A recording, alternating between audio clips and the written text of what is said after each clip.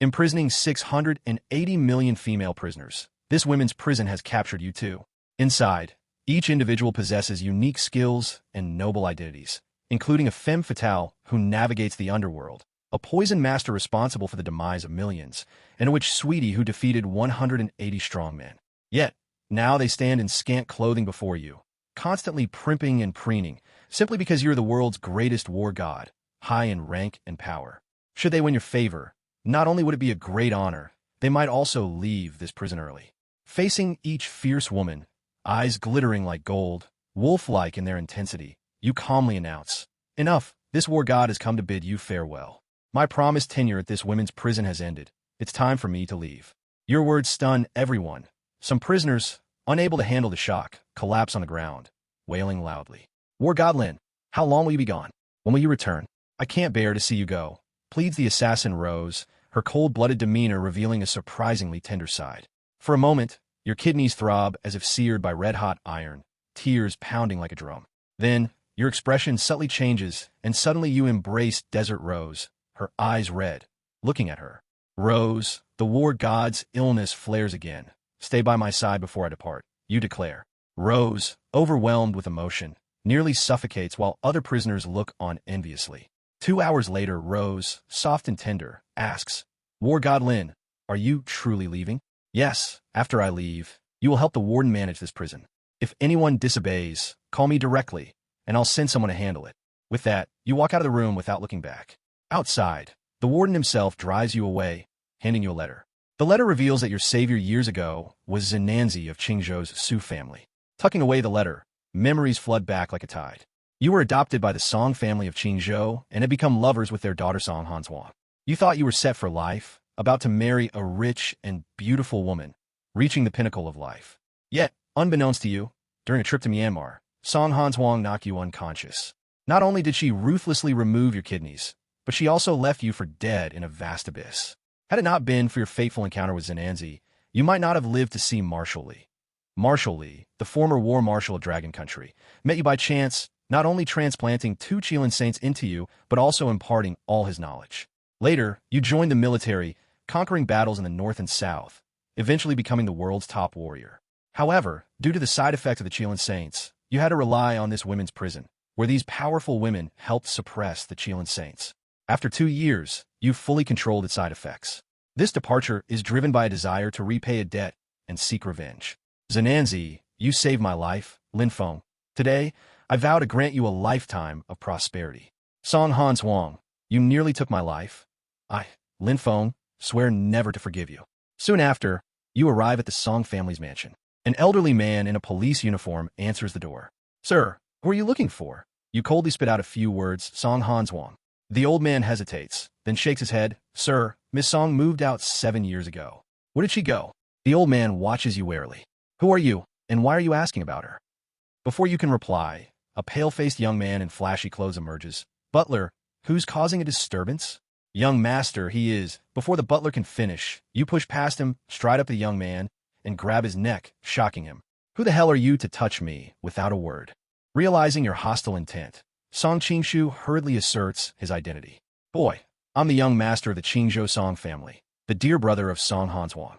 How dare you lay a hand on me?" "Indeed, it's you, Song Qingshu. Take a good look at who I am."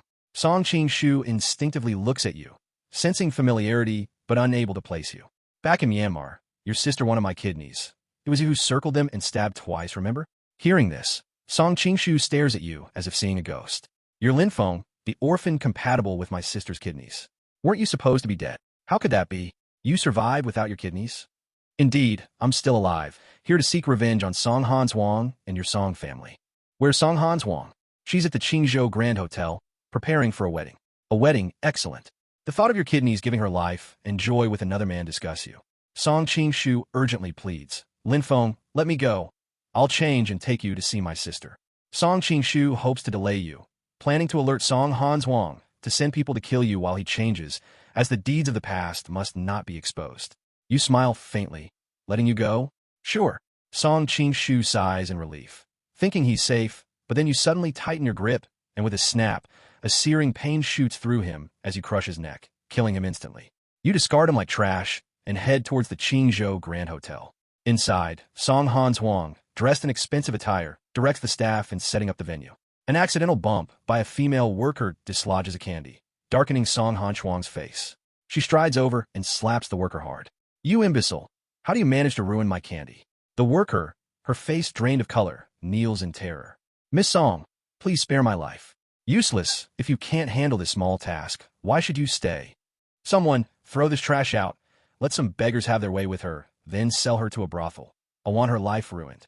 As the worker faints from fear, the rest tremble, fearing they might be next. Song Han Huang scans the crowd, feeling a perverse pleasure and satisfaction. At that moment, a robust voice calls out, "On this day of your wedding, what upsets you so?" Song Han Huang's face changes instantly, and she runs over with a smile. "Donga, why are you here?" The man is her groom-to-be, Chen Dong. "The wedding's about to start, and I couldn't wait to see it." Chen Dong wraps his arms around her, his hand boldly caressing her perky bottom, making Song Han Huang gasp and melt. "Donga, not so fast. Let's wait until after our wedding." Chen Dong laughs heartily. "All right, tonight, I'll show you new positions." As guests begin to take their seats, murmurs fill the air. Miss Song is really hitting the jackpot, marrying into one of Qingzhou's top 5 families. The Song family must be bursting with pride.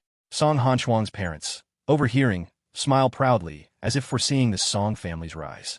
Song's mother whispers, "Husband, deciding to save her life with a kidney transplant was a wise decision." Song's father nods. "Using Linfeng's life for her health was the best move our Song family ever made." Today, as she marries into the Chen family, no one in Qingzhou will dare look down on us. As the wedding ceremony begins, the atmosphere peaks. Song Han Huang, overwhelmed with emotions, nearly cries, knowing she is about to peak in life by becoming Mrs. Chen. Just as Chen Dong is about to place the ring on her finger, a voice thunders through the venue. "Song Han Huang, I didn't permit this marriage. You won't be getting married." The sudden intrusion throws the venue into chaos. Everyone almost looked towards the door at the same time. Boom! The hotel door exploded open, and under the shining sunlight, a young man in a trench coat, with a crew cut and a handsome, resolute face stepped in with his hands behind his back. The young man's face was gloomy, and an aura of menace surrounded him. The wild wind made his trench coat flap loudly. "It's him, Lin Feng. He's not dead." Mr. and Mrs. Song stood up in shock. "Hud, hud, hud." Song Han Frost staggered back a few steps, her pupils wide in disbelief as she said, "Lin Feng, how is it possible? Lin Feng, do you know this person?" Chen Dong frowned. Song Han Frost wanted to nod, but thought of something, quickly shook her head and said hatefully, "No, I don't know him. Dong Ji, this guy dares to disrupt our wedding. Get him out, find someone to kill him."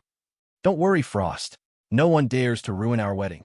Chen Dong's face darkened, and he raised his hand to the 18 Chun family thugs below, saying, "Oh, kick this kid out. I don't want to see him again." "Yes, young Master Chun."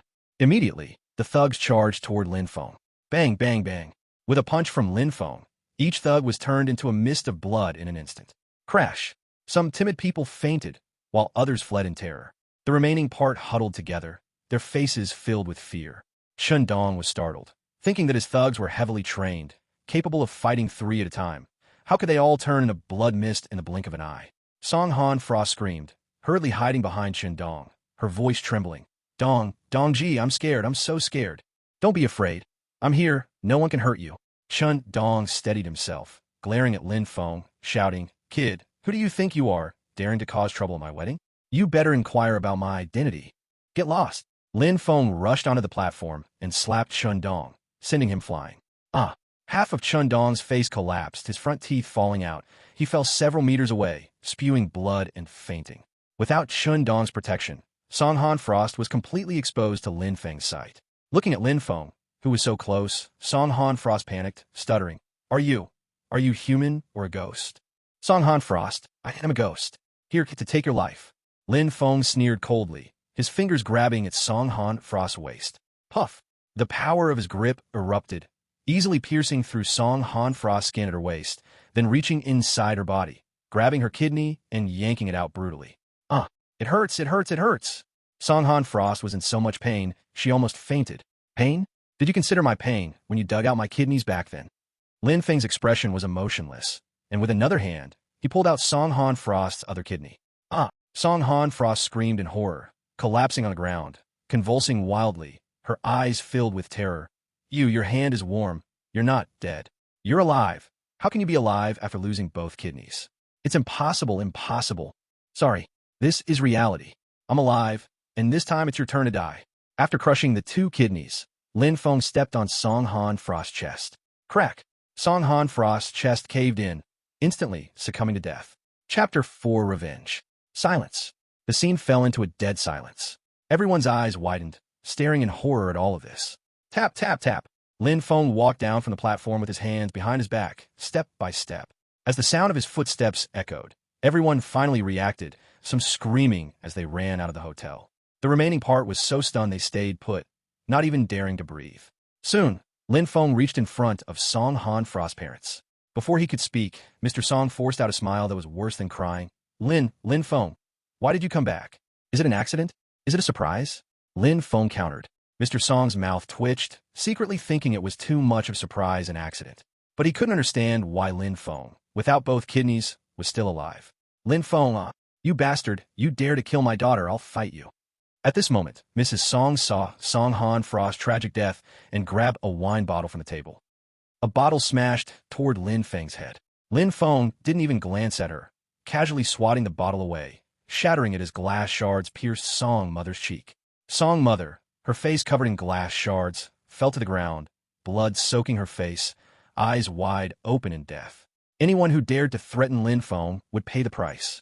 Moreover, it was Song Mother who had tricked him out of the orphanage back in the day, making her an accomplice along with Song Hanzhuang and Song Qingshu. Her death was not to be mourned. Lin Feng, you have gone too far. Not only did you kill my daughter, but you also dare to slay my wife. I want you dead. Watching his daughter and wife die, one after another, Song father could no longer control his emotions and rushed at Lin Feng with a raised fist. Enough. Let me end you. The grudges of the past should finally be settled. Lin Feng shook his head, raised his hand, and grabbed Song father, his fingers tightening as he prepared to choke the life out of him. In front of the world's #1 war god, Song father's attack seemed laughably childish. Young man, no one is stop. A middle-aged man in a suit, wearing gold-rimmed glasses and exuding authority, stood up, his eyes filled with fury. Seeing this man, Song father seemed to clutch at a lifeline and quickly cried for help. In-law, save me, please. This man was none other than Chen Dong's father, Chen Shihai. He had been watching the situation, assessing when to act, and seeing Lin Feng getting more out of control, he knew it was time to step in. What? You want to meddle in my affairs? Lin Feng released Song father and coldly stared at Chen Shihai. Chen Shihai sighed. The gap between the Song and Chen families is vast. Song Hanzhuang is already reaching for my Chen family. While I've always opposed Donger marrying into the Song family, now that Donger has married Song Hanzhuang, I'm also her father-in-law. If I let you slaughter the Song family, how will outsiders view me, Chen? I give you a chance. Kneel and submit immediately.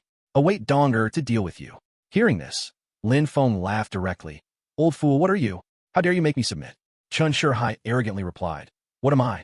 Listen well, young man, I am the current head of the Chen family from Qingzhou, with assets over billions, and I also... Before he could finish, Lin Feng slapped him across the face. Slap!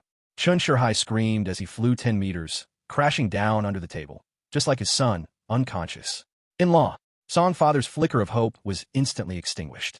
Do you have any last words? Lin Feng turned to look at Song father again. Lin Feng, Just as Song father was about to say something, a man in uniform finally reacted, slamming his hand on the table, pulling out his gun, and pointing at Lin Feng. You bold rogue! How dare you kill without restraint on Qingzhou's land? Who gives you the courage? Lin Feng calmly looked at him. And who are you? Lin Feng, he is the commander Wang Mang of the Qingzhou Guard, as well as a sworn brother of the Chen family head. You dare defy the law in Qingzhou. Commander Wang will not let you go. Song father reignited hope. Commander Wang, this man has the audacity to kill publicly and even strike the head of the Chen family. He deserves instant execution. At this moment, he couldn't help but wish to kill Lin Feng right away. Otherwise, letting Lin Feng live would surely expose the things they had done to him back then. That's right. You are guilty beyond measure. And today I will end you with one shot. Wang Mang, enraged beyond control, squeezed the trigger, a bullet hurtling toward Lin Feng. Bang! With the two less than 10 meters apart, Wang Mang believed Lin Feng would surely be unable to dodge. Not just him, Song father and the others thought the same. Ha ha! Lin Feng, you should have died years ago, why are you back? Go die. Song father laughed madly in his heart. But in the next instant, the expression on his face froze. He fell into an indescribable terror. Lin Feng raised his hand, effortlessly pinching the bullet with 2 fingers. The red bullet tail spun rapidly, emitting smoke as if expressing its unwillingness. Swoosh, swoosh, swoosh. Father Song was stunned. Wang Mang's pupils constricted, exclaiming, "Catching bullets with bare hands? How the hell is this possible? Wang Mang, you're courting death." Lin Feng snorted coldly, slightly tightening his fingers, directly crushing the bullet into iron filings. Then he punched towards Wang Mang. Boom! This punch exploded in the air, shattering all the glassware in the hotel. The terrifying force of the punch shook the gun in Wang Mang's hand apart into a pile of parts, clattering to the ground. This can't be human. Wang Mang was dumbfounded, holding an empty gun handle, staring at the approaching punch, unsure of how to respond.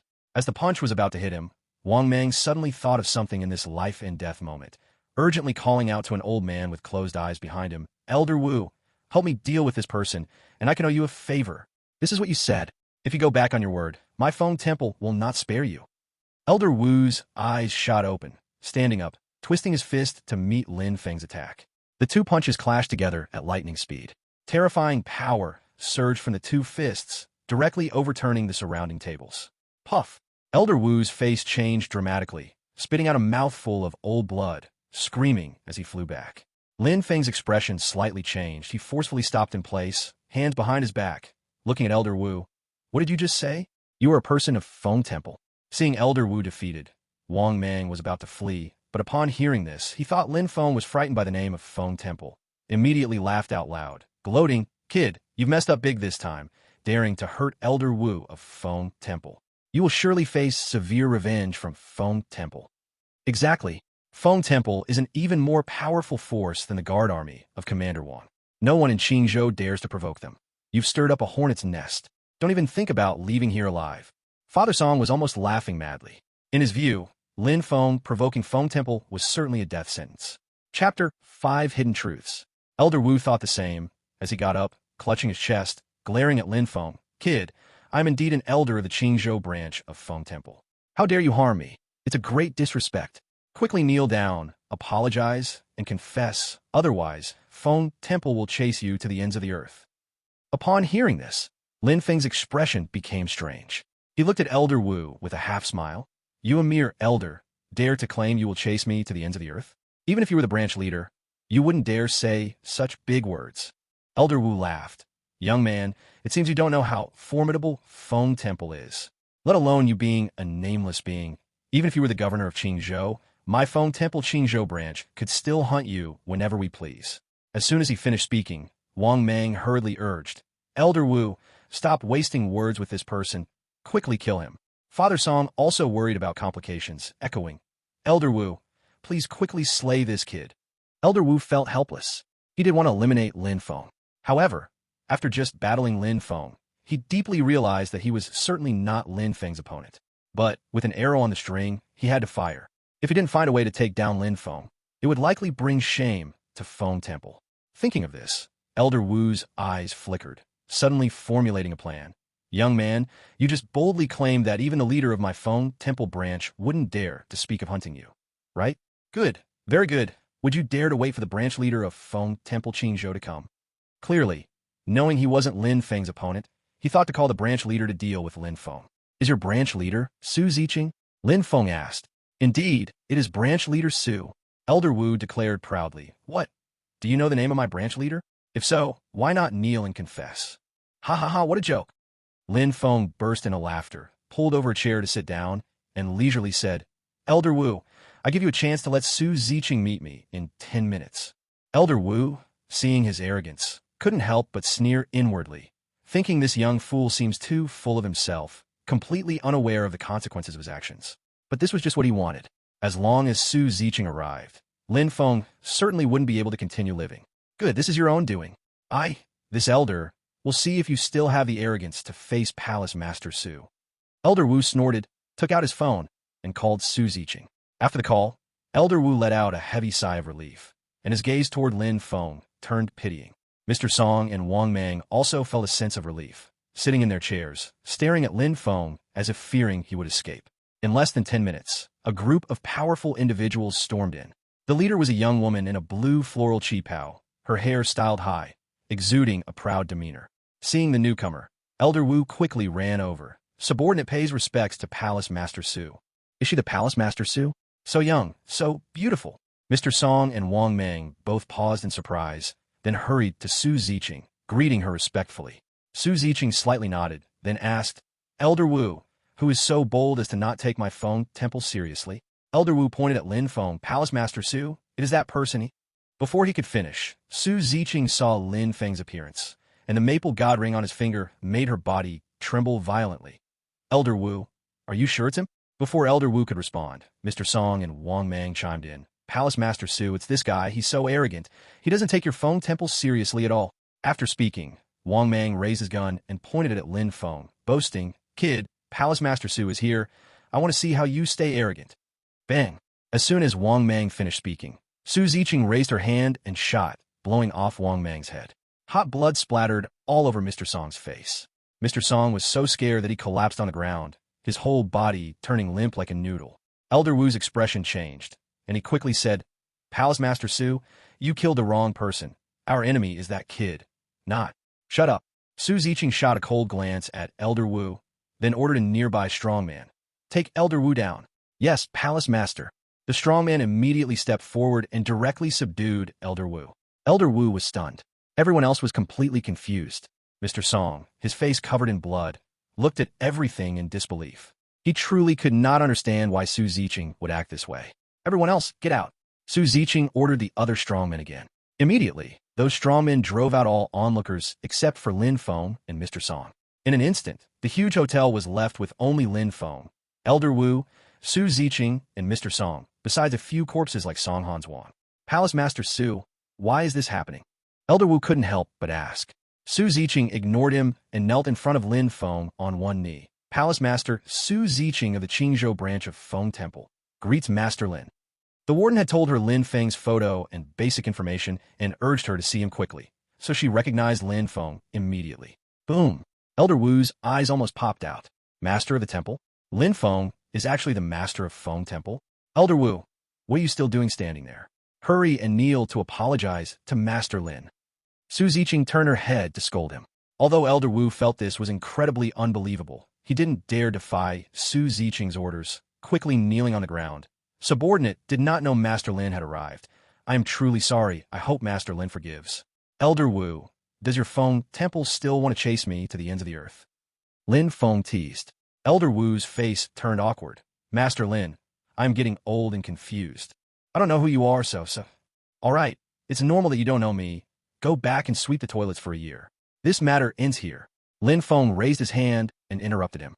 Elder Wu is, after all, one of our own, and since he really doesn't know him and recognize his mistake, it is enough to give him a lesson. Thank you, Lord Lin. Elder Wu was filled with gratitude and tears. At this moment, Su Ziqing pointed at Song's father and asked, Lord Lin, did this person offend you? If so, with one word from you, I will help you deal with him. Hearing this, Song's father shuddered, hurriedly kowtowing and begging for mercy. Lord Lin, Lord Su, spare me, spare me.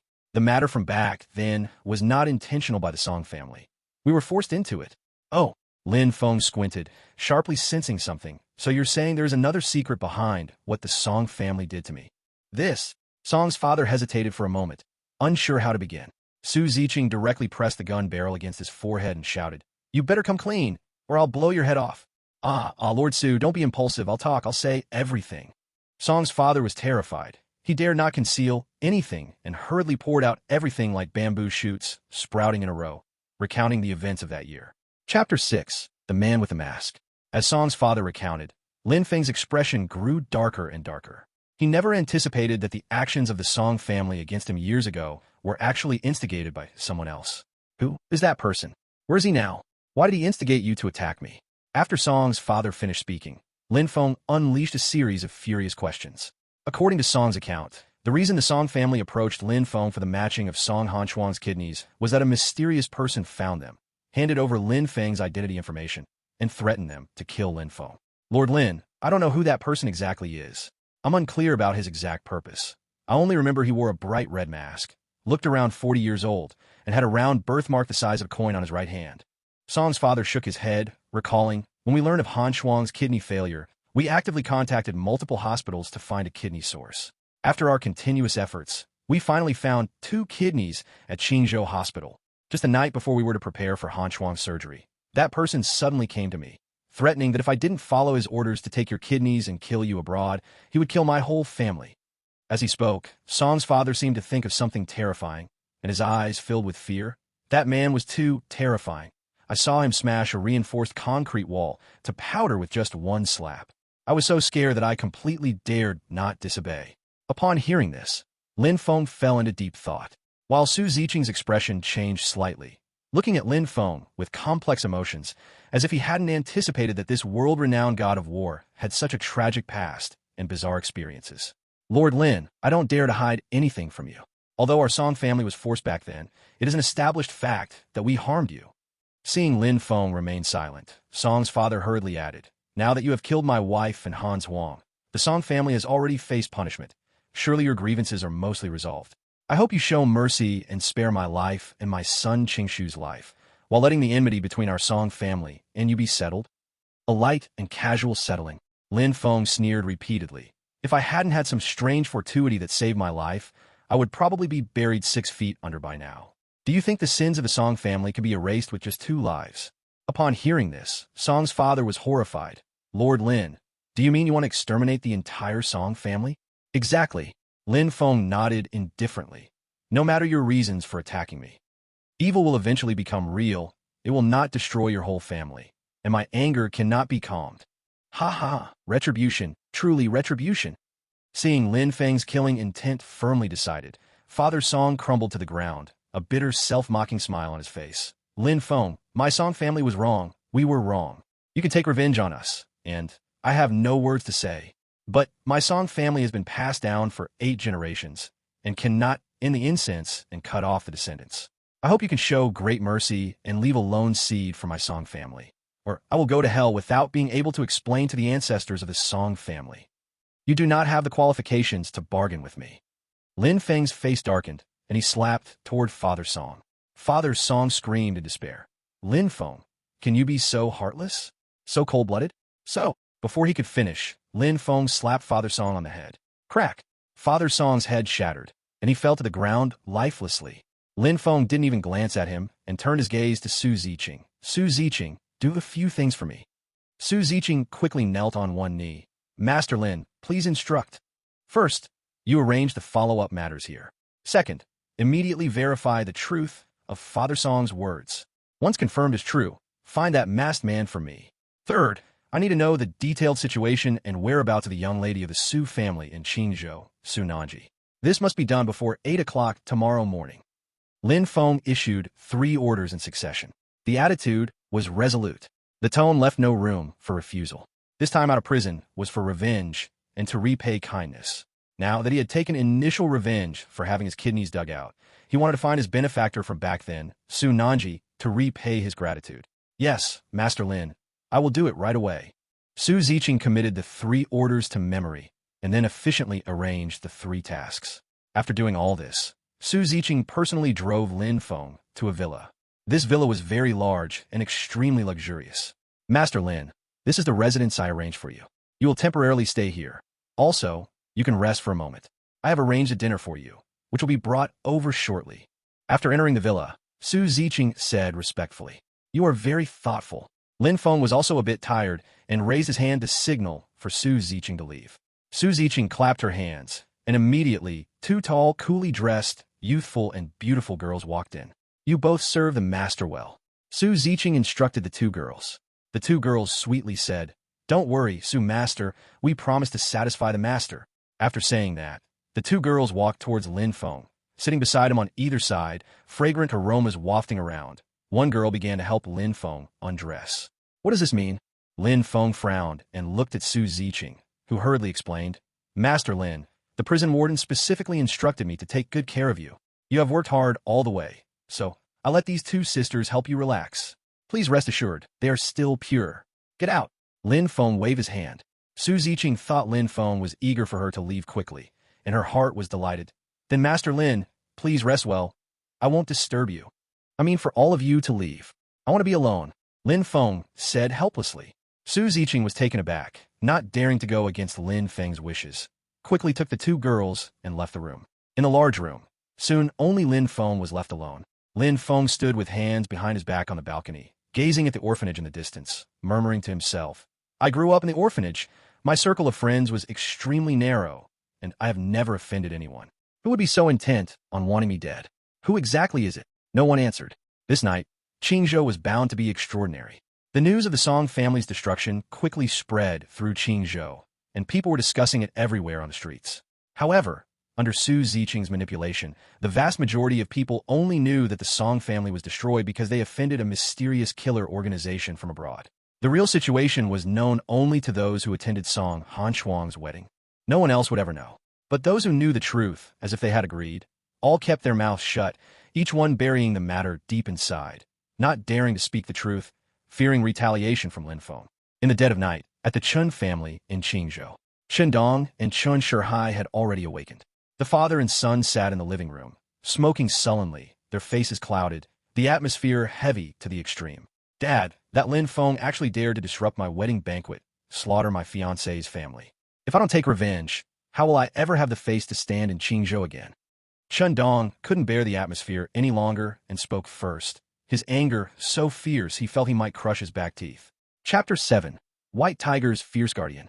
The slaughter of Song Hanchuan's family was an utter humiliation for Chen Dong. No matter how one looked at it, Song Hanxian was Chen Dong's soon-to-be wife, and having her family publicly destroyed at the wedding site would only make people think that Chen Dong and the Chen family were powerless. Shut up. Chun Shihai slammed his palm on the coffee table, saying coldly, What do you know?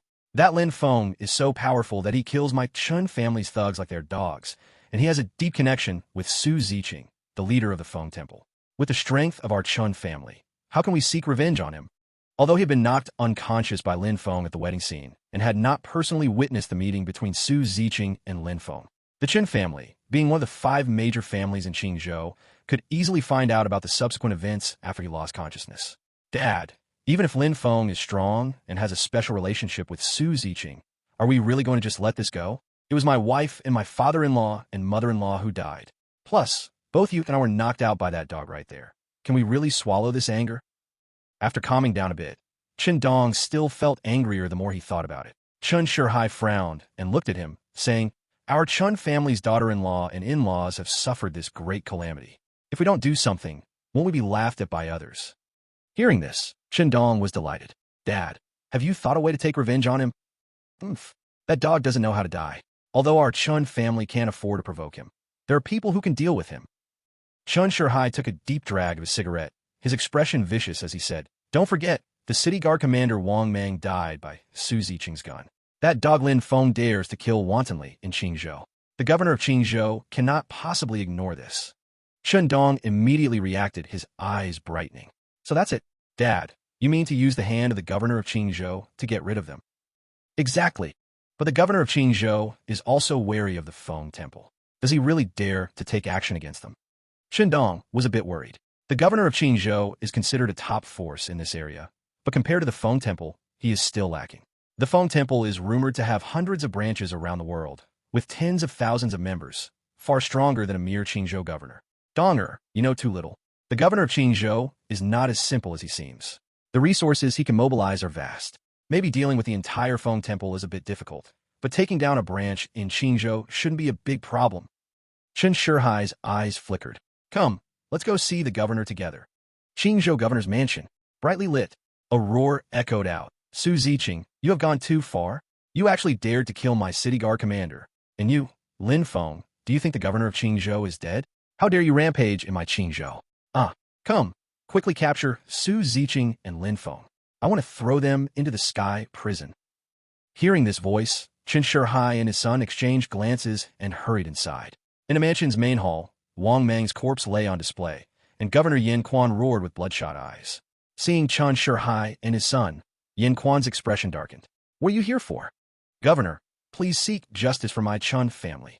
Chen Shihai and his son knelt down, crying and complaining their grievances. Yin Quan was troubled and waved his hand impatiently. I already know about the Chun family's matter. You can go back now. I will handle this properly. Governor, may I ask how you plan to handle it? According to what the common people know, this matter concerns the Feng Shrine, and I'm afraid. Chen Shihai intentionally added a word. Yuan Quan felt a surge of anger at the mention of the Feng Shrine. Oomph. What a foam shrine. I used to tolerate Su Ziqing just to give her face. Does she really think I'm afraid of her? In Qingzhou, there are plenty of forces that can suppress her. At this point, Yin Quan ordered a deputy. Deputy Li, take my special decree and hurry to the Qingzhou battle zone. Bring the White Tiger Fierce Guards here. This time, I will capture Su Ziqing and Lin Feng.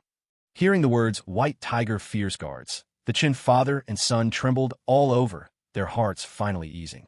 The White Tiger Fierce Guards are one of the 9 strongest special forces of the Dragon Kingdom's War Department, directly managed by the 9 War Kings of the Dragon Kingdom. The 9 War Kings are subordinates of the 9-star war gods, taking orders only from them. Each of the Fierce Guards is a king of soldiers amongst kings of soldiers. In terms of combat power and influence, they can completely overpower the Feng Shrine. Although the White Tiger Fierce Guards in Qingzhou is just a small temporary team, they are not something Su Ziqing can contend with. Now Lin Feng and Su Ziqing are finished. With the White Tiger Fierce Guards intervening, they can forget about surviving. Recollecting his thoughts, the Qin father and son wore satisfied expressions. All of this was unknown to Lin Feng. Early the next morning, after breakfast, Su Ziqing came to find him. Lord Lin, my subordinate confirmed last night that the Song family indeed sought kidney matching from multiple hospitals. The head of the Song family did not lie. Years ago, they were indeed coerced and harmed by a masked man regarding you. Lin Feng felt a stir in his heart. Have you found any information about that masked man? Su Ziqing shook her head apologetically. Lord Lin, this matter is many years past, and we haven't had enough time to investigate. We haven't found out yet, but please rest assured, I will clarify this matter as quickly as possible. This matter is not urgent.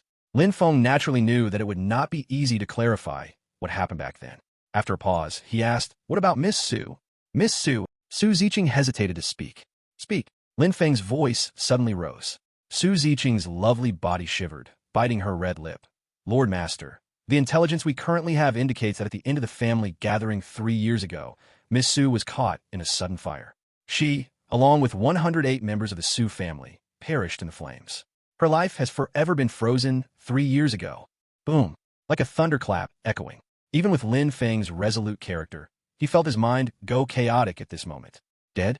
His benefactor is dead? How could this be possible? For a moment, Lin Feng found it hard to accept this fact. Lord Lin, Su Ziqing asked cautiously, are you okay? Lin Feng struggled to control his emotions, staring hard at Su Ziqing. How credible is this? It is 100% credible. Su Ziqing said firmly, Lord Lin, many people in Qingzhou vividly remember that fire from 3 years ago. Since that fire, no one has seen Miss Su or any members of the Su family again. Dang, dang, dang. Upon hearing Su Ziqing's affirmative reply, Lin Feng's thoughts went blank. He staggered back a few steps, a faint pain rising in his heart, and a strong sense of self-blame surged within him. Miss Su, I'm sorry. I returned too late, and I haven't repaid the kindness you showed me back then. I didn't expect to be forever separated from you. I truly am. Lord Lin, Su Ziqing's expression changed, quickly supporting Lin Feng. Master, this matter is not your fault. No one could have anticipated that the Su family would encounter such a calamity. You must not blame yourself like this. Where is Miss Su buried? Lin Feng took a deep breath, his expression forlorn, and weakly asked. Chapter 8 Monument. Since I cannot repay Su Nanji, then it is necessary to pay my respects. Master of the Hall, Miss Su and her family are buried in the outskirts of Qingzhou. Su Ziqing said, take me there. Lin Feng's heart grew heavier with sorrow. About an hour later, Su Ziqing led Lin Feng to a clearing on the outskirts. There stood 109 tombstones, all belonging to the Su family. Even though 3 years had passed, the area around the tombstones was not overgrown with weeds as imagined, but instead was clean and tidy, as if someone had specially tended to it. Master of the Hall, Miss Su's family perished in a fire back then, with none surviving. Their affairs were handled by Bai Yi of the Bai family. These tombstones were also set up by Miss Bai for them. Su Ziqing seemed to sense Lin Feng's confusion and said proactively, the daily maintenance here is also done by Miss Bai. Bai Yi? What is her relationship with Miss Su? Lin Feng asked. It was clear that being willing to retrieve and bury Su Nanji's family meant this person had a special connection with Su Nanji. Sure enough, Su Ziqing said, Miss Bai is the daughter of the Bai family in Qingzhou. The Bai family, like the Su family, is one of the top 10 second-tier noble families in Qingzhou. Miss Bai was also the best friend of Miss Su in her lifetime, and the relations between the Bai and Su families are quite good. I see. Lin Feng nodded, secretly remembering by planning to find a time to visit and express his gratitude. As the two spoke, they arrived at one of the tombstones. Master of the Hall, this is Miss Su's tombstone. After Su Ziqing finished speaking, he stepped aside. Lin Feng looked at the faded photograph on the tombstone, which showed a young girl with long hair, a delicate and sweet appearance. Su Nanji. Miss Su, I'm sorry I'm late. Lin Feng's tiger-like eyes turned red, staring intensely at the photo, then suddenly raised his hand and solemnly paid his respect. The bow of the world's #1 war god is known as the highest form of tribute. Only a ruler-level existence has the qualification to bear it. This bow counts as Lin Feng's utmost gratitude to Su Nanji. Swish. The respect completed. The wind rose. Boom. It seemed that the heavens felt Lin Feng's sorrow, as thunder roared and lightning flashed. Wind swept away the clouds, and light rain began to fall. Lin Feng's tall figure stood in the rain, letting the cold raindrops slide down his face. Su Ziqing's expression changed, quickly taking off his outer coat to drape it over Lin Feng. Su Ziqing, send people to guard this place well. Without my permission, no one is allowed to enter here and disturb the spirits of the Su family. Lin Feng slowly lowered his hand and said in a deep voice, also, please bring the best craftsmen to rebuild the Su family's cemetery with the highest specifications of the secular world. Yes, Master of the Hall. Su Ziqing responded promptly. Lin Feng's finger traced over the photo of Su Nanji, giving a self-deprecating smile. Miss Su, who would have thought that I, Lin Feng, the great #1 war god, could do so little in return to my benefactor? It is truly ironic. Just then, a rumbling noise suddenly broke the silence of the cemetery. Lin Feng and Su Ziqing looked towards the sound and saw two excavators driving over from distance. In front of the excavators, there was also a car. In less than half a minute, the three vehicles stopped in front of Lin Feng and Su Ziqing, and three bald men walked out of the car. The leading man wore a gold chain and held a cigar in his mouth, walking with his nose in the air. The other two men had rough faces and fierce looks, making it clear they were not to be trifled with. Who are you? Get lost quickly. The leading man froze for a moment upon seeing Lin Feng and Su Ziqing, then began to order them around arrogantly. Lin Feng keenly sensed something and asked coldly, Who are you and what do you want? Us. The bald man pointed to himself, laughing loudly. Young man, you must be from out of town, right? The locals in Qingzhou all know who I, Zhang San, am. As for what we want to do, can't you tell? Of course we came to dig. Zhang San, you're the subordinate of the Viper. Su Ziqing's expression changed. In Qingzhou, the Viper ruled the underground world. Ordinary people dare not provoke. Oh, little beauty, you have some knowledge. Zhang San looked at Su Ziqing in surprise, feeling quite proud, and said, That's right, I am Zhang San, the little brother of Viper Boss. Since you know my name, hurry up and get lost with your companion. Get lost. Su Ziqing's face darkened, secretly thinking, how dare a small ant like him tell Lin Feng to get lost? She was about to step forward to teach Zhang San a lesson. Lin Feng's eyes stopped her, pointing at the tombstones and asking, What you just said about digging the earth, does it mean you want to dig up these graves? Yes. Our Viper boss has set his eyes on this land and wants to build a hall on it. These graves are too obstructive and must be dug up and tossed away. Zhang San began to grow impatient. All right, kid, I'm in a decent mood today, so I won't bother to teach you a lesson. Just get as far away as you can. Boom. Lin Feng stepped forward, one arm outstretched, standing under the rain like an insurmountable mountain, blocking the tombstones in front. I don't care what your identity is, nor do I care who your backer is. From this moment on, if anyone dares to touch even a single blade of grass or a grain of sand here, one word die. As soon as the word die left his lips, a terrifying killing intent burst forth, directly sweeping the dried leaves off the ground into the air. Zhang San and his group felt a sudden drop in temperature, an eerie chill spreading throughout their bodies. Step, step, step. Zhang San and his companions could not help but take several steps back, their faces filled with panic and fear as they were utterly intimidated by Lin Feng's aura. Who is this guy? I have chopped down countless streets since I was young, yet I'm scared by him? Zhang San's mind raced with 1,000 curse words, forcing himself to calm down before angrily shouting, Kid, I advise you not to meddle in other people's business. Get lost, or die. Lin Feng's murderous intent surged, his tone filled with an unrefusable command. Zhang San, seeing such arrogance, instantly burst with anger, laughing in rage. Good kid, knowing my reputation, you still dare to go against me? I think you're tired of living. With that, he raised his hand to his two companions. What are you waiting for? Hurry up and drive these two ignorant kids away.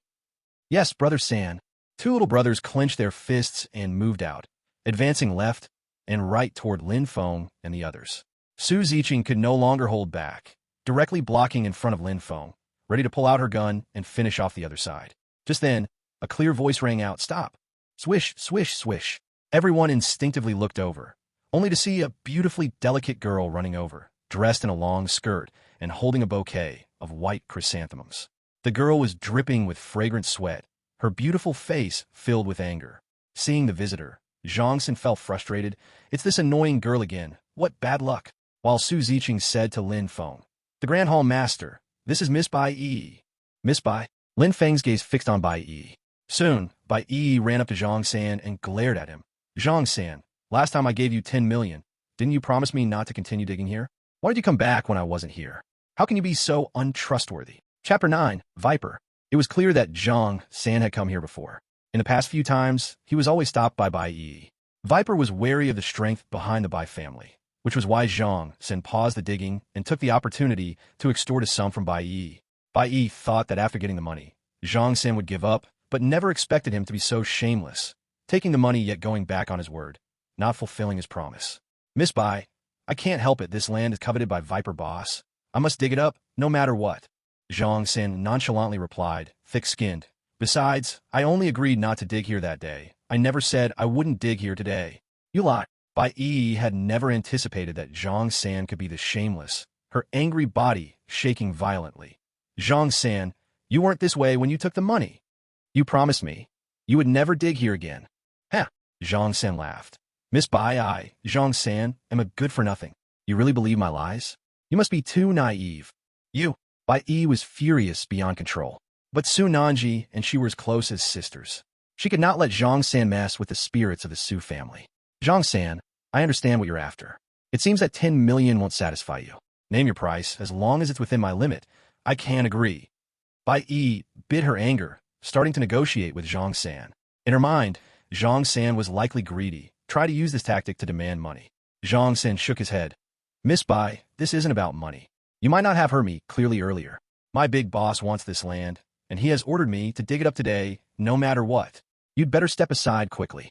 Digging up graves makes a lot of dust, and you're a delicate and precious lady. It wouldn't be good if I get you dirty." After speaking, Zhang San waved his hand, signaling for 2 excavators to move in. Seeing that money couldn't stop him, Bai Yi gritted her teeth and said, "Zhang San, what exactly do you want before you'll give up?" "Well," Zhang San stroked his chin, greedily sizing up Bai Yi. "Miss Bai, you're one of the 4 beauties of Qingzhou. How about this? If you let me have a few nights of fun, I can help you ask Viper to let go of this place. You know, I'm a big favorite of Viper. He will definitely listen to me." When Bai Yi heard this, she was filled with shame and fury. "What do you say, Miss Bai? Brother San's skills are quite nice. I can guarantee you'll enjoy yourself to the peak in no time." Zhang San leered. Bai Yi's face turned an awful shade, and she clenched her delicate fists, struggling deeply inside. Seeing she didn't respond for a long time, Zhang San's smile turned cold. He raised his hand towards the 2 excavators. "I've already given Miss Bai a chance. Since she won't agree, don't blame me for being rude. Get to work, dig up these dead souls and gravestones, and dump them in the trash." "You dare!"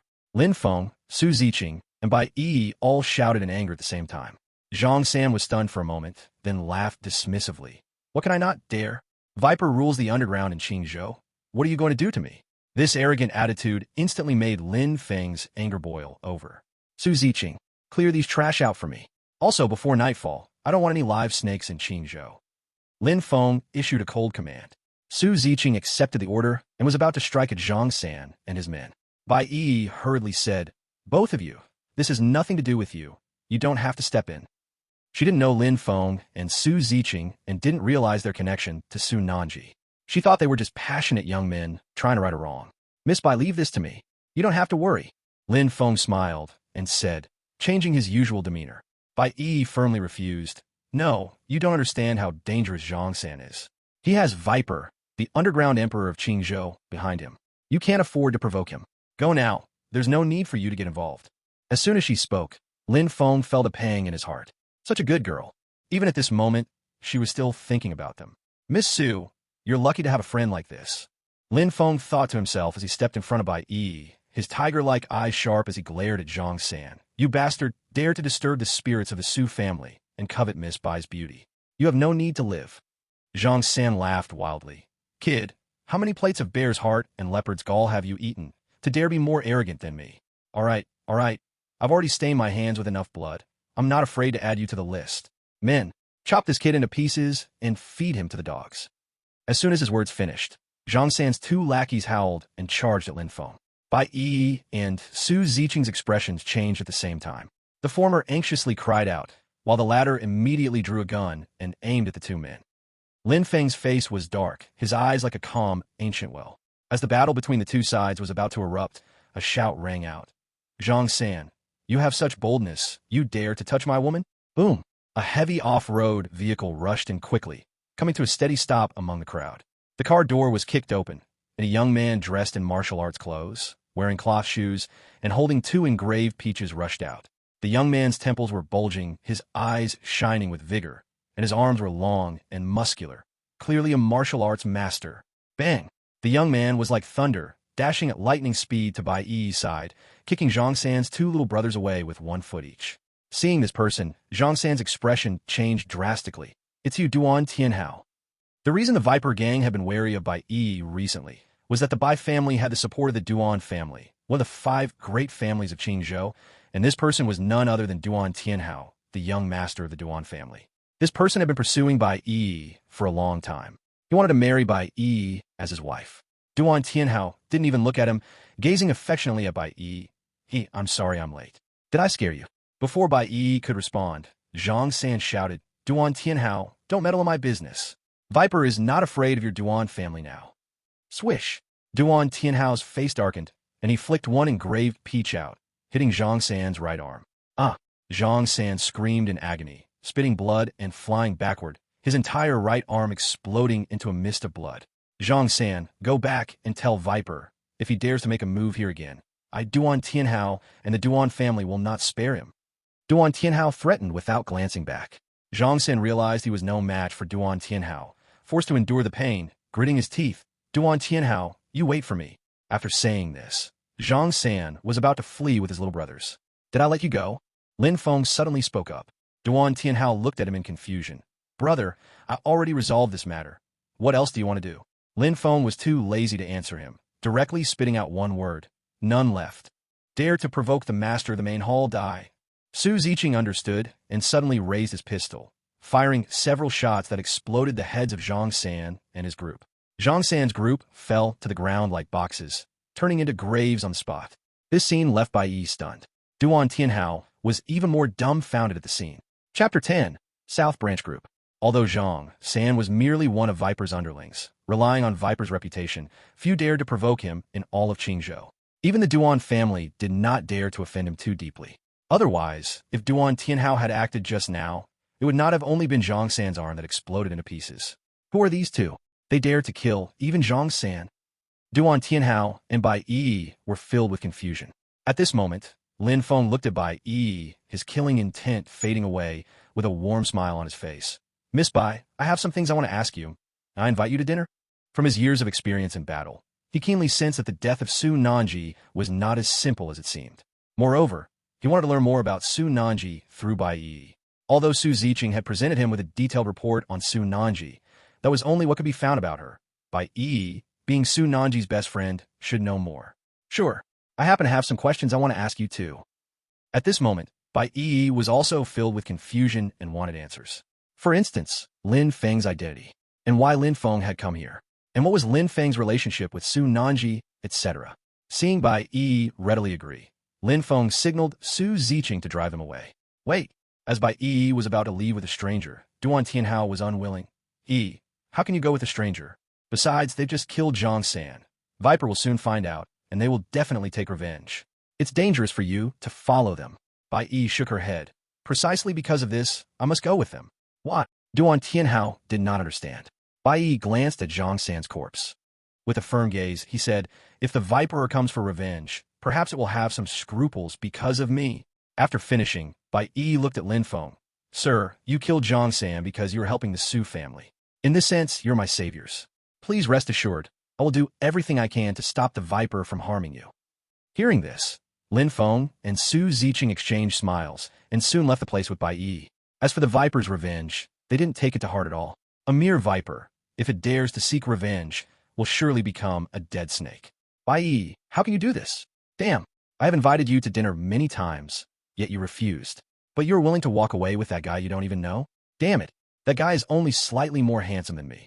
How can he compare to me? Watching Bai Yi and the others walk away, Duan Tianhao felt so depressed he wanted to spit blood.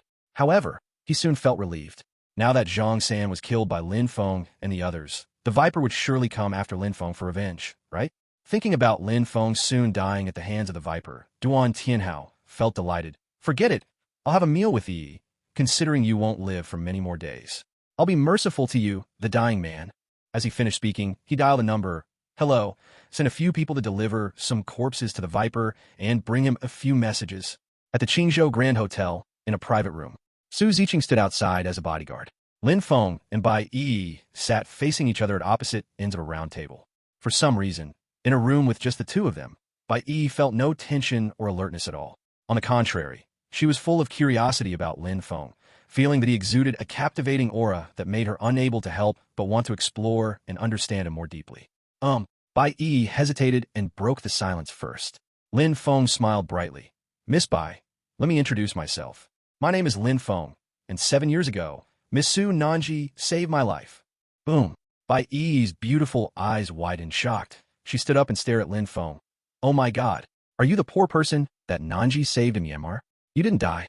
As Su Nanji's best friend, she naturally knew about this.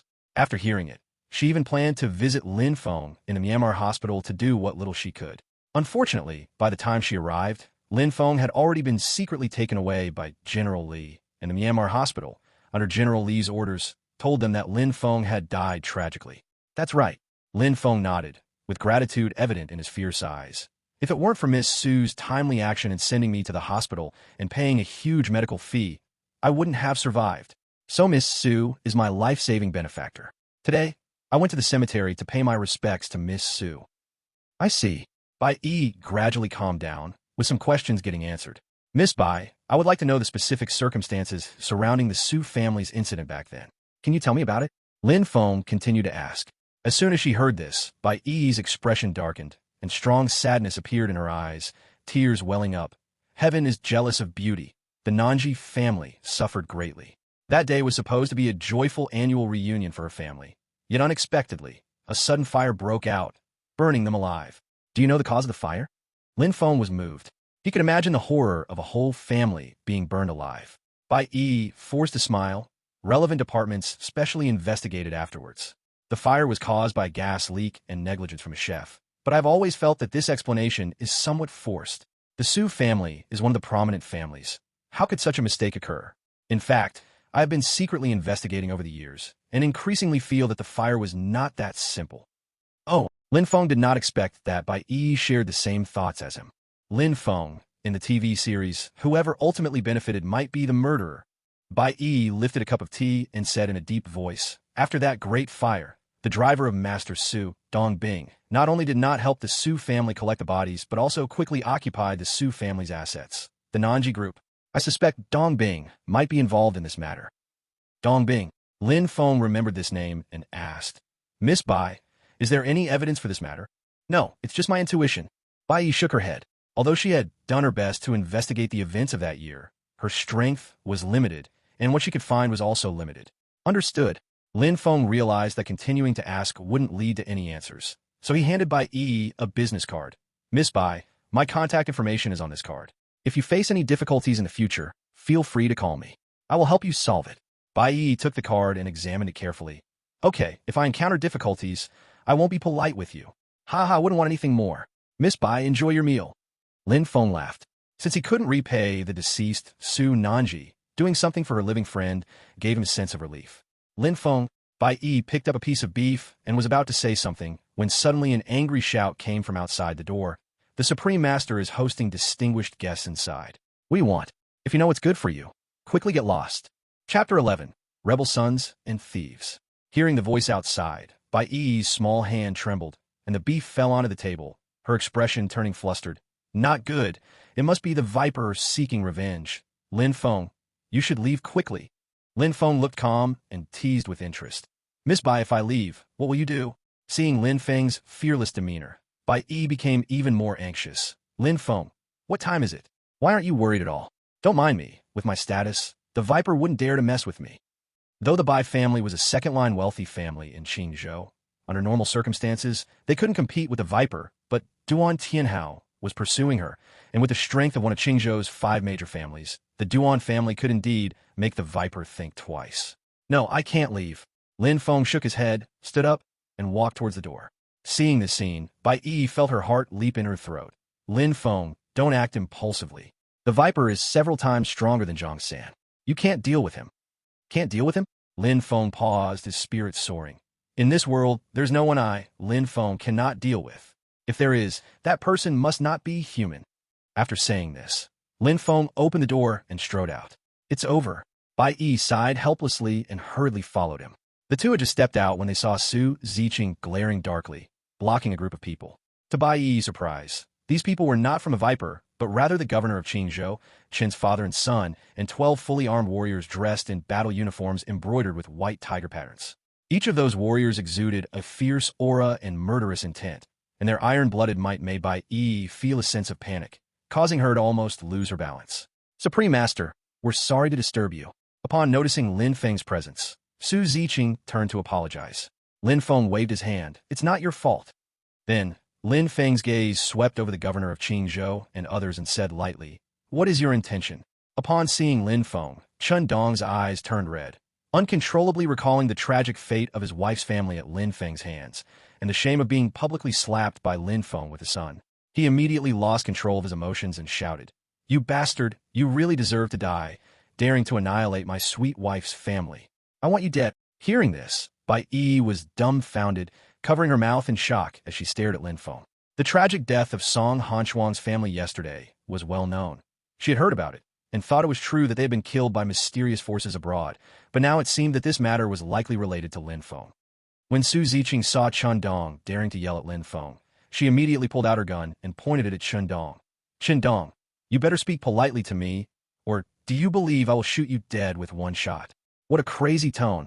The governor of Qingzhou angrily scolded. Su Ziqing, these years I've been letting you, but you have actually forgotten whose territory this is. I ask you, is the City Defense Army Commander Wang Mang the one you shot dead? Su Ziqing didn't even think twice and directly admitted, that's right, Wang Mang dared to point a gun at Lord Lin. He deserved to die. The governor of Qingzhou turned to Lin Feng. Lin Feng, tell me, is it you who massacred the Song family of Qingzhou? Lin Feng slightly nodded, yes. Good. It's good that you admit it. The governor of Qingzhou was burned with anger, completely ignoring Su Ziqing's address to Lin Feng. He turned to a soldier beside him and cupped his hands. Team leader Jiang, you also saw that Su Ziqing and this person called Lin Feng are simply lawless. Please help us and capture these two rebellious traitors. Jiang Hongtao stepped forward, his fierce eyes fixed on Su Ziqing. Su Ziqing, as the branch master of the Maple Temple in Qingzhou, you didn't expect to break the law, did you? Do you think no one can control you in Qingzhou? Su Ziqing didn't know Jiang Hongtao and thought he was some newly appointed big shot from the Qingzhou War Department, so she didn't take him seriously. Who are you? Even a minister of the Qingzhou War Department wouldn't dare to claim he can control me in the Maple Temple. You probably haven't figured out the situation, right? Haha. Chen Shihai couldn't help but laugh. Su Ziqing, the one who hasn't figured out the situation is you. This is team leader Jiang Hongtao from the White Tiger Fierce Guard stationed in Qingzhou. Your Maple Temple is powerful, but can it compare to the White Tiger Fierce Guard? Swish. Su Ziqing's expression changed. White Tiger Fierce Guard. As a power within the department, she had heard of the White Tiger Fierce Guard. This Fierce Guard was one of the 9 strongest forces, and in terms of power and combat effectiveness, it overshadowed the Maple Temple. After all, the Maple Temple was only established to specifically track and capture female prisoners from the women's prison. How is it? Are you dumb? Su Ziqing, you guys have reached the end of your rope. Seeing Su Ziqing at a disadvantage, Chen Dong excitedly shouted. Chen Shihai sighed in relief, filled with sarcasm. Su Ziqing, my Chen family has long been displeased with you. Did you think you could control everything in Qingzhou and still protect the murderer of my daughter-in-law's family? Now you can obediently rot in prison. After saying this, Chen Shihai flattered the governor of Qingzhou. Governor, it's still you who has a way to deal with Su Ziqing. This is due to my good luck, running into team leader Jiang Station in Qingzhou. Otherwise, it wouldn't be so easy to control Su Ziqing. The governor of Qingzhou was quite pleased with the flattery, and then turned to flatter Jiang Hongtao. He was clearly playing the bureaucratic game perfectly. Jiang Hongtao, however, didn't buy it and coldly said, "Capture Su Ziqing and Lin Feng. Put them into the dungeon and await the governor's command." "Yes, team leader." Two soldiers rushed out, ready to capture Lin Feng and the others. Bai Yi and Su Ziqing both stood in front of Lin Feng, the former smiling brightly. "Governor, I'm Bai Yi from the Bai family in Qingzhou. Can you let them go for the sake of the Bai family?" "The Bai family?" The governor of Qingzhou frowned, then snorted coldly. "What is your Bai family? You think you're worthy of my respect?" "Exactly, just in second-rate family, and you dare to plead for them. What are you dreaming about?" Chen Dong sneered. Chen Shihai raised his head. "Miss Bai, these two have committed a grave mistake. Today no one can plead for them." "All right, take them away," Jiang Hongtao urged impatiently. As soon as he finished speaking, Lin Feng spoke up. "Jiang Hongtao, even if the commander of your White Tiger Fierce Guard, the White Tiger War King, came, he wouldn't dare to claim he can take me away." Boom. Everyone's eyes widened in disbelief as they stared at Lin Feng. Is this guy too arrogant? The White Tiger War King is one of the 9 great war kings of the Dragon Country, commanding 1,000,000 fierce White Tiger warriors, holding tremendous power. Yet he still can't take Lin Feng away? "Lin, are you scared, silly? What nonsense are you talking about?" Chen Dong reprimanded. In Chen Dong's eyes, the White Tiger warriors should be able to overtake the Feng Temple, yet an unknown Lin Feng dares to claim that the White Tiger warriors can't take him away. This is simply a great joke. Chen Shihai couldn't help but laugh wildly. "Lin Feng, don't think just because you're young you can be so arrogant. Let me tell you, even if the King of Heaven came today, the White Tiger warriors could still take you away." At this point, Chen Shihai clasped his hands toward Jiang Hongtao. "Team leader Jiang, did you see this? Just how arrogant this guy is. If we let him continue to wander freely in Qingzhou, the heavens of Qingzhou might just be pierced through by him." Head of the Chen family, with team leader Jiang here, this madman can't stir up much trouble. The governor of Qingzhou sneered repeatedly, shouting at Lin Feng. "Lin, why don't you kneel down and let the White Tiger warriors take you away? Do you want to go against the decree?" Jiang Hongtao's face darkened as he turned to stare fiercely at Lin Feng. "Young man, you're the first I've seen in so many years who dares to be so reckless in front of the White Tiger warriors." "Good. You dare to say I cannot take you away? Then I will see how much you can say such big words. Come, teach this kid a lesson. Let him know the power of our White Tiger warriors." "Yes, team leader." Immediately, all the White Tiger warriors stepped out, surrounding Lin Feng tightly, with fierce battle intent in their eyes. Seeing this scene, Bai Yi felt her heart rise to her throat. Su Ziqing even took out her phone, planning to ask the prison warden for help. Chen Shihai, Chen Dong, and the governor of Qingzhou watched with glee, looking at Lin Feng as if he were a dead man. Jiang Hongtao's expression was cold as he waved his hand. "Altogether, give him a harsh lesson. Go!" The White Tiger warriors shouted in unison, their might shaking the heavens, each one rushing towards Lin Feng with clenched fists. Facing the crowd charging forward, Lin Feng remained calm, hand behind his back, gazing out at the setting sun. The afterglow of the sunset stretched his silhouette long and straight. An indescribable feeling of loneliness filled the air. "Jiang Hongtao, among the 9 great armies, your White Tiger warriors have been the weakest year after year. You have truly dishonored the face of your White Tiger War King all these years." Lin Feng seemed not to see the charging White Tiger warriors, shaking his head in disappointment and speaking to himself. "At this rate, your White Tiger warriors are unworthy of holding that name. Better to disband on the spot." Boom! These words stunned all the White Tiger warriors, each one widening their eyes and staring at Lin Feng. Jiang Hongtao rushed directly in front of Lin Feng, questioning in a deep voice, "Who are you? How do you know the 9-star war god's evaluation of my White Tiger warriors?" That's right. What Lin Feng said was indeed the evaluation of the 9-star war god after the White Tiger warriors ranked last in the inter-army competition a few years ago. This evaluation was known only to the White Tiger warriors, the 9-star war god, and that supreme deity. No one else knew. "Who am I?" Lin Feng chuckled self-deprecatingly, raising his gaze to the horizon where the sun was about to set, roaring, "In the Dragon Country, with me, no battle is lost." A terrifying momentum spread in all directions. Everyone felt as if they were in a brutal battlefield, the clang of weapons, the smoke of war. Boom! All the White Tiger warriors trembled violently at this moment, each looking at Lin Feng in disbelief. For some reason, at that moment, Lin Feng, shrouded in the setting sun, seemed to stand atop a mountain of corpses and a sea of blood, an invincible war god who would never fall. So tall and mighty, so insurmountable. You are? Jiang Hongtao suddenly recalled something, his pupils widening to the extreme, his voice trembling. Your name is Lin Feng. You're surnamed Lin, above a 9-star war god. There's a legendary 10-star marshal, who is revered as Lin Shuai and is honored by many as the #1 war god in the world.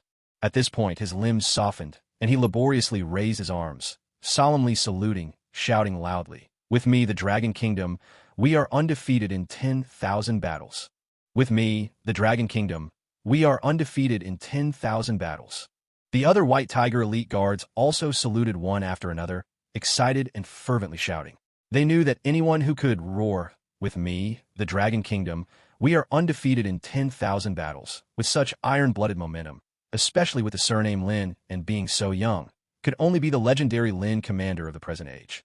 Lin Commander was the military myth, the object of admiration and worship for all soldiers.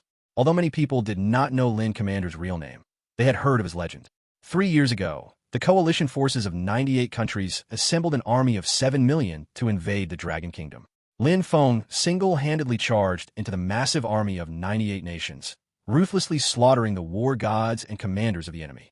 In that battle, he secured his place as a deity in battle. In that fight, Lin Feng held high the head of a nation's war god, standing proudly atop a mountain of corpses, raising his arm and shouting, "With me, the Dragon Kingdom, we are undefeated in 10,000 battles."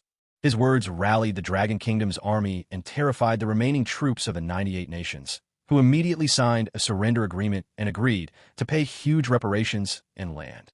From that battle, Lin Feng was honored as a 10-star marshal, becoming the youngest marshal in the history of the Dragon Kingdom. Unfortunately, shortly after being granted the title of marshal, Lin Feng voluntarily retired, laying down his armor and disappearing from military. Aside from a few high-ranking figures who had seen him, most others had only heard of Lin Feng's legend. Jiang Hongtao never expected that the young man in front of him was actually the renowned Lin Commander, and that he had wanted to capture him was simply a joke. No wonder he dared to claim that even the White Tiger War King could not take him away. No wonder Su Ziqing and the Feng Temple followed his orders. No wonder he dared to go on a killing spree in Qingzhou. No wonder. At this moment, all of Lin Feng's behaviors were clarified in Jiang Hongtao's mind.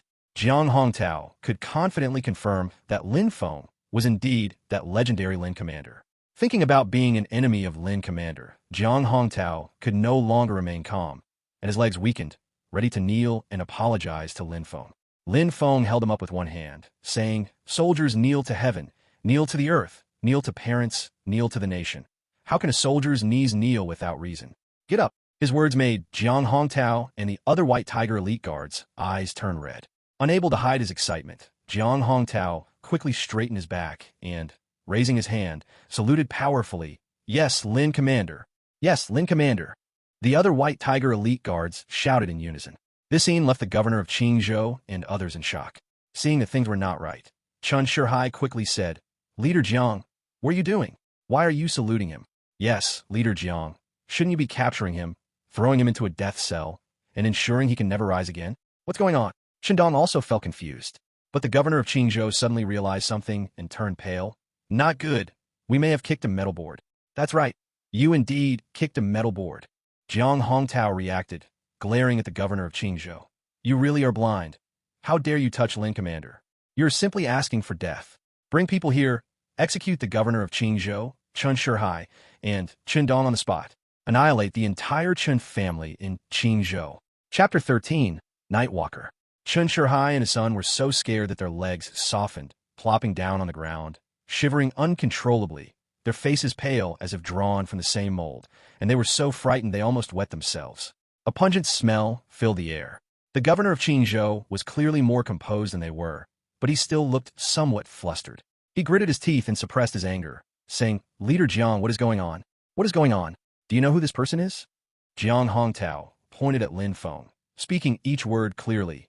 "You better listen well. This is our Dragon Kingdom's military myth, the previous 10-star marshal, Lin Commander." Boom! Everyone was shocked. Bai Yi tightly covered her lips, her big eyes wide open, filled with intense shock. She never expected that Lin Feng's background was actually so great. Su Ziqing's face changed wildly. Her breaths became hurried. As an insider of the government, she understood better than Bai Yi what Marshal Lin meant. That was a position of immense power, second only to one, above billions of people. Impossible. He is so young. How could he be the marshal of Dragon Kingdom? Captain Jiang, you must be mistaken. Chun Dong screamed. You must have been deceived by him, then fooled. Damn you! Jiang Hongtao couldn't help but curse, then shot Chun Dong dead with a single gunshot. Seeing Jiang Hongtao actually taking action, Chun Shihai was nearly scared out of his wits, quickly grabbing onto the legs of the governor of Qingzhou. Governor, help me help. The governor of Qingzhou had a dark expression. Captain Jiang, even if he is Marshal Lin, so what? Can he just kill it, Will? Shut up. A white tiger elite soldier suddenly charged forward, smashing the butt of the gun harshly against the governor's face. The governor's face was swollen from the blow, collapsing to the ground while screaming, "Do you have no law? Oomph. We only know that Marshal Lin always kills those who should be killed. We don't care why he kills, but those he kills must be enemies." Jiang Hongtao stepped on the governor's face, looking up at Lin Feng with burning eyes. Governor of Qingzhou, you deserve to die. How dare you provoke our military legend? Even if I kill you here, no one would dare to say anything. The governor of Qingzhou was frightened, panic rising in his voice. Jiang Hongtao, you cannot do this. I am a person of the king of Jiangnan. If you kill me, the king of Jiangnan will not let you go. King of Jiangnan? A hint of fear flashed in Jiang Hongtao's eyes. But soon, that fear was replaced by coldness. So what if it's the king of Jiangnan? Those who insult Marshal Lin will be killed without mercy. As soon as he finished speaking, Jiang Hongtao shot the governor of Qingzhou dead. Seeing their support gone, Chun Shihai realized the situation was hopeless, and like a lapdog, he fell to the ground, frantically kowtowing and begging Lin Feng. Marshal Lin, I was wrong. Please spare my dog life. Lin Feng looked down at him coldly. Chun Shihai, yesterday at the wedding, I let you go because your family had nothing to do with this matter. I didn't expect you would dare to seek revenge on me, trying to put me to death. How can you expect me to spare you? Chun Shihai was almost in tears. Marshal Lin, I was confused for a moment, so... Bang! Before he could finish, Su Ziqing and Jiang Hongtao raised their guns simultaneously. 2 bursts of bullets turned Chun Shihai into a beehive. After doing all this, Jiang Hongtao saluted Lin Feng again. Marshal Lin, I'm sorry. I almost helped the enemy and offended you. Please punish me. Marshal Lin, I'm sorry. Please punish me. Other White Tiger elite soldiers echoed in unison. Lin Feng waved his hand. No need. You are fulfilling your duty. I will not blame you. If it were me, I would also capture according to the law. Seeing that Lin Feng did not intend to blame them, Jiang Hongtao and the others finally relaxed. At this time, Lin Feng reminded, Jiang Hongtao, I am no longer a marshal. Just call me by my name from now on. Jiang Hongtao hesitated a bit. Marshal Lin, you are our admiration and legend. How can I just call you by your name? What? Can't you hear my words? Lin Feng was somewhat displeased. After he had retired, with a new marshal taking office, if these people still called him Marshal Lin, what would that new marshal think? Sensing Lin Feng's anger, Jiang Hongtao quickly said, Marshal Lin, I wouldn't dare disobey your words. From now on, I will shamelessly call you by your name. Very good. Lin Feng nodded in satisfaction. Next, Jiang Hongtao expressed apologies to Su Ziqing, who naturally forgave him. Marshal Lin, leave the follow-up matters regarding the governor of Qingzhou and these people to me. Please rest assured, I will not let you get involved in any trouble. After seeking Su Ziqing's understanding, Jiang Hongtao expressed his stance again. Lin Feng agreed, feeling quite helpless about Jiang Hongtao's way of addressing him. He could only let the other call him that. After thinking for a moment, he asked, I remember the 9 great armies are stationed at the provincial war departments. Why would you come to a small place like Qingzhou? Well, Jiang Hongtao glanced at Bai Yi, seeming to have some concerns. Lin Feng saw that the other party seemed to be on a secret mission, so he had Su Ziqing send Bai Yi home. Though Bai Yi was filled with a million curiosities about Lin Feng, she understood the situation and quickly left with Su Ziqing. After they left, the large private room was left with just Lin Feng and Jiang Hongtao. The latter respectfully said, Commander Lin, our small team is stationed in Qingzhou for the Night Walker. With a jolt, Lin Feng's expression changed. Night Walker? The world's #1 assassin organization. Night Walker? How they come to Qingzhou? Lin Feng naturally understood information about Night Walker. This force ranks first in the global dark web assassin power list. However, this force had always dared not enter Dragon Nation and did not dare to engage with the Dragon Nation's War Department, so Dragon Nation and Night Walker had always coexisted peacefully. Yes, we have received reliable intelligence that 3 Night Walkers have secretly infiltrated Qingzhou. Jiang Hongtao explained, Our small team is here to capture them. Upon hearing this, Lin Feng became even more confused. Dragon Nation has always been a forbidden zone for Night Walkers. How dare they enter Dragon Nation? Jiang Hongtao looked at Lin Feng with a strange expression. Commander Lin, this also has to do with you. Since your retirement, they believe Dragon Nation has lost your deterrence, so they have become bold. Oh, Lin Feng did not expect that his retirement would lead to such a chain reaction. Commander Lin, while your legend is spread throughout Dragon Nation and even the world, you are no longer in command. It is normal for some forces to act recklessly. Jiang Hongtao added. Lin Feng understood this reasoning, nodded, and asked, have the 3 infiltrating Nightwalkers been found? Also, what exactly do they want by suddenly entering our Dragon Nation? Chapter 14. Covering one's tracks. Nightwalker is a loud name in the global assassin world, and their purpose for entering Qingzhou is unclear. If they are not found quickly, who knows what will happen? Because of this, the government directly dispatched the White Tiger Elite Guards. Jiang Hongtao did not dare to hide anything from Lin Feng and honestly replied, Commander Lin, we are investigating their whereabouts, but these 3 are hiding very deeply. It's not easy to find them. Lin Feng felt a bit disappointed. After thinking, he asked, what could a small place like Qingzhou possibly offer that would be worth Nightwalkers coming here? Jiang Hongtao said, according to the clues we currently have, it seems the Nightwalkers are here to eliminate one person, but we are still investigating who their exact target is. All right, Lin Feng sighed helplessly. Although the White Tiger Elite Guards are extraordinarily powerful, Nightwalker is still the #1 killer force in the world. Those assassins are all highly trained, and once they hide, it is indeed very hard to discover them. But he believed the White Tiger Elite Guards would quickly find those 3. Commander Lin, where are you staying? Do you need us as your personal guards? At this moment, Jiang Hongtao cautiously asked. If he could become Lin Feng's guard, he would feel it was worth it for a lifetime. Lin Feng was a living legend in the Dragon Nation's military, and every soldier hoped to follow Lin Feng. No need. You have your own matters, and I have mine. Lin Feng firmly rejected. He was no longer that 10-star marshal. Some matters needed to be avoided.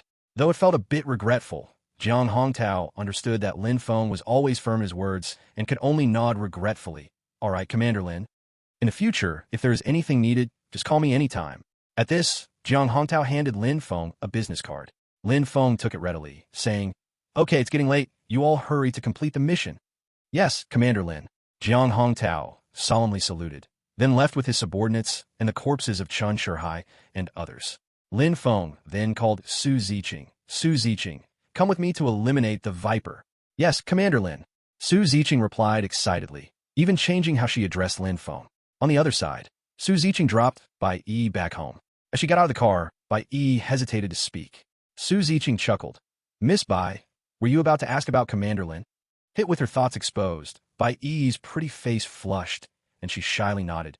Master Su, I wanted to ask you about Lin Feng while I was in the car. Do you have time to tell me his story from these years? Su Ziqing was taken aback and slowly shook her head. Miss Bai, actually, my understanding of Commander Lin is quite limited, so I apologize. After saying that, Su Ziqing remembered she had to go eliminate the Viper and hurriedly said goodbye to Bai Yi. After watching Su Ziqing leave, images of Lin Feng filled Bai Yi's mind. Lin Feng, where have you been all these years, and what have you done? How did you become the 10-star marshal of Manhwa in such a short time? Bai Yi rubbed her temples, filled with thoughts as she walked towards home. As she was about to enter the house, a voice came from behind. Yi, you're back? Hearing this voice, Bai Yi's expression grew somewhat irritated as she turned to see the visitor. Young Master Duan, why are you here? The visitor was none other than Duan Tianhao, the young master of the 5 wealthy families in Qingzhou. He had been pursuing Bai Yi, but unfortunately, she did not return his feelings. Seeing Bai Yi looking heavy-hearted, Duan Tianhao thought the Viper was taking revenge on Lin Feng, so he purposely asked, Yi, why do you look so down? Did you run into some trouble? The guy who invites you to dinner, did he end up getting killed by the Viper? Sigh, that guy really doesn't know the heights of heaven. He didn't see how capable the Viper is, daring to provoke a figure like that. His revenge was to be expected. At this point, Duan Tianhao smiled and said, Yi, you don't need to blame yourself. With your influence, even if you wanted to plead for that guy, the Viper probably wouldn't give you face. Life and death are fated. Just blame that guy for his bad luck. Upon hearing this, Bai Yi looked at him in confusion. Young Master Duan, what nonsense are you talking about? Who told you the Viper is seeking revenge on Mr. Lin? Isn't that the case? That's impossible. Duan Tianhao was dumbfounded, having assumed Bai Yi was lying to him. From what I know about the Viper, he is one who holds grudges. That guy killed the Viper's favored person, Zhang San. How could the Viper not seek revenge? Young Master Duan, it seems you really hope Mr. Lin gets punished? Bai Yi's expression darkened, clearly unhappy. Duan Tianhao quickly changed to a smiling face. Don't misunderstand, I just feel. All right, young Master Duan, if there's nothing else, I'll take a rest now.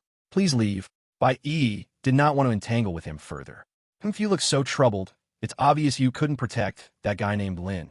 Yet you're trying to play it cool? What's there to play cool about? Duan Tianhao glared at Bai Yi's back, sneering continuously. Quickly, Bai Yi entered her bedroom. In front of her makeup mirror was a photo, which was a picture of her with Su Nanji. The two girls, one pure and lovely, the other tall and cool, looked youthful and beautiful, breathtakingly stunning.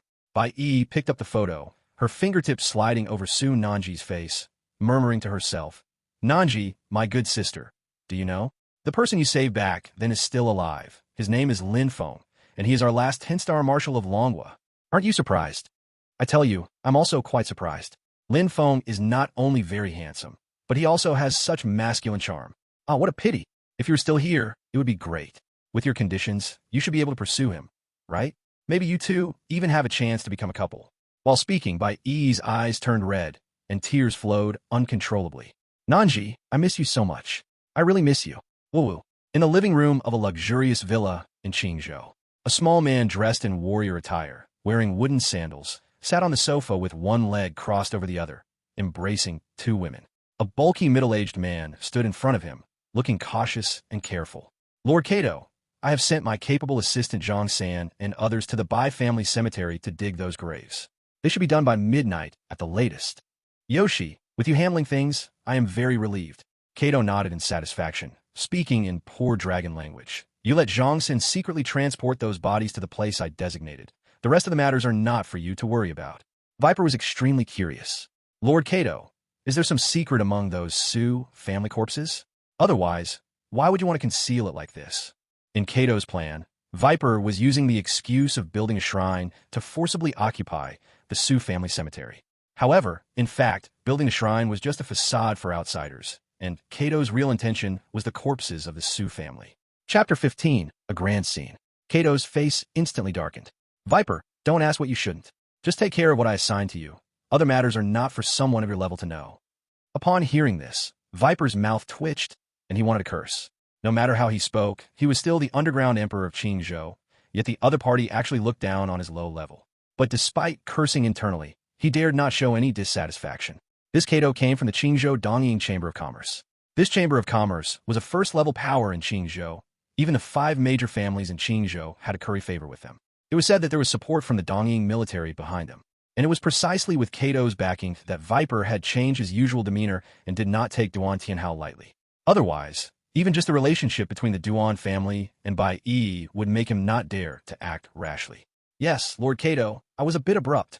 Although Viper was unhappy in his heart, he dared not ask anything further. At this moment, a noisy sound came from outside. Viper's expression changed slightly. Lord, it seems Zhang San and the others have returned.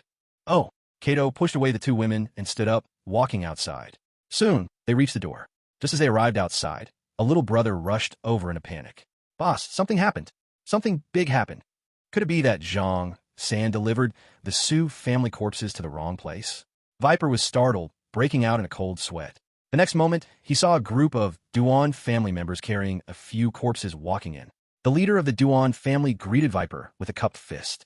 Viper, our Duan family has brought people for you. Swish, swish. When Viper and the others saw those corpses, their faces all changed. Those corpses were actually from Zhang San and the others. Baka, what is going on? Kato angrily looked at Viper, sternly questioning. Viper, how did they die? Who can tell me what happened? Viper's face was clouded, staring hard at the leading Duan family member. You Duan family are ruthless. You dare to kill my Viper's people. Do you want to start a war with us?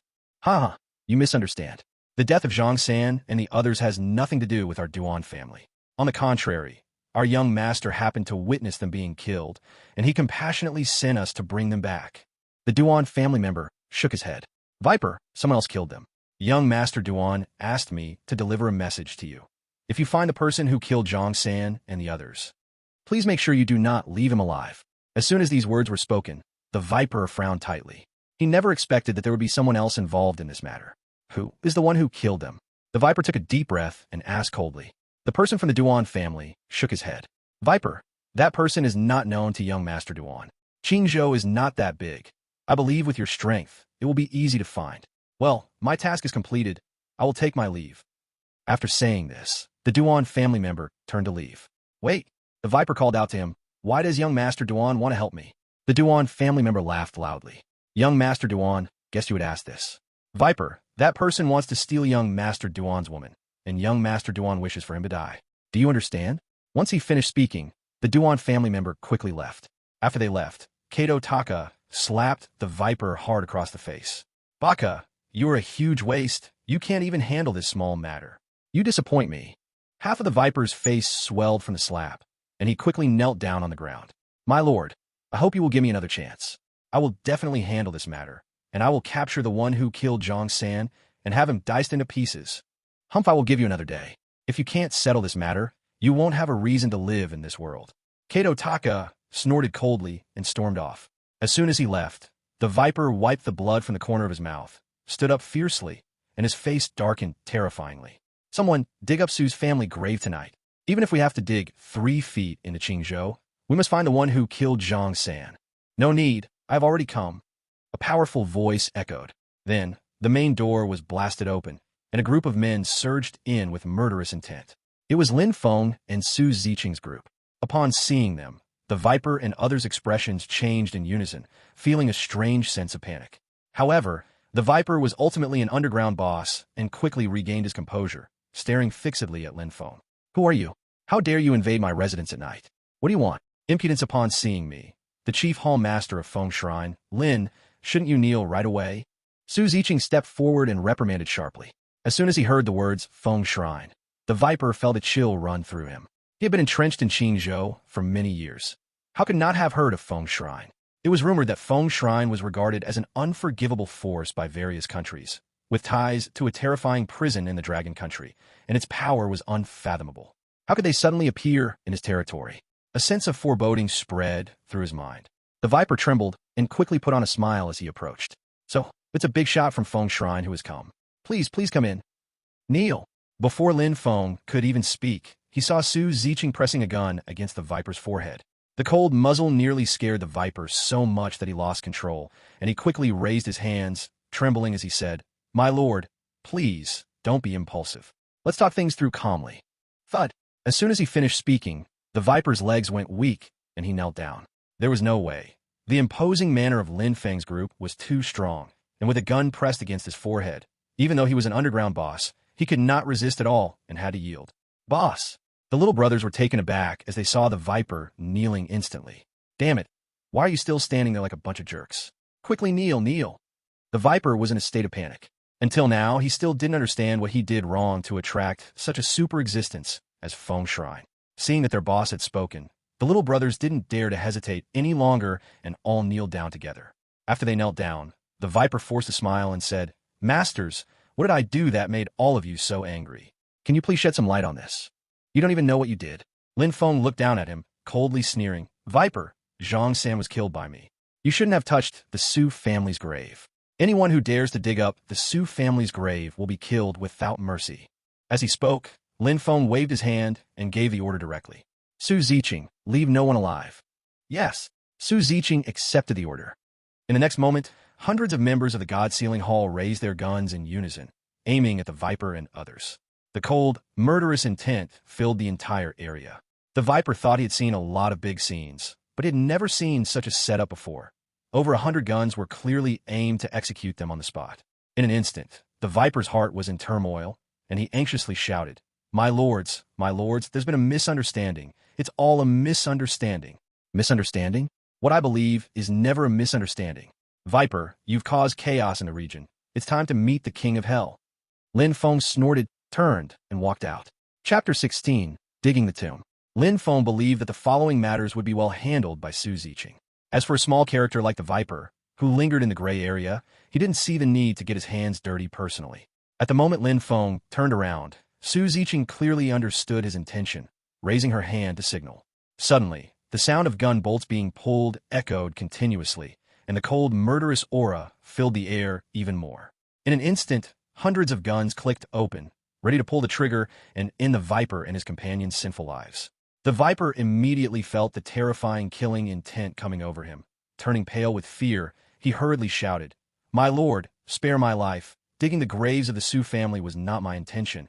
I was forced into it." Swish! Lin Feng's expression changed slightly, and he turned to look at the viper.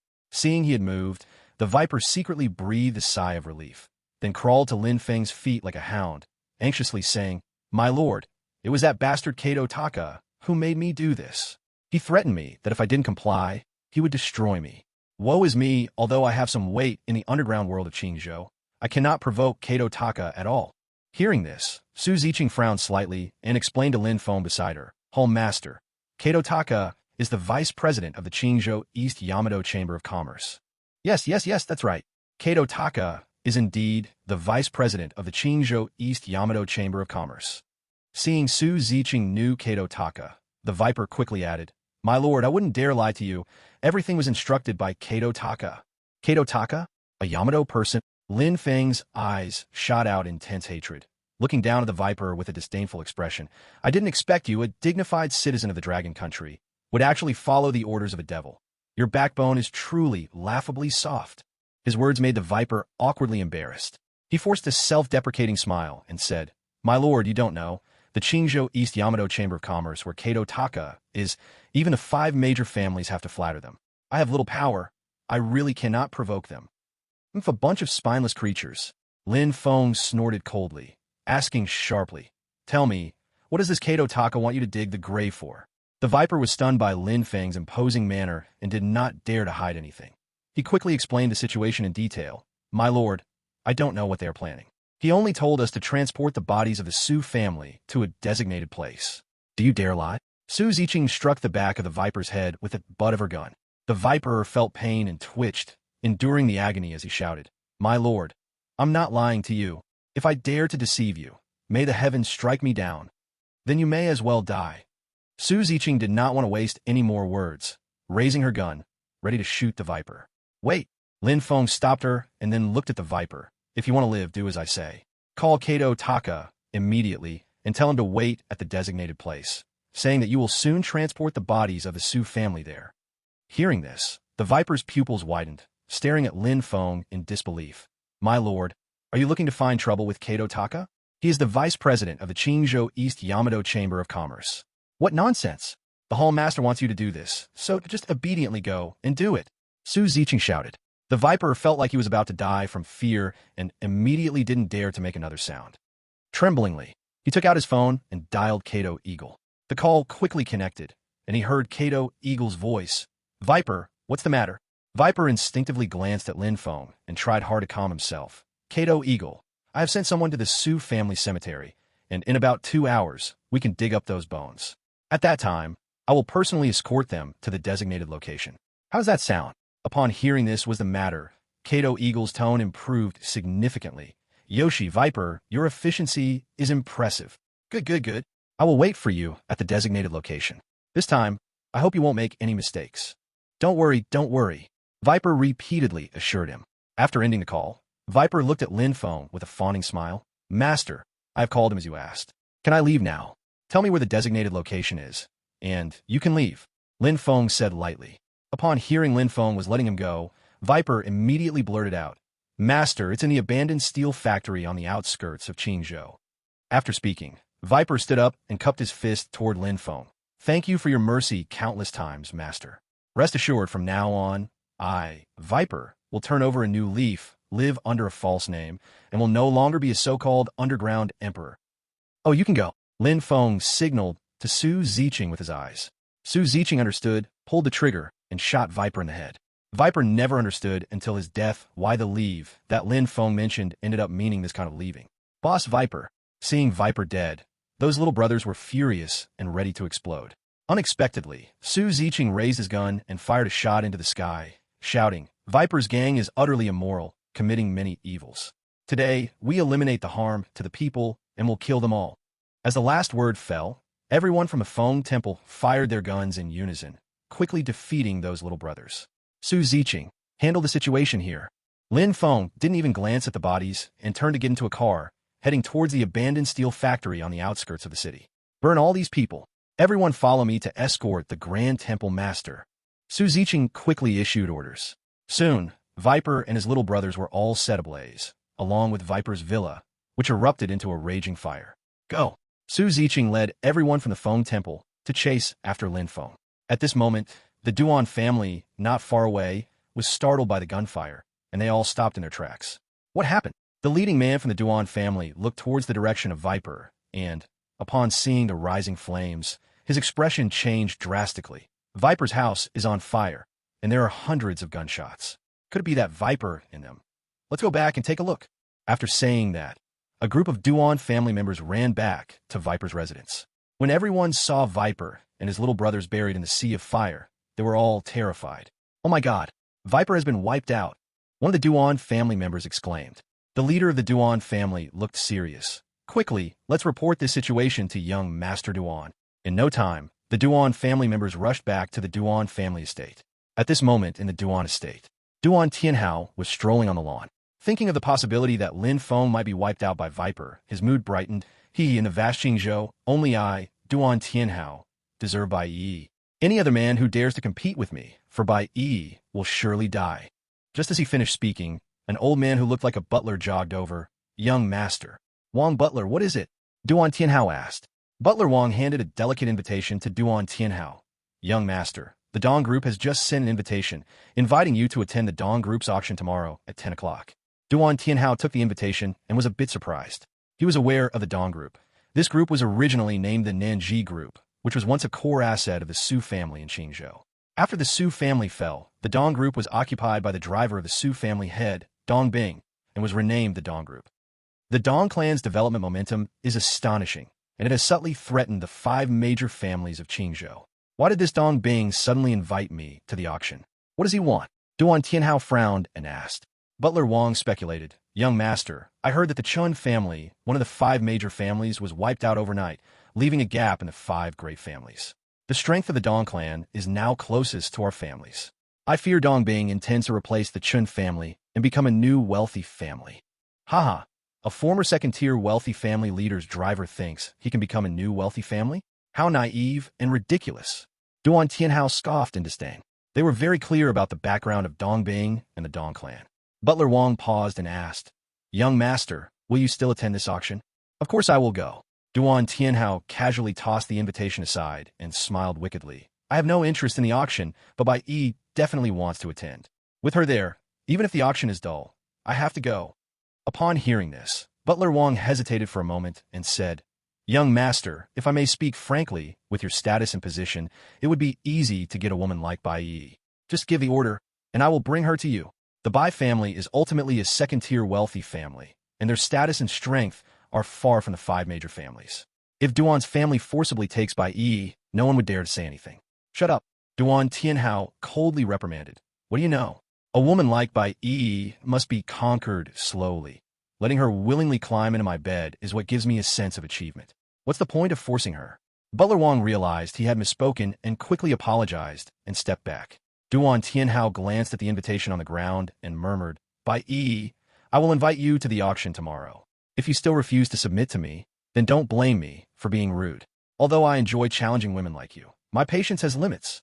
As soon as he finished speaking, a group of Duan family members who went to the Viper's residence rushed over with panic on their faces. Duan Tianhao's expression shifted slightly. What's wrong?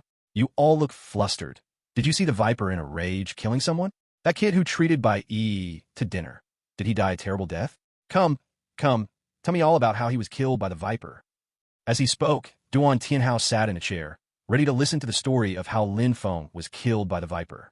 However, the leading member of the Duan family stammered, Young master, the Viper is gone. Gone? He merely wiped out a nameless nobody who dared to compete with me for women. How could he be gone? You are underestimating the Viper too much. This person has blood on his hands and knows how to deal with those in the court. Duan Tianhao instinctively thought the Viper had targeted Lin Feng and was now in trouble with the court. The Duan family member swallowed hard and said, Young master, it's not what you think. The Viper and his little brothers didn't even get out the door before they were all wiped out. Boom. It was like a thunderclap striking him. Duan Tianhao's face changed. He thought he must have misheard. What did you say? The Viper was wiped out? Are you fucking kidding me? Young master, it's true really. The other members of the Duan family chimed in. Ding ding ding. Duan Tianhao was so shocked that he took several steps back, his pupils wide. Could it be? The Viper is really gone? gone colder than cold noodles. The leading Duan family member quickly recounted the situation at the Viper's residence in detail to Duan Tianhao. After hearing this, Duan Tianhao's mind became a chaotic mess. He never expected the Viper to be wiped out without even leaving the door. Who could have done this? The Viper is a person that even our 5 major families dare not offend. How could he suddenly be wiped out? Who has such great power? After a brief moment of shock, Duan Tianhao finally accepted this fact. The leading Duan family member speculated, "We saw Kato Eagle from the Qingzhou Eastern Commerce Association at the Viper's place. It seems he has had some conflict with the Viper." Kato Taka is very angry, afraid the Viper's destruction is related to this person. Kato Taka. Duan Tianhao's eyes flickered. He walked a few steps with his hands behind his back, nodded, and said, "I understand now. No wonder when Zhang-san saw me so tough today. It seems the Viper had already colluded with Kato Taka, but for some reason they fell into a dispute, leading Kato Taka to angrily destroy the Viper. Hiss, these Japanese people are really ruthless, daring to kill people from Dragon Country on Dragon Country's land." Saying this, he shook his head in disappointment. It's a pity that kid who invited Bai Yi to dinner was lucky. He miraculously escaped this disaster. Meanwhile, at the abandoned steel factory on the outskirts of Qingzhou City, Kato Taka parked the car outside the factory and got out of the car. The steel factory gate opened, and a group of Japanese samurai walked out. There were more than 7 samurai, each carrying a samurai sword at their waist, with an air of killing intent on their faces. The tall samurai leader said, "Kato-san, why are you here so late?" "Inoue-san, the items we requested will be arriving soon." Kato Taka said in a good mood. Inoue smiled. "Oh, I see. Once those items arrive, our task will be complete." Kato Taka nodded, his eyes flashing with a cold, cruel light. "Yes, once that item arrives, not only will our task be complete, but the mission of the Viper's group will also be over. This Viper seems to be suspicious of our actions. It looks like we can't keep him anymore. Just a yellow-skinned pig. Once we've used him, we can kill him directly." Inoue's face was filled with indifference. To them, the Viper was just a tool, something to be discarded once it had served its purpose. "Oh, this time, not only do we want to destroy the Viper, but we also want to kill all his little brothers, all of them dead." Kato Taka made a neck-slitting gesture. At this moment, the roar of cars approaching could be heard. Kato Taka lowered his hand and smiled as he looked into the distance. "They're here, the yellow-skinned pigs from the Viper's group have brought us our items.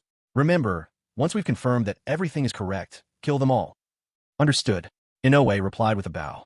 Just as he finished speaking, a dozen cars stopped outside the factory. Bang, bang, bang. The sound of car doors slamming echoed, and Lin Feng, along with Su Ziqing and the others, got out of the cars. Seeing these people, Kato Taka's face stiffened, and he was confused. "Baka, who are you people?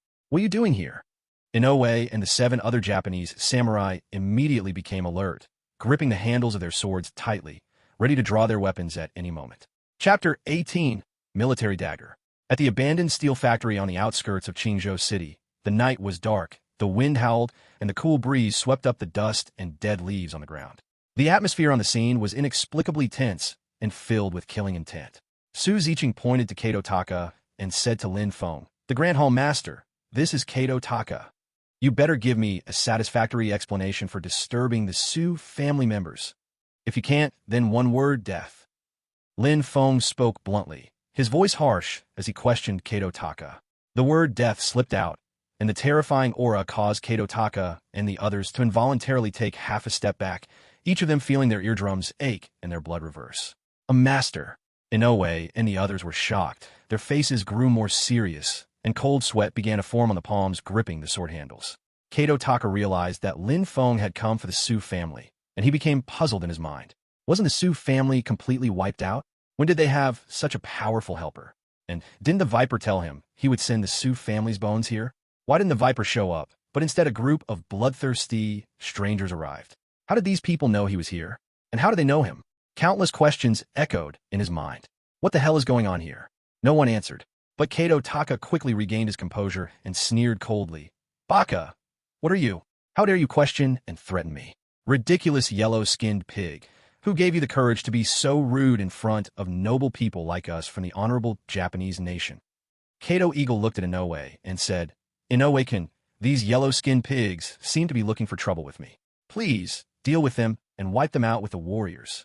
Inoue's expression was strange, and large beads of sweat appeared on his face.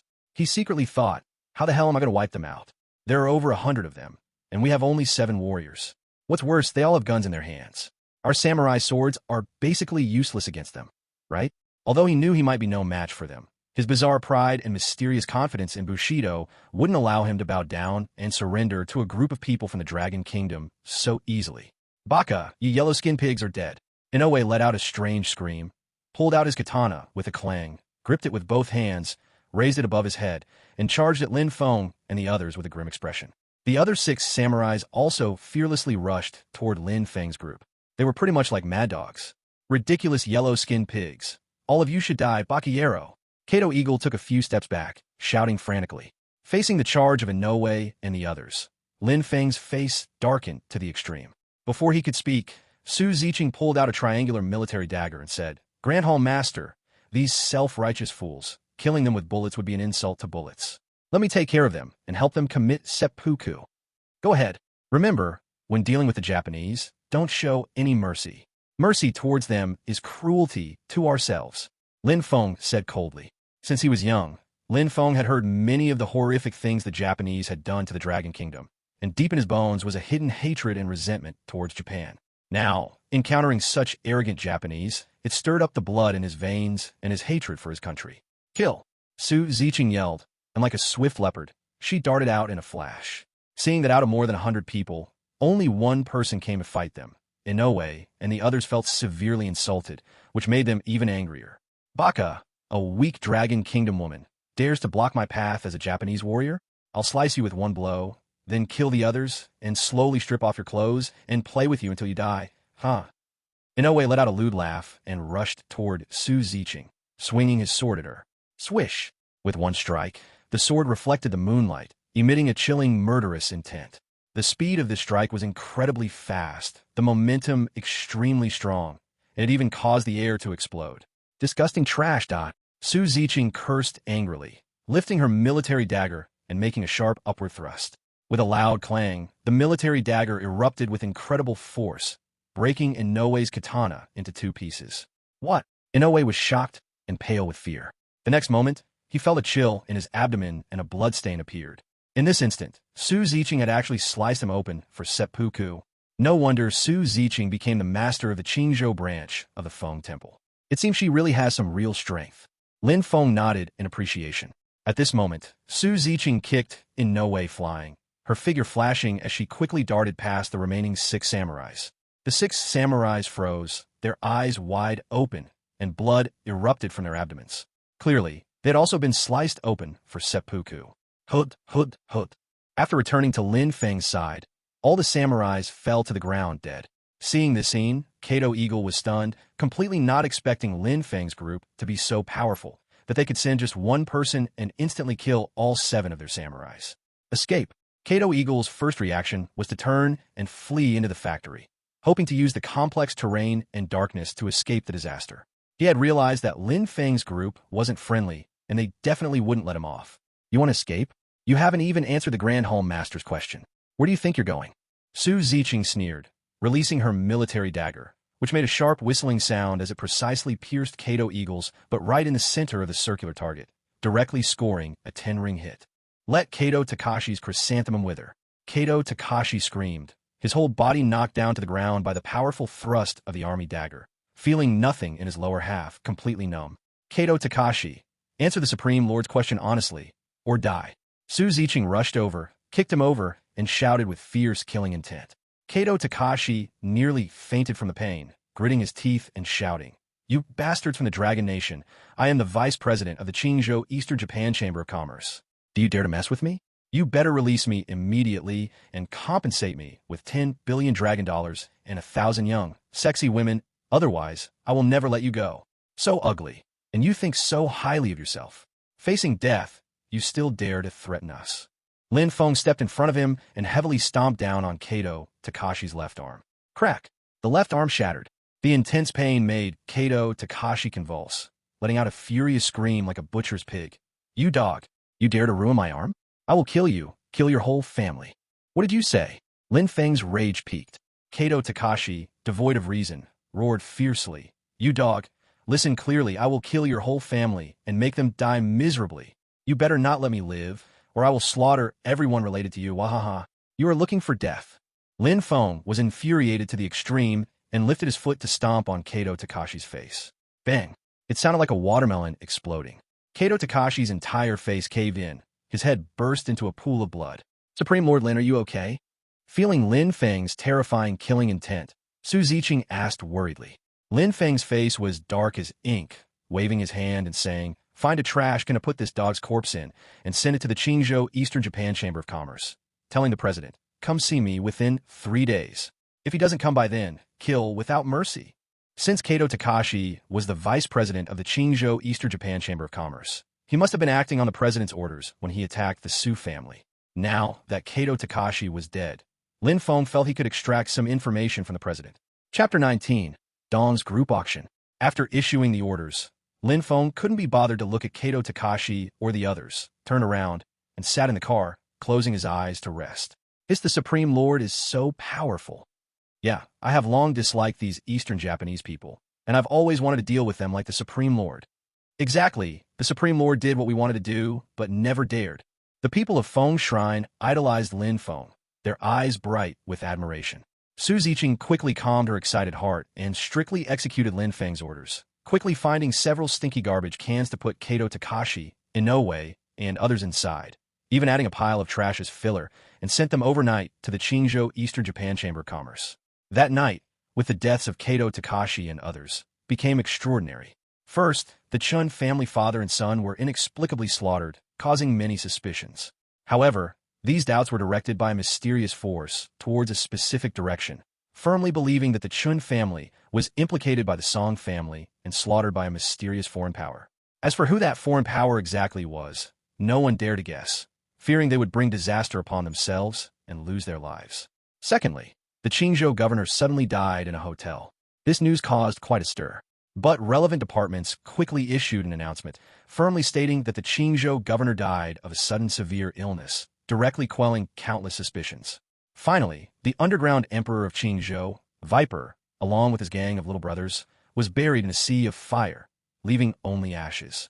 Some people said they heard gunshots at the place of Viper's death, speculating that Viper was a sinful figure, exterminated overnight by the forces of the department.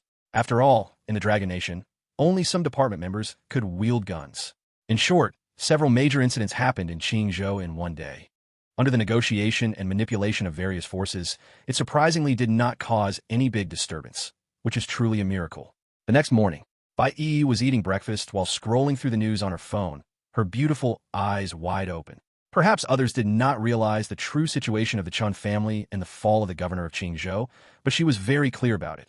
Last night, she witnessed Lin Feng eliminate the Chun father and son. Oh my god, Lin Feng really holds immense power. Such a big incident happened, and it was actually so easily suppressed. Bai Yi couldn't help but admire Lin Feng even more. Soon, she saw the news of the death of the Viper, and she was even more shocked beyond measure. She knew that the Viper's death was also related to Lin Feng. Lin Feng, you annihilated the Viper, so no one will ever think about the Su family cemetery again. Thank you so much. Bai Yi murmured to herself, relief flooding her heart. In recent years, she had been extremely worried about the Su family cemetery, especially after the Viper set his sights on it. She hadn't slept a single good night, constantly pondering how to make the Viper give up on the Su family cemetery. She even pretended to maintain an unusual ambiguous relationship with Duan Tianhao, and gave Zhang Xin more than 20 million yuan. Now that the Viper was dead, this matter could be considered settled. Just as she was thinking, a text message came in. The sender was Duan Tianhao. Bai Yi instinctively opened the message. Today at 10 o'clock in the morning, the Dong Group will hold an auction, and it is said that they will auction off a vineyard that once belonged to the Su family. Will you attend? Upon seeing this news, Bai Yi shot up, her face changing drastically. She remembered that the Su family vineyard was specially bought by the Su family for Su Nanji, intending for her to take over in the future. Before she passed away, Su Nanji had loved that vineyard very much and had chatted with her multiple times about plans for the Su family vineyard. Since the Su family encountered misfortune, the vineyard had been occupied by Dong Bing, and she never thought they were now planning to auction it off. If I can win the bid for this vineyard, wouldn't it mean I can get some of Nanji's belongings back? Bai Yi thought involuntarily. Though her Bai family's main business was in cosmetics, which had nothing to do with wine, that vineyard was something Su Nanji cherished during her lifetime, and she had always wanted to bring it back as a keepsake. Perhaps thinking that Bai Yi hadn't replied for a while, Duan Tianhao called directly. Bai Yi had already made her decision and answered decisively. Where is the auction being held? Yi, are you saying you want to go with me? Duan Tianhao was taken aback for a moment. Bai Yi nodded. Yes, Dongbing didn't invite me this time. If you can take me into the auction, I would be very grateful. Hearing this, Duan Tianhao was so excited he could hardly contain himself and quickly said, Yi, don't worry. I will come to pick you up. With my Duan family's connections, it will be easy to get you into the auction. Bai Yi hesitated for a moment, but did not refuse. Thank you, Duan Xiao. Ha ha ha, it's just a small effort.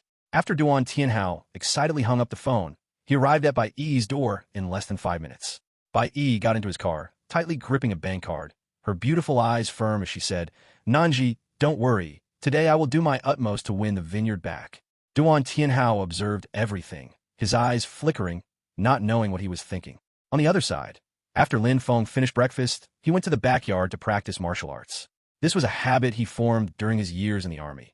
He would practice a few sets of military martial arts every day to strengthen his body. Master, Su Ziqing came over holding a wet towel and handed it to Lin Feng. There's something I thought about, and I'm not sure if I should tell you. Say it.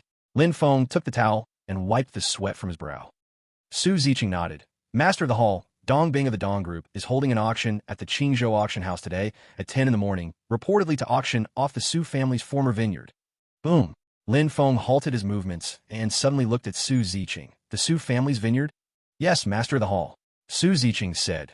Dong Bing must have seen the opportunity to take advantage of the Chun family's destruction and the absence of one of the 5 great clans. He wants to auction the vineyard to raise a large sum of money to impact one of the 5 great clans and replace the Chun family. Oomph. A small character daring to occupy Miss Su's industry thinks he can rise to be one of the 5 great clans. Lin Feng angrily tossed the towel aside. Su Ziqing, get me an invitation to the auction. I need to go to the auction. Dong Bing is not qualified to auction Miss Su's things. He is even less qualified to occupy the Su family's industry and climb to the top.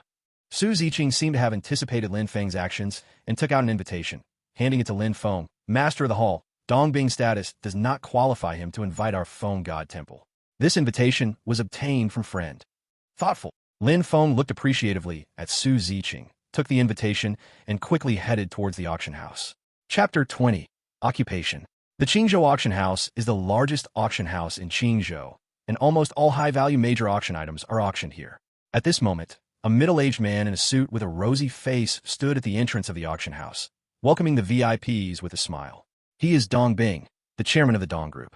3 years ago, Dong Bing was just an inconspicuous driver for the head of the Su family. Since the Su family's incident, he skillfully took a series of measures to forcefully occupy the Su family's industry, completing a dazzling transformation, and now he has become a prominent figure in Qingzhou. After welcoming numerous guests, the smile on Dong Bing's face gradually faded a lot. He sent out hundreds of invitation letters for this auction, inviting not only well-known people from all walks of life in Qingzhou and wealthy merchants, but also the outstanding young generation of the 4 great clans in Qingzhou. However, after waiting for so long, he hadn't seen a single person from the 4 great clans. This undoubtedly made him quite disappointed. Chairman, the people from the 4 great clans, are they really not coming at all? A black silk-clad female secretary noticed Dong Bing's thoughts and asked softly. Dong Bing smiled bitterly at himself. It seems I, Dong Bing, am still too weak. Even with a group worth billions, I still cannot catch the eye of the 4 great clans. The female secretary softly comforted him. Chairman, you don't need to belittle yourself. Their failure to come and give you face is their loss. Dong Bing looked at her. Oh, how do you say that? The female secretary spoke eloquently. Chairman, as long as you sell the vineyard today, you will have enough funds to take the group public. By then, your strength will far exceed the 4 great clans, and you will be someone they look up to. Ha! You really know how to say nice things. Dong Bing's mood brightened. The female secretary shyly said, Chairman, I can also sound very nice in bed. This. Dong Bing was stunned for a moment, just about to say something when a hearty laughter came. Boss Dong, how are you?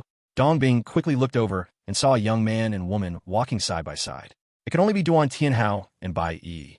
Seeing Duan Tianhao, Dong Bing felt a surge of joy and ran over with a smiling face. So it's young Master Duan. Your arrival truly surprises me. He understood the value of Duan Tianhao. This person was being carefully cultivated by the Duan family and was the best candidate to become the next head of the Duan family. Boss Dong, you are too polite. Duan Tianhao nodded slightly and then pointed to Bai Yi. Boss Dong, I brought a friend to the meeting. You won't mind, will you? Friend. Dong being naturally noticed by Yi and wanted to question her about how she had come. But as soon as he heard what Duan Tianhao said, he forced himself to swallow the words back, faking a smile and saying, Mr. Duan, you are too modest. The people you brought are warmly welcomed by me. Please, both of you come in. Bai Yi felt disgusted seeing Dong Bing's hypocritical face, unable to help but snort. Dong Bing, stop pretending. You're just a dog that occupies the Su family's assets, and you have the face to auction off the Nanji vineyard. At these words, Dong Bing's face changed completely. The female secretary was furious. Miss Bai, what nonsense are you spouting? The Su family's assets were promised by the Su family head during his lifetime to be managed by the chairman. Where do you get the idea of occupation? Bai Yi glanced at the female secretary, her eyes full of mockery. If I'm not mistaken, you were one of the Su family head's lovers before, right? Who would have thought that after the Su family head passed away, you'd cling to his driver? You really have no shame. You. The female secretary was extremely angry, clutching Dong Bing's arm and acting coy. Chairman, she insulted me. All right, it's normal for Miss Bai to be a bit emotional after losing her old best friend. Let's not stoop to her level. Dong Bing was filled with anger, but seeing the close relationship between Duan Tianhao and Bai Yi, he didn't dare to show any resentment. Bai Yi was too lazy to say anything more to them and was the first to walk into the auction house. After Duan Tianhao slightly nodded to Dong Bing, he quickly followed behind. Once they left, the female secretary's face was full of dissatisfaction. Chairman, that Bai Yi is too much.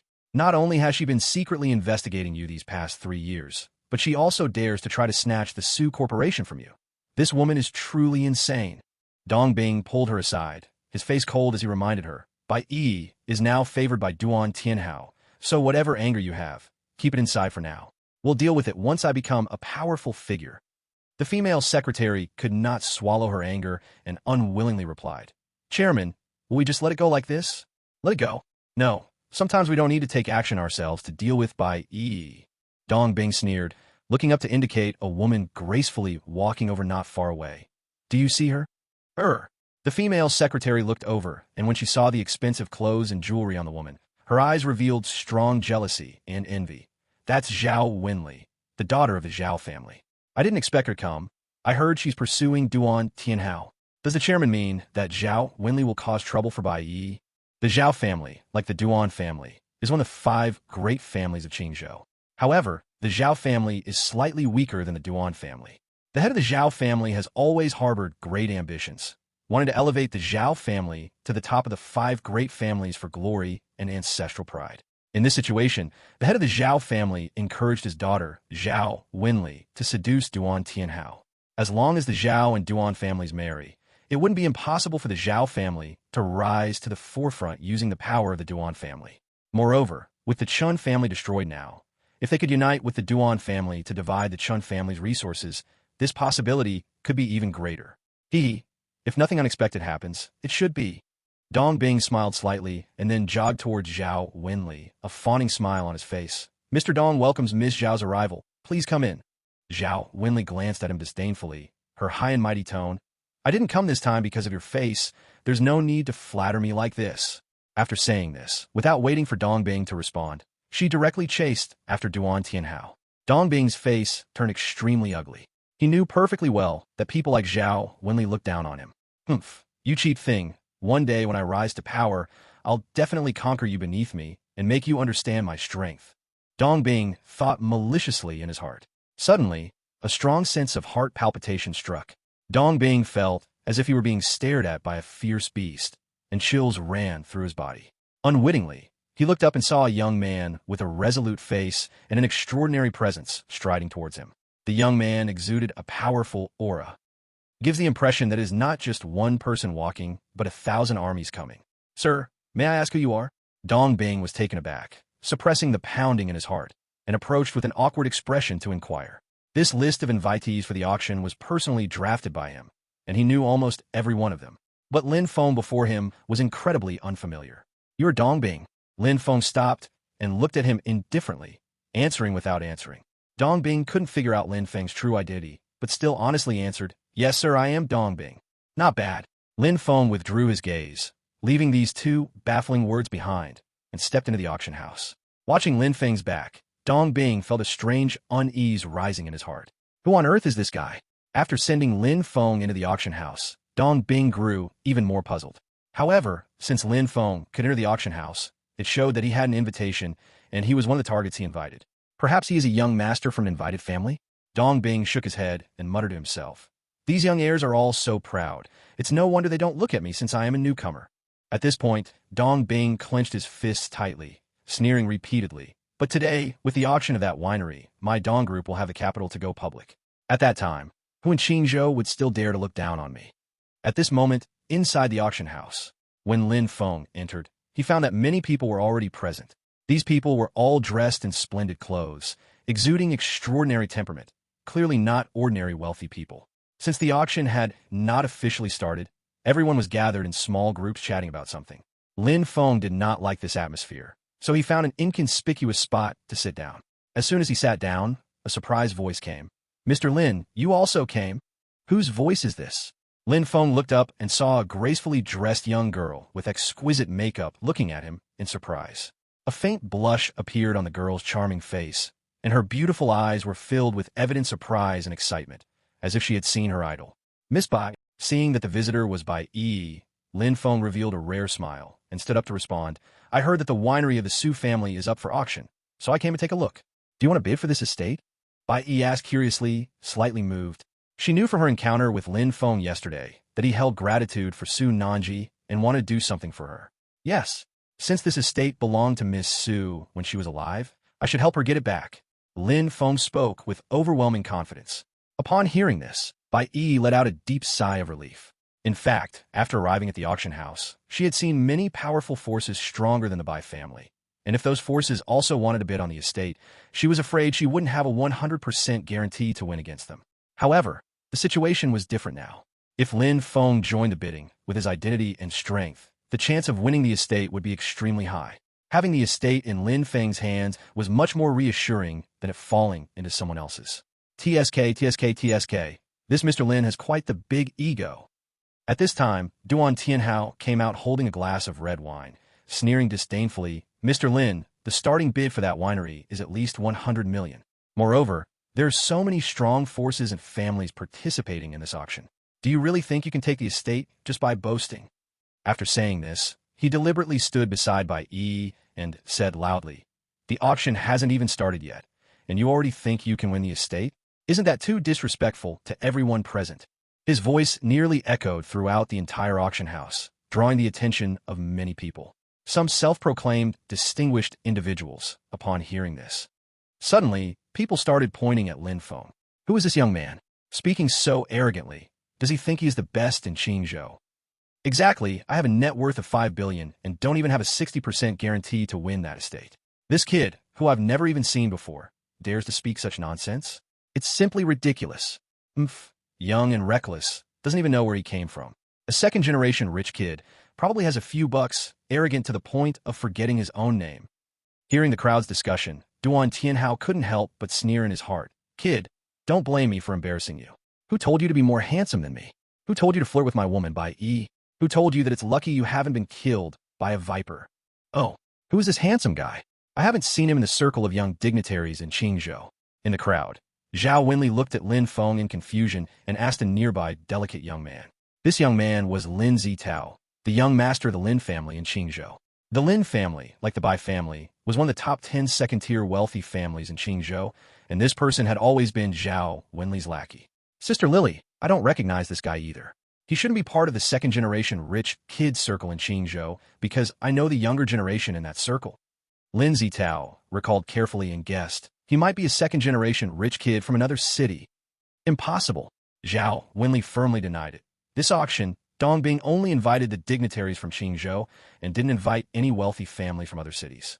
He's probably from some ordinary family. Lin Zitao nodded in agreement. It should be so. After all, Dong Bing was just a driver before. How many high-end circles did he really connect with? It's normal for some lesser-known second-generation kids to show up. As the two talked, Lin Feng glanced at Duan Tianhao and stated word by word, "I said it. I will win that estate. I will definitely win it." Duan Tianhao was taken aback for a moment and then laughed loudly. "Mr. Lin, it seems you are very confident. May I ask which noble family you come from?" "Forgive my ignorance. I don't recall such a figure among the top second-generation rich kids in Qingzhou. As soon as this was said, others began to speculate about Lin Feng's identity. Lin Feng coldly snorted, I am both a noble and a wealthy family. This, Duan Tianhao fell silent. Everyone else also fell silent. Everyone looked at Lin Feng with mockery, their eyes filled with intense disbelief and ridicule. Among these people, only Bai Yi understood the weight and truth of Lin Feng's words. Lin Feng was the former 10-star marshal and now the Grand Master of the Maple Temple. His power and wealth could easily crush everyone present combined. He truly deserved to be viewed as a noble and a wealthy family on his own. After a brief silence in the venue, Duan Tianhao couldn't help but burst into laughter. Mr. Lin, you must be a fool sent by the monkeys, right? Such arrogant words can even come out of your mouth. You say you are both a noble and a wealthy family. You really crack me up. Ignorant. Lin Feng spat out 2 words and then walked towards the auction area with Bai Yi. Seeing Bai Yi actually following Lin Feng again, Duan Tianhao was furious and smashed the cup of his hand onto the ground. Lin, you stop right there. Chapter 22. Our Role Models. Despite growing up in a wealthy family, Duan Tianhao usually had excellent emotional control and upbringing, but now he could not contain his anger. Yesterday, Bai Yi readily agreed to have dinner with Lin Feng, whom she met for the first time, which made him extremely unhappy. Today, in front of so many people, Bai Yi walked away with Lin Feng again. Where'd he put his face? Many prominent people in Qingzhou already knew he was pursuing Bai Yi. It was predictable that if he didn't do something to regain his dignity, this matter would surely become a topic of conversation and laughter from many people in the future. Lin, stay still. Duan Tianhao, with anger burning fiercely, smashed the cup on the ground, venting his rage and dissatisfaction. However, Lin Feng seemed to have not heard his voice at all and proactively pulled out a chair for Bai Yi, gentlemanly inviting her to sit down. This series of actions completely ignored Duan Tianhao, as if he were just a puff of air. Ah, how infuriating. What is this kid's background, that he dares to ignore me like this? Duan Tianhao was on the verge of going crazy, and as he noticed people around him whispering and quietly laughing at him, he could no longer hold it in, and with a cold face rushed to Lin Feng's front. Lin, did you go deaf when I told you to stop? Get lost. Lin Feng raised his hand and slapped him across the face. Having been a former 10-star marshal, he naturally had his own dignity and principles. Who dared to shout at him like that? Bang! The sound of the slap resounded throughout the auction house. Duan Tianhao let out a cry of despair, directly sent flying several meters away, crashing heavily to the ground, half of his face swollen from the slap. Everyone was stunned, eyes wide open, filled with shock. Zhao Wenli tightly covered her mouth, gasping repeatedly. Oh my, this guy is so domineering and manly. He even dares to hit young Master Duan. Lin Zitao touched his cheek, feeling a vague pain, and secretly gave a thumbs up in admiration. Impressive, impressive. To openly beat young Master Duan in front of everyone is truly a model for us. Though Bai Yi knew Lin Feng's identity, she was also shocked by his actions. That's Duan Tianhao from one of the 5 great families. The future head of the Duan family. Lin Feng actually didn't leave him any face at all. Chairman, who is that handsome guy? How can he be so arrogant? In the crowd, Dong Bing's female secretary asked with a face full of trepidation. Dong Bing squinted his eyes, looking at Duan Tianhao, then at Bai Yi and Lin Feng, and smiled ominously. Interesting, really interesting. It seems that today at that vineyard, a good price should be able to be fetched. The female secretary had not yet reacted. In confusion, she asked, Chairman, what do you mean? Dong Bing stroked his chin, chuckling softly. Can't you see it yet? That Lin guy and Duan Tianhao are clashing for Bai Yi, and Bai Yi definitely wants to bid for the vineyard. If they bid against each other later, do you think Lin will easily let the vineyard go to Duan? The female secretary suddenly understood. So that's it. Since Bai Yi wants to win that vineyard, the 2 men will definitely drive up the price for her. The more they fight, the better for us, and we'll just wait to reap the benefits. Smart. Dong Bing looked at the female secretary with satisfaction, then actively walked over to the 2 of them, standing between Lin Feng and Duan Tianhao. Gentlemen, the auction is about to start. Could you please give me, Dong, some face? Can any grudges wait until the auction is over to settle privately? Duan Tianhao initially wanted to disregard Dong Bing's face and continue causing trouble for Lin Feng, but he seemed to think of something. Gritting his teeth, he yelled at Lin Feng. Lin, consider yourself lucky this time. I'll give Boss Dong some face and let you off for now, but you better wait. With that, Duan Tianhao cursed under his breath and sat down in a chair, then turned to Bai Yi and said, Yi, you came in with me. Come back to my side. Bai Yi shook her head. No need. I'll stay with Mr. Lin. Compared to Duan Tianhao, Lin Feng made her admire him even more, and she felt a good connection with him. Swish! Duan Tianhao was completely furious. What the hell is going on? Lin Feng not giving him face is one thing, but even by publicly rebutting his authority? I told you to come to my side. Hurry up. Duan Tianhao's tone became more forceful, almost ordering her to come over. Before Bai Yi could speak, she saw Lin Feng directly sit beside her. Turning around, Duan Tianhao shouted back, "If you don't want to die, shut your mouth. Miss Bai doesn't want to be near you, so don't you dare force her." You! Duan Tianhao stood up in anger. What you? I'm telling you, it's best if you do as I say, or you'll regret it. Lin Feng gave him a cold, threatening glare. Duan Tianhao felt as if struck by lightning. A chill coursed through his body, making him feel as if he were on the brink of death. Forget it, I didn't bring bodyguards to this auction. I'm no match for this guy. I'll hold back for now, and deal with him after the auction. Duan Tianhao calmed down a bit, forcing himself to sit back down despite his anger. As the conflict between the two seemed to deepen, Dong Bing felt thrilled, smiling like a flower. He bowed to Lin Feng and Duan Tianhao, saying, "Thank you both for giving Dong some face. Dong thanks you again." After that, Dong Bing took his female secretary to prepare for the auction. Meanwhile, Lin Zitao stared at Lin Feng's back in astonishment and said, "Sister Lily, it seems that Bai Yi is more interested in this Lin than anyone else." Zhao Wenli naturally noticed this point and nodded, saying, "This is good news for me. If Bai Yi is taken away by another man, then Duan Xiao will give up on her, and I can truly enter Duan Xiao's heart. Zitao, help me investigate this Mr. Lin. I want his detailed information." Lin Zitao readily agreed, dialing a number and immediately arranging this matter. Soon, the auction began amid a round of applause.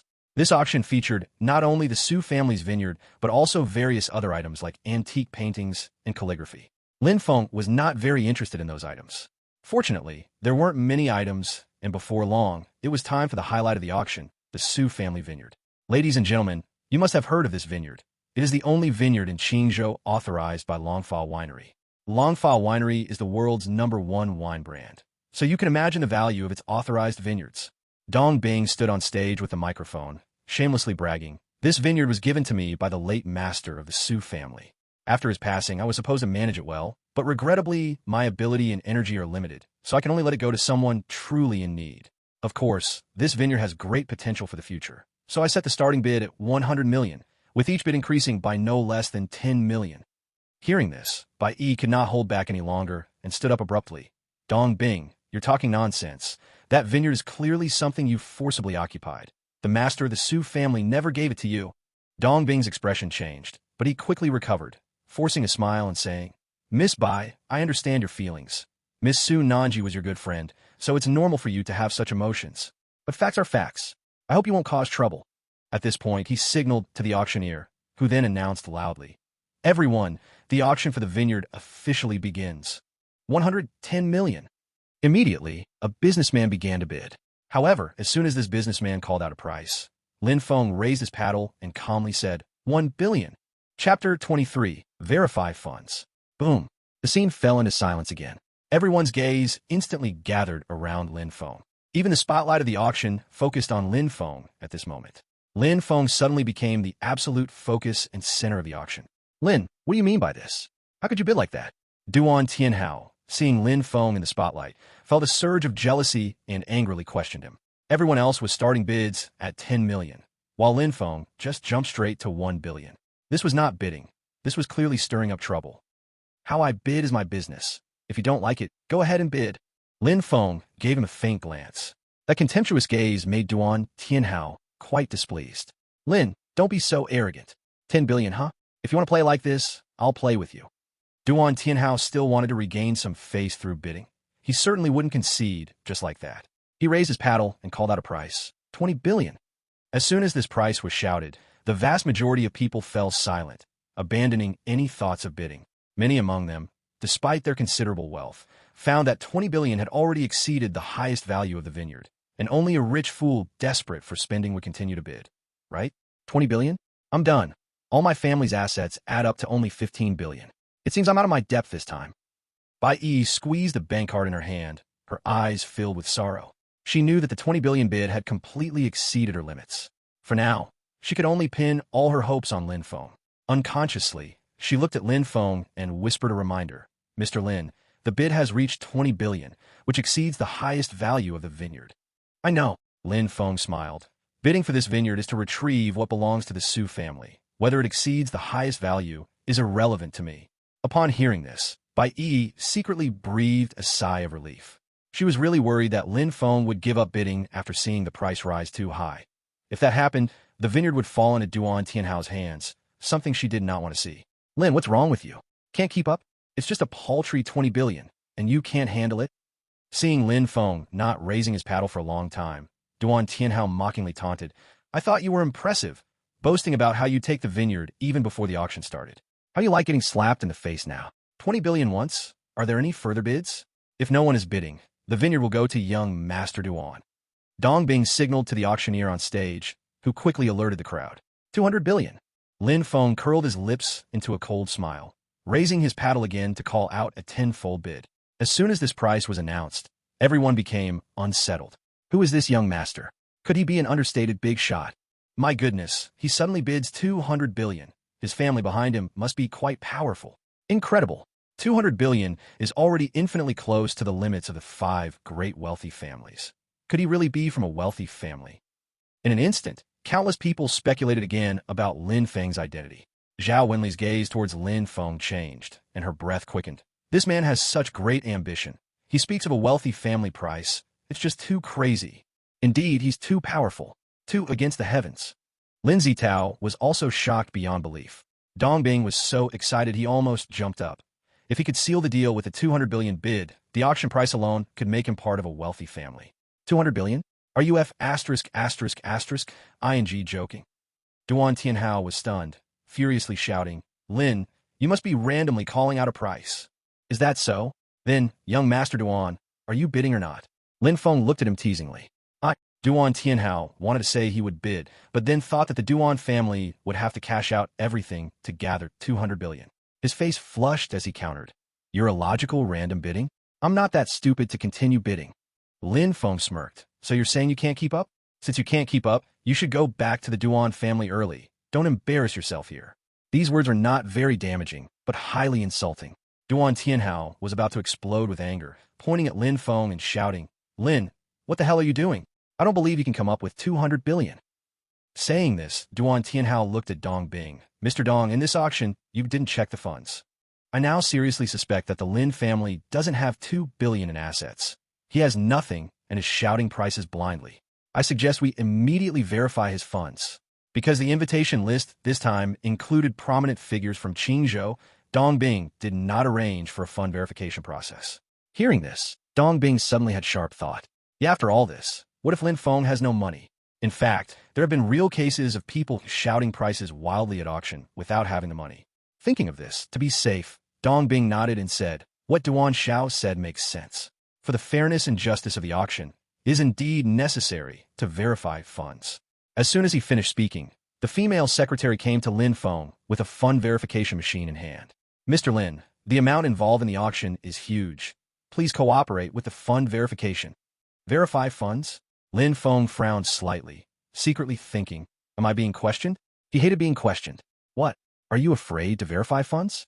Or do you simply have no money?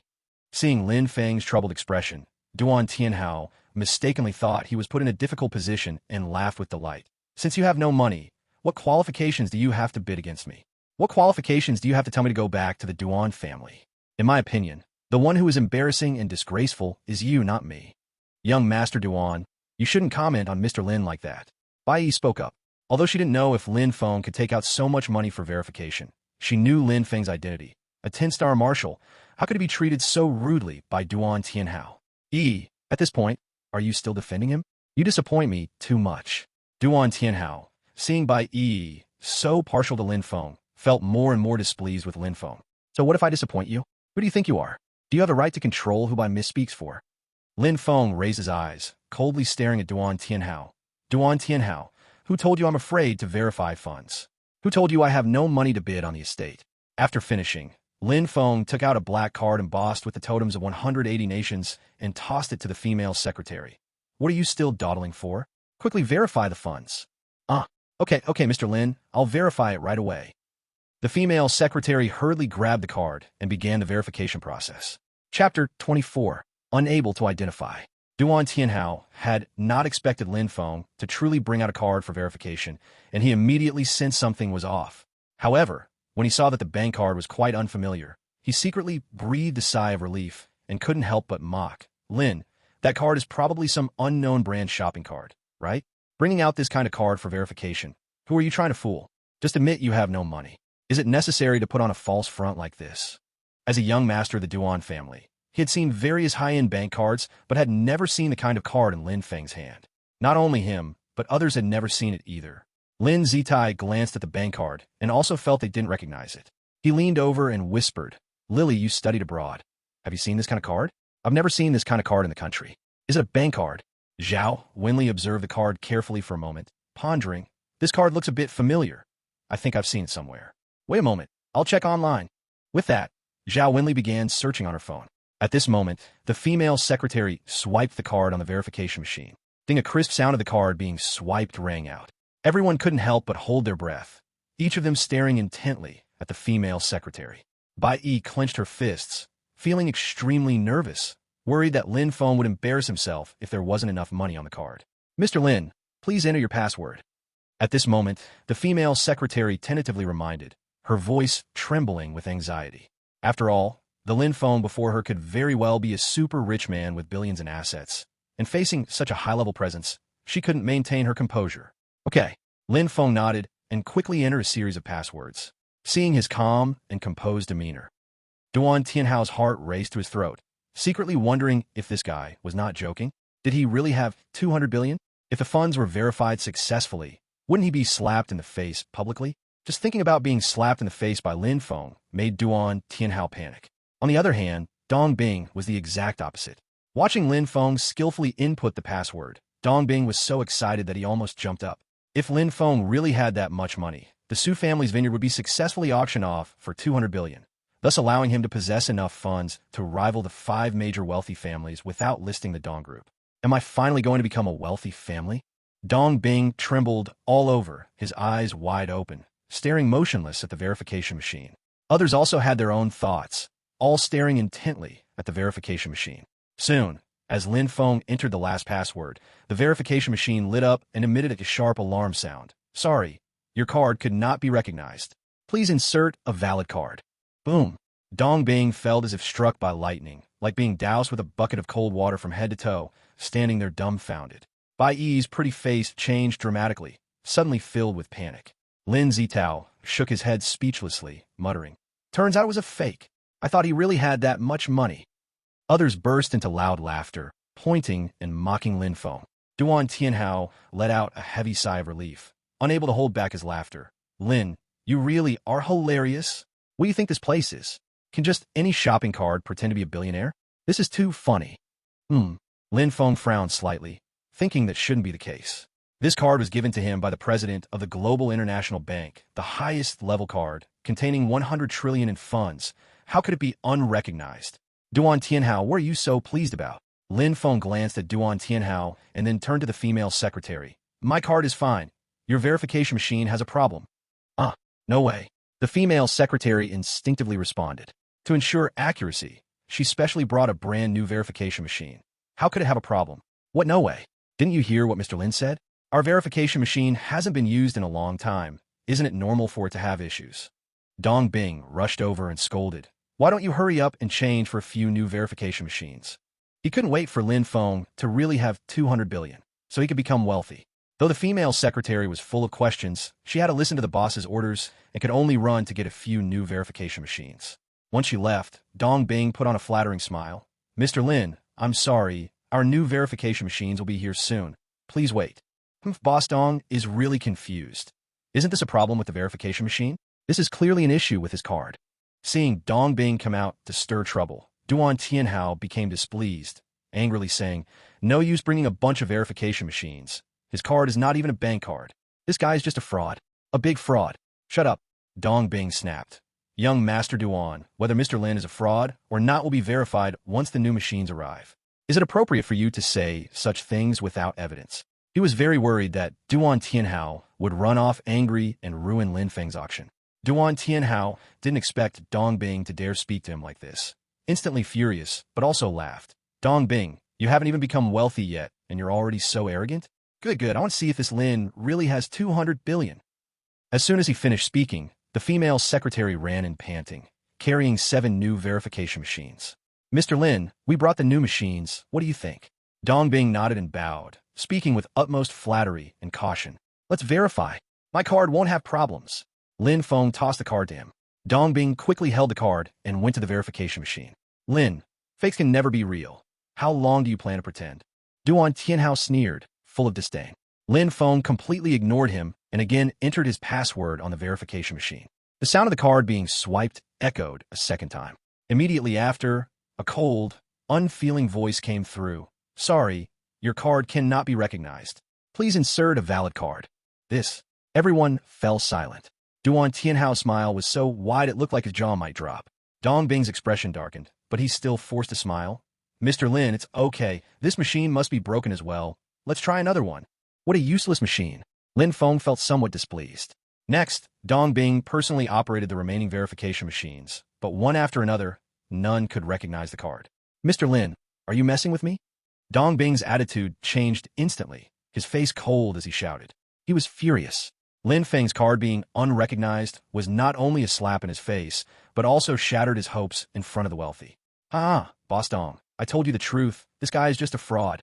Duan Tianhao swaggered over to Lin Feng. Lin, you're something else. You have nothing yet you've fooled so many of us. Isn't that amusing? As he spoke, he glanced at Bai Yi. Did you see that?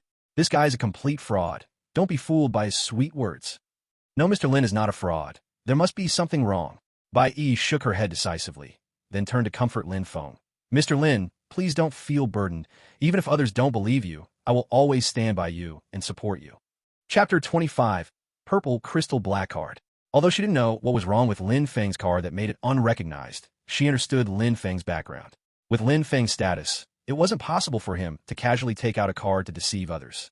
Seeing Bai Yi standing with Lin Feng at this moment, Duan Tianhao felt his anger surging, almost spitting blood. He asked himself, aside from being a bit more handsome, Lin Feng was completely crushed by him in terms of status, wealth, and identity. What merit did he have to win by Yi's admiration? Yi, you're simply brainwashed by this guy. Duan Tianhao exclaimed. What's so good about him? Can't you see his true colors? He's just a fraud with a mouth full of lies, even shamelessly claiming to have 20 billion in funds. What is he if not a fraud? Security, throw this fraud out. Dong Bing's blood pressure rose with each word, and he directly ordered 2 nearby security guards. The 2 security guards rushed over quickly, ready to kick Lin Feng out. At that moment, a trembling voice rang out across the venue. Stop, everyone, stop. Swish, swish, swish. All eyes turned to see Zhao Wenli standing up, holding her phone, her face filled with excitement as she stared at Lin Feng's back. Sister Lily, what are you doing? Lin Zitao asked, confused. Zhao Wenli ignored him, racing from her seat over to Lin Feng. Miss Zhao, Duan Tianhao frowned, thinking Zhao Wenli intended to help him humiliate Lin Feng. So he smiled. Can't stand this big fraud either? Planning to publicly scold him. Big fraud? Who told you Mr. Lin is a big fraud? Zhao Wenli sharply rebuked Duan Tianhao. Young Master Duan, I was considering pursuing you, but I didn't expect you to be such an ignorant and shallow person. What? What did you say? Duan Tianhao was baffled. What had he done wrong? Why was Zhao Wenli also speaking for Lin Feng? Was it possible this guy was so handsome that it attracted women? Oomph. Zhao Wenli looked at Duan Tianhao with immense disappointment, then snatched Lin Feng's card from Dong Bing, standing on the auction stage, raising the card high, and loudly declared, Everyone, do you know what kind of card this is? The crowd was puzzled by her actions. Lin Zitao thought Zhao Wenli might have found something out. A thought crossed my mind, and I quickly asked, Sister Lily, you have studied abroad since childhood and are well informed. Could it be that you recognize this card? As soon as I said this, someone joked, Miss Zhao, could it be that this card is a membership card from some foreign barbershop? Membership card? Zhao Wenli disdainfully glanced at the person who just spoke and scolded without hesitation. You are indeed an ignorant fool. Let me tell you, this is a purple crystal black card from 180 countries, issued directly by global bank presidents. There are no more than 10 big shots in the world qualified to have this card. The funds inside start at least in the trillions, and after using it, you can refill it infinitely. Boom! Like a thunderclap. These people had status in Qingzhou, each worth at least tens of millions, but they had never heard of such an impressive bank card. Impossible. Duan Tianhao's first reaction was disbelief. Miss Zhao, Could you be mistaken? How could a nobody like him possibly have such an impressive card? That's right, Miss Zhao. You must be mistaken. Many people expressed their disbelief. It's no wonder. This card indeed exceeded their comprehension, making it hard for them to accept it for a moment. Mistaken, Zhao Wenli laughed. You are all a bunch of country bumpkins, naive and inexperienced. I guarantee with my reputation that this card I could never mistake. Because when I was at Harvard, the global banking financial department head came to give a lecture, and he specifically introduced this kind of card. Just now, I also checked it carefully. There's definitely no mistake. Seeing her so confident, Dong Bing had a light bulb moment, as if he saw hope again, and hurriedly asked, Then Miss Zhao, since this card's fund started billions, why can't the verification machine recognize it? Before Zhao Wenli could answer, Duan Tianhao sneered. Isn't this obvious? Clearly this card is fake. With current manufacturing technology, even birth certificates can be forged, let alone a small bank card. Hearing this, the crowd began to murmur. Zhao Wenli's expression subtly changed, suddenly becoming a bit calmer. Just now, when she found that the card was similar to the purple crystal black card, she instinctively believed this card was indeed a purple crystal black card. But after Duan Tianhao's reminder, she realized she had been a little hasty. Although the card looked almost identical to the purple crystal black card, it could still be counterfeit. Thinking of this, Zhao Wenli couldn't help but look at Lin Feng. Mr. Lin, is your card real or fake? Lin Feng found it amusing. Without even thinking, he said, I've told you, this card is fine. Mr. Lin, since you insist that there's nothing wrong, then why can't the 8 verification machines recognize it? Duan Tianhao sneered. Lin Feng shook his head. The fact that your machines can't recognize my card just means that perhaps your verification machines aren't good enough. As soon as these words came out, the crowd burst into laughter again. Duan Tianhao laughed so hard he nearly choked. Mr. Lin, will you ever stop? You clearly know your card is fake, but choose to blame the verification machines. Perhaps Mr. Lin's card is indeed fine. At this moment, a middle-aged man wearing gold-rimmed glasses and exuding an extraordinary demeanor stood up. Everyone looked and quickly recognized him. This man was actually President Zhang of the Qingzhou Bank. Since the amount involved in this auction was quite large, Qingzhou Bank provided financial services to ensure fund security, so the president was also invited. Seeing President Zhang's statement, Dong Bing quickly inquired, President Zhang, what do you mean? President Zhang adjusted his glasses, his face serious. If Mr. Lin's card is indeed a purple crystal black card, then the usual verification machines indeed cannot recognize it. This type of card requires special verification machines to be identified. Upon hearing this, Dong Bing felt a turn of events, his breath quickening, stuttering. Then, where can we buy such special verification machines? President Zhang shook his head. The reason it's called special is that it's not something you can buy on a market. It only exists in every bank's headquarters. President Zhang.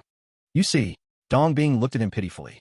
Director Zhang knew exactly what he wanted to do and said bluntly, It just so happens that the main branch is here in Qingzhou for training these couple of days, bringing a special verification machine for us to learn from. Just wait a moment. I'll have them bring it over. The reason he was so proactive was not just for Dong Bing's sake, but because he also wanted to know if Lin Feng's card was real. If it was, he had other plans. Thank you, Director Zhang. Dong Bing was extremely excited. At that moment, Director Zhang nodded at Lin Feng. Mr. Lin, do you mind waiting a few more minutes? Lin Feng planned to discuss some matters with Dong Bing alone, so he naturally didn't mind waiting a while longer, slightly nodding. Of course I don't mind. Then that's good.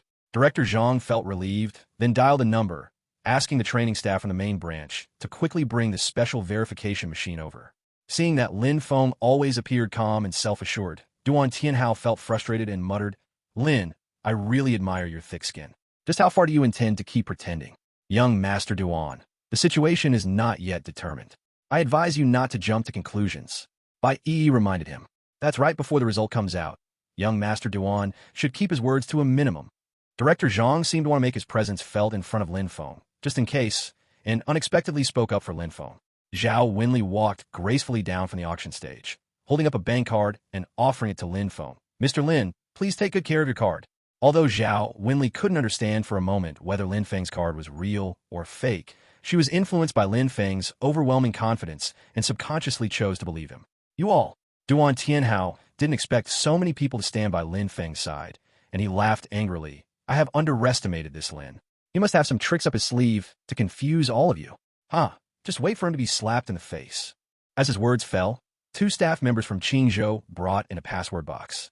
Director Zhang went forward to have a quiet talk with him, and then that staff member brought the box to Lin Feng. Mr. Lin, I have brought the special verification machine. Is it convenient for you to let me verify your card? Here you go. Lin Feng tossed the card to him. Seeing this scene, everyone's heart skipped a beat, secretly thinking that this could possibly be a trillion-level purple crystal black card, casually tossed by Lin Feng like trash. The staff member was also startled, carefully catching the card, then opened the password box, running it on a special verification machine. Beep, beep, beep, beep. The special verification machine instantly flashed a red light, sounding the alarm. Everyone's expressions changed at once. Director Zhang quickly asked, "What happened?" "Verification failed." "Ha, it seems I was right. He is just a thorough fraud. What nonsense purple crystal black card. It's just fake." Duan Tianhao laughed wildly. However, the next moment, a furious voice exploded. "Who told you it was fake?" The speaker was indeed the staff member from the Qingzhou main branch. At this moment, he stared at Duan Tianhao with a gloomy face. "Sir, please be respectful. The card in Mr. Lin's hand is a genuine purple crystal black card." Swish! Duan Tianhao's face changed drastically. He screamed, "Impossible! If his card is real, why did your verification machine alarm? Foolish idiot! Ignorant! Nonsense!" The staff member scolded angrily. The special verification machine triggers the alarm when it detects a balance exceeding trillion-level cards, and only the purple crystal black card can make the special verification machine go off. After saying this, he paid no attention to Duan Tianhao's extremely ugly face and, shaking all over, took out a pair of brand new white gloves and put them on. He then carefully took out the bank card and presented it to Lin Feng like he was holding a priceless treasure. "Mr. Lin, it is an honor in my lifetime to witness and verify this legendary purple crystal black card. Please take good care of the card. In the future, if you have any financial or life needs, feel free to call our president anytime." He made this promise without even consulting the president, directly speaking on his behalf, because he understood that even the president would make such a promise in this situation. For now, he could only leave a good impression of the president and the Qingzhou Bank in front of Lin Feng as much as possible. "Mr. Lin, if you encounter any problems in Qingzhou, you can always find Xiao Zhang, who will be available 24 hours a day, sincerely serving you." After confirming the authenticity of Lin Feng's card, President Zhang would not miss this chance to befriend Lin Feng and quickly expressed his stance. "Mr. Lin, if you ever need my Zhao family's help, just say the word. My Zhao family will be willing to go through fire and water for you." Zhao Wenli, quick on her feet, was also eager to show the Zhao family's attitude. She was very clear about what it meant for Lin Feng to hold this card. He could very likely be one of the rare big shots in the world, and even if not, he would be a descendant of a big shot or connected to them. If they could grab onto this powerful ally, how could the Zhao family not soar? "What? Mr. Lin is such a big deal. Yes, he actually holds such an awesome bank card. Hurry, hurry, hurry. My Gazuza group also wants to please him.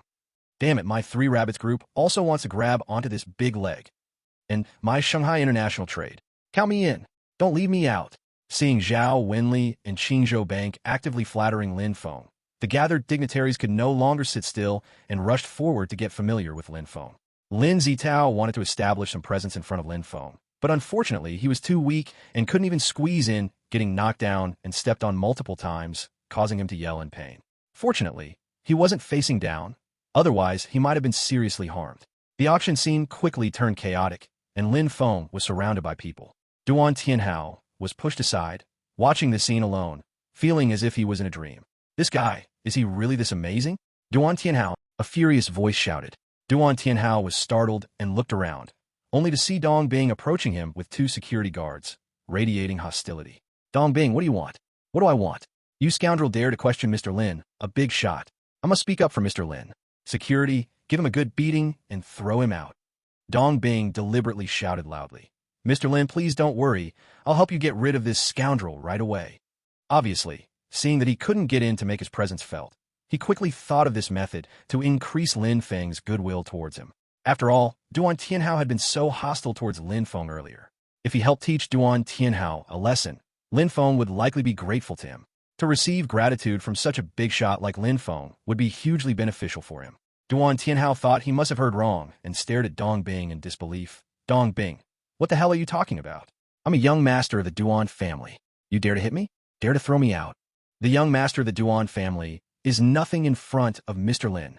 Stop talking nonsense. Security, beat him up to your heart's content." Dong Bing had long found Duan Tianhao displeasing, and now that he thought he was helping Lin Feng, he figured he could beat up Duan Tianhao without facing any consequences, so he didn't care about Duan Tianhao's status at all. Chapter 27. The Transaction. Duan Tianhao never dreamed that things would develop to this extent, and he never expected that he, the esteemed young master of the Duan family, would have Dongbing be so bold as to let the security beat him and throw him out. Everything felt like a dream, a surreal and fantastical dream. As he saw two security guards closing in on him, Duan Tianhao shivered and retreated, shouting angrily, "Dongbing, I advise you to calm down. Offending me. The consequences are beyond what you can bear." Dongbing looked at him like he was an idiot, saying, "Duan Tianhao, today I want to see what will happen if I offend you." After saying this, he urged the two bodyguards, "What are you waiting for? Aren't you going to greet young master Duan properly?" "Yes, boss Dong." The two security guards nodded and immediately surrounded Duan Tianhao, delivering a flurry of punches and kicks. Though Duan Tianhao had some martial arts background, the two bodyguards hired by Dongbing were expensive retired mercenaries, easily suppressing his flashy skills. In an instant, Duan Tianhao was beaten black and blue, howling in agony. Minutes later, he was thrown out, lying on the ground like a dead dog, looking as miserable as could be. All of this was witnessed by Lin Feng. He stepped through the crowd and walked up to Dongbing. At this moment, Dongbing was already charmed by Lin Feng's mysterious identity and terrifying wealth, smiling obsequiously, nodding and bowing, saying, "Mr. Lin, just now Duan Tianhao was ungrateful and spoke poorly of you. I took the initiative to teach him a lesson."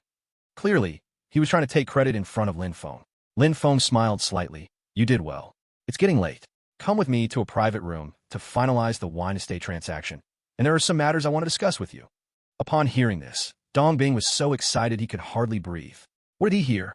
Mr. Lin, such a big shot, actually wanted to have a private talk with him? Could it be that because of his good performance, he wanted to hand over some projects to him? Thinking of this, Dongbing hurriedly replied, "Sure, Mr. Lin, please follow me." Lin Feng nodded and was about to leave with Dongbing. At this moment, Zhao Winley approached, looking up at Lin Feng with a flushed face, shyly saying, "Mr. Lin, I am Zhao Winley from the Zhao family. You are so charming. Can I invite you to dinner tonight?" Having been sent overseas by the Zhao family to study and live since she was young, she was bolder than most girls in the country regarding romantic matters. "Dinner is not necessary." Lin Feng directly refused without a second thought. "I'm very busy, sorry." After saying this, Lin Feng left without looking back. Although Zhao Winley felt a little disappointed, she understood that a man of Lin Feng's caliber wouldn't be easily won over by her. She gazed passionately at Lin Feng's retreating figure, secretly vowing, "Mr. Lin, ever since I saw you, I have been infatuated with you. Other men seem unappetizing to me. Your temporary rejection is fine. I believe persistence wears down resistance. I will patiently make you accept me." With this determination, Zhao Winley seemed to come alive, humming a little tune, leading her sidekick Lin Zitao back to the Zhao family, eager to report Lin Feng's situation to her family. The scene of Lin Feng rejecting Zhao Winley was seen by Bai Yi, who inexplicably felt a sense of delight and let out a long breath of relief. "Xiao Zhang, our training trip is ending here. We need to rush back to report Mr. Lin's situation to the branch president. You are in Qingzhou. Make sure to maintain a good relationship with Mr. Lin, understood?" After Lin Feng disappeared from sight, the two staff from the Qingzhou bank headquarters seriously reminded President Zhang. President Zhang nodded vigorously. "Don't worry, leaders. I will definitely serve Mr. Lin well and do everything possible to maintain a good relationship with him." "Good." The two staff members exchanged looks and quickly left. Meanwhile, at the global bank headquarters, the top floor president's office of the World Financial Tower, Bank Manager Smith stared at the computer screen, a face full of anguish. On the screen, it displayed Lin Feng's amethyst black card account. This account was personally opened by him for Lin Feng, and the amethyst black card was also personally given to Lin Feng by him. God, what is going on with Lin? Does he not consider me a friend? Why has he never touched the black card I gave him for so many years? Smith scratched his hair in frustration, feeling extremely irritated. Although he stood at the peak of the global financial world, managing vast wealth of major financial groups, he admired Lin Feng at all times and wanted to be his friend. Because of this, he had worked hard years ago to find an opportunity to give Lin Feng that amethyst black card. He thought Lin Feng would use this card for spending, but he waited for several years, staring at Lin Feng's account daily, only to be disappointed to find that the account had never moved. "Oh, Jesus Maria, Lin must think I'm not worthy to be his friend, or why else would he take so long to use this card?" Smith's hair was nearly pulled out, growing more and more frustrated. "No, it seems my status has not entered Lin's eyes. I must continue to strive for a higher level." At this point, his eyes brightened, and he suddenly had an idea. "It seems I need to bring out the financial might of 10 financial groups to invest in the Dragon Country. Perhaps then the god of war Lin will take notice of me. Just as he finished speaking, the screen flickered, and Lin Feng's account data refreshed once. Smith perked up, gripping the computer tightly, his mouth agape, and then burst into wild laughter. Huh, it moved. Lin's account has finally shown some activity. He finally remembered this card. Oh, he hasn't forgotten me. I still hold a place in his heart. Oh God, I, Smith, have a spot in Lin's eyes. Hearing this sound, the bank manager's secretary outside frowned. What happened to the manager? What is making him so happy? No one answered. All of this was unknown to Lin Feng. He followed Dong Bing to a luxurious office on the second floor of the auction house. Dong Bing personally brewed a cup of tea for Lin Feng, carefully smiling. Mr. Lin, please have some tea. Enjoy. Lin Feng glanced at the tea, then said lightly, Dong Bing, that vineyard. Before he could finish, Dong Bing quickly stated, Mr. Lin, you are willing to bid 20 billion for the vineyard, which shows you must really love it. I, Dong, will be happy to give it to you for free. It must be said, Dong Bing had a good business mind. He knew that selling the vineyard for 20 billion was not as beneficial as giving it to Lin Feng for a favor. He was not deaf. He heard at the auction that the black card meant something significant. If he could trade the gift of a vineyard for a favor from Lin Feng, it would definitely be a win-win situation for him. Chapter 28, Toughness. Lin Feng did not expect Dong Bing to be so straightforward and generous, to just give away a vineyard worth 2 billion without hesitation. However, he had never intended to spend money on the vineyard and had also seen through Dong Bing's little scheme, snorting softly. Dong Bing, your calculations are quite sharp. Dong Bing knew his little tricks could not be hidden from Lin Feng. Chuckling, Mr. Lin, you are a big shot like a dragon. To be honest, if I can befriend you, it would definitely help me in the future. You're quite sincere. Lin Feng smiled, nodded, and said, All right, since you're giving me the vineyard for free, I will accept it. Dong Bing was so excited he was nearly in tears, his voice trembling. Mr. Lin, thank you, thank you. I hope you can take care of Dong a bit in the future. Taking care of you is a must. Lin Feng narrowed his eyes, tapping his fingers on the table one by one. Dong Bing, there is something I want to discuss with you. Hearing this, Dong Bing trembled all over. Did the secret path suddenly come with such rapid care? Mr. Lin must want to repay him, giving him a big project or a great opportunity. Thinking of this, Dong Bing leaned forward, showing a respectful listening posture. Mr. Lin, please speak. Xiao Dong is listening. Very good. Lin Feng glanced at him with satisfaction and got straight to the point. Dong Bing, I heard that your Dong family group was once the property of the Su family. Later, after the Su family encountered disaster, you occupied their property and renamed it the Dong family group. Is that so? Dong Bing was shocked and suddenly recalled that Bai Yi seemed to have a somewhat ambiguous relationship with Lin Feng at the auction, and he instantly felt something was off. But how could he admit it? He stammered. Mr. Lin, you must have heard this from Miss Bai, right? In fact, Miss Bai doesn't understand the truth. The Su family property was left to me by the Su family head during his lifetime. Bang! Lin Feng suddenly slapped the table hard. The marble table shattered, splintering into pieces. This with immense strength. Dong Bing was startled, his legs going weak as he knelt on the ground. Mr. Lin, I wouldn't dare deceive you. Everything I said is absolutely true. Please don't be angry. Dong Bing, I don't care if the Su family property was left to you by the Su family head during his lifetime or what the facts are. Today, I must take back the Su family property intact. Lin Feng abruptly stood up, looking down at Dong Bing. I give you 1 hour. Immediately transfer the Dong family group to me unconditionally. Boom. Like a thunderclap. Dong Bing was dumbfounded. His head was buzzing. What is happening? Is Lin Feng trying to forcibly rob him of the Dong family group? Mr. Lin, I must have misheard. You want me to transfer the Dong family group to you for free with just 1 sentence? Dong Bing struggled to remain calm, trembling as he asked. Lin Feng chuckled coldly. You did not mishear. What I want is always based on 1 sentence. You now have 2 choices. Either transfer the Dong family group to me unconditionally within 1 hour, or I'll beat you until you agree to transfer it to me. You choose. Swish. Dong Bing's face changed repeatedly, the way he looked at Lin Feng completely transforming. He initially thought Lin Feng was going to offer him an opportunity or a big project, but unexpectedly, Lin Feng was even more of a robber than he was, so adamantly wanted to take the Dong family group away. Over the years, he had put his heart and soul into the Dong family group, and he wanted to rely on it to break into high society and glorify his family. How could he let it be taken so easily? Though he understood Lin Feng's identity might be quite unusual at this moment, he could no longer hold back. Mr. Lin, you are too overbearing. There's no business done this way. Dong Bing gritted his teeth and stood up, holding back his anger as he said, The Dong family group is like my child. I cannot transfer it to you. Lin Feng laughed. Dong Bing, you need to understand, I'm not negotiating with you, nor am I doing business with you, but giving a one-sided order. Order? Dong Bing, in a fit of rage, laughed. Lin, what right do you have to order me? Even if your identity is not ordinary, so what? Can you force me to transfer the group for free? Slap. Lin Feng couldn't be bothered to talk nonsense with him, raising his hand to slap him across the face. For someone like Dong Bing, who had seized the Su family property, Lin Feng had already been quite restrained until now. Dong Bing let out a miserable cry, heavily crashing 3 meters away. Half of his face was swollen from the slap, several teeth knocked out, and his mouth was filled with blood. Dong Bing, my patience is limited. You either obey and do as I say, or I will continue to beat you until you agree. Lin Feng stood with his hands behind his back, coldly stating. Dong Bing felt an invisible air of cold, killing intent enveloping him, making him feel icy and goosebumps all over. Ignoring the pain in his cheek, he roared with burning anger. Lin, do you have no law? Law? Did you ever ask about the law when you occupied the Su family's property?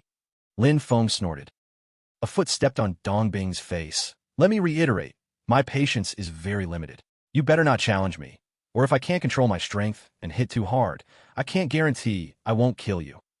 As soon as the words fell, Lin Feng slightly increased the pressure of his foot, causing Dong Bing's cheekbone to crack loudly. Dong Bing felt as if his cheekbone was about to shatter. Terrified, he screamed repeatedly, Stop, stop! I'll turn, okay. He was truly intimidated by Lin Feng's powerful aura, not doubting that Lin Feng would kill him without hesitation. Remember, you have less than an hour. I will wait for you here. If you dare to play tricks, I guarantee you'll die a terrible death. Lin Feng sneered repeatedly and kicked Dong Bing out the door. Then, Lin Feng sat on the sofa, picked up his tea, and leisurely took a sip. Outside, Dong Bing struggled to get up, a flash of malice passing through his eyes. He quickly calmed down, thinking that Lin Feng's identity was unknown. If he rashly attacked Lin Feng, it could lead to great risks. Forget it. I'll first transfer the group to him. Once I clear up his identity, then it won't be too late to act. Dong Bing was not simple either. He quickly made a decision. About half an hour later, Dong Bing limped up to Lin Feng, holding the transfer documents. Mr. Lin, you have the purple crystal black card. Dong Bing, no, I can't afford to provoke you. I consider this my bad luck. Just sign these documents, and the Dong group will be yours. You seem quite unconvinced. Lin Feng looked at him. Dong Bing thought, isn't this fucking nonsense? A group worth almost a fortune, being unwillingly given to you. Who wouldn't be unconvinced? Although he indeed felt very unconvinced, he didn't dare to show it now, forcing a smile and saying, Mr. Lin, what are you talking about? It's an honor for the Dong group to be valued by you. Is it? Lin Feng shook his head, signing his name with a flourish on the Dong group documents. Then, he picked up the transfer documents and walked out. Passing by Dong Bing, he stopped and said, Dong Bing, if you're unconvinced, feel free to come find me. I'm always available, until you are completely convinced. Chapter 29, The Materialistic Woman. Domineering, strong, confident, disdainful of everything. Various impressions of Lin Feng surged wildly into Dong Bing's mind. Dong Bing couldn't remember when Lin Feng left his side, only recalling that his brain seemed to crash in front of Lin Feng, leaving it blank. Who on earth is this guy? Dong Bing collapsed on the ground, cold sweat soaking through all his clothes. After a long time, he took out his phone and dialed his secretary's number. You immediately do me a favor, yes. Use all resources and information you can mobilize. Give me the detailed information on that Mr. Lin. Send it to me in 2 days. After ending the call, Dong Bing covered his swollen cheek and dialed again. Hello, 120? I'm almost done for. Please send an ambulance to take me to the cremation. No, to the hospital. Hurry, it must be quick. When Lin Feng walked out of the auction house, it was already lunchtime. Bai Yi had been waiting outside for him. When she saw him come out, Bai Yi ran over. Mr. Lin, how did your talk with Dong Bing go? Did you buy the winery? It's okay. Lin Feng smiled and handed the Dong group transfer documents to Bai Yi. Ms. Bai, do you see what this is? Bai Yi took the documents with confusion, glanced at them. Her beautiful eyes immediately widened in disbelief, exclaiming, Oh my God, not only did you get back the Su family vineyard, but you've also taken back the Nanji group? At this point, her eyes reddened, and she couldn't control her emotions, rushing into Lin Feng's arms, choking with thankfulness. Mr. Lin, thank you. You've helped Nanji and the Su family get back their belongings. Thank you. Thank you. With a soft and delicate body in his embrace, Lin Feng couldn't help but feel a surge of emotions, a strange feeling rising in his lower abdomen. He stood stiffly in place, his hands somewhat at a loss. Fortunately, Bai Yi seemed to realize her own loss of composure and quickly left Lin Feng's embrace, blushing and stammering. Mr. Lin, I'm sorry, I really just... Lin Feng secretly breathed a sigh of relief. It's okay. Bai Yi quickly adjusted her mood, feeling extremely happy, and smiled brightly. Mr. Lin, you brought back the Su family's belongings for Nanji. As Nanji's good friend, I want to express my gratitude to you. How about I invite you to lunch? Sure. Lin Feng had a good impression of Bai Yi and did not refuse. Moreover, he just happened to have some matters to discuss with Bai Yi. Seeing Lin Feng agreeing so readily, Bai Yi felt quite proud and couldn't help but compare herself to Zhao Wenli. Mr. Lin decisively rejected Miss Zhao's invitation, yet readily agreed to mine. It seems I'm not at all inferior to Miss Zhao in Mr. Lin's heart. Bai Yi thought subconsciously. Soon, the two arrived at a Western restaurant. Bai Yi sat across from Lin Feng, resting her chin on her hand, gazing at Lin Feng with infatuation. A ray of sunlight spilled over Lin Feng, making him seem full of masculine charm. Bai Yi was somewhat mesmerized. Miss Bai, what would you like to eat? Lin Feng picked up the menu and asked. Aye. Bai Yi quickly snapped back to reality, about to say something. At that moment, a young man in a suit walked over, holding a glass of red wine. The young man arrogantly glanced at Lin Feng and flashed a charming smile at Bai Yi. Miss, my young master would like to invite you for a drink. Would you honor us? Bai Yi frowned. Sorry, I don't like drinking. The young man seemed to know Bai Yi would refuse and directly took out a bank card, placing it in front of her. Beautiful lady, my young master is willing to pay you 100,000 to have a drink. You wouldn't refuse, would you? Sorry, please tell your young master that I'm not short on money, and I don't want to drink with him. Bai Yi's expression darkened, trying to suppress her anger. Please take your bank card away. Thank you. Swish. The young man's smile froze on his face, and he stared at Bai Yi with a frown, seemingly astonished that this beauty didn't play by the rules. In the past, he had used this method to bring countless gold diggers to his young master. Yet was failing this time. However, he wasn't going to give up easily and smiled again. It's all right, miss. I think if you know my young master's identity, you would definitely be very interested in having a drink with him. While speaking, he pointed to a young man in the distance with sunken eyes and puffy eyelids, who clearly looked like someone who had indulged too much. Beautiful lady, that is my young master. He is the son of the vice president of Qingzhou Bank, and his father handles funds worth millions every minute. He believed that any woman hearing his young master's identity would definitely rush to him eagerly. The son of the vice president of Qingzhou Bank, while not much on a national scale, was someone who could barely squeeze into the upper class in Qingzhou. Hearing the other party's identity, Bai Yi's expression became somewhat unnatural. What's wrong, Miss Bai? Lin Feng asked. Then, he coldly directed at the young man. Miss Bai asked you to leave. What are you still standing there for? Hurry up and get lost. The young man hadn't expected that mentioning his young master's identity would result in Lin Feng being so impolite. He immediately got angry. You brat, what the hell did you say? Who do you think you're to tell me to get lost? Do you know who I am? Before he could finish, Lin Feng raised his hand and slapped him across the face, sending him flying. The young man crashed down several meters away, coughing up blood wildly. Swish, swish, swish. The huge commotion caused many people in the restaurant to turn their heads. The young master of the vice president of Qingzhou Bank also looked over. Upon seeing his little subordinate knocked to the ground by Lin Feng, that young master's expression darkened, and he stood up to walk over to Lin Feng. Bro, I haven't seen you in the Qingzhou second-generation circle. Who are you? Lin Feng didn't expect to encounter such a mess while having a meal. In my heart, I felt quite upset, not even glancing at that young master, and directly said to Bai Yi, Miss Bai, it seems this place is not suitable for dining. Let's change to another location. Bai Yi also did not want to make a big deal out of it, so she nodded and was about to leave with Lin Feng. That young master had never experienced such disregard and discomfort. He felt severely humiliated. Damn it, did I let you leave? The young master shouted. You guys better stay put. Lin Feng stopped in his tracks and coldly looked at him. Young man, don't cause trouble. Some people you cannot afford to mess with. The young master was amused by this statement. In Qingzhou, relying on his father's power, who was there that he could not provoke? I say, brother, who the hell are you? How dare you talk big in front of me? Do you know my identity? My dad is. After laughing for a moment, the young master was about to bring up his father, Vice President Li, to suppress Lin Feng. However, Lin Feng had long lost his patience and was not willing to give him this opportunity. He casually grabbed a plate and smashed it hard on the young master's head. Bang! The plate shattered, and the young master's head was directly split open, blood flowing down his forehead. Chapter 30. Seeking Death. The young masterly never expected Lin Feng to be so decisive, hitting him with a plate without any hesitation. How could Lin Feng dare to do this? Not only did he not expect it, but others were also taken by surprise. Some men and women who knew young Master Li began to whisper among themselves. This young man must have the courage of a bear. Knowing young Master Li's identity, he dares to publicly smash his head? It's over. Young Master Li will definitely not let this go. He will definitely cause trouble for that young man. Young and reckless, this young man is too impulsive. Many people cast sympathetic glances at Lin Feng. Young Master Li's little brother was frozen in shock at this scene. He had followed young Master Li for many years. It had always been them bullying others. When had they ever been beaten so badly? The script doesn't seem right. Bastard. You dare hit me. You actually dare to hit me? Young Master Li covered his head, watching the blood flow through his fingers, furious to the limit. However, Lin Feng seemed to ignore him entirely, not even looking at him, and directly took Bai Yi away. Once they left, young Master Li angrily roared at his little brother. What the hell are you standing there for? Hurry up and follow them.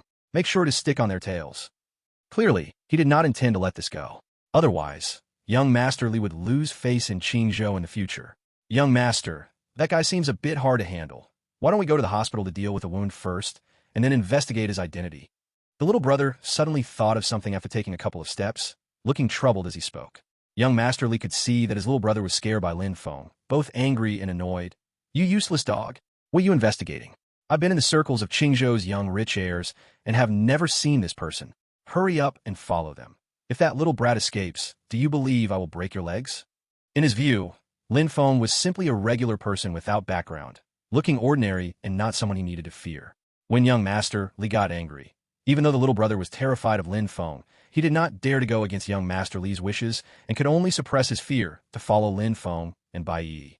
After he left, young Master Li grabbed some tissues to press against his head wound, temporarily stopping the bleeding, then took out his phone to call his father. Old man, you need to come here quickly. Your precious son has been smashed in the head. I'm going to die. What? Who dares to hit you? Are they tired of living? Do you not know you're my son, Li Baoque? Li Baoque was furious. Young Master Li gritted his teeth. Old man, can you stop talking nonsense? Hurry up and come here. I'll let my little brother follow them. If you arrive late, I'm worried they will escape. All right, my precious youngest son. I will come right away. After Li Baoque found out young Master Li's location, he quickly hung up the phone. With Li Baoque's support, young Master Li felt much more confident and threatened the others in the Western restaurant. Remember today, if anyone dares to speak a word outside of this, I will kill their whole family. The onlookers were all terrified and quickly stated they wouldn't dare. If you guys know your place. Young Master Li nodded with satisfaction and then chased after Lin Feng and the others. In a little while, Lin Feng brought Bai Yi to a Sichuan restaurant. Bai Yi wasn't afraid of young Master Li at all because she knew Lin Feng's identity and strength, but she still felt a little worried. Mr. Lin, I'm sorry for causing you trouble. Now that you've fought with young Master Li, they probably won't let it go easily. Why don't we leave here quickly? Lin Feng remained calm and handed the menu to Bai Yi. Miss Bai, we haven't eaten yet. Let's order. This. Seeing how Lin Feng didn't take young Master Li seriously at all, Bai Yi sighed softly, not knowing what to say for a moment. You bastard, you dare to hit us and still eat here leisurely? An angry voice came, and young Master Li charged in front of Lin Feng with his little brothers, fuming with rage. Lin Feng took a sip from his teacup, then suddenly slammed it down on the table. 3 seconds, get lost. Bang. The teacup rattled. The terrifying momentum startled young Master Li and his little brother, causing them to stumble back several steps. The little brother was sweating profusely, feeling terrified, and whispered anxiously, Young Master, why don't we just let him off for now? Wait my ass. You're such a coward. Young Master Li slapped the little brother, knocking him to the ground, and then arrogantly shouted at Lin Feng. Kid, I'm giving you a chance to change your ways. Kneel down and apologize to me right now. And also send your female companion to my bed stripped down. Otherwise, I won't let you go so easily. Hearing this, Bai Yi's pretty face changed slightly, secretly thinking that young Master Li was finished. Sure enough, Lin Feng turned to look at young Master Li, his expression stiffening little by little. You seem to really know how to court death? Court death?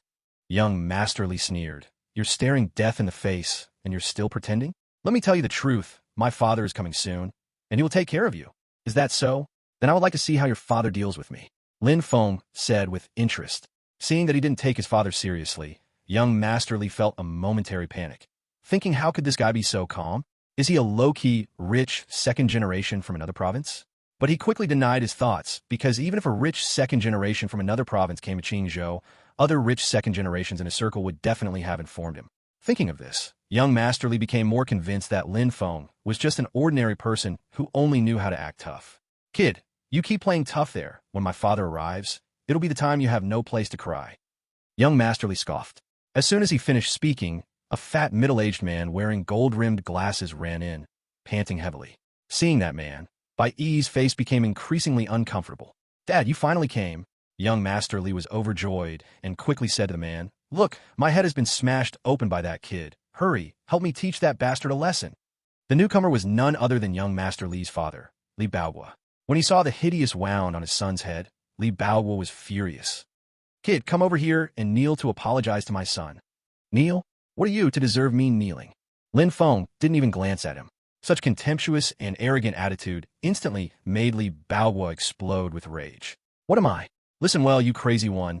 I am Li Baohua, the second in command of Qingzhou Bank, a renowned expert in Qingzhou's financial field. The financial publication Why 100,000 Questions in Qingzhou was edited by me. Chapter 31, Everything is Under Control.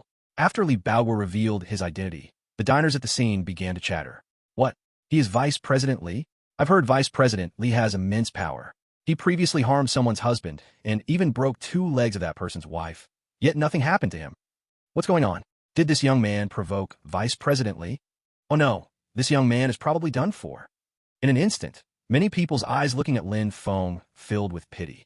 Hearing the voices around him, Vice President Li was not angry at all. Instead, he was very pleased. He raised his head and shouted at Lin Feng. Now you know how powerful I am, right? Since you know, why are you still standing there?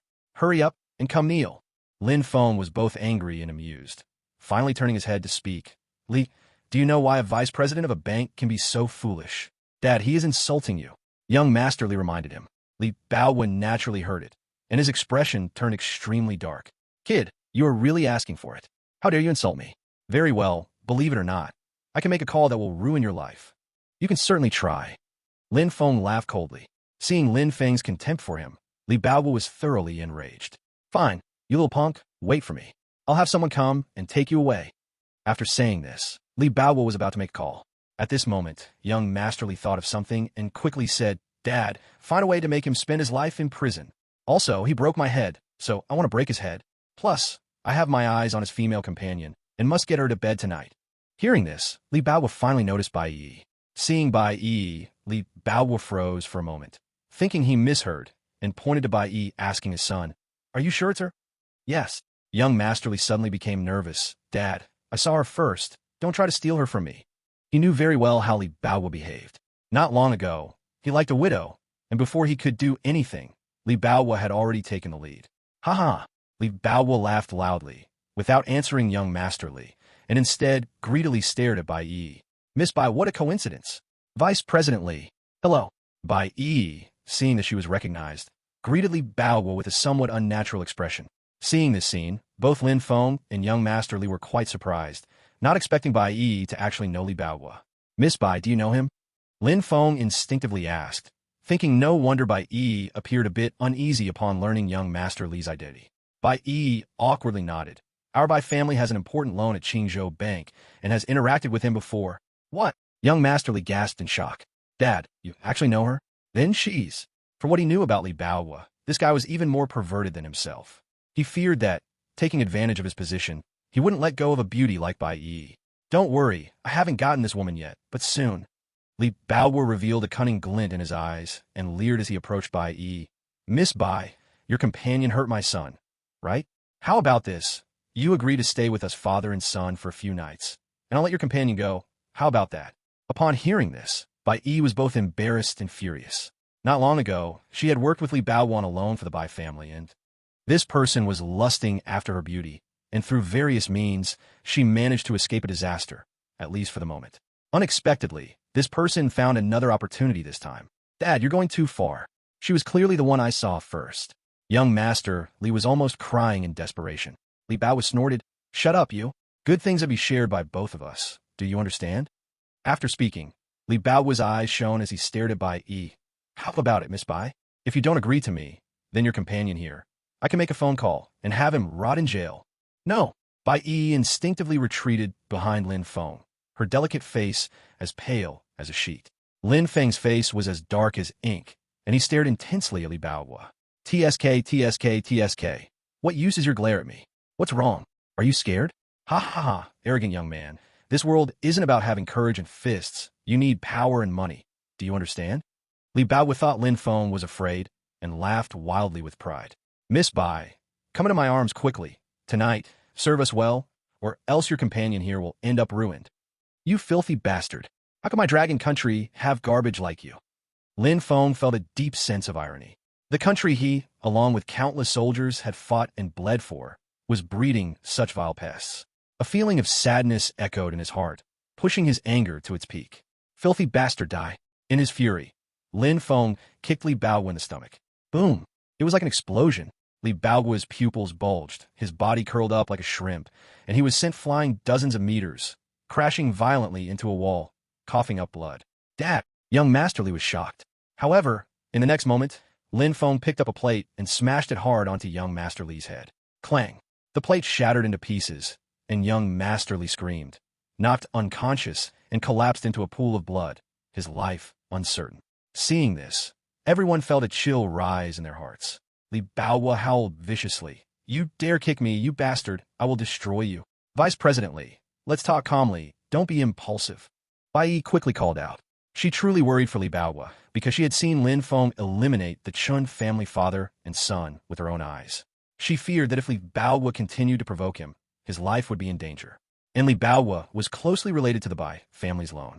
If Li Baohua died, that loan would likely face trouble. Bai Yi, you filthy woman. Your companion has treated us like this, and you can't escape blame. I will destroy the Bai family. Li Baohua was full of rage, not understanding Bai Yi's words, and immediately dialed a number, shouting orders into the phone. Immediately find a reason to force the Bai family to repay the loan. If they can't, seal off their business. Destroy them. Upon hearing this, Bai Yi's face turned as white as paper, and she staggered, nearly falling. The Bai family's massive loan had already been used for developing new products.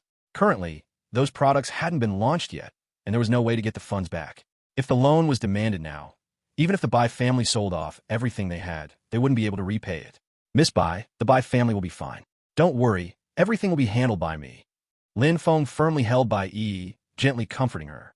Bai Yi felt a sense of inexplicable peace as Lin Feng's strong and steady hand supported her. She gazed up at Lin Feng with a soft look, nodding slightly. Mr. Lin, I believe in you. Let go, Bai Yi. Seeing that Lin Feng not only disregarded him but also acted so intimately with Bai Yi in front of him, Li Baohua was so furious that blood spurted from his mouth, howling in rage. You bastard, what do you think you can do? You're a mud Buddha crossing a river. You're struggling to save yourself. Let me tell you the truth. I've already sent a message to Captain Wang of the Qingzhou Guard team, and he's bringing people to arrest you and throw you in jail. Captain Wang. Hearing this name, Bai Yi's expression turned strange, and she murmured to herself, I've heard that Captain Wang has become brothers with Li Baohua. Their relationship is quite unusual. Just after saying this, a hurried sound of footsteps came from outside, and a group of men in guard team uniforms rushed in. The leader had an arrogant expression, with a big belly and a face full of flab. It was indeed Captain Wang of the Qingzhou Guard team. Seeing Captain Wang, Li Baohua clutched his belly and struggled to rise, his voice hoarse as he said, Old Wang, hurry, hurry and catch this bastard. Captain Wang noticed the miserable state of Li Baohua and young Master Li, and his expression suddenly darkened. He raised his hand to order 2 team members, take him away. Immediately, 2 team members drew their firearms and cautiously approached Lin Feng. Mr. Lin, Bai felt a bit worried. Lin Feng wanted to step up and teach these men a lesson directly, but noticing the growing crowd around them, he felt that involving the guard from the government office might have bad consequences. Forget it. Let's go somewhere else to settle the account properly. Weighing his options, Lin Feng turned to Bai Yi and said, Miss Bai, you should go back first. Wait until I've dealt with them before coming to find you. Bai Yi was startled. Mr. Lin, you're going with them? Indeed. Lin Feng nodded slightly, then said to the 2 approaching guards, I'll go with you. The 2 guards glanced at Captain Wang, who nodded. Since he is so agreeable, let him be. Clearly, Captain Wang was also aware that there were too many onlookers around. He worried that angering Lin Feng might lead to a fight that could cause accidental harm, which would be quite troublesome. Old Wang, I'll go with you. I want to see this bastard rot in jail. Seeing Lin Feng about to be taken away, Li Baohua hurriedly followed. Captain Wong frowned. Old Lee, your son's injuries. Don't worry. I've already called a friend at the hospital. Someone will come to take my son soon. As for me, I can manage for a bit. After seeing this bastard locked up, then I'll go to the hospital. Li Baowu gritted his teeth in pain, but endured it. Captain Wong understood Li Baowu's hatred for Lin Feng, so he didn't say anything more and soon took Lin Feng and Li Baowu away. Once they left, Bai Yi suddenly thought of something and hurried towards the Qingzhou Bank.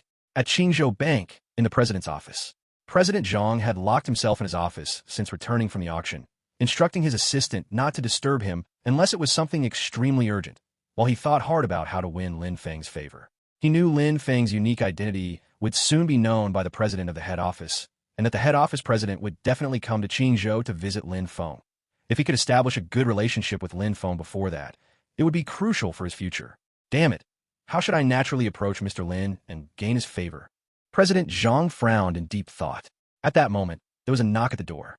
President Zhang was quite annoyed and coldly said to the door, "Didn't I say that unless it's something particularly urgent, not to disturb me?" "Zhang, there's a Miss Bai Yi who wants to see you." The assistant's voice came from outside. "What Bai Yi?" Not seeing.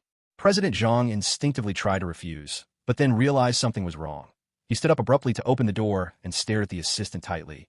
"Who did you just say wanted to see me?" The assistant was startled, stammering, "Zhang, she's called Bai Yi." "Bai Yi? Miss Bai?" President Zhang's expression changed drastically, quickly asking, "Where's Miss Bai now? Hurry, take me to her." Previously at the auction, he had seen with his own eyes that Bai Yi had a special relationship with Lin Feng. If he could win Bai Yi's favor, he would likely indirectly get Lin Feng's attention. "Zhang, Miss Bai is in the waiting room." The assistant had never seen President Zhang like this, in such a fluster and panic. In a hurry, he brought Director Zhang to the waiting room. At this moment, Bai Yi was anxiously pacing back and forth in the waiting room. "Miss Bai, your visit to our bank truly brings glory to our humble establishment." When Director Zhang saw Bai Yi, he greeted her with a smile on his face, as if he were meeting a leader.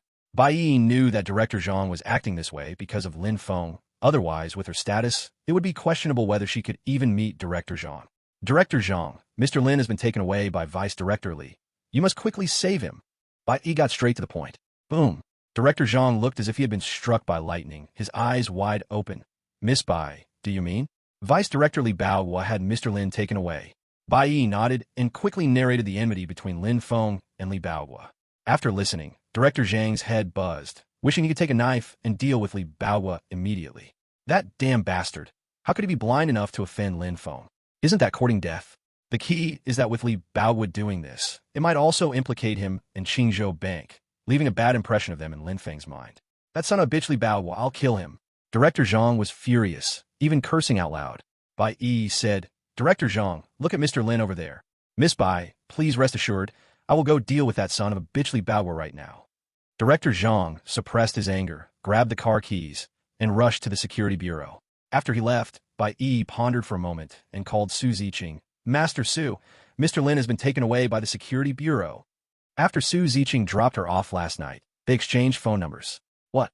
The security bureau has the guts to take away the Grandmaster."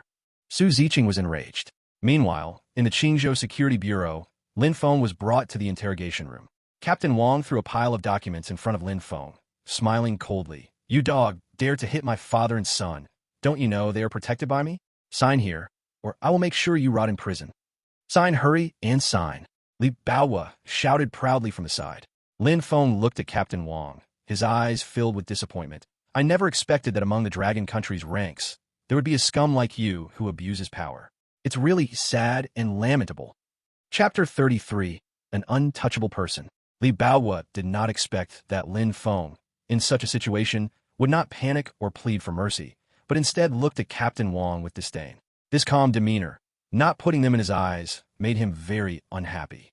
"Old Wong, don't waste time with this dog. Use some torture to force him to sign and secure his charges. Then tie him up and let me give him a good beating to vent my anger." Li Baowu leaned closer to Captain Wong and secretly slipped him a card. "Good brother. Thank you for your hard work." Captain Wong glanced at the bank card and smiled satisfactorily. "Don't worry, old Li, we are brothers. I will definitely take care of this small matter for you." "Ha ha, good. Li Baowu laughed out loud. "After this is over, I'll treat you to a drink. Let's talk about it later." Captain Wong casually replied, then picked up a whip from the torture rack nearby. Cracking it in the air with a loud sound, Kid, since you haven't admitted your guilt for so long, it looks like I need to apply some torture. Let's start with 1,000 lashes to warm you up. Saying this, Captain Wong swung the whip, preparing to strike Lin Feng. Wong, a piece of trash like you mixed into the ranks is truly a pollution to the team. It seems today I must act on behalf of justice and eliminate guys like you who harm the group. Lin Feng stood up, clenched his fists, and walked towards Captain Wong. The terrifying aura made Captain Wong step back repeatedly. Captain Wong felt a strange chill and an indescribable fear towards Lin Feng. Damn it, what's up with this guy? Captain Wong cursed inwardly. In a fit of desperation, he pulled out a gun and pointed it at Lin Feng. Kid, you dare take another step? Do you believe I'll blow your head off with a shot? Yeah, you better stand still and don't move. Accept the torture old Wong has for you. Li Baohua echoed. Lin Feng was disgusted by the ugly faces of these two.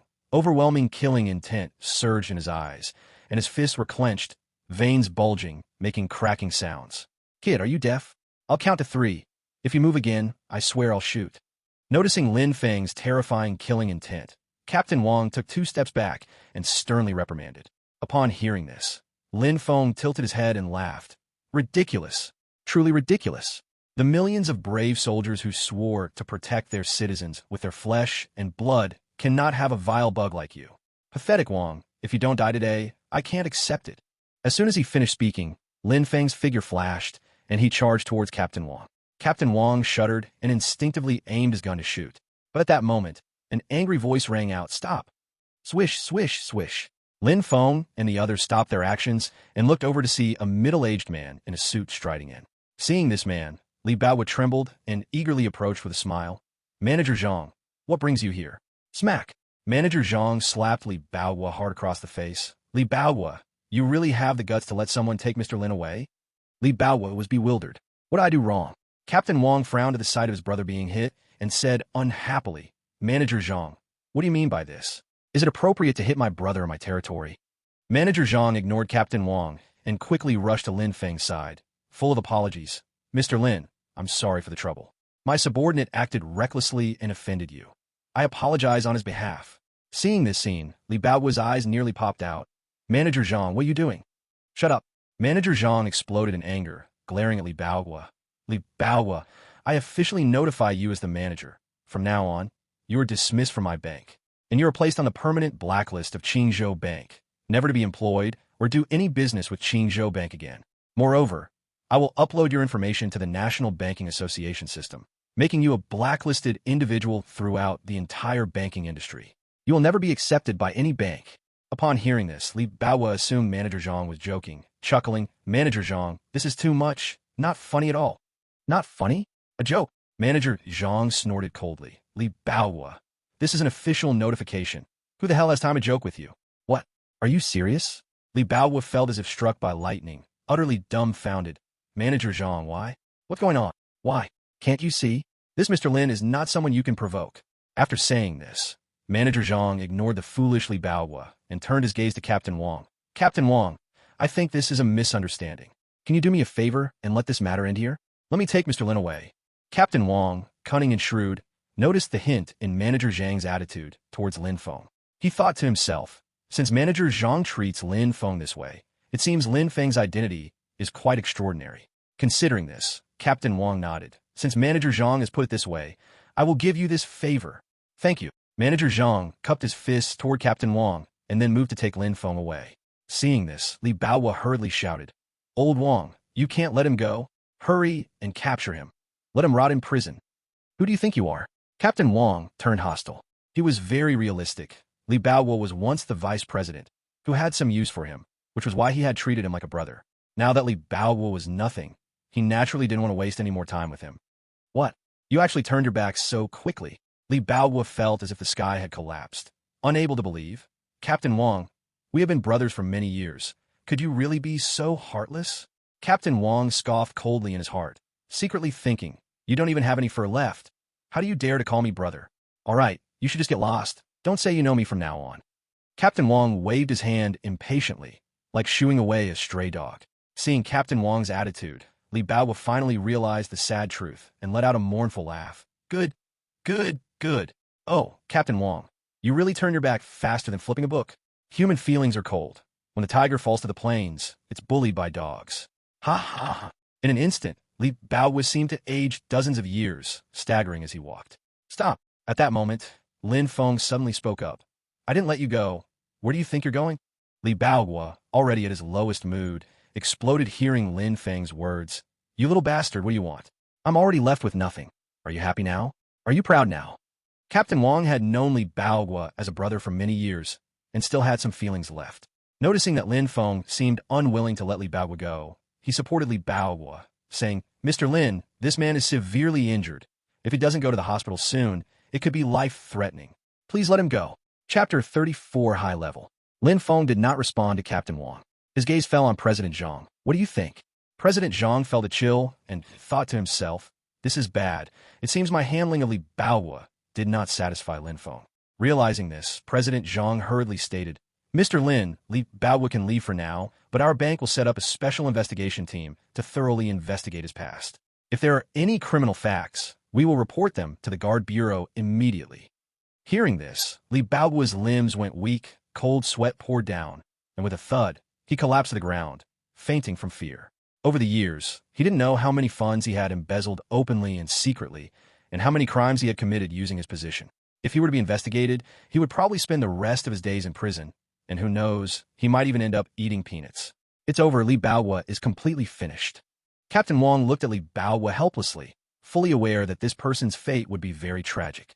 At this moment, President Zhang anxiously looked at Lin Feng. Mr. Lin, how do you find my handling of this situation? Not bad. Lin Feng nodded in satisfaction. President Zhang was about to breathe a sigh of relief when he saw Lin Feng's tone shift. I remember Li Baowu signed a large loan with the Bai family. Could you please confirm this? Swish. President Zhang broke out in a cold sweat.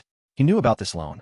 The amount was huge, and it was initially Li Baowu who was responsible for signing it with Bai Yi. He had signed off on the disbursement documents. Lin Feng mentioning this at this moment was enough to indicate that something was wrong. How smart President Zhang was. He quickly thought of the key issue and hurriedly said, Mr. Lin, please rest assured, I will go back to confirm it immediately and make sure it's done thoroughly. Good. You can go back now. I have other matters to attend to. Lin Feng looked at him appreciatively. President Zhang wanted to take Lin Feng with him to curry favor, but upon hearing this, could only nod helplessly. All right, Mr. Lin, if you need anything, feel free to call me. Xiao Zhang is at your service 24 hours a day. After stating his intentions, President Zhang quickly left. Once he left, Captain Wang ordered someone to take Li Baowu to the hospital, then with a beaming smile, turned to Lin Feng and said, Mr. Lin, it seems we got to know each other through this fight. Unexpectedly, even President Zhang calls himself Xiao Zhang in front of you. Your status must be very high. How about this? Since I caught you today, I am truly sorry. I hope you can give me a chance to apologize. I'll host a banquet tonight, and I hope you can honor it with your presence. He was a very slick person. Seeing that Lin Feng's status was extraordinary, he felt a desire to befriend him. Lin Feng glanced at him lightly and said, Captain Wang, the matter with Li Baowu is over. Now we should settle our accounts. Captain Wang's heart skipped a beat.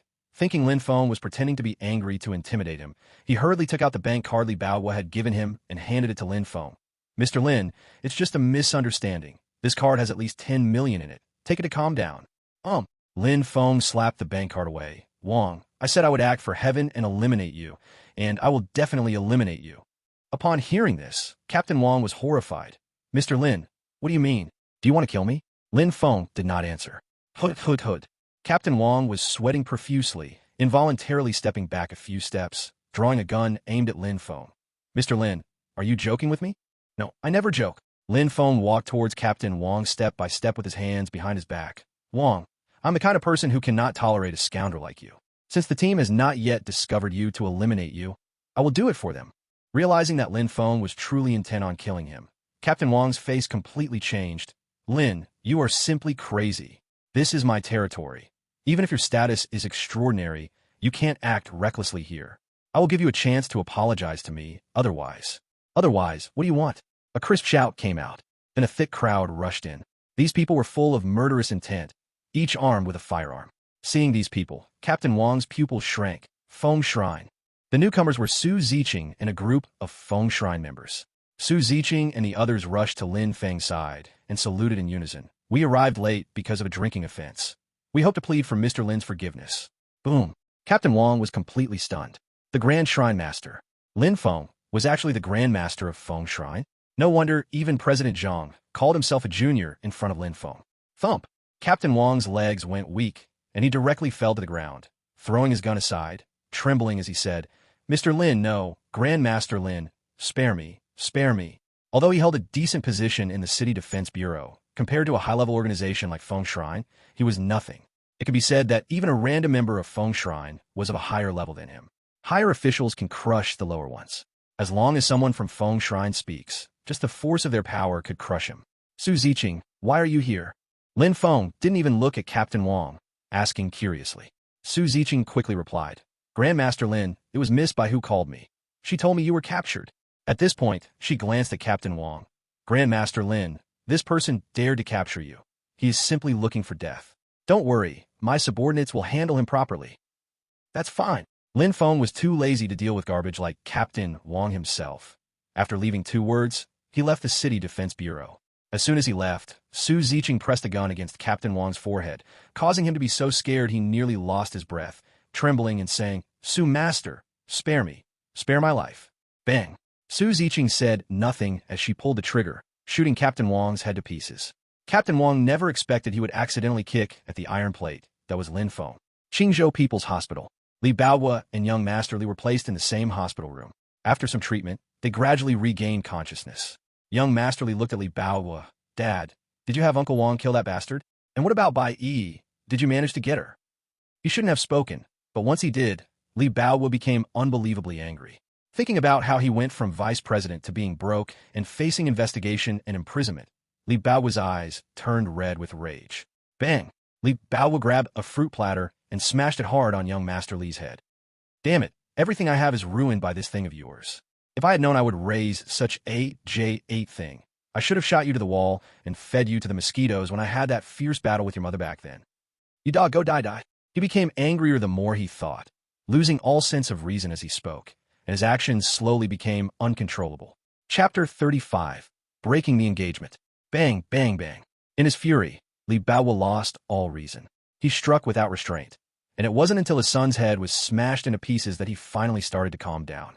Looking at his son, lying in a pool of blood, completely dead, Li Baohua's fruit tray crashed to the ground with a loud sound, shattering into pieces.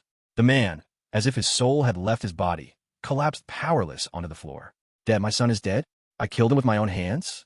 Why did this happen? Why?" No one answered. At this moment, outside the guard station, after Su Ziqing killed Captain Wang with a single shot, he went to Lin Feng's side. "Head of the hall, everything is taken care of. Where do you want to go next?" "I'll take you." "The Bai family," Lin Feng said coldly. There are some things he still needed to discuss with Bai Yi. "Yes, head of the hall." Su Ziqing accepted the order, personally driving Lin Feng towards the Bai family. And just as Lin Feng was on his way to the Bai family, a thunderous roar erupted from the Duan family hall. "You wicked creature! How dare you provoke a big shot who holds the purple crystal black glowing card? Are you tired of living?" The person speaking was Duan Yue, the current head of the Duan family and Duan Tianhao's father. After Duan Tianhao returned from the auction, he had told Duan Yue everything that had happened at the auction. When Duan Yue heard that Lin Feng held the legendary purple crystal black glowing card, he was immediately shocked. Perhaps Duan Tianhao, being a younger generation, didn't fully understand the significance of the purple crystal black glowing card. But for Duan Yue, an elder, he knew all too well. In the vast dragon nation, with over 1 billion citizens, there were no more than 3 people qualified to hold the purple crystal black glowing card. Each of them stood at the pinnacle of the pyramid, beings whose words could determine the direction of a nation. And Duan Tianhao, in his ignorance, had provoked someone who held the purple crystal black glowing card. This could easily lead to the destruction of the Duan family. "Dad, do you really need to be this angry? That Lin Feng only has a special card, nothing more. Our Duan family is one of the 5 great families of Qingzhou. Are we afraid of him?" Duan Tianhao clearly didn't realize the severity of the situation, murmuring with a displeased face. Slap! Duan Yue was so angry he almost had a stroke. He grabbed a chair and threw it violently at Duan Tianhao. "Wicked creature, do you know anything? That's not just any card. It's the purple crystal black glowing card. You get your ass up right now, prepare a great gift, and go with me to apologize to Mr. Lin. If he doesn't forgive you, then you should just die in front of him to show your repentance." Hearing this, Duan Tianhao, disregarding the pain from being hit, trembled and asked, "Dad, are you serious? Did I really cause such a huge mess?" Damn it, the Duan family is going to be ruined because of you. Do you think I'm joking with you? Duan Yue became even angrier, stomping on Duan Tianhao a few more times to vent his rage. Why are you still standing there? Hurry up and do what I said. Duan Tianhao finally realized the severity of the situation. He had been groomed as Duan You's successor his whole life, and had never seen his father this furious and terrified. Dad, I understand. I'll do it right away. Duan Tianhao was so scared he cried, quickly getting up to prepare the gift. Just as he left, a man and a woman walked in, led by the butler. Seeing the visitors, Duan Yue was greatly surprised and hurriedly went to meet them. Master Zhao, Miss Zhao, what brings you here? The visitors were Zhao Wenli and her father. Zhao Wenli returned to the Zhao family and told her father about the auction event. The head of the Zhao family decisively took her to visit the Duan family. Duan family master, you must have heard about the auction, right? The head of the Zhao family got straight to the point. I'm here to specially remind you. Wenli told me that young Master Duan had a conflict with Mr. Lin at the auction, and Mr. Lin's background is quite extraordinary. It would be best for you to apologize to him and find a way to win his forgiveness. Otherwise, the Duan family might not be able to bear his wrath. Duan Yue laughed bitterly. Thank you, Zhao family master. My family's miscreant offended Mr. Lin out of blindness. I have urged him to prepare a generous gift, and he will go to apologize to Mr. Lin with me later. The head of the Zhao family nodded. Since you have made the necessary arrangements, my daughter and I can rest assured. At this point, the head of the Zhao family switched topics. By the way, Duan family master, do you remember what our two families agreed upon recently? Duan You's expression shifted slightly. Of course, we agreed on the marriage between Miss Zhao and Tianhao. Oh, rest assured, Zhao family master, once we obtain Mr. Lin's forgiveness, I will persuade Tianhao to give up pursuing Bai Yi. We will finalize the marriage between the Duan and Zhao families quickly so that the newlyweds can get married as soon as possible. Upon hearing this, Zhao Wenli spoke up. Uncle Duan, there's no need for that. Duan Yue, taken aback, instinctively asked, Miss Zhao, do you not believe I can persuade Tianhao to give up on Bai Yi? You can rest assured about this. Tianhao is from a prominent family, and Bai Yi is not a good match for him. Bai Yi is simply not qualified to marry into the Duan family. Zhao Wenli smiled and shook her head. Uncle Duan, that's not what I mean. To be honest, my father and I are here to withdraw from the marriage. Boom. Duan You's face changed drastically. Miss Zhao, are you saying you want to break off the engagement with Tianhao? Why? In his view, the marriage between the Duan and Zhao families was beneficial for both sides, especially for the Zhao family, which stood to gain much. After all, the Zhao family was much weaker than the Duan family, and once the marriage took place, they could indeed grow with the Duan family's resources. Zhao Wenli suddenly coming to withdraw from the engagement left him utterly confused. Zhao Wenli smiled and said frankly, Uncle Duan, I'm not afraid of you laughing at me. From the moment I saw Mr. Lin at the auction, I fell for him, so I plan to pursue him. Upon hearing this, Duan Yue finally understood. He knew that the head of the Zhao family had always wanted to elevate the Zhao family, which was why they sought a union with the Duan family. Now that they saw Lin Feng as stronger than the Duan family, naturally a desire for attachment arose. Duan family master, I'm truly sorry, but modern marriage values romantic love. Since Wenli has feelings for Mr. Lin, it's really not something I, as an elder, should interfere with. The head of the Zhao family explained with a smile. The Duan family master scoffed internally, thinking of a nonsense of romantic love. It was clear that they were trying to climb on a Lin Feng's tree, since he was stronger than Duan Tianhao.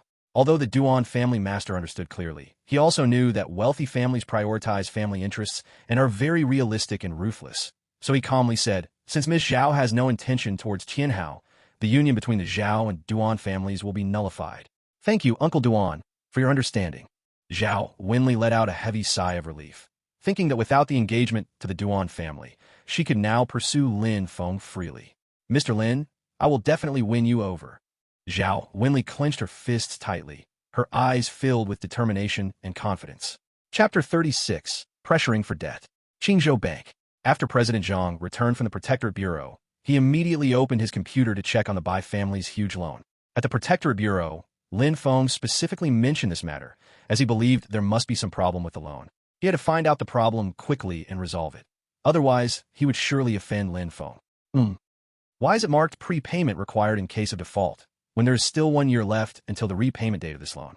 President Zhang carefully looked over the loan situation, and his expression suddenly changed. He grabbed the landline phone and dialed his assistant. Come in for a moment. Soon, the assistant walked in. President Zhang pointed at the loan and asked, "What's going on with the Bai family's loan? Why did it suddenly default?" The assistant was taken aback and asked in confusion, "President Zhang, this was the idea of Vice President Li. He called me not long ago and asked me to mark this. And he also told Minister Song from the loan department to urge the Bai family for repayment. Didn't you know about this?" Boom. Cold sweat broke out on President Zhang's forehead. At this moment, he finally understood why Lin Feng specifically mentioned the Bai family loan. So that's it. It really has gone wrong. Damn it. That detestable Li Baohua is really ruining me. President Zhang cursed angrily, grabbed his car keys, and hurriedly rushed toward the Bai family.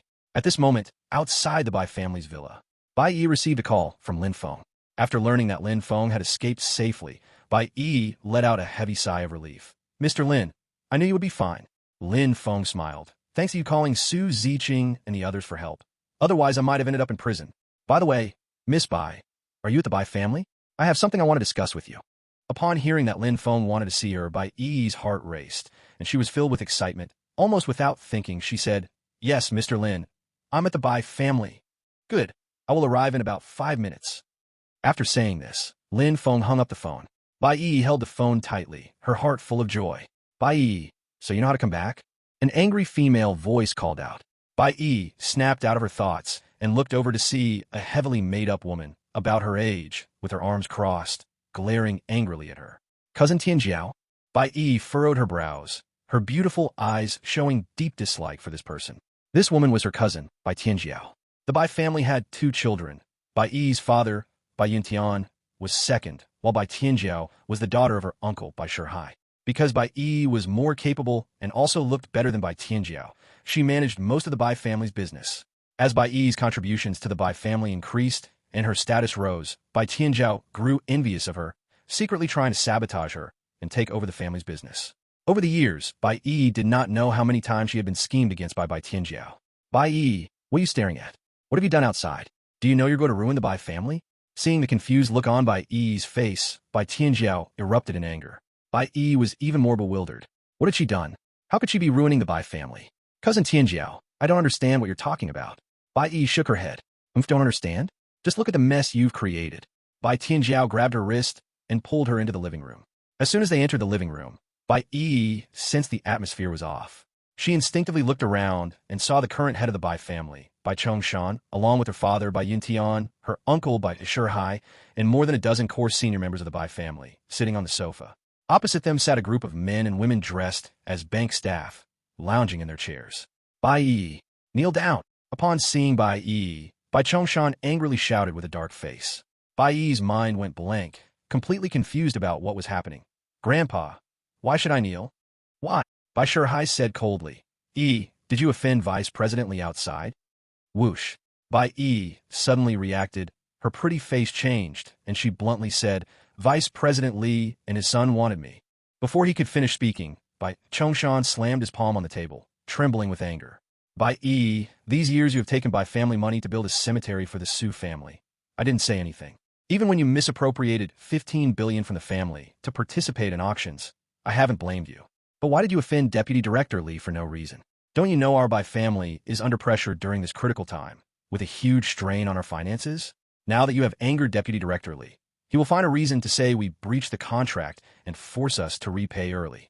If we can't pay, our Bai family will be sealed, and our many years of hard work will be ruined in an instant. What do you say we should do now? What should we do?" As soon as he finished speaking, Bai Chongshan was overcome with anger and started to cough violently. Bai Tianjiao quickly patted his back and said, "Grandpa, it seems Bai Yi has become too proud, thinking that doing some things for the Bai family gives her the right to do as she pleases. If the Bai family continues to let her be responsible, I fear it will be brought down sooner or later." Bai Shihai took the opportunity to add, "Dad, in my opinion, we should revoke Bai Yi's position and send her to apologize to Deputy Director Li." Clearly, the father and daughter wanted to take this chance to get rid of Bai Yi. Bai Yuntian could see through their intentions and snorted coldly. "Elder brother, Tianjiao's niece, now is not the time to dismiss the person in charge. Let's first solve the predicament at hand. Second brother, this statement is wrong." Bai Shihai would not easily miss this opportunity, stating bluntly, "Minister Song has clearly said it was Bai Yi who angered Deputy Director Li. They're just using it as an excuse to force us into early repayment." The key to resolving this matter lies with Bai Yi.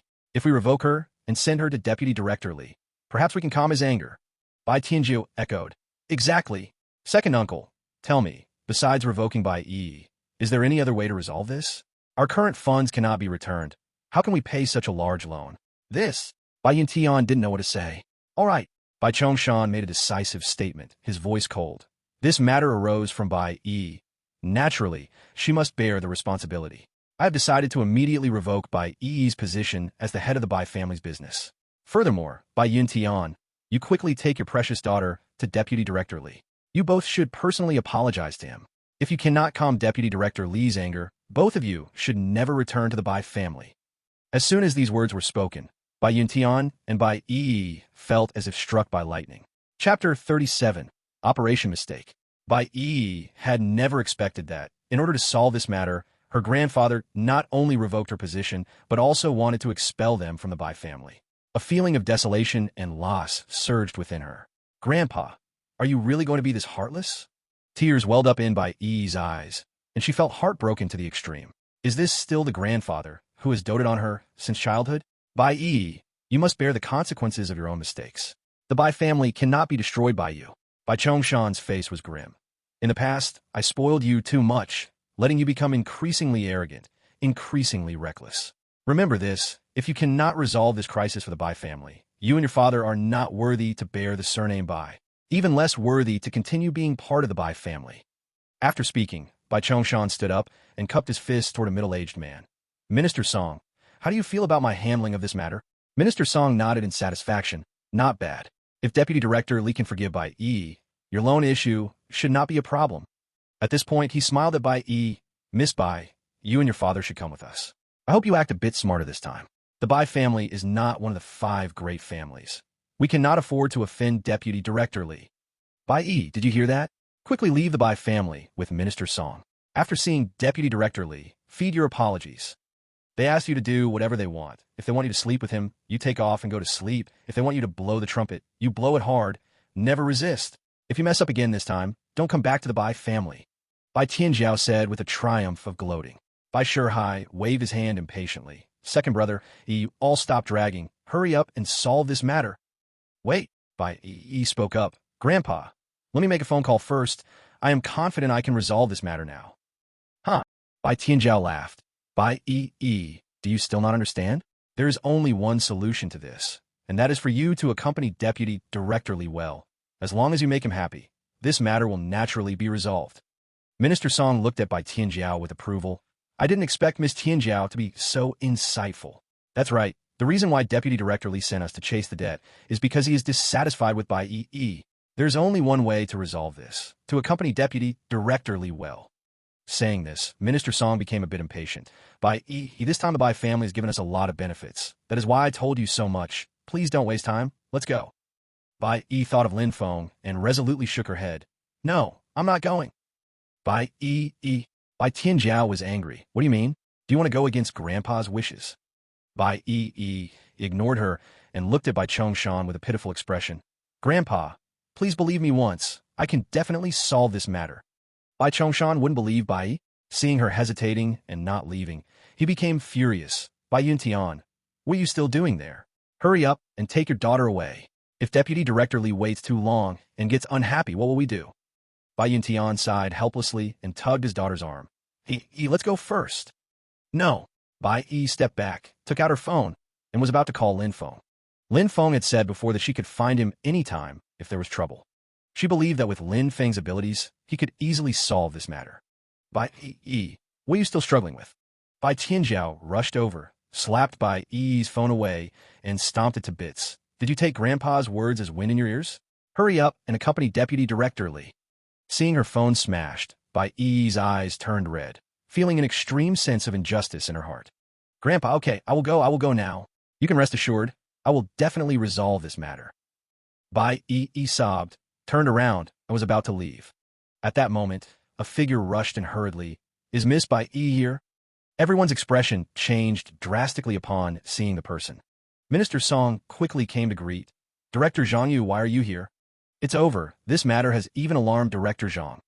Bai Tianjiao thought it was bad and said to Bai Chongshan, Grandpa, This Bai Yi is truly a troublemaker. She keeps delaying the departure.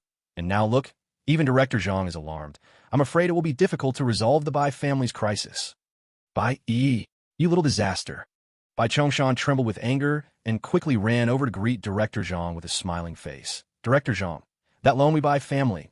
Before he finished speaking, Director Zhang directly brushed past him and quickly walked up to Bai. Miss Bai, I finally found you. Director Zhang, my daughter was rude to Deputy Director Li. Rest assured, we will go apologize to Deputy Director Li right now. Bai Yuntian thought Director Zhang was looking for trouble with Bai Yi and quickly explained. Director Zhang was taken aback for a moment, then chuckled. Mr. Bai, you misunderstood. I didn't come to cause you trouble. On the contrary, I specially came to resolve the Bai family's loan issue. Upon hearing this, everyone was puzzled. Minister Song cautiously asked, Director Zhang, we can handle such a small matter. Why did you come personally? Shut up. President Zhang glared fiercely at Minister Song, rebuking him. Who gave you the order to come to the Bai family and trouble Miss Bai without my command? Minister Song and the others were even more confused. Why was President Zhang acting strangely? Wasn't he here to collect the debt? Despite the questions swirling in their minds, Minister Song didn't dare to speak up. At this moment, President Zhang smiled at Bai Yi. Miss Bai, I'm sorry. My bank staff made a mistake and mislabeled the Bai family's loan. Your loan has no violations, and there's no need for early repayment. As an apology, I specifically approved your loan to be extended by 10 years on the original repayment timeline, and no interest for 10 years. Upon hearing this, everyone's eyes bulged out. A 10-year interest-free loan? Isn't that practically a gift? What kind of fortune did Bai Yi have to make President Zhang adopt such a flattering stance? President Zhang, are you serious? Bai Chongshan asked. A fortune and prosperity had suddenly landed on his head. He feared that he had misheard. President Zhang nodded affirmatively. Of course I'm serious. Why? Bai Tianju yelled. President Zhang patiently explained. The reason is simple.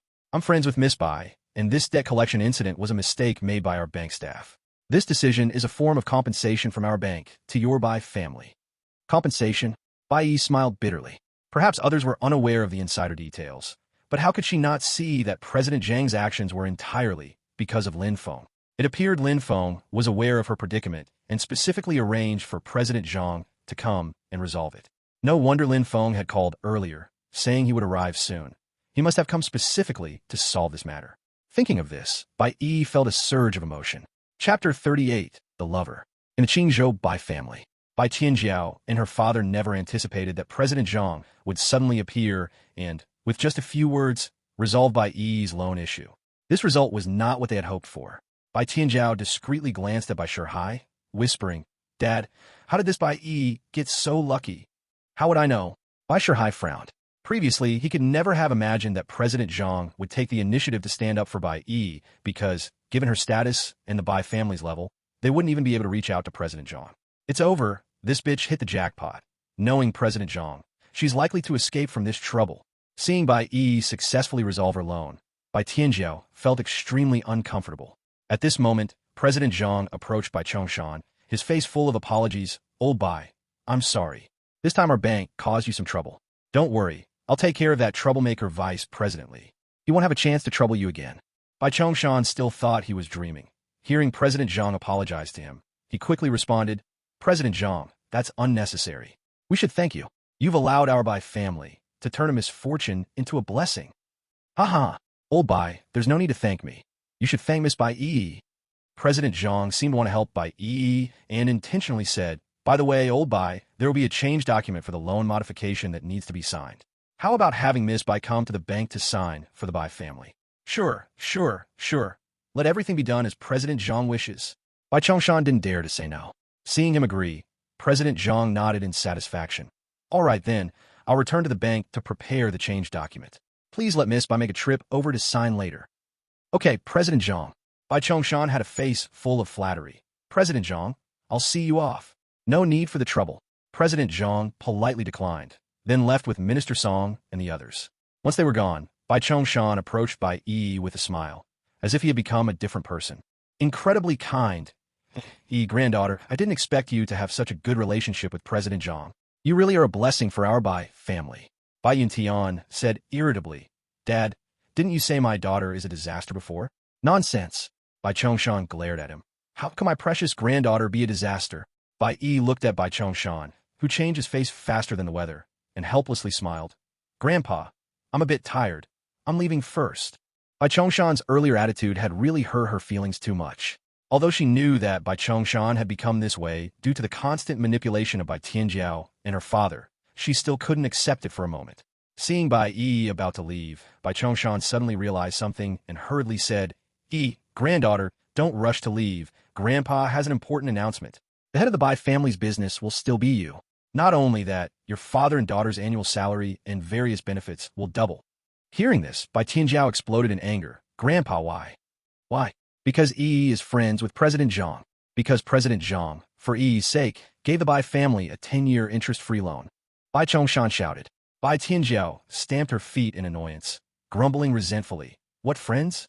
To me, they're probably just bed partners. What's so great about that? Just a cheap person who sells her body.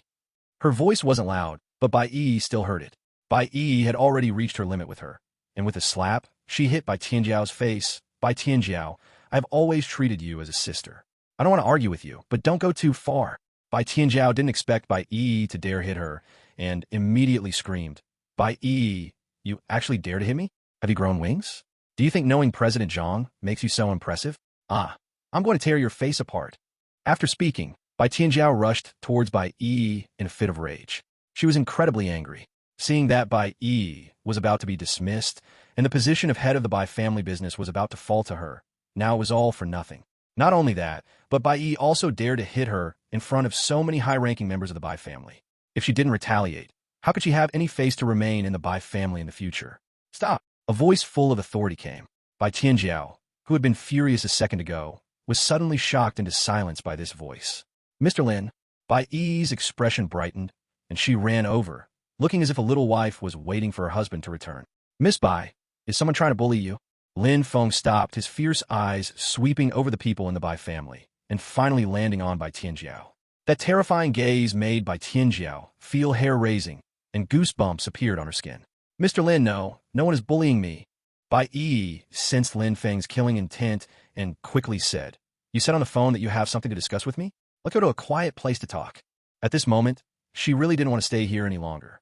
Lin Feng nodded. All right. After that, the two were about to leave. At this time, Bai Tianjiao covered her face and sarcastically shouted, Good for you, Bai Yi. Usually, you look like a pure white lotus, but I didn't expect you to have so many men outside. She had just been slapped by Bai Yi and was filled with resentment and fury, so she wasn't going to miss this chance to humiliate Bai Yi. Bai Tianjiao, don't talk nonsense. Bai Chongshan and Bai Yuntian were furious when they saw Bai Tianjiao being relentless. Swish! Lin Feng and Bai Yi both stopped at the same time. The former turned to look at Bai Tianjiao. What did you just say? Bai Tianjiao saw Lin Feng dressed ordinarily and couldn't help but feel contempt, crossing her arms and sneering. I said you were one of that cheap Bai Yi's lovers. Do you have an opinion? Bai Tianjiao, shut up. Bai Yi can no longer hold back. Others do not know Lin Feng's true identity, but she is clearly aware. Lin Feng is the previous 10-star marshal. High position and great power. How can others humiliate her? What? Your two lovers have run to the Bai family, and you're afraid of others' comments?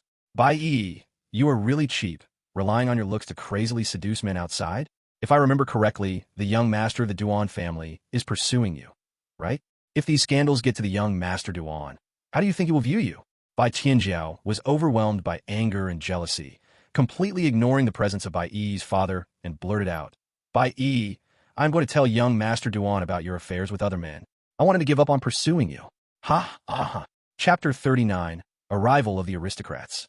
Bai Yi is more capable than Bai Tianjiao, and she is also more beautiful, so Bai Tianjiao has always been jealous of Bai Yi. Later, when she learned that Duan Tianhao was pursuing Bai Yi, her jealousy reached an extreme, and she constantly thought about separating Duan Tianhao and Bai Yi. She knows that once Bai Yi marries into the Duan family, she will most likely never be able to surpass Bai Yi for the rest of her life. Seeing that Bai Yi's relationship with Lin Feng seems somewhat ambiguous, she immediately saw a hope to deal with Bai Yi. In her eyes, if she can slander Bai Yi for being involved with Lin Feng, she fears that Duan Tianhao will give up on Bai Yi. Not only that, but she can also take the opportunity to get closer to Duan Tianhao, gain his favor, and who knows, maybe they can even have something in the future, or perhaps even enter the aristocratic Duan family. Thinking of this, Bai Tianjiao became so excited that she grew even more arrogant and shouted, Bai Yi, you wait for me. I'm going to find young Master Duan and tell him your ugly true face. Bai Tianjiao calmed down. Bai Chongshan was extremely angry. Currently, Bai Yi is the treasure of the Bai family. If they offend Bai Yi and lose that 10-year interest-free loan, what will they do? Bai Shihai also felt that his daughter was going too far and quickly reminded her. Tianjiao, stop fooling around, quickly apologize to Bai Yi. Apologize to her? Dad, have you gone crazy? Bai Tianjiao was not willing to miss this opportunity at all. While taking pictures of Bai Yi standing with Lin Feng, she said fiercely, Bai Yi, you little whore, today I must expose your scandal to young Master Duan. Hearing this, Lin Feng couldn't help it any longer, staring coldly at Bai Tianjiao. Woman, you better apologize to Miss Bai and me right now, or don't blame me for being rude. If it weren't for being in the Bai family, he might have already given Bai Tianjiao a beating. Why would he waste so many words with Bai Tianjiao? Oh, who do you think you are? You think you qualify for me to apologize to you? How naive and laughable. Bai Tianjiao looked down on Lin Feng, thinking his clothes were just those of a kept boy by Bai Yi. Bai Tianjiao apologized to Mr. Lin. Bai Yi was livid with anger. This Bai Tianjiao was simply courting death, not knowing what kind of terrifying existence she had provoked. Huh, apologize to your little lover? You must be dreaming. Bai Tianjiao saw Bai Yi and Lin Feng so angry, thinking she had hit a sore spot with Bai Yi, becoming even more unrestrained. Bai Yi, you're done for. I'm going to show the young Master Duan your photos with this Lin guy. Let's see how the young Master Duan deals with you. Ha ha. You are simply unreasonable. Lin Feng was thoroughly infuriated by this shameless woman and charged forward to Bai Tianjiao, raising his hand to slap her hard across the face. This slap carried his fury. Heavy-handed. During the day, Bai Jiao was unexpectedly hit and let out a miserable scream, flying across the room and crashing violently against the wall, spitting blood madly, with half her face caved in, utterly disfigured by a slap. Heavenly pride. Bai Shihai was shocked and furious, glaring at Lin Feng and shouted, You dare to hit my daughter in the Bai family? I will fight you. After finishing his words, Bai Shihai charged at Lin Feng fiercely. Lin Feng slightly raised his hand and sent another slap, directly sending Bai Shihai spinning in place for dozens of circles. After spinning dozens of times like a whirlwind, Bai Shihai collapsed to the ground, dizzy and fainted. Dad! Seeing Lin Feng's ruthlessness, Bai Jiao was furious to the extreme, roaring viciously, Lin, and Bai Yi, you dare to bully me and my dad, and dare to ruin my face. I will not let this go. Oh really? I want to see how you will not let this go with me. Lin Feng's face was cold as he walked step by step towards Bai Jiao. Sensing that the situation seemed to be escalating, Bai Zhongshan quickly stepped out as the peacemaker. Mr. Lin, can you give me some face and let this matter go? Bai Jiao's rudeness. This old man apologizes to you here. His restrained reaction towards Lin Feng was not due to the awareness of Lin Feng's unusual identity, but was out of consideration for Bai Yi. Now, President Zhang on the other side was waiting for Bai Yi to sign the loan renegotiation contract. If he offended Bai Yi, that 10-year interest-free loan would be ruined. Mr. Lin, how about we let this go? Seeing her grandfather had spoken, Bai Yi also stepped forward to persuade. After all, this is the Bai family villa. If things escalate, it won't be good for the Bai family. Lin Feng initially planned to teach Bai Jiao a good lesson, but upon hearing Bai Yi's words, he swiftly calmed down. All right, I'll give Miss Bai some face this time, and temporarily won't pursue Bai Jiao. But if there's a next time, don't blame me for being ruthless. After finishing, Lin Feng prepared to leave with Bai Yi. Although Bai Jiao felt extremely aggrieved and displeased, Bai Zhongshan suppressed her with his gaze, and coupled with being intimidated by Lin Feng's aura, she dared not act rashly for a moment. Head of the family, head of the family. Just as Lin Feng and Bai Yi were about to leave, suddenly the butler of the Bai family rushed in anxiously. Something happened, a big thing happened. Bai Zhongshan was shocked. What happened? Did those debt collectors come back? The butler swallowed hard, his voice trembling. Head of the family, they are here. Master Duan and young Master Duan have come, and they brought gifts. Boom. Everyone in the Bai family was stunned. Bai Yi's father, Bai Yintian, instinctively said, Dad, young Master Duan has been pursuing Yi. He wouldn't be here to propose, would he? Bai Zhongshan's eyelids jumped, excited beyond measure. Yes, it must be. I finally understand why President Zhang treated Yi so well. He probably knew that young Master Duan was coming to our Bai family to propose, so he flattered Yi. That's why he generously provided us with a 10-year interest-free loan. As soon as these words were spoken, The high-ranking members of the Bai family all felt they made sense. Bai Zhongshan thought more and more that the truth was this way and immediately ordered a high-ranking member of the Bai family. You quickly take this embarrassing father-daughter duo, Bai Jiao away. Yes, head of the family. The high-ranking member of the Bai family took the order. Bai Zhongshan then looked at Bai Yi with a beaming smile. Yi, hurry, you go with your dad and follow your grandfather to welcome young Master Duan. Oh, you're truly our Bai family's lucky star. I fear our Bai family will soar because of you. For a moment, Bai Yi instinctively believed young Master Duan was here to propose to her, but then she denied it.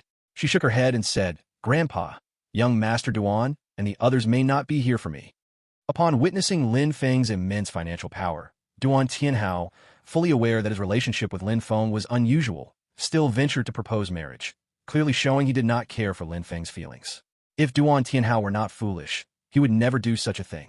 Furthermore, the Bai family was merely an ordinary second-tier family, their overall strength vastly inferior to the Duan family's prestige, so even if Duan Tianhao wanted to propose, he would never humiliate himself by coming here.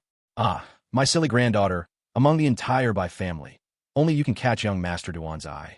Who doesn't know that young Master Duan has always been interested in you?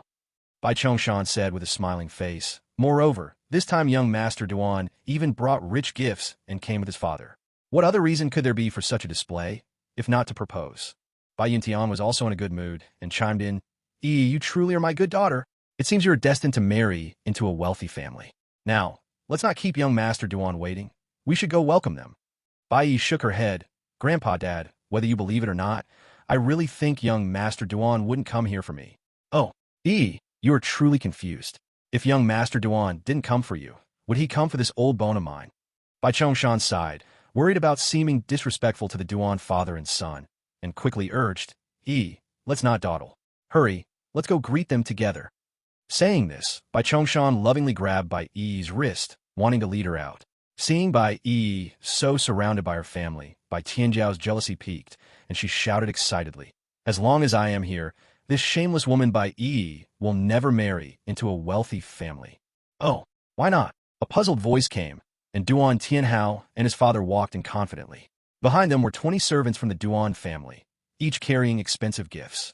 Master Duan, young Master Duan, we apologize for not welcoming you properly. Bai Chongshan and the other leaders of the Bai family greeted them with trepidation. No need for such courtesy, Master Bai. Duan Yue wore a beaming smile, but his tone was surprisingly cautious. Master Bai, we did not notify you in advance. Our sudden visit is quite troubling. I hope you can forgive us. This overly careful attitude left the Bai family stunned. Bai Chongshan thought he must have misheard and wondered what was happening. When did the prominent head of the Duan family become so careful? It seemed they really were here to propose. If not, he couldn't think of any other reason why Duan Yue would be acting so unusually. After all, families of the Bai family's level couldn't usually enter the Duan family site, let alone have an audience with the head of the Duan family. Master Duan, young Master Duan, may I ask what brings you here today? Bai Chongshan suppressed his excitement and quickly asked. Before Duan Yue and his son could speak, Bai Tianjiao rushed to Duan Tianhao's side, pointing at Lin Feng and Bai Yi. She began to report, Young Master Duan, you cannot marry Bai Yi. This woman is nothing but a shameless vixen. I personally saw her with President Zhang in that way. And she is also keeping this pretty boy named Lin. She's an absolute slut. Upon hearing these words, everyone's expressions changed dramatically. Bai Chongshan was so furious he almost fainted, clutching at his pained chest. He shouted angrily, Bai Tianjiao, what nonsense are you talking about? Bai Tianjiao, you are going too far. Bai Yi's face turned pale. The high-ranking members of the Bai family all began to reproach Bai Tianjiao for her lack of decency. The expression on the faces of the Duan father and son grew dark. Duan Tianhao coldly stared at her. Who are you? Realizing the Duan father and son seemed to be angered, Bai Tianjiao felt delighted in her heart and quickly introduced herself. Young Master Duan, I am Bai Yi's cousin, Bai Tianjiao. You must believe me. This woman should not be married. She's like a public bus anyone can get on. You must not propose to her, or you will regret it. Shut up. Duan Tianhao trembled in anger. Once the father and son learned Lin Feng was at the Bai family. Upon realizing that Bai Yi and Lin Feng's relationship was not simple, he specifically brought other gifts to apologize to Lin Feng, gifts that were meant for Bai Yi. Little did he know that before the gift-giving could begin, Bai Tianjiao started to slander Bai Yi. Did you hear that? Young Master Duan wants you to shut up. Even though you haven't spoken, young Master Duan's meaning is clear. He doesn't want to hear any of your explanations. Bai Tianjiao, unaware of the seriousness of the situation, arrogantly shouted at Lin Feng and Bai Yi. You two lovers should be grateful I discovered you, otherwise you would have put a green hat on young Master Duan. Are you done? Lin Feng's face darkened to the extreme. What? Are you panicking because I exposed your scandal with this harlot Bai Yi? Let me tell you, don't rush because Bai Yi is the woman young Master Duan wants to marry. If you mess with her, young Master Duan will not let you off easily. Bai Tianjiao was extremely pleased and turned to Duan Tianhao, saying, Young Master Duan, the woman you like has been snatched away by that guy named Lin. You surely won't spare him, right? Duan Tianhao was so amused by this fool that he laughed in anger. Bai Tianjiao, who told you that I came to propose to Miss Bai Yi? Brush. The colors drained from Bai Tianjiao, Bai Zhongshan, and the others. Bai Zhongshan thought that Duan Tianhao believed Bai Tianjiao's nonsense, and, in a fit of anger, slapped Bai Tianjiao across the face. You gossiping fool, you ignorant idiot, I'll kill you. Bai Tianjiao already had an injury on her face. Being slapped now made her scream loudly. Instinctively, Bai Tianjiao hid behind Duan Tianhao, pitifully crying, Young Master Duan, save me, save me. Duan Tianhao coldly snorted and respectfully clasped his hands towards Bai Zhongshan. As the head of the Bai family, we normally have no right to meddle in your family matters, but some people have gone too far, and my Duan family intends to step in and teach her a lesson. I hope the head of the Bai family understands. Upon hearing this, Bai Zhongshan was shocked and quickly explained, Young Master Duan, I swear on my old bones that my granddaughter Yi has absolutely done nothing to wrong you. This fool Bai Tianjiao is talking nonsense. You must not take her seriously. Clearly, he thought Duan Tianhao wanted to punish Bai Yi. Bai Yuntian quickly added, Young Master Duan, my daughter has always been innocent. Don't be misled by Bai Tianjiao. Young Master Duan, if she speaks one lie, let the heavens strike me down. Bai Tianjiao weakly said. Duan Tianhao coldly glanced at her and then ordered, Come on, beat Bai Tianjiao up hard for me.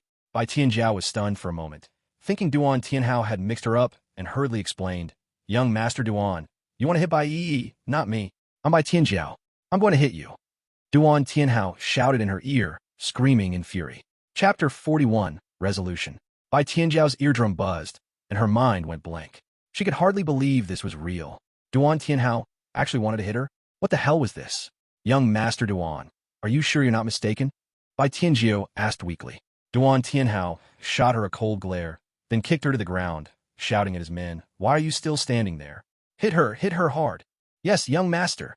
20 subordinates quickly put down the heavy gifts and surrounded Bai Tianjiao, launching a flurry of punches and kicks. Soon, the Bai family's living room was filled with Bai Tianjiao's blood-curdling screams.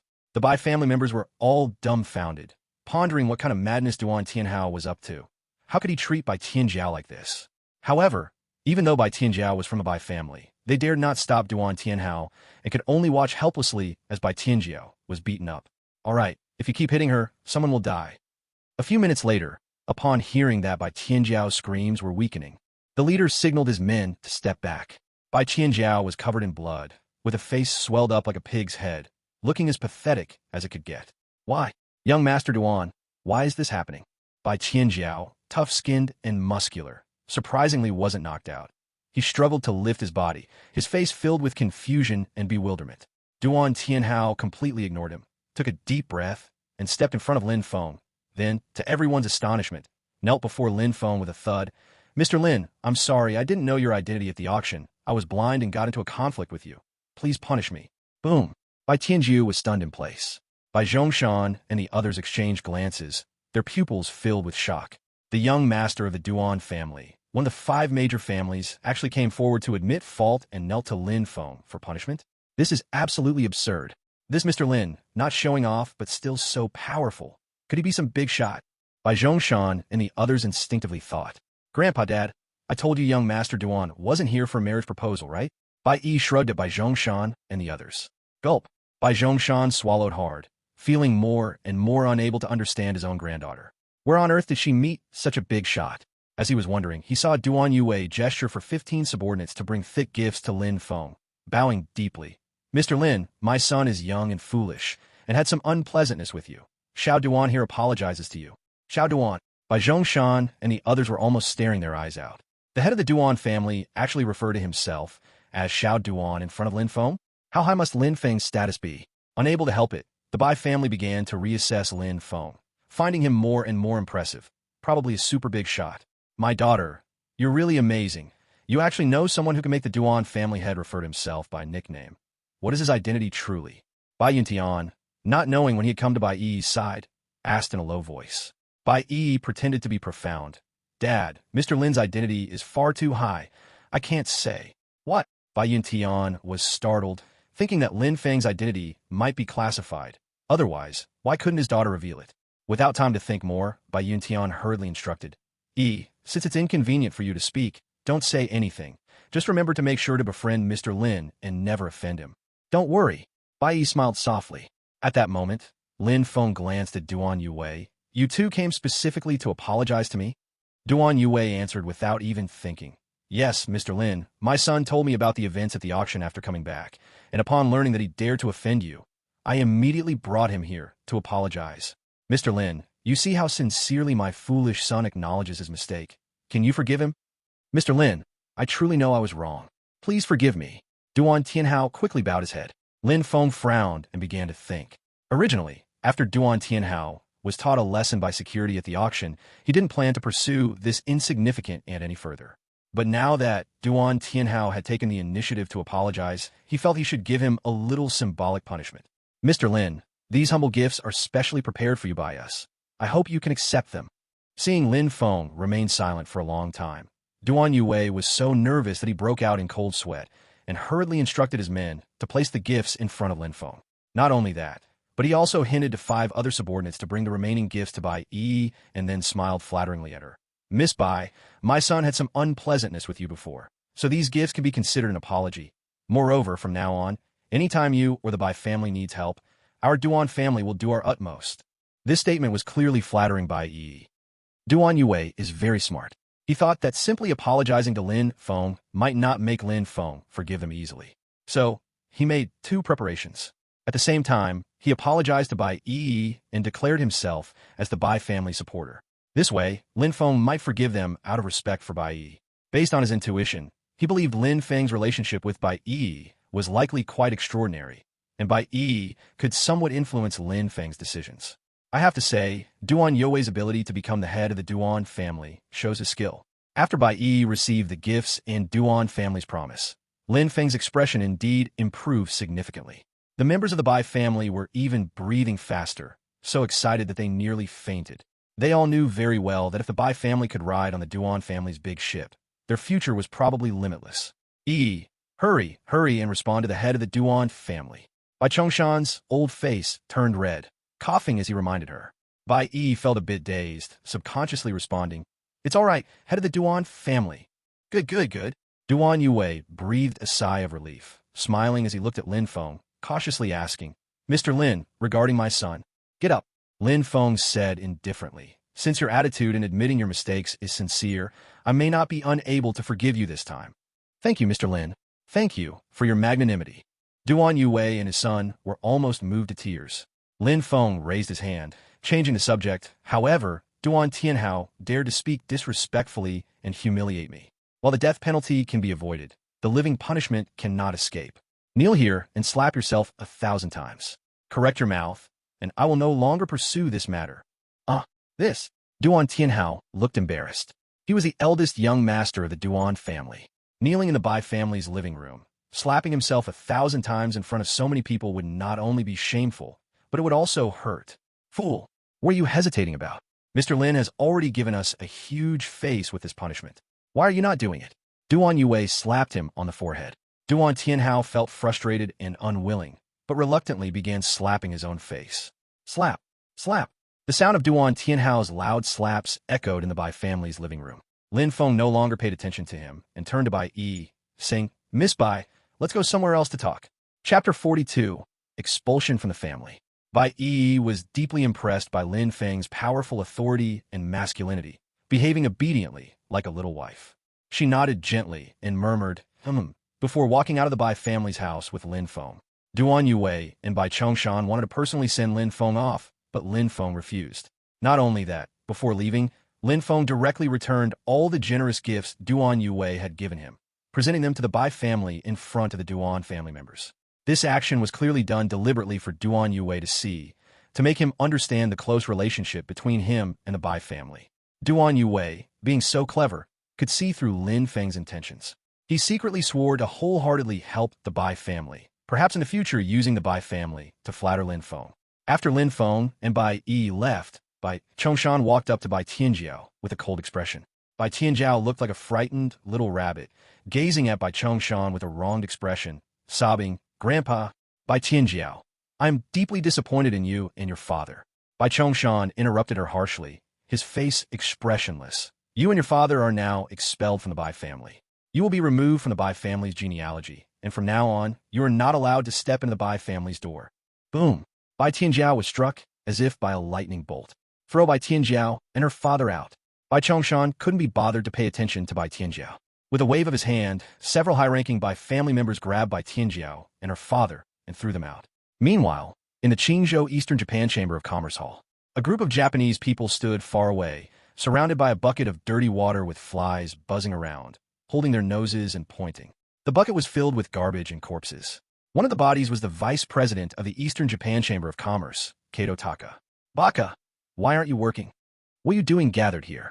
A scolding voice came, and a group of men wearing wooden sandals, dressed in samurai clothing, with swords at their waists, approached. The leading man was short, ugly, with a small patch of square beard and a round head, making him especially noticeable in the crowd. Seeing the arrival, the onlooking Japanese quickly bowed. "President Higashi." The short man was indeed Higashi, the president of the Qingzhou Japanese Chamber of Commerce. Higashi retched from the stench of the trash can, covering his nose and asking, "What's going on? Why is it so foul?" A Japanese man stepped forward and said, "President, it's the corpse of Vice President Kato Eagle. He was shot in the head and sent here mixed with garbage in this stinking trash can. The person who sent it also gave me a letter for you." After speaking, this person handed a letter to Higashi. Higashi's face darkened to the extreme, tearing open the envelope and quickly scanning it. "Within 3 days, go see Lin Feng voluntarily or face death." Crack! Higashi crushed the letter in anger, roaring, "Baka, who on earth is this Lin Feng? How dare he provoke me like this?" After a bout of furious shouting, Higashi grabbed a subordinate and said coldly, You must find out all the information on Lin Feng before tonight and deliver it to my bedside. Do you understand?" The subordinate nodded, his head bobbing like a woodpecker. "Understood." Humph! Higashi threw the subordinate aside and rushed to Kato Eagle's corpse, gritting his teeth. "Kato, you died a terrible death. Rest assured, I will avenge you. I will definitely kill that despicable Lin Feng. Definitely. You. Before he finished speaking, Higashi began to retch uncontrollably from the stench. Meanwhile, inside a tea house in Qingzhou, Chairman Dong Bing of the Dong Group was sipping tea. The secretary approached with a document, saying, "Boss, I found Lin Feng's information." Ever since Dong Bing was threatened by Lin Feng at the auction, forcefully losing control of the Dong Group, he had asked his secretary to investigate Lin Feng's identity. The Dong Group was something he had finally obtained from the Su family with great difficulty. So how could he let Lin Feng take it so easily? "Oh!" Dong Bing's eyes brightened, quickly taking the document and reading it carefully. As he read, his brows gradually furrowed, because the information on Lin Feng only recorded his first 18 years, and the later part was completely blank. "Is this the information you found for me?" Dong Bing was a little angry, slamming the document on the table. "You don't need to use such half-hearted information to deal with me just for the sake of efficiency, do you?" The secretary looked wronged and quickly explained, "Boss, I'm not trying to give you a hard time. This information is the limit of what I could find." Seeing that the secretary was not joking, Dong Bing picked up the document again to check it once more. Lin Feng, an orphan, grew up in a Qingzhou orphanage, left after 18. Here, the rest was completely blank. Dong Bing furrowed his brows tightly, lit a cigarette, and began to ponder, muttering to himself, "Lin Feng is definitely not just 18. Why is the only information available about his first 18 years? What did he do afterward? How could he, at such a young age, possess a legendary purple crystal black card? This doesn't make sense." The secretary speculated, "Boss, I've heard that some special big shots have confidential information, leading to gaps like this. Could it be that he is a big shot?" "Nonsense," Dong Bing decisively denied. "He grew up in an orphanage from a young age, with no background at all. How could he become a big shot?" The secretary also didn't know what to say. Then, if he has no background to be a big shot, why does he have a purple crystal black card? That kind of card is only possessed by super big shots. Hearing this, Dong Bing's eyes lit up. "I got it. That card must have been stolen or found. Its origins must be dubious." The secretary's mouth dropped open. Boss, this can't be right. Those who hold such legendary cards are all top bosses. No matter how powerful Lin Feng is, he couldn't possibly steal it, right?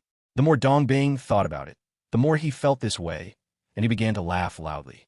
Since stealing is unlikely, he must have found it. Those super big shots can't stay in one place for life. They will definitely go out and about. And while moving, things can get lost. It must be this way. Lin Feng stumbled upon such a card by sheer luck. Then, to avoid being discovered, he specially found someone to alter his information. My good secretary, you may not know this, but besides those special big shots whose information is confidentially blank, outside technology can now make ordinary people's records blank too. The secretary felt there was something wrong with this conclusion. If Lin Feng truly didn't want anyone to know he found that kind of amethyst black shining card, why was he so high profile at the auction? Although she was filled with doubt, Dong Bing clearly had deceived himself, being lost in his own theories and taking his conclusions as truth, so she didn't say much more. Ha ha! It turns out this Lin Feng is just an ordinary person who found the amethyst black shining card. Great! Since that's the case, I no longer need to fear him. He can forget about taking my Dong group. Dong Bing solidified his thoughts, feeling completely relieved, and directly dialed a number. Tiger Boss, I am Dong Bing. I offer 1 million. Can you help me with something? Chapter 43, Black Tiger. In a high-end private room in a club in Qingzhou, a scarred, bald, muscular man with a fierce aura cursed angrily into the phone. 1 million? Dong, are you insulting me with that price? He was the Tiger Boss, Black Tiger spoken of by Dong Bing. Before the Viper was killed, Black Tiger's Tiger Head gang had been suppressed by the Viper in Qingzhou's underground, only ranking as the second largest force. Now that the Viper had been brought down, Black Tiger seized the opportunity and over one night ascended to be the top of Qingzhou's underworld, becoming the next underground emperor after the Viper. Tiger Boss, wasn't your price always 1 million? We've cooperated many times over the years. What's happening?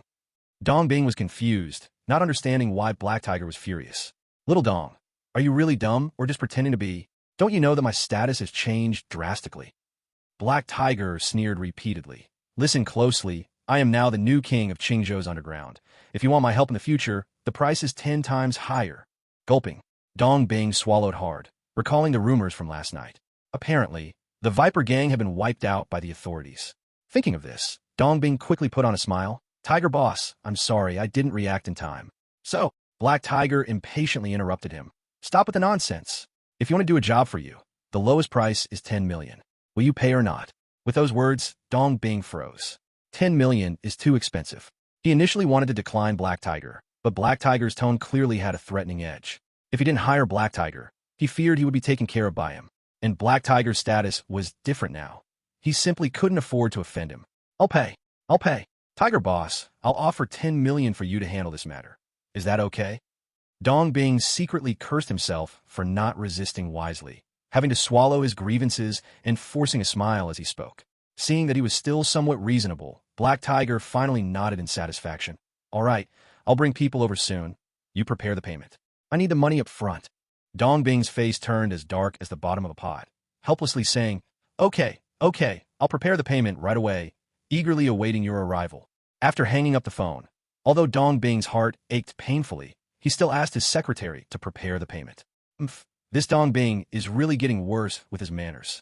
In the club's private room, Black Tiger tossed his phone aside and then looked at a younger brother reporting in front of him. So, have you found out the real cause of death for the Viper gang? Since he learned about the destruction of the Viper, he immediately sent someone to investigate the truth behind the Viper's demise. Having mixed in Qingzhou for many years, he understood the Viper's capabilities to some extent. The Viper had never been caught by the authorities in all these years. How could they possibly be taken down without warning? There must be something wrong here. Boss, I found out that the Viper was indeed destroyed by the people of the authorities. As that little brother spoke, he took out a photo and handed it to Black Tiger. This is the information I found about those from the authorities. Initially confirmed, the one who took down the Viper is the Feng Temple. Swipe. Black Tiger's expression changed drastically. Shocked, he stood up, his eyes locked onto that photo. In the photo were Lin Feng and Su Ziqing. This was captured by the villa's camera last night when they eliminated the Viper. Su Ziqing, the master of the Qingzhou branch of the Feng Temple. Black Tiger hissed in surprise, pointing at Lin Feng's image and asking, Who is this person? I know a bit about the members of the Qingzhou Feng Temple, but I've never seen this person before. And Su Ziqing is standing behind him looking respectful. Does that mean this person's status is even higher than Su Ziqing's? That little brother glanced at the photo and said, Boss, I'm still investigating this person's identity. Good. Make sure to find out this person's identity as soon as possible. Also, send this photo to the Axe Gang group and remind the brothers that if they encounter these two big shots in the photo, they should steer clear. Never provoke them. Black Tiger said seriously, right now we've just taken over the Viper's position. At this critical moment, we must be careful. Those big shots we can't afford to offend. We absolutely must not offend them. Understood, boss. All right, go call two brothers to come with me. Dongbing has sent us money. Black Tiger said. On another side, Lin Feng and Bai Yi walked out of the Bai family villa and got into a car together. Su Ziqing drove. Mr. Lin, weren't you going to discuss something with me? What is it? As soon as they got in the car, Bai Yi asked. Lin Feng smiled and directly handed the transfer agreement of the Dong Group to Bai Yi. Miss Bai, I've taken back the Nanji Group, but I'm not good at managing companies. If the Nanji Group is in my hands, it could be a disaster.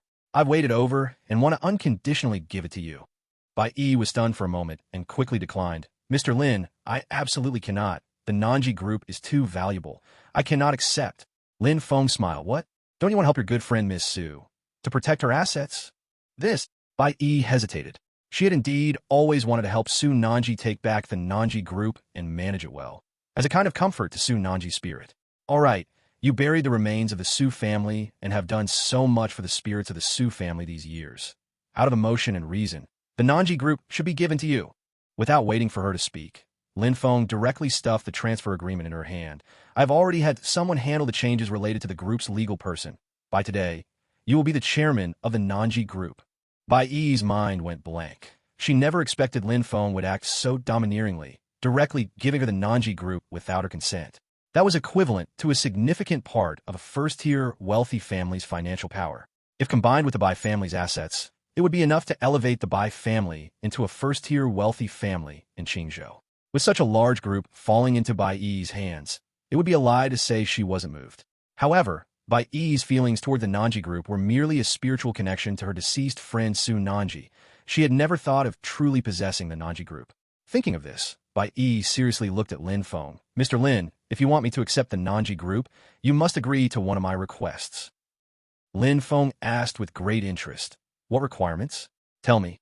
Okay, my requirement is very simple. The legal representative of Nanji Group can only be you. I will manage Nanji Group as a professional manager. You just need to pay me as the behind-the-scenes boss. Bai Yi said. Hearing this, Lin Feng was indeed surprised.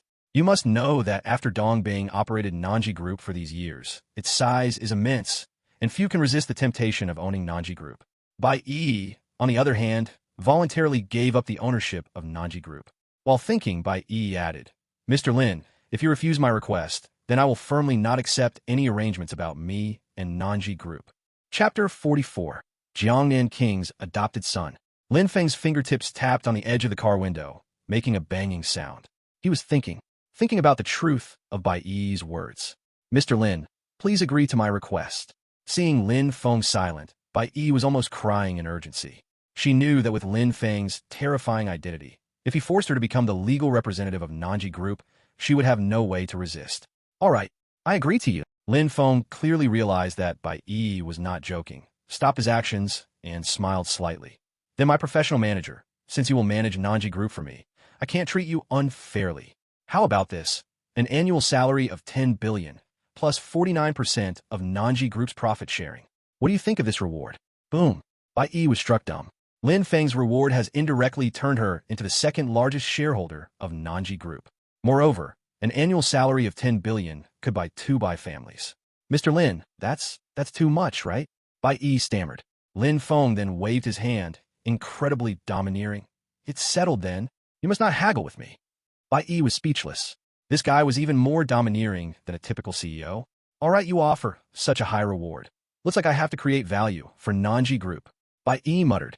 Seeing that the matter of Nanji Group had been settled with Bai Yi, Lin Feng was in a great mood. Miss Bai, from now on, Nanji Group will be entrusted to you. Bai Yi knew she could not go against Lin Feng's wishes and resignedly nodded. Don't worry, I will do my best to manage Nanji Group. Very good, Lin Feng said with satisfaction. Next, I will have Su Ziqing send someone to assist you with the preliminary work of Nanji Group. Nanji Group had fallen into Dongbing's hands in recent years, and almost everyone inside was Dongbing's people. To manage Nanji Group well, those people had to be completely cleared out and new personnel rehired.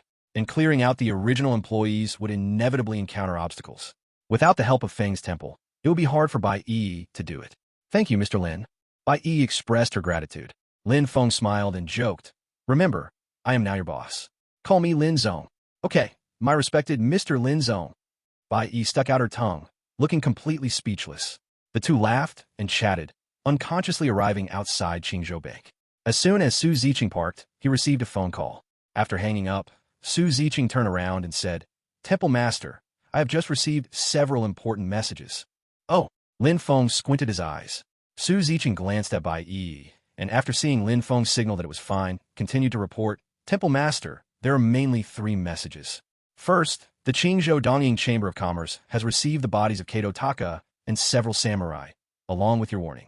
President Dong Jingri has sent members to investigate your situation and should formulate a corresponding response strategy based on your identity. The second is that Jiangnan King already knows about the deaths of the Qingzhou governor and the commander of the city guard. After learning that you were behind this matter, he tactfully chose to turn a blind eye and does not intend to hold you responsible. He appointed his adopted son, Wu Jianfeng, as the new governor of Qingzhou, and he will come to take office in 3 days. At that time, Wu Jianfeng will likely visit you with the intentions of the king of Jiangnan. Hearing this, Bai Yi's heart raced wildly, secretly thinking that Lin Feng was really amazing. He eliminated the Qingzhou governor and the commander of the city defense forces, and not only did nothing happen to him, but the king of Jiangnan even wanted his adopted son to personally visit him. Unconsciously, she began to admire Lin Feng even more. Wu Jianfeng. Lin Feng pondered, I heard many years ago that the king of Jiangnan had no sons and liked to adopt sons. This Wu Jianfeng being appointed as the Qingzhou governor shows that he is quite favored by the king of Jiangnan. Could it be that this person is the most capable among the king's many adopted sons? Not really. Su Ziqing shook her head. The headmaster does not know that the king of Jiangnan has adopted a total of 9 sons. Although Wu Jianfeng's abilities are outstanding, there are even more exceptional adopted sons above him, named Jiang Lang. Jiang Lang. Lin Feng was quite surprised. This person even shares the same surname with the king of Jiangnan. Could he be an adopted son granted a surname by the king? As soon as these words were spoken, Bai Yi couldn't help but interjected. Generally, an adopted son who is granted a surname must be the one most admired by the adoptive father. This Jiang Lang seems very extraordinary. Su Ziqing looked at Bai Yi appreciatively. What Miss Bai said is correct. Jiang Lang is indeed the most beloved adopted son of the king of Jiangnan, and is also the only one among the 9 adopted sons to be granted a surname. It is said that the king of Jiangnan plans to pass the throne to him in the future. At this point, Su Ziqing changed the subject. Headmaster, there's a third piece of news. We found out that Dong Bing's secretary has investigated your information. The Feng Temple was originally established to capture female prisoners around the globe, and they were most skilled in gathering intelligence, with a high sensitivity to information. Therefore, when Dong Bing's secretary investigated Lin Feng's information, the Feng Temple took notice. Lin Feng was not surprised. He forcibly took over the Dong group at the auction yesterday. Although Dong Bing did not make trouble on sight, he certainly would not let it go and would first investigate his identity and background before making a decision. It's no problem, it's best if Dong Bing investigates my information. That way, he can know that I am someone he cannot provoke. Lin Feng smiled and did not take this matter to heart. He believed that as long as Dong Bing was a smart person, when he saw his unique information and connected it to his possession of the purple crystal black obsidian card, he would infer that his identity was extraordinary. Dong Bing? At this moment, Bai Yi hesitated when she heard Dong Bing's name. Lin Feng saw through her thoughts and smiled slightly. Miss Bai, are you trying to tell me that Dong Bing might be related to the big fire at the Su family 3 years ago? Bai Yi nodded non-committally, as Dong Bing was the driver for the head of the Su family when he was alive. After the Su family lost their lives in the fire, he not only did not help collect the bodies for burial, but also unusually occupied the Nanji group. I highly suspect he is related to the tragic incident of the Su family back then. Miss Bai's suspicion is not without reason. Su Ziqing and Lin Feng exchanged smiles, and then the former said, The headmaster has already arranged for me to secretly investigate Dong Bing. I believe the results will come out soon. Miss Bai, please rest assured that Headmaster Lin will definitely uncover the truth behind the Su family's tragic incident. He will not let go of anyone related to it.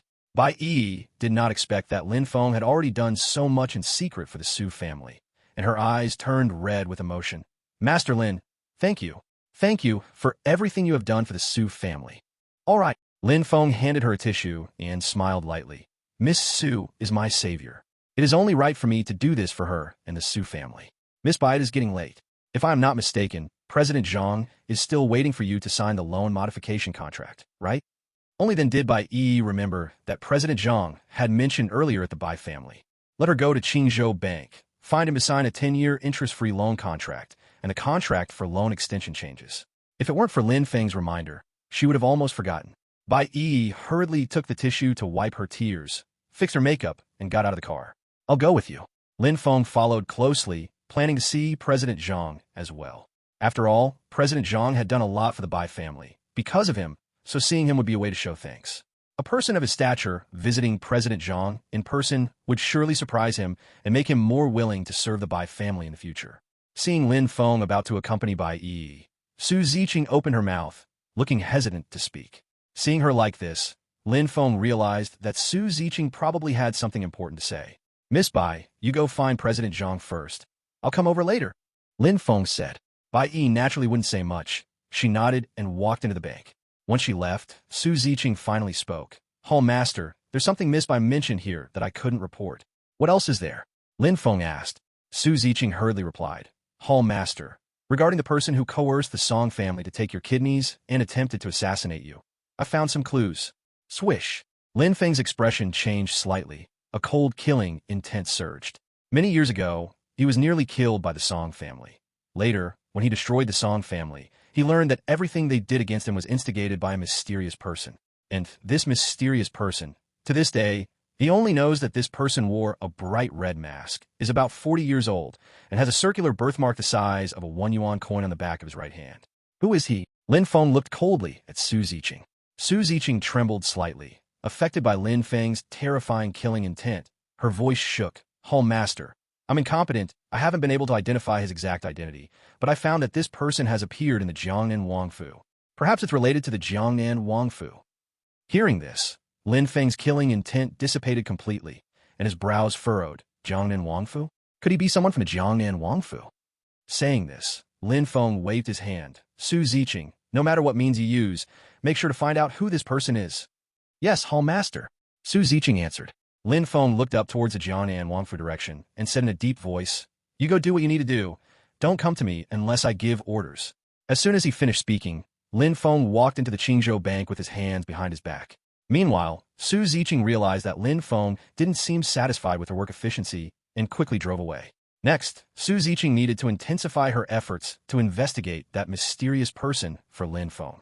At this moment, Lin Feng stepped into the Qingzhou Bank lobby, and a voice filled with uncertainty came. Lin Feng, is that you? Lin Feng looked and saw a young woman in a light white dress, tall and somewhat haggard, staring at him without moving. Su Wei, Lin Feng exclaimed softly, instantly recognizing this woman, who turned out to be his high school classmate, Su Wei.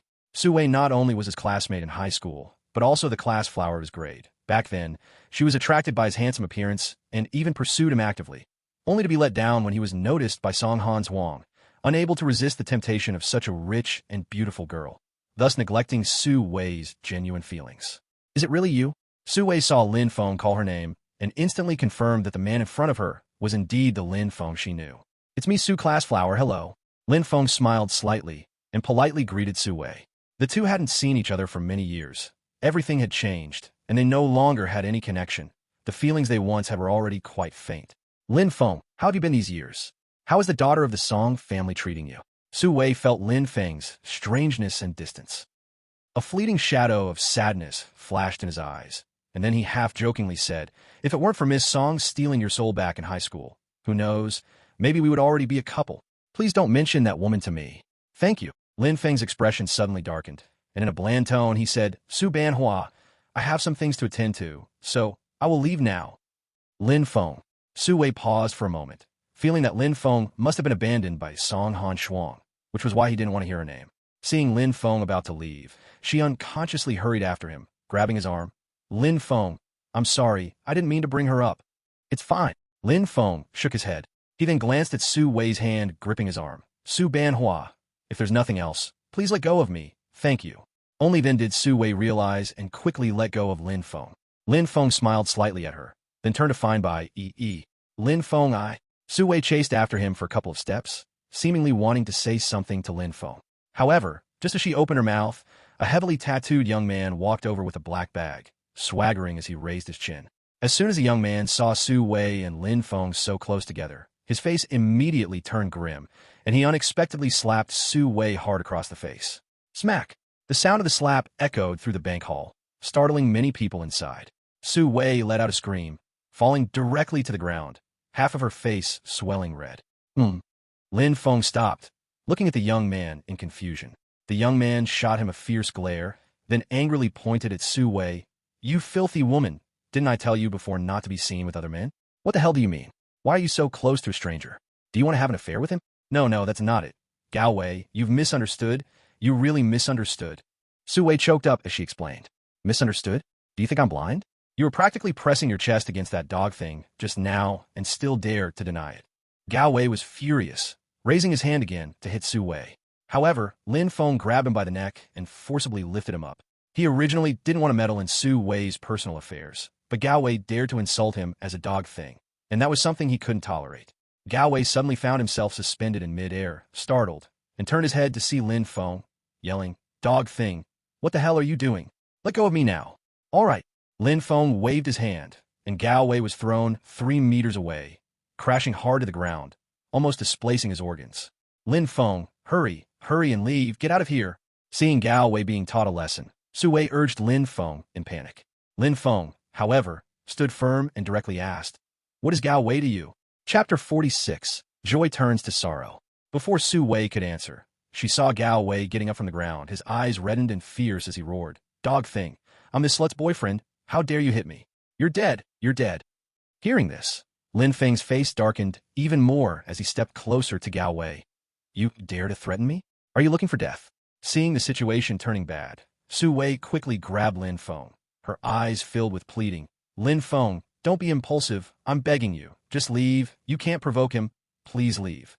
In Su Wei's impression, Lin Feng was just an ordinary person from an orphanage. How could he provoke someone like Gao Wei, who had connections? "You treacherous little slut. Still protecting him?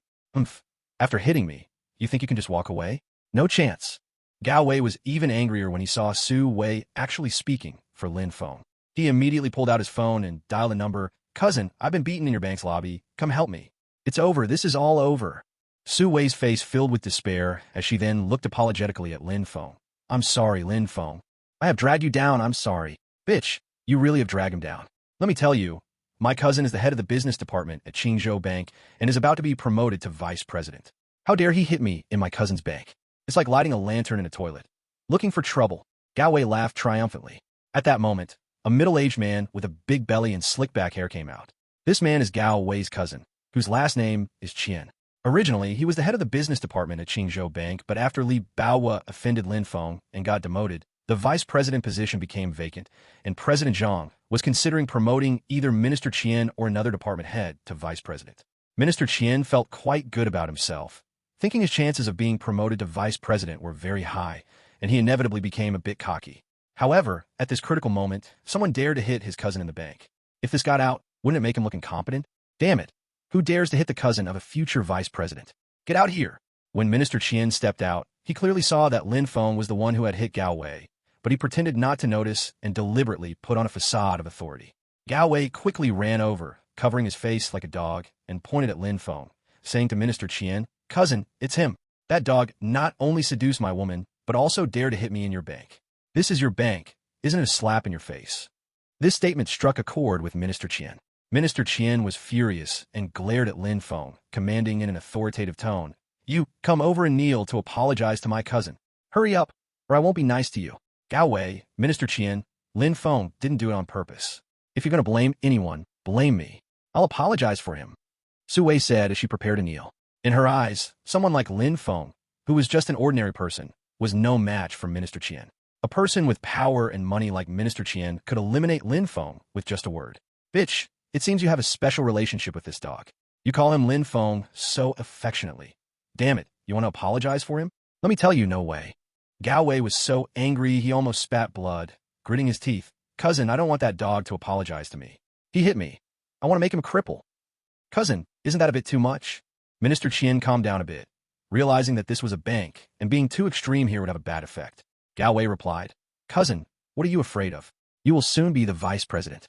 In a few years, when President Zhang retires, the president position will be yours. What's wrong with that? Minister Qian felt a little pleased by his words and cleared his throat. You're right. This bank will soon be mine. Who can touch me if I turn that dog into a cripple right here? Saying this, Minister Qian looked at the two nearby security guards. Why are you two still standing around? Hurry up and break this dog's 3 legs and throw him out. The two security guards had long heard that Minister Qian might be promoted and did not dare oppose the wishes of this high leader. They rolled up their sleeves and walked toward Lin Feng. No, Gao Wei, I beg you, let Lin Feng go. He is innocent. If you have any anger, come at me. Seeing the security guards approaching, Su Wei bravely stood in front of Lin Feng, pleading desperately with Gao Wei. However, the more Gao Wei saw her pleading for Lin Feng, the angrier he became. Bitch, get the hell out of here. I'm telling you, he must be crippled today, and no one's pleas will work. Is that so? A cold snort sounded as President Zhang and Bai Yi walked out side by side. Seeing President Zhang, Minister Qian immediately perked up and rushed over with a big grin. President Zhang, sorry. A lawless fiend has shown up in our bank, and he dares to hit people at will. Don't worry, I'll handle it right away. Yes, Director Zhang, my cousin will manage it. Gao Wei also smiled flatteringly in greeting. However, Director Zhang's face darkened as he ordered the two security guards. You two, beat this person named Qian and that Gao Wei severely, then throw them out. The two security guards thought they had misheard and stood there, unsure of what to do. Minister Qian and Gao Wei were startled for a moment. Then the former chuckled and said, Director Zhang, you must be mistaken. Director Zhang ignored him and quickly walked up to Lin Feng, bowing deeply.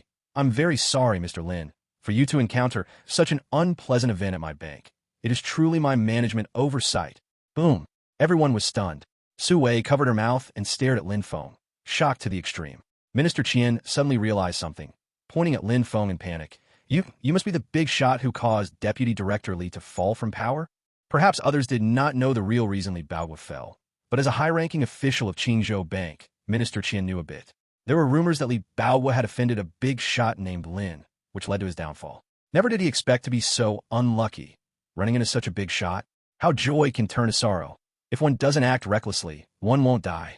Cousin, what happened to you? Gao Wei sensed something was wrong and asked in panic. The reason he was so arrogant was because he had Minister Qian as his backer. Now that even Minister Qian seemed scared, how could he not panic? You bastard, I'm done for because of you. Seeing Director Zhang's humble attitude towards Lin Feng, Minister Qian became even more certain that Lin Feng was indeed the big shot who brought Li Baoguo down. In anger, he slapped Gao Wei hard in the face, then fell to his knees before Lin Feng, sobbing, Mr. Lin, I failed to recognize you. Please forgive me this once. Chapter 47 Pleading. Minister Qian was so frightened he almost wet his pants. Lin Feng could make Li Baoguo fall from high position to nothing, which shows his terrifying power. Compared to Li Baoguo, he was just a department head who hadn't even become deputy director yet. If Li Baoguo couldn't withstand Lin Feng, how could he? Seeing his cousin so flustered, Gao Wei realized he might have kicked a steel plate, making a huge mistake. Without saying a word, he knelt on the ground, begging for mercy. Mr. Lin, little Gao was wrong. I didn't see correctly and offended you. Please forgive me. Lin Feng didn't even glance at the two of them and focused his gaze on Director Zhang. Director Zhang, your bank needs to be seriously restructured. Director Zhang broke into a cold sweat, repeatedly nodding. Please rest assured, Mr. Lin, I will ensure strict restructuring within. I will not let you down. Boom. Like a thunderclap, everyone was shocked. What did they just hear? Director Zhang actually called himself Little Zhang in front of Lin Feng? Could it be that Lin Feng is the superior of Director Zhang? This is going to be interesting. Those two idiots seem to have offended a truly powerful figure. Isn't it? Look at their arrogance earlier. I wanted to laugh. Truly, if heaven wants to destroy someone, it will first make them crazy. Those two were so arrogant before. They're going to get severely punished soon. Onlookers whispered among themselves, each taking pleasure in Gao Wei and his cousin's misfortune. Gao Wei was so scared he cried, grabbing Minister Qian's clothes. Cousin, what should we do? What should we do? Get away. Minister Qian irritably pushed Gao Wei down and then crawled on his knees to Lin Feng, forcing a smile. Mr. Lin, it's a misunderstanding. This is all a misunderstanding. Can little Qian apologize and compensate you? Lin Feng seemed not to hear him and looked at Bai Yi. Miss Bai, have you handled your matter? Bai Yi smiled sweetly and raised the document in her hand. All done. That's good, let's go. Lin Feng couldn't be bothered to waste time with the idiots Gao Wei and his brothers, and he walked outside with Bai Yi. President Zhang saw that Lin Feng was a bit upset due to Gao Wei and his brothers, and immediately yelled angrily at Minister Qian. Qian, you're fired from this moment. Minister Qian collapsed to the ground, his heart filled with despair. He spent decades working like a mule, tirelessly managing a mountain of business, exhausting himself to the point of illness just to achieve his current status, and he was about to climb to the position of vice president with hopes of becoming president in the future. At this critical moment, being fired was too hard for him to accept. Even worse, he had taken out loans to buy a luxury home and was keeping several mistresses. If he lost his job, everything he would turn into nothing. No, cousin, what will I do if you get fired? Gao Wei was completely stunned. Over the years, he had taken advantage of Minister Qian's status to gain many benefits, and now that his support had fallen, he was lost about his future. What to do? I'll kill you, and then make you into a salad. Minister Qian was filled with anger with nowhere to vent, and as soon as he thought about being dragged down by Gao Wei, he became murderous and charged at Gao Wei like a ferocious beast. Feeling his cousin's murderous intent, Gao Wei retreated and shouted, "Cousin, don't be impulsive. I think I have a way to save us." Suddenly, Minister Qian stopped, quickly calming down a bit, his eyes shining. "Gao Wei, what way? Hurry up and save me. I have several mistresses outside, and if I lose my job, they will run away. Cousin, don't rush. Just watch how your cousin operates." Gao Wei secretly breathed a sigh of relief, then suddenly knelt down in front of Su Wei, slapping his own face with his hands, sobbing, "Su Wei, I'm a jerk. I shouldn't have misunderstood you. I shouldn't have misunderstood your friend. Su Wei, please forgive me, okay? Can you plead with your friend for us, so he will let me and cousin off?" At this moment, Gao Wei remembered that Su Wei knew Lin Feng. If he could get Su Wei to plead with Lin Feng, he might be able to turn things around. He realized that as long as Lin Feng changed his mind, President Zhang would definitely revoke the order. Su Wei never expected things to develop this far, and she certainly didn't expect Gao Wei to kneel and plead with her. She looked at Lin Feng and then at Gao Wei, shaking her head helplessly. "Sorry, Gao Wei. My relationship with Lin Feng is quite ordinary. He probably won't give me face." Previously, Lin Feng had an indifferent attitude toward her, and she felt that with Lin Feng's current high status, she had no confidence he would give her any face. These words, however, made Gao Wei think that Su Wei was deliberately refusing to help him. "Su Wei, didn't your mother need money urgently for surgery? I've already taken out the surgery fee. If you can help me, I will unconditionally give you this surgery fee. Also, I will stop bothering you in the future and will never force you to be my girlfriend. How about we go our separate ways after this?" Gao Wei grabbed the black bag that had fallen on the ground, unzipped it to reveal a pile of red bills. "Su Wei, you just need to help us brothers plead a few words. This money for saving your mother will be yours. Don't you want to save your mother?" At these words, Su Wei's delicate body trembled violently. She stared intently at the money, her fists clenched tight, her heart in intense conflict. "Su Wei, you lost your father when you were young and lived with your mother. If anything happens to her, you will be an orphan, and no one in this world will care about you anymore. Su Wei, helping us is equivalent to saving your mother." Seeing Su Wei hesitate to reply, Gao Wei added another sentence. This sentence shattered Su Wei's inner defenses. She took a deep breath. "Gao Wei, I hope you remember what I just said. I can try, but I can't be sure if Lin Feng will give me face." After speaking, Su Wei rushed after Lin Feng. "Lin Feng, please wait." Lin Feng listened to their conversation, stopped, turned around, and asked, "Is your mother sick?" Su Wei was taken aback, not expecting Lin Feng to ask. Her eyes reddened immediately, and tears flowed out. "Lin Feng, my mother has late-stage liver cancer. The surgery cost 2 million. I don't have that much money to treat her. So can you give me some face and let Gao Wei go?" As she spoke, Su Wei was about to kneel down. Lin Feng quickly supported her. "Su Wei, we are classmates. There is no need to do this." Su Wei was so moved that she cried, thinking that Lin Feng would give her face because of their past, and tearfully said, "Lin Feng, thank you. I promise, after I get this surgery fee to save my mother, I will repay you well in my future life." Lin Feng shook his head. "Su Wei, Gao Wei and his brothers dared to provoke me. They absolutely cannot be forgiven. I'm sorry, I cannot give you this face." Chapter 48, Fooling Around. Lin Feng's voice instantly spread throughout the entire bank hall, clearly reaching everyone's ears. The Gao Wei brothers, who had just ignited hope, felt as if they were poured over with a bucket of cold water from head to toe, feeling utterly cold and deeply hopeless. Su Wei's expression stiffened, and then she self-deprecatingly forced a smile. "I knew I had no right to ask you for anything. Lin Feng, I'm sorry. I shouldn't have presumptuously begged you. I overestimated our relationship. I apologize for the interruption." After speaking, Su Wei covered her face and brushed past Lin Feng, running outside in tears. Watching Su Wei's weak and lonely figure, Lin Feng's heart stirred, and he was about to say something. At that moment, Bai Yi sensed Lin Feng's intention, quickly ran to Su Wei's side, and reached out to stop her. "Miss Su, please wait." "Miss Bai, what is it?"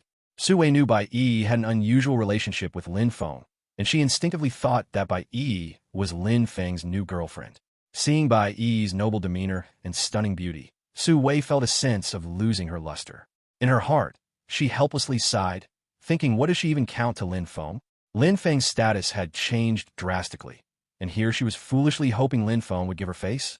It's simply ridiculous. "Miss Su, I think you misunderstood Mr. Lin's meaning." Bai Yi gently grasped Su Wei's shoulders and said softly, "Although Mr. Lin will not forgive Gao Wei and his brothers, he never said he wouldn't save your mother." Boom!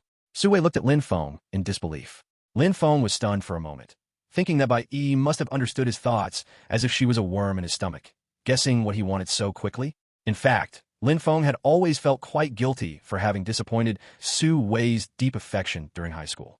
Moreover, as an orphan himself, he understood all too well the loneliness and pain of not having parents. He didn't want Su Wei to become an orphan like him, without parents. "Miss Su, don't worry. From now on, I will help you with your mother's surgery fee." Bai Yi added, "Just in time, my Bai company has a social care fund. Come with me to the Bai family, and I will apply for enough caring funds for your mother's treatment." Upon hearing this, Su Wei was overjoyed and shed tears of happiness, thinking she must have heard wrong. Could it be that her high medical expenses would be resolved like this?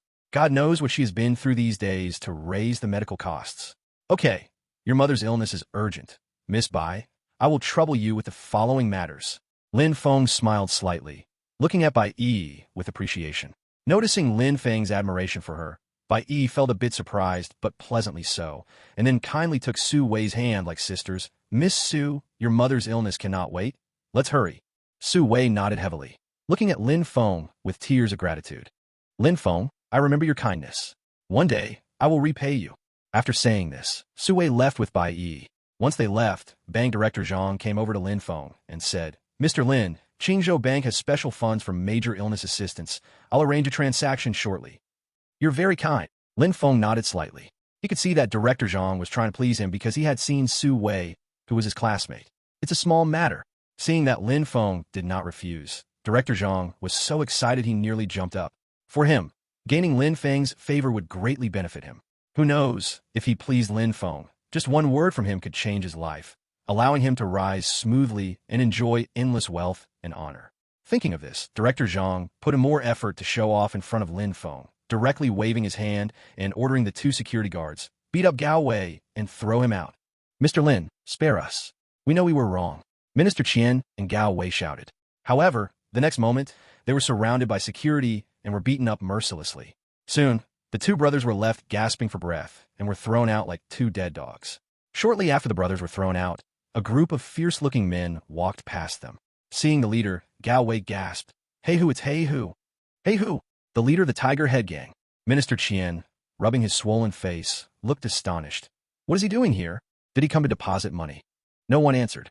Meanwhile, in the bank lobby, Lin Feng was quite satisfied with Director Zhang's handling of the situation and noticed it was getting late, so he wanted to bid farewell to Director Zhang. "No effort needed to track down what you seek. Lin Feng, we meet again." A cold laugh came over. Dong Bing, with Hey Hu and his gang, strode toward him. "Dong Bing? Hey Hu?" Director Zhang was startled. These 2 were well-known figures in Qingzhou, and, as bank director, he would inevitably have business dealings with them, so he recognized them. "Dong Bing." Lin Feng frowned and looked at Dong Bing. "What do you mean by this?" Dong Bing glanced at Director Zhang, and finally focused on Lin Feng. "Lin, you have tricked me enough. The Dong Group still belongs to me."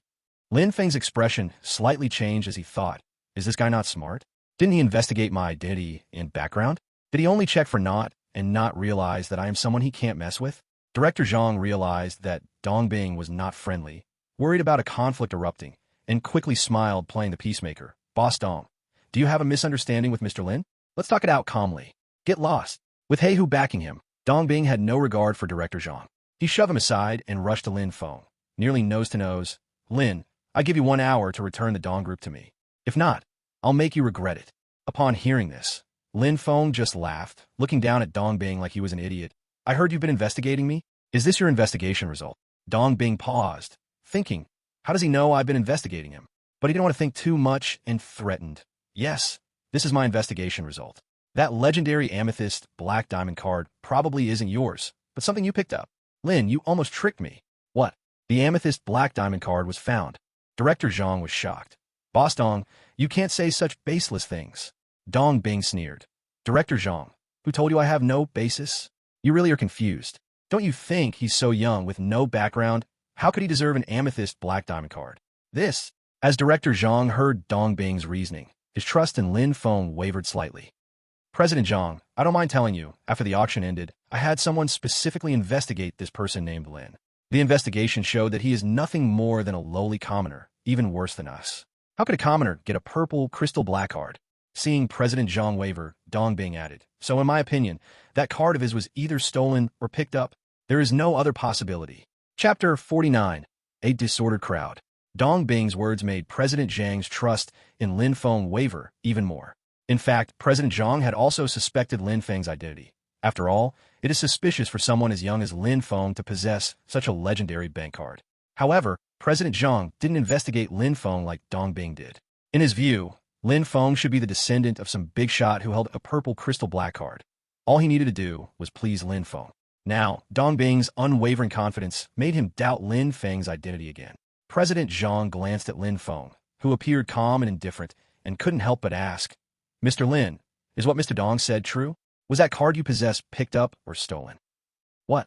Are you questioning me? Lin Feng narrowed his eyes. President Zhang shook his head. Please understand, Mr. Lin, the purple crystal black card is of great importance. I must clarify its true origin. I hope Mr. Lin can explain. In his eyes, if Lin Feng really did hold a card as Dong Bing claimed, one with an improper origin, then befriending Lin Feng would be a disaster. The main holder of the purple crystal black card would surely come looking for him, and he feared he would be implicated by Lin Feng. It could be said that whether Lin Feng's purple crystal black card had a proper origin was linked to his attitude towards Lin Feng going forward. True origin? Lin Feng looked at President Zhang in disappointment. I'm sorry, I, Lin Feng, have never liked giving many explanations in my life. Is it that you don't like explanations? Or is it that you simply cannot explain? Dong Bing laughed loudly.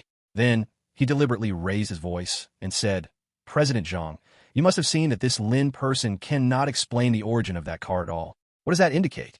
It shows that the purple crystal black card is definitely of improper origin. Moreover, I found out he grew up in an orphanage, and the biggest big shot he knows is probably just the director of the orphanage. With such a lowly background, how could he be qualified to hold a purple crystal black card? Zhang was startled, and in an instant, he believed Dong Bing's words around 80 to 90%. Lin Feng, is this true? President Zhang's expression darkened, and he started calling Lin Feng by his full name instead of Mr. Lin. So what if it is? So what if it isn't? Lin Feng scoffed. President Zhang, since you already have your answer in your mind, why must you ask me? Lin Feng. Seeing that Lin Feng was too lazy to offer an explanation, President Zhang felt that Lin Feng was definitely hiding something, and his anger flared. All right, Lin Feng, you have been lying to me all along. I treated you as an important person, yet you are nothing but a sneaky little rat. I, the president, disdain to associate with you. Get out of here immediately. I never want to see you again. After saying that, President Zhang walked away, heartbroken and with a gloomy face towards his office. As soon as he left, Dong Bing's mood lifted, and he looked at Lin Feng with a triumphant expression. Lin, your bottom has been exposed by me. Are you in panic now? I will give you 1 hour, just 1 hour, to return the Dong group to me. If not, I will make you pay. Hearing this, Lin Feng sneered disdainfully. Make me pay? Just with the group of disordered people you brought? You brat, who are you calling disordered? Damn, we're the righteous Tiger Head Gang. How dare you underestimate us? You were just asking for death. The little brothers of the Tiger Head Gang were all furious. Dong Bing laughed wildly. Lin, you truly are looking for death, daring to insult the brothers of the Tiger Head Gang as disordered. You're finished, you're done for. As soon as these words were spoken, the crowd in the bank lobby, who had been quietly watching, couldn't help but start to worry about Lin Feng. Some of the people who knew about the Tiger Head Gang even began to whisper to each other. I heard the Tiger Head Gang has replaced the Viper Gang and become the #1 underground force in Qingzhou. This young man actually dared to provoke them. I'm afraid things are looking grim for him. It's bad, this young man is too reckless. I don't know how he's going to get out of this. It's over. This young man's future is probably ruined. Listening to the discussions, Dong Bing felt immensely pleased and became even more arrogant. Lin, what are you still standing here for? Hurry up and transfer the Dong group to me. Lin Feng seemed to not hear his words at all and slowly turned around, his gaze falling on Black Tiger. At that moment, Black Tiger felt as if he were being stared at by a bloodthirsty beast, his body involuntarily covered in goosebumps. You are the leader of the Tiger Head Gang, Black Tiger? Lin Feng spoke faintly. When Lin Feng first arrived in Qingzhou and met Su Ziqing had given him a report on the major forces in the city, so he knew who Black Tiger was. Black Tiger instinctively wanted to curse, but as soon as he saw Lin Feng's face, he felt as if he had been struck by a thunderbolt, his body trembling violently. You are? Who I'm doesn't matter. I've heard of you from Su Ziqing. Lin Feng said again. Boom. It was like a thunderclap. Black Tiger had originally been hoping that Lin Feng merely resembled the person who had destroyed the Viper Gang, but now, hearing Lin Feng directly mention Su Ziqing's name, he immediately confirmed that Lin Feng was the very person who had stood in front of Su Ziqing the night the Viper Gang was destroyed. This kind of big shot was someone Black Tiger had specifically warned his subordinates not to provoke, someone to avoid at all costs if encountered. Who would have thought that he would run into him here? At that moment, Black Tiger began to sweat profusely, his face turning pale, completely at a loss. He was so scared, he almost wet himself. Brother Tiger, this brat dares to disrespect the Tiger Head Gang. You must act and teach him a lesson. Dong Bing didn't notice Black Tiger's strange behavior. When he saw that Lin Feng ignored him, his pride was hurt, so he wanted Black Tiger to teach Lin Feng a lesson first. But as soon as he finished speaking, Black Tiger exploded like a cat whose tail had been stepped on. What the hell are you? Do I know you? Who the hell do you think you are? You dare tell me to teach someone a lesson?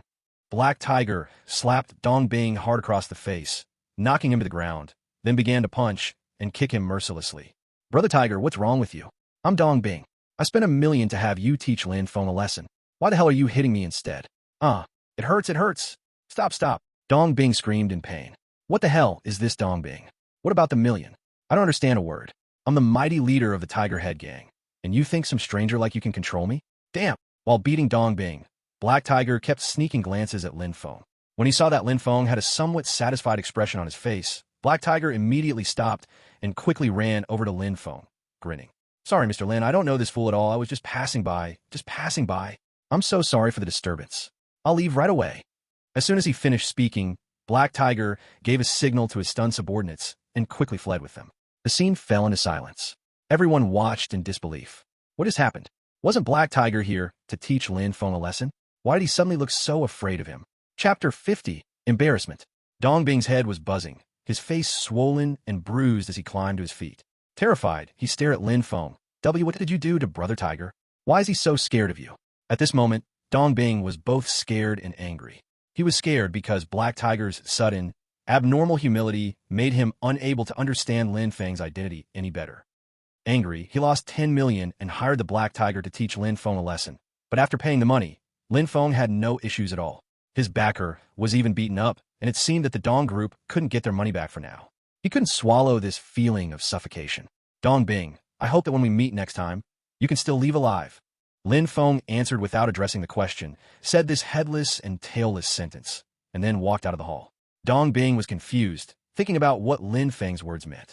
What does it mean that he could still leave alive next time? Does it mean Lin Feng wants to destroy him next time? Thinking of this, Dong Bing shivered, no longer bothering to make trouble for Lin Feng, and hurriedly fled away, rolling and crawling. Right now, the Black Tiger was unreliable. He had seen Lin Feng's strength at the auction house, and if he continued to stay, it would be bad if he provoked Lin Feng's revenge. For now, the only option was to stay away from Lin Feng and plan for the future. Outside the bank, Gao Wei and Minister Qian did not leave. When they saw Black Tiger and his group, other thoughts suddenly came to their minds. Cousin, are you really willing to be left with nothing by Lin Feng? Gao Wei glanced at Black Tiger's group leaving the bank hall, his eyes flickering. Now that his support, Minister Qian, had fallen, he was about to suffer too. Thinking about how Lin Feng ruined his support, he hated Lin Feng to the core. Minister Qian took a deep drag from a cigarette, the anger in his chest flaring up, gritting his teeth and saying, Willing? How could I possibly be willing? But what can I do if I am unwilling? That guy Lin even makes President Zhang give him face. What can we mere ants do to him? Cousin, over these years, I have made many friends in the underworld. Gao Wei leaned closer to Minister Qian, his eyes cold and vicious, saying, That guy Lin has caused us to be left with nothing. He dares to cut off our financial and power routes, forcing us into a dead end. If he makes our lives hard, we can make his life hard too. Upon hearing this, Minister Qian's hand shook, ash falling from his cigarette. Cousin, what are you planning to do? Gao Wei made a gesture across his throat.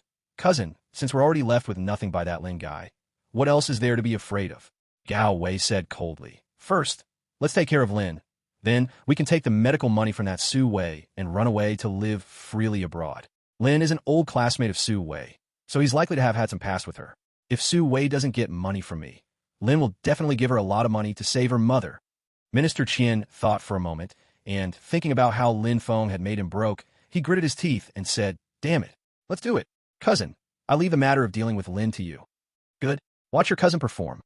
Seeing that Minister Qian agreed, Gao Wei rushed towards Black Tiger with the 2 million he took out from the bank. Soon, the brothers arrived in front of Black Tiger. Brother Tiger, hello. Gao Wei was all smiles. Black Tiger was still shaken from being scared by Lin Feng in the bank hall, and suddenly seeing Gao Wei startled him again. He burst out in anger. Who the hell are you? What do you want? Gao Wei smiled and said, Brother Tiger, I'm a friend of your subordinate, the Lecher. I'd like to ask you for a favor. Hearing he wanted to ask for help, and knowing the Lecher, Black Tiger's anger lessened a bit. Speak. What do you want me to help with? Brother Tiger, my brother and I have been beaten up badly, and we want to ask you to help us get rid of that guy. While speaking, Gao Wei handed the black bag filled with cash to Black Tiger. There are 2 million in here. After the job is done, this money will be yours. 2 million? You think I'm a beggar? I'm now the underground emperor of Qingzhou. Tiger brother cursed loudly, then suddenly changed his tone. However, since you're my little brother's friend, you are also half a brother to me. All right, I'll give you a discount. 2 million is 2 million. Tell me, who do you want me to take down? Seeing his agreement, the Gao Wei brothers let out a heavy sigh of relief. Then, Gao Wei pointed to Lin Feng, who came out of the bank lobby. Tiger brother, it's that kid. His name is Lin Feng. Tiger brother, you must tear him to pieces. I wish I could crush him and feed him to the dogs. Minister Qian got so emotional when he saw Lin Feng that he was nearly grinding his back teeth to dust. It was that man who caused him to lose everything. His lover, his mansion, his power, his wealth. All of it turned to ashes because of that man. Lin Feng. Black Tiger was taken aback, instinctively turning his head to look, uncertainly asking, Are you sure the person you want me to take down is him? Gao Wei nodded confidently. Tiger brother, it's him, it's definitely him. Oh great, really great. Black Tiger turned back, putting his hands on the shoulders of the Gao Wei brothers, laughing. You two are really good to me. The Gao Wei brothers hadn't reacted yet, thinking Black Tiger was praising them for giving money. Tiger brother, we are all brothers, of course. We think of you first when there's business. Gao Wei flattered him heavily. Minister Qian smiled. Yes, yes, and such things can only be done by you, Tiger brother. We are afraid that others won't have this ability. Is that so? The smile on Tiger brother's face suddenly stiffened. He grabbed the necks of both Gao Wei brothers and slammed their heads together forcefully. Bang! The two brothers were dazed, feeling like their heads were about to explode. Gao Wei shook his dizzy head, confusedly asking, Tiger brother, what are you doing? What am I doing? You two really have a death wish. Do you want to kill me? Black Tiger was furious, ordering those little brothers, Come on, take these two fools away and send them overnight to that Asan country. Find a bunch of Asan's strong men to teach them a lesson. Tiger brother, why? What is the reason for this? The Gao Wei brothers were scared to tears. The strong men in Asan country don't even spare lizards. It's said that any living creature with a hole is quite dangerous. Why? All right, I'll tell you. That Lin Feng, even I can't mess with him, and you still want me to kill him? Isn't that killing me? Black Tiger became more and more furious, impatiently waving his hand. Why are you still dazed? Hurry up and take them away. Yes, Tiger brother. The little brothers rushed forward, quickly stuffing the Gao Wei brothers into a van and leaving in a hurry. As Lin Feng just walked out of the bank lobby, a man and a woman rushed over, kneeling in front of him without a word. Mr. Lin, we were wrong. We were wrong. Please forgive us. Chapter 51 by Family Father and Daughter. These two were by Tianjiao, by Yi's cousin, and her uncle by Shihai.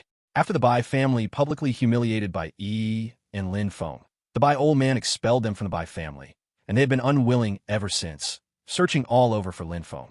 In their view, only Lin Feng could help them return to the Bai family. Seeing that it was by Tianjiao and her father, Lin Feng frowned slightly. What are you doing here? He had no good feelings towards his father and daughter, especially by Tianjiao, who made him feel disgusted. Mr. Lin, my daughter spoke thoughtlessly at the Bai family before and hurt you. She has deeply realized her mistake. We hope you can be magnanimous and speak a word for us to the old man Bai. We are indeed true Bai family descendants. If we leave the Bai family, how can we survive? Bai Shihai was the first to speak, pleading with snot and tears. Over the years, he relied on the Bai family and indulged himself in luxury. His life could not be described as anything but extravagant. Even with his status as the Bai family's young master, he attracted the envy of many socialites and beauties. Without the Bai family, he would have nothing left. Mr. Lin, I apologize and admit my fault. Please forgive us. Bai Tianjiao grabbed Lin Feng's pants, tears streaming down her face, looking pitiful. Forgive you. Lin Feng sneered and shook his head, then kicked Bai Tianjiao aside. Get lost. Don't come bothering me again. Boom. Such cold indifference struck Bai Tianjiao and her father like a thunderbolt. Bai Shihai, with a shameless face, shouted, Mr. Lin, as long as you let us return to the Bai family, we are willing to do anything. By the way, aren't you very close to my niece? You must be boyfriend and girlfriend, right? How about this? You let us father and daughter return to the Bai family, and I'll have my youngest daughter accompany you in the future. She'll serve you day and night, and when you sleep, you can have them both beside you. That must feel wonderful, right? Hearing this, Lin Feng looked at Bai Shihai in astonishment, thinking, what kind of person does he take me for? While thinking, Bai Tianjiao was holding his thigh, her soft thighs rubbing against Lin Feng's legs, her expression incredibly suggestive. Mr. Lin, I promise to serve you comfortably. Please help me out. Seeing her like this, Lin Feng felt disgusted and nearly vomited. He took a deep breath and kicked Bai Tianjiao away again, his tone filled with anger. Bai Tianjiao, if you dare to discuss me again, do you believe I'll make sure you don't see the sun tomorrow? These words were filled with intense, killing intent. Bai Tianjiao and her father couldn't help but shudder, goosebumps rising all over their skin, feeling that Lin Feng wasn't joking at all. Dad, what should we do? Bai Tianjiao was almost crying, looking at Bai Shihai with tear-filled eyes, seeking help. Bai Shihai swallowed and, like a servant, nodded and bowed to Lin Feng. Mr. Lin, I'm sorry. We were ignorant and angered you. Well, how about you set a condition? Whether it's money or women, as long as we can do it, we'll do it for you. In Bai Shihai's eyes, as a man, Lin Feng was only interested in three things: money, power, or women. At this point, other than power, he could offer Lin Feng money and women. I told you, don't come and discuss me anymore. Lin Feng coldly dropped this sentence and turned around to leave. Mr. Lin, Bai Tianjiao instinctively tried to chase him, but was stopped by Bai Shihai. Tianjiao, don't chase him anymore. This guy obviously wants to ruin us. Dad, we can't go back to the Bai family. What are we going to do in the future? Bai Tianjiao cried loudly, looking regretful. If I had known it would turn out like this, I shouldn't have messed with Bai Yi that. What are you crying for? Bai Shihai scolded. Tianjiao, get up. We haven't lost yet. We still have a chance to return to the Bai family. Bai Tianjiao quickly asked, Dad, do you have another plan? Bai Shihai lit a cigarette, looking at Lin Feng's back, sneering repeatedly. This Lin guy won't help us because he's not one of the Bai family. But Bai Yi is different. I watched her grow up. I know her personality too well. As long as we act pitiful in front of her, she'll definitely soften and plead for us. Dad, you want me to go to that Bai Yi and act pitiful? No, I won't go. I will never bow to her. Bai Tianjiao firmly refused. She had always been compared with Bai Yi, believing she was far better than her. So how could she easily bow her head to Bai Yi? Slap. Bai Shihai slapped Bai Tianjiao hard on the face, shouting angrily, Bai Tianjiao, I want you to remember, we are in this mess because of you. Right now, only Bai Yi can save us. As long as we can return to the Bai family, there will be plenty of opportunities to deal with Bai Yi. Once upon a time, King Go Jian of Yu lay on firewood and tasted bitterness, while Han Exen endured humiliation under others' legs. How does it matter if you and I bow our heads to Bai Yi for now? Bai Tianjiao covered her face, tears streaming down. Dad, I understand. To return to the Bai family and ultimately kill Bai Yi, I will endure humiliation tonight and invite Bai Yi to dinner to apologize. Very good. Bai Shihai nodded in satisfaction, his eyes turning ruthless. Once we regain the family fortune back at the Bai family, we will properly deal with Bai Yi and Lin Feng, those two dog lovers. Lin Feng was unaware of all this. He got into a taxi to return to the villa and rest. However, Bai Yi's call came in. Mr. Lin, I have helped Su Wei apply for the Public Relief Fund.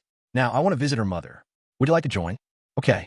Lin Feng did not initially want to get too involved, but since Bai Yi took the initiative to invite him and he was an old classmate of Su Wei, he weighed the options and decided to go visit. Great. Send me your location, and we'll pick you up soon. Bai Yi was extremely excited. For some reason, after spending these 2 days with Lin Feng, she wished she could be by his side every moment. No need. I will take a taxi to Qingzhou People's Hospital. Let's meet there. Seeing the taxi already moving, Lin Feng politely declined Bai Yi's offer to pick him up. All right. See you later. Bai Yi, satisfied, ended the call. Meanwhile, in the office of the president of Qingzhou Bank, President Zhang nearly had a heart attack after hearing from Dongbing that Lin Feng's purple crystal black shining card was found or stolen. Damn it. I always thought this Lin Feng was some big shot, making me run around like a servant for so long. Thinking about it is just infuriating.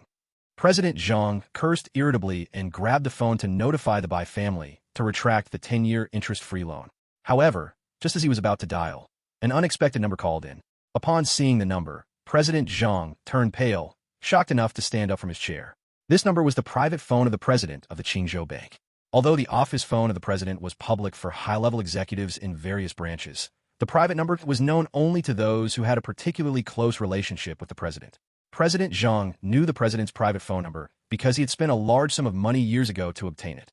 The private number had existed in President Zhang's phone for countless days and nights, and he never dared to call it, nor had he ever received a call from the president's private number.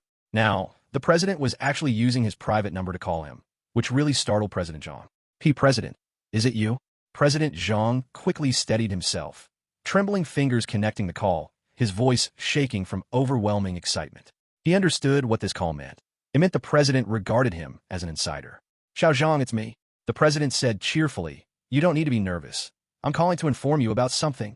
President Zhang couldn't help but feel nervous. He forced himself to calm down, saying, President, please go ahead.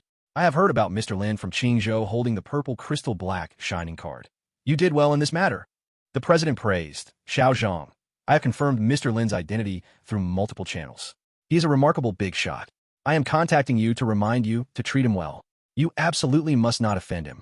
By the way, I will return from my business trip abroad the day after tomorrow and will fly directly to Qingzhou. Please help me arrange a meeting with Mr. Lin at that time. And also prepare for the new Governor Wu, Jianfeng, to take office in 3 days. We should visit him as well. Upon hearing this, President Zhang's face turned completely white. Cold sweat dripped down in large drops. He never expected that Lin Feng was actually a big shot, and he had actually believed Dong Bing's malicious words, doubting Lin Feng and offending him. It's over. This is really the end. Zhang, the bank president, was almost in tears out of anxiety. If someone else told him that Lin Feng was a big shot, he might not have believed it. But who was the bank president? His connections and intelligence network were terrifying. If even the bank president confirmed this, it must be true.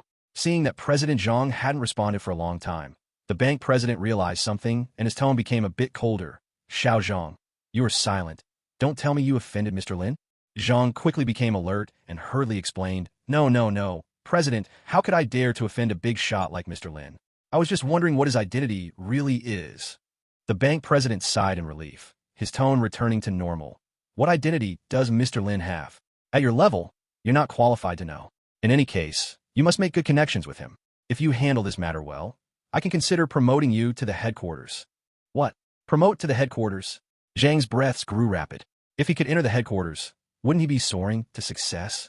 No matter what method, I must gain Mr. Lin's forgiveness and become friends with him. Zhang immediately made up his mind. Qingzhou People's Hospital. This was the best third-class hospital in Qingzhou City. Not only did it have complete medical equipment, but the medical staff skill level was also extremely high, so much so that influential individuals from other provinces would travel long distances to seek treatment here. When Lin Feng arrived with a fruit basket, Bai Yi and Su Wei had already been waiting for a long time. Seeing Lin Feng, Bai Yi and Su Wei hurriedly greeted him. Mr. Lin, you are here. Lin Feng slightly nodded, then looked at Su Wei. Su Banhua, where is your mother's hospital room? Mr. Lin, my mom is in the intensive care unit on the 2nd floor. You and Miss Bai truly are lifesavers. Aye. As soon as Su Wei saw Lin Feng, her eyes turned red with tears, feeling overwhelmed with gratitude. Lin Feng smiled, changing the topic. Su Banhua, just call me Lin Feng. We're classmates. Su Wei opened her mouth, then shook her head. No, I can't. Our statuses are vastly different. I can't address you like I did in school. Though she didn't know Lin Feng's true identity, she had personally seen how even President Zhang had to be so respectful to him. All right, if you prefer to call me that, then go ahead. Lin Feng felt rather helpless. He knew that everyone had grown up and their statuses had changed. The simple camaraderie they once had might never return. Miss Su, let's hurry to see your mother. She's still waiting for the medical expenses. At this moment, Bai Yi reminded them. Su Wei quickly wiped her tears and took the lead. Mr. Lim, Miss Bai, I'll take you there. Soon, the three of them walked towards the 2nd floor of the hospital. As they just entered the hospital, a young man passing by in a car stopped, adjusted his sunglasses, and looked at Lin Feng's back, exclaiming, "Isn't that Mr. Lin? Why is he at the hospital? Is he sick?" As soon as he finished speaking, this young man dialed a number. "Miss Zhao, I'm Lin Zitao. I just saw Mr. Lin at the People's Hospital." "What? Mr. Lin? What is he doing at the hospital?" Zhao Wenli was utterly astonished. Ever since she had seen Lin Feng's black crystal purple card at the auction, she had decided to actively pursue him. In fact, to chase after Lin Feng, she even specially canceled her engagement with her father's chosen one. Now that she heard about Lin Feng's whereabouts, she quickly said, "Zitao, stay close to Mr. Lin and report his latest situation to me at any time. I'm coming over right away." "Okay." Lin Zitao agreed and quickly parked the car to rush after Lin Feng. Zhao family. Zhao Wenli rushed into the changing room and picked out an exquisite dress to change into. "Wenli, you look so beautiful. Are you going on a date? Dad tells you, don't bother with other men in this life. Just focus on pursuing Mr. Lin for me." The head of the Zhao family, seeing Zhao Wenli looking alluring, couldn't help but remind her. Zhao Wenli grabbed the car keys and quickly walked toward the garage, saying, "Dad, I'm going to run into Mr. Lin. He's at the People's Hospital, and I'm going to see him right now." After speaking, Zhao Wenli hurriedly left. Meanwhile, at Qingzhou People's Hospital, as Lin Feng and his two companions came out of the second-floor elevator, a harsh voice shouted, "You broke loser! You can't even afford the medical fees, yet you want to stay in the ICU? Get out of here!" No sooner had the words been spoken than an old man, wearing a patient's outfit, emaciated and sickly looking, was kicked out of the ICU in his wheelchair. He fell from the wheelchair onto the ground, his face twisted in pain. "Wow, old hag, you still know what pain is? If it hurts so much, why don't you just die?" A female nurse in her 40s walked out of the ICU with crossed arms, sneering at the old man before kicking the wheelchair towards him. Crack! The wheelchair flipped over and slammed hard against the old man's legs. "Ah!" The old man let out a wretched scream. My leg, my leg." The old man's cries attracted the attention of many nearby, but no one dared to help. On the contrary, some people pulled out their phones and tablets to record the scene, watching with detached interest. Human indifference was fully on display at this moment. Just as Sue stepped out of the elevator and heard the cries, her expression changed sharply. "That's my mom's voice." With that, Sue quickly rushed toward the ICU. When she saw her mother lying on the ground, Sue ran over, helping the old woman up and asking in bewilderment, "Mom, what happened to you?" She clearly remembered her mother lying in the ICU on oxygen. How could she end up on the floor, struck by a wheelchair? "Sue, Mom can't get treated anymore. Let's go. We must leave here. Mom won't be treated anymore." Seeing her daughter, the old woman couldn't hold back her grievances any longer and sobbed on her daughter's shoulder. "Mom, we can't leave. I've raised enough money for your medical treatment. I'll pay right away and arrange your surgery. Don't worry. I will find a way to cure you." Sue tightly embraced her mother, offering comfort. "If you two broke fools, stop wasting time. Get out of the hospital and don't disturb our work here." At this moment, the nurse walked over, her tone haughty as she shouted, all right, we're leaving. We'll leave immediately. Head Nurse Wang, please don't be angry. We'll leave right now." Sue's mother, worried about angering the nurse and causing trouble for her daughter, forced a smile and said to Sue, "Daughter, I feel much better now. Listen to your mom. Let's go home." "Mom, did she do something to you?" Sue realized something and stared coldly at the nurse. "Head Nurse Wang, you are responsible for my mother's hospital bed. Why is my mother lying in the corridor? What's going on? What's going on?" Head Nurse Wang crossed her arms, arrogantly glancing at Sue. "Sue, how many days has it been since you paid? Our hospital is not a charity. Do you think your mother can just lie here for free? No money, so why are you even here? What kind of hospital do you think this is? Is this a place for poor people like you?" Upon hearing this, Sue's face darkened, staring furiously at Head Nurse Wang. "So, you mean my mother was kicked out by you?" Head Nurse Wang couldn't be bothered to deny it and directly admitted. "So what if she was? If you can't afford to be hospitalized, should I let your mom, this old hag, occupy a bed for free?" "You!" Sue clenched her fists, forcibly suppressing her anger. "Head Nurse Wang, I have discussed with Director Sun. I will definitely gather the medical fees before tonight. It's not even time yet. On what basis do you kick my mother out?" Hearing the name Director Sun, Head Nurse Wang instantly became furious, impatiently snapping. "On what basis? Do I need to explain to you poor people? Don't you see what a pathetic state you're in? Over 2 million in medical fees. Where do you think you'll gather that? Get lost, get lost. Don't embarrass yourself here." Originally, she had no real hostility towards Sue and wouldn't have used such unusual means to drive her away just because a patient couldn't afford the fees.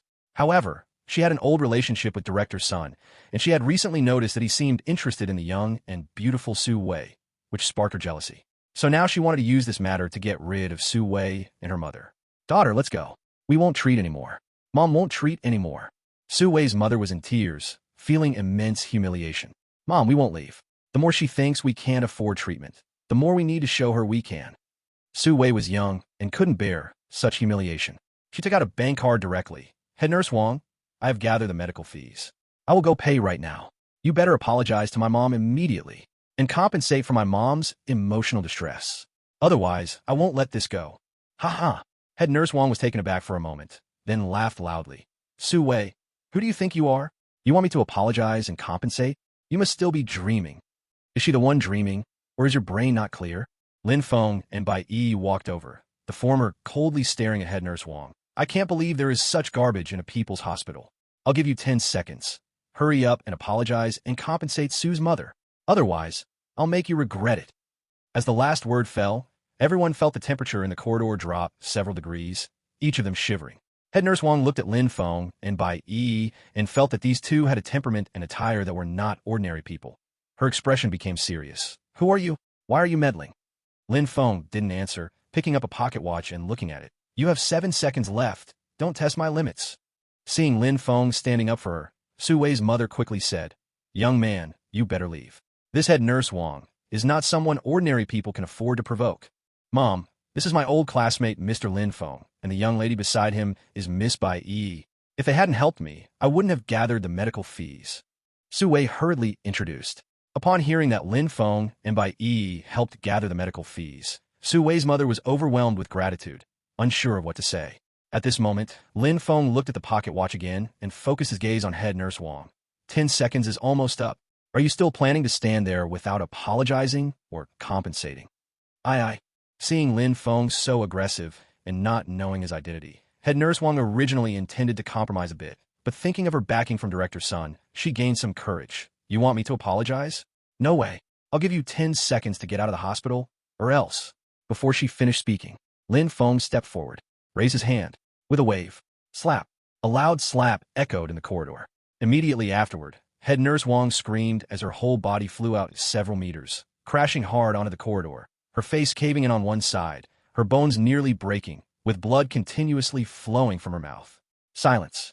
The scene was terrifyingly quiet. Everyone stared at Lin Feng in disbelief, completely not expecting that he would be so bold as to lay hands on Head Nurse Wong without hesitation. It's over. Head Nurse Wong is the oldest nurse at Qingzhou Hospital, with a powerful network of connections in this hospital, and it's also rumored that she has a relationship with Director Sunday. This young man hitting her is probably going to stir up big trouble. Isn't that right? This young person is impulsive. Oh, this young person is causing trouble on someone else's turf. This matter is unlikely to end well. Some onlookers began to whisper. Su Wei's mother was nearly frightened to death, nervously saying, Mr. Lin, you must leave quickly, quickly. Su Wei was also startled, seemingly not expecting Lin Feng to act violently. She became flustered and said, Mr. Lin, my mother is right. You should leave. If there's anything, I'll take it on here. Chapter 54. Getting into trouble. Although Su Wei had personally witnessed President Zhang being very humble and polite to Lin Feng at the Qingzhou Bank, she wasn't sure about Lin Feng's identity and whether he could match Nurse Wong's connections. If Nurse Wong retaliated, she had no confidence Lin Feng could withstand it. Leave? Since I've hit someone, I can't leave. Lin Feng shook his head, his face calm as he said, Su Wei, you go pay the fees first. I'll handle this here. Lin Feng, will take responsibility alone. Su Wei firmly refused. No way. I can't let you get into trouble. Mr. Lin, you and Miss Bai should leave here first. At worst, I'll take all the blame. Upon hearing this, Bai Yi smiled and reminded her. Miss Su, Mr. Lin is much stronger than you think. You can go pay the fees with peace of mind. With him here, we definitely won't have any problems. Trust me. No wonder. Bai Yi was aware of Lin Feng's true identity. She knew that this retired former General Marshal of 10 stars and the current Grand Master of the Maple Temple could not be easily dealt with by a mere nurse manager at a city hospital. You think you won't be fine? You dare to hit me and boldly claim that you won't be fine. At this moment, Nurse Wong stood up, covering her face, her expression twisted with rage as she roared, Lin, you are so bold. How dare you hit me in a hospital? You're finished, utterly finished. As soon as she finished speaking, Nurse Wong pointed at Lin Feng and shouted at the two security guards rushing over. This madman dared to attack me. You two quickly catch him, break all his legs, and send him to the security bureau. Also, the Sui mother and daughter can't afford the medical fees and occupy the bed. Throw them all out. The two security guards were attracted by the commotion and, upon hearing this, became alerted and pulled out their retractable batons, moving toward Lin Feng. Lin Feng felt disheartened by the world and was utterly disappointed with Nurse Wong. He clenched his fists, intending to push back against the security guards. Stop! Just as the two sides were about to fight, a powerful voice suddenly came through. Director-san, you're finally here. Nurse Wong rushed over, covering her collapsed face, and began to complain. Look, I merely went to remind Sui and the others to pay, but not only did they refuse to pay, they also scolded and hit me. My face has been beaten to a pulp. I am disfigured. Sobi. Director Sun was momentarily stunned, looking at Nurse Wong suspiciously. Really? Miss Su is always very polite. Would she behave like this? Seeing that Director Sun not only didn't believe her, but also praised Sui and seemed disinterested in her injuries, Nurse Wong became even more jealous and furious. Director Sun, what do you mean? I've been beaten like this, and you think I'm joking? No, I just want to clarify the truth. Director Sun frowned and then looked at Sui. Miss Su, what's going on? Director Sun, here's how it happened. Sui briefly recounted the events that led up to this point. After finishing, Director Sun glared angrily at Nurse Wong, speaking in a tone of discontent. As the head nurse, how can you act this way? Where is your professional ethics? Are you threatening me? You dare to threaten me? Nurse Wong exclaimed in disbelief. Son, you don't believe what I say and easily believe that Su woman? What do you mean? Director Sun felt this woman had gone crazy and sternly reminded her in a low voice. What nonsense are you talking? Pay attention to your image. This is a hospital, not your home. What's there to be afraid of? Nurse Wong coldly snorted dismissively. Son, you better help me get revenge. Otherwise, be careful I expose our affair to your wife. With a swipe, Director Sun's face instantly changed, and his gloomy expression quickly turned into one of appeasement. Don't be impulsive. Let's talk things over. His current position was all thanks to his wife. If she found out about his affair with Nurse Wong, his wife would probably make him lose everything in an instant. Look at you, no ambition. The only time you manage to satisfy me is in bed for those few minutes. When Nurse Wong realized she had Sun Director under her control, she became even more arrogant, sneering at Sui. Sui, are you spreading lies trying to make Director Sun misunderstand me? You really are a lowlife. Indeed, Sui, you have guts. If I hadn't seen through your tricks, I almost would have been fooled by you. Director Sun's expression changed faster than the weather. He ordered the two security guards. What are you waiting for? Hurry up and break that Lin guy's 3 legs, then throw Sui and the others out. Throwing them out isn't enough. I want to ban them from coming to Qingzhou People's Hospital for treatment in the future. Nurse Wong added, looking smug as she glanced at Lin Feng and the others. You poor people think you can mess with me? You really don't know when to quit. It's over. This young man has really caused a mess. Now, not only can Miss Su's mother not be treated, but she probably won't even be able to enter this hospital again. These young people are still too young. Why pick a fight with the people who can save lives? Isn't that just asking for trouble? The bystanders all felt pity for Lin Feng and the others as they saw Director Sun siding with Nurse Wong. At that moment, the two security guards no longer hesitated. They swung their telescopic sticks at Lin Feng. I never thought that beneath the white coat, there would be such a dark person. Now I've seen it all. Ha ha ha. Lin Feng laughed bitterly in anger, his fist clenched tightly, veins popping out on the back of his hand. He had always held the best memories of this world, which was why he had risked his life to protect his country. But after returning to Qingzhou, everything he saw and heard was so disappointing. Since the country I protect has darkness, then I, Lin Feng, will drive away this darkness and restore a clear sky. Lin Feng shouted angrily, stepping forward. Boom! He punched the 2 telescopic sticks coming at him. The 2 sticks snapped with a loud crack, turning into worthless scraps. A terrifying force slammed into the 2 security guards, who spit blood and flew out, landing on the ground unconscious. What? This kid is so strong. Nurse Wong was startled and instinctively hid behind Director Sunday. Director Sun also felt a bit uneasy, staring at Lin Feng with a serious expression. Kid, do you know what you're doing? It's not enough to hit my hospital's head nurse, but you even went after the security guards? You're really too audacious. I'm going to call the security bureau and have them deal with you. After speaking, Director Sun took out his phone and was about to call the security bureau. However, Lin Feng was faster. He rushed up to him, snatched the phone from his hand, and crushed it in front of him. Bang! The fruit phone, with its steel shell, was actually crushed with brute force. Seeing this, everyone's eyes nearly popped out. This, he crushed the phone with one hand. Is he even human? Chapter 55, Brother-in-Law. Even Bai Yi, who had witnessed Lin Feng's terrifying strength before, was shocked. Her heart raced wildly as she thought. Lin Feng is so strong, so fierce, such a man. Su Wei and her mother were even more shocked, their mouths wide open, as if they could fit a sausage in them. Daughter, who is this Mr. Lin? Why is he so fierce? Su Wei's mother asked, trembling. She had lived more than half her life and had never seen a man like Lin Feng, who could crush a phone with his bare hands. Mom, he's my high school classmate. Back when he was in high school, he looked weak. I never expected him to become so strong now. Su Wei murmured. After she finished speaking, she began to daydream like a lovesick girl, thinking to herself, if she could have something happen with a man like Lin Feng, would she feel joy soaring into the clouds? As she was thinking, Lin Feng, with a serious expression, walked towards Director Sun and Nurse Wang. As he approached, a terrifying aura enveloped Nurse Wang and the others, making them feel as if they had fallen into an ice cave, completely chilled. Old Sun, quickly stop him, stop him! Nurse Wang shouted. At this moment, she was completely terrified of Lin Feng. Over the years, she had never encountered a ruthless person like Lin Feng. She often saw online about doctor-patient relationships, how some impulsive people, when angry, could lose their reason and harm a doctor's. Kid, what do you want to do? I order you to stop immediately, or else I... Director Sun stammered, planning to use his position to intimidate Lin Feng. However, before he could finish, Lin Feng walked up to him and raised his hand, delivering a hard slap to his face.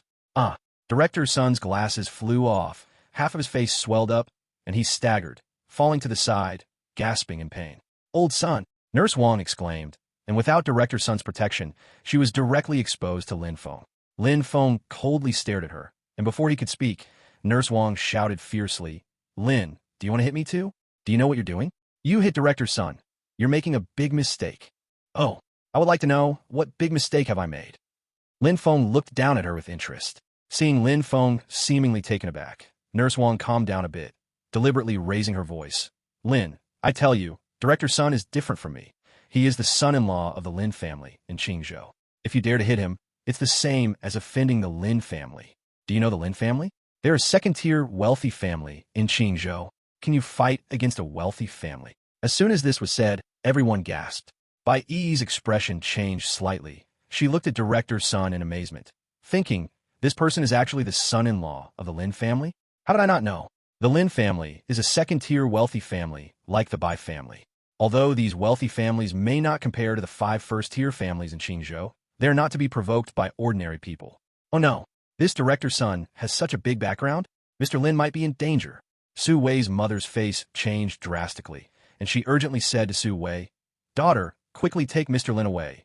Otherwise, it'll be troublesome when the Lin family seeks revenge. Su Wei was not sure if Lin Feng was afraid of the Lin family, but she knew Bai Yi's family could withstand the Lin family, so she wasn't as anxious as her mother. Miss Bai, what do you think we should do now? Su Wei couldn't help but ask Bai Yi. Bai Yi smiled lightly and shook her head. Don't say just one Lin family. Even if all the wealthy families in Qingzhou came together, they wouldn't be a match for Mr. Lin. Don't worry, Mr. Lin will be fine. Who says he won't be fine? A cold sneer rang out. Swish, swish, swish. Everyone turned to see the hospital president and a group of leaders crowding around a young man. The one who just spoke was the president. Seeing the president and his group approaching, Nurse Wang quickly ran over, looking aggrieved and saying, Director Wu, you and the leaders need to stand up for me. That guy named Lin not only refuses to pay for medical expenses and occupies the ICU bed, but he also irrationally hit me and Director Sun, and he even injured 2 of our hospital's security guards. Director Wu and the others frowned, glaring at Lin Feng. Sir, what do you mean by this? What do you think this hospital is? How can you casually hit people in my hospital? Su Wei's mother saw the situation escalating and quickly smiled apologetically, trying to explain. Director Wu, that's not how it is. Actually, Director Wu coldly interrupted. I don't care what the truth of the matter is. I only see that you have injured my hospital staff. At this point, Director Wu turned to the young man surrounded and said apologetically, Sorry, young Master Lin. You're making me laugh. Please wait a moment. I will solve this matter right away. The young man was Lin Zitao. This hospital was built with joint funding from the Lin family and the government. The Lin family is the second largest shareholder and donates 100 million yuan to the hospital every year, making them the hospital's financial benefactor. Lin Zitao had been secretly following Lin Feng, providing information to Zhao Wenli. But unexpectedly, he was spotted by the director, who then warmly welcomed him with a large group of hospital leaders. "You don't need to solve this matter. Let me handle it instead," Lin Zitao said with a not-so-good expression, lightly addressing Director Wu. Director Wu was taken aback, thinking Lin was just wanting to indulge in leadership, and without a second thought, nodded, saying, "Since young Master Lin wants to solve it, then you can." After saying this, Director Wu and the group of leaders stepped aside. Seeing Lin Zitao take the initiative to resolve the issue, Nurse Wang burst into gleeful laughter. "Lin, you're finished. Director Sun is young Master Lin's brother-in-law. If you dare to hit Director Sun, just wait to be dealt with by young Master Lin." Director Sun hurried over to Lin Zitao, looking servile. "Little brother-in-law, quickly help your brother-in-law take a breath." "Useless coward." Lin Zitao shot a cold glare at Director Sun.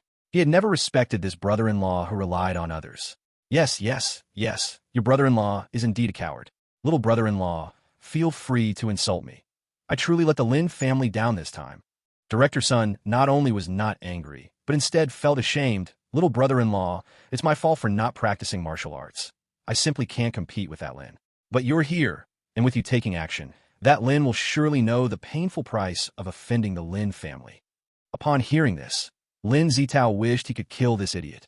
Did this fool not know that one of the top 5 wealthy families, the Zhao family's daughter, was pursuing Lin Feng? To dare provoke Lin Feng was like lighting a lantern in a toilet, seeking death, right? Thinking of this, Lin Zitao roared, "Kneel down and apologize."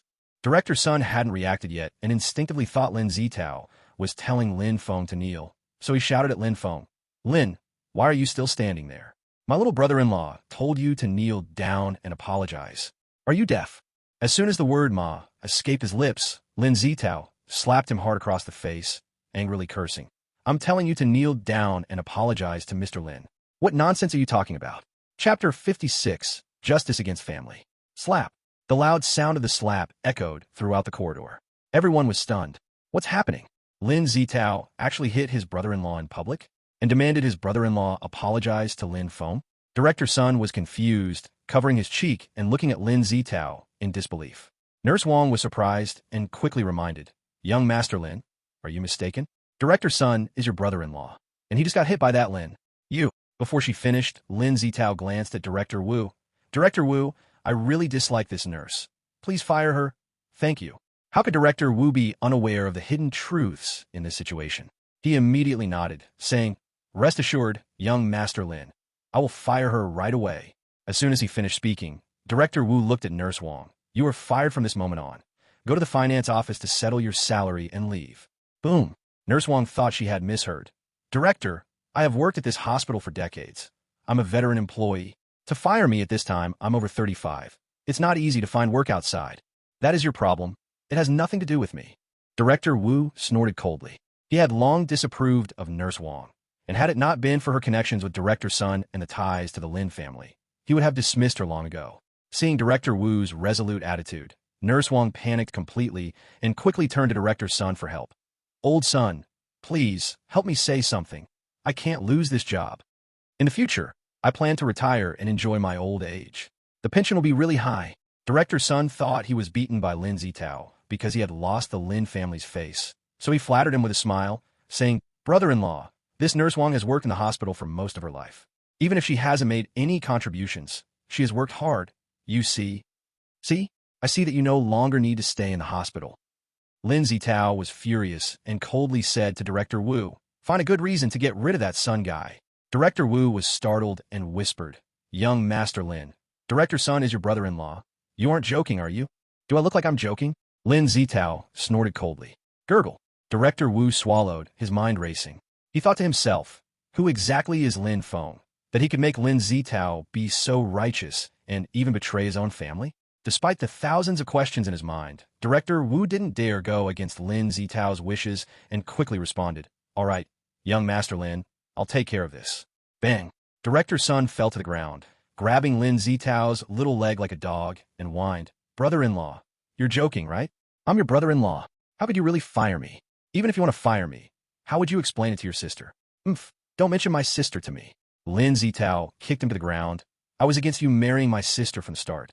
Don't worry, I'll personally explain this to my sister. After she knows the reason, she will definitely support me. Also, I'll convince her to divorce you. You good for nothing. What? Are you serious? Director Sun was stunned. He thought that since he was somewhat part of the Lin family, Lin Zitao wouldn't be so cruel. But now, Lin Zitao was so ruthless, actually going to betray his family to fire him. He knew that his position as director was entirely thanks to the Lin family. Once he was fired, he would have nothing left.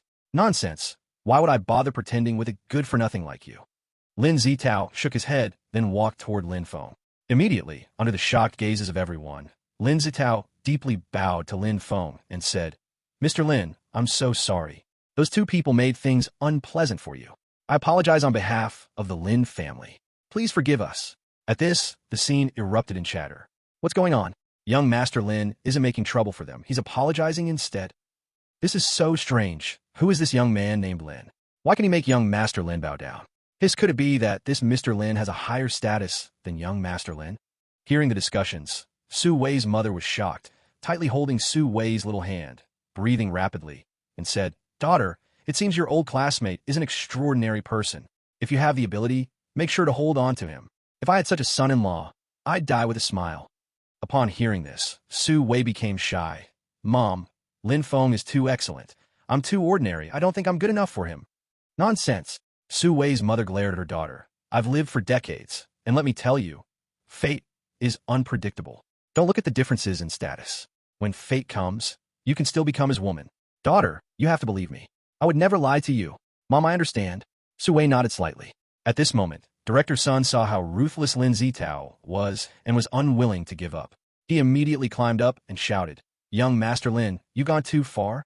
For a stranger, you actually betrayed your family. I won't accept this. I'm going to call your sister. Lin Zitao looked at him. Go ahead, make the call. I want to see what my sister has to say. Fine, you forced me. Director Sun had no choice. His last hope was his wife. He immediately took out his phone and dialed number. The phone was quickly connected, and a voice filled with impatience came through. Son, what is it? Speak quickly if you have something to say, or let it out if you have something to pass.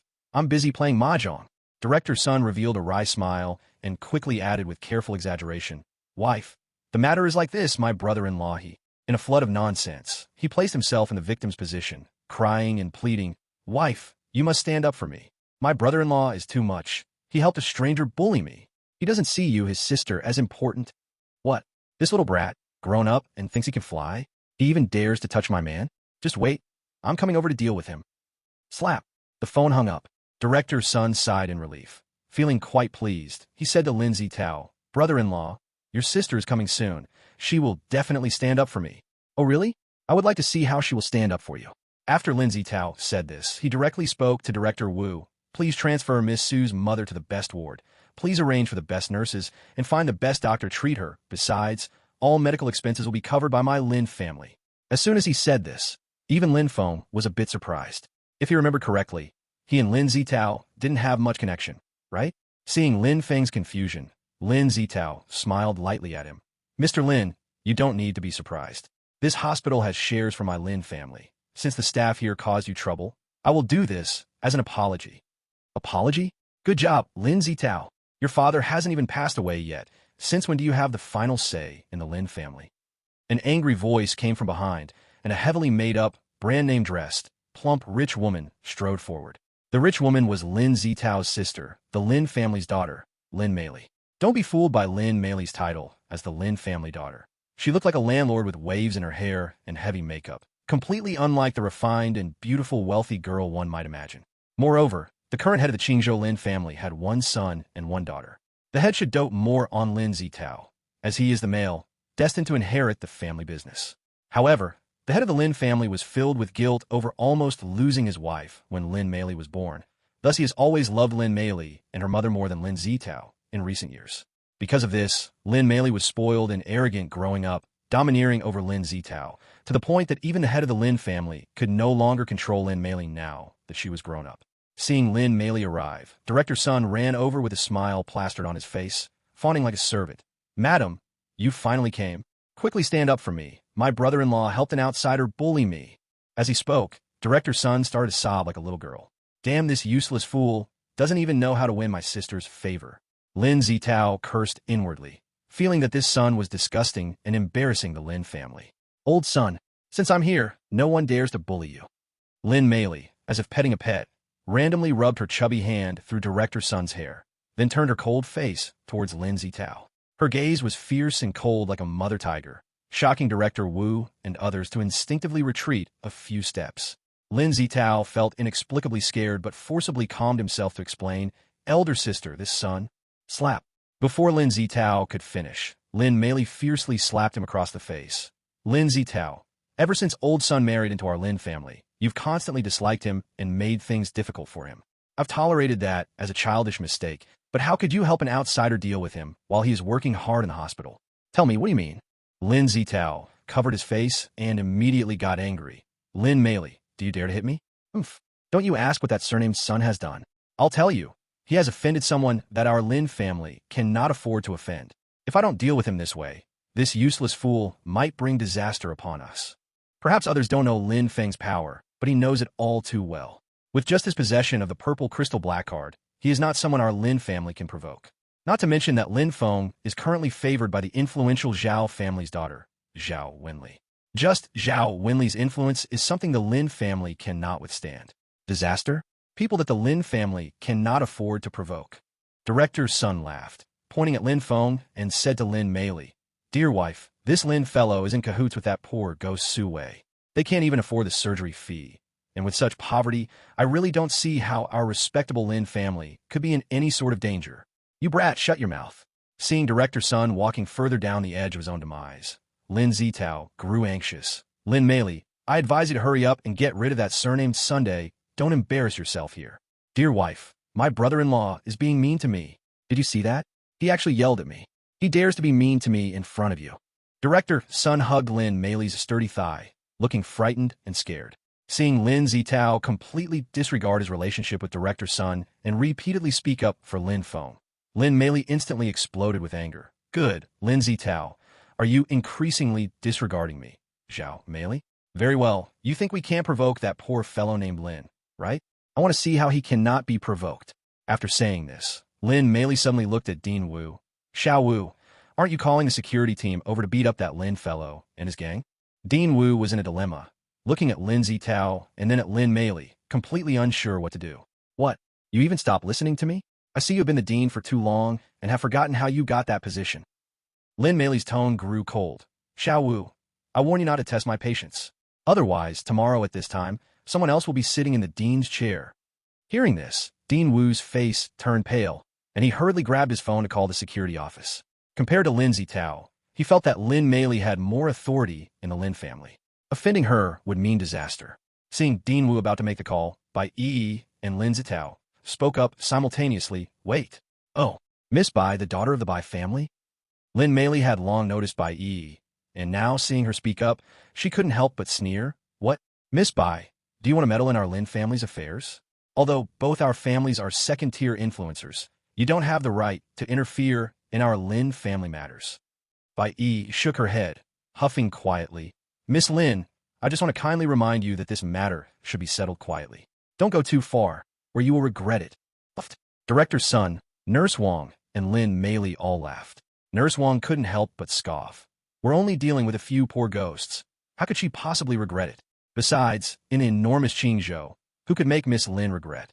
Director Sun smugly chimed in. "Exactly. My dear wife is someone that no one in Qingzhou dares to offend. She makes others regret, but no one can make her regret." As he said this, Director Sun flattered Lin Meili. "My dear wife, I speak correctly, right?" Lin Meili enjoyed the feeling of being in control, nodding slightly. "Of course, it's no problem. I won't guarantee other things, but in this hospital, I am like heaven.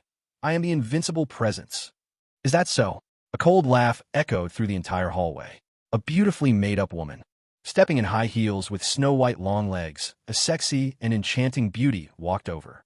Seeing this woman, Lin Zitao's expression changed slightly, and he hurried to greet her, "Sister Wenli." The newcomer was Zhao Wenli, the precious daughter of the Zhao family. Lin Zitao had always acted as Zhao Wenli's follower, and their relationship was extraordinary.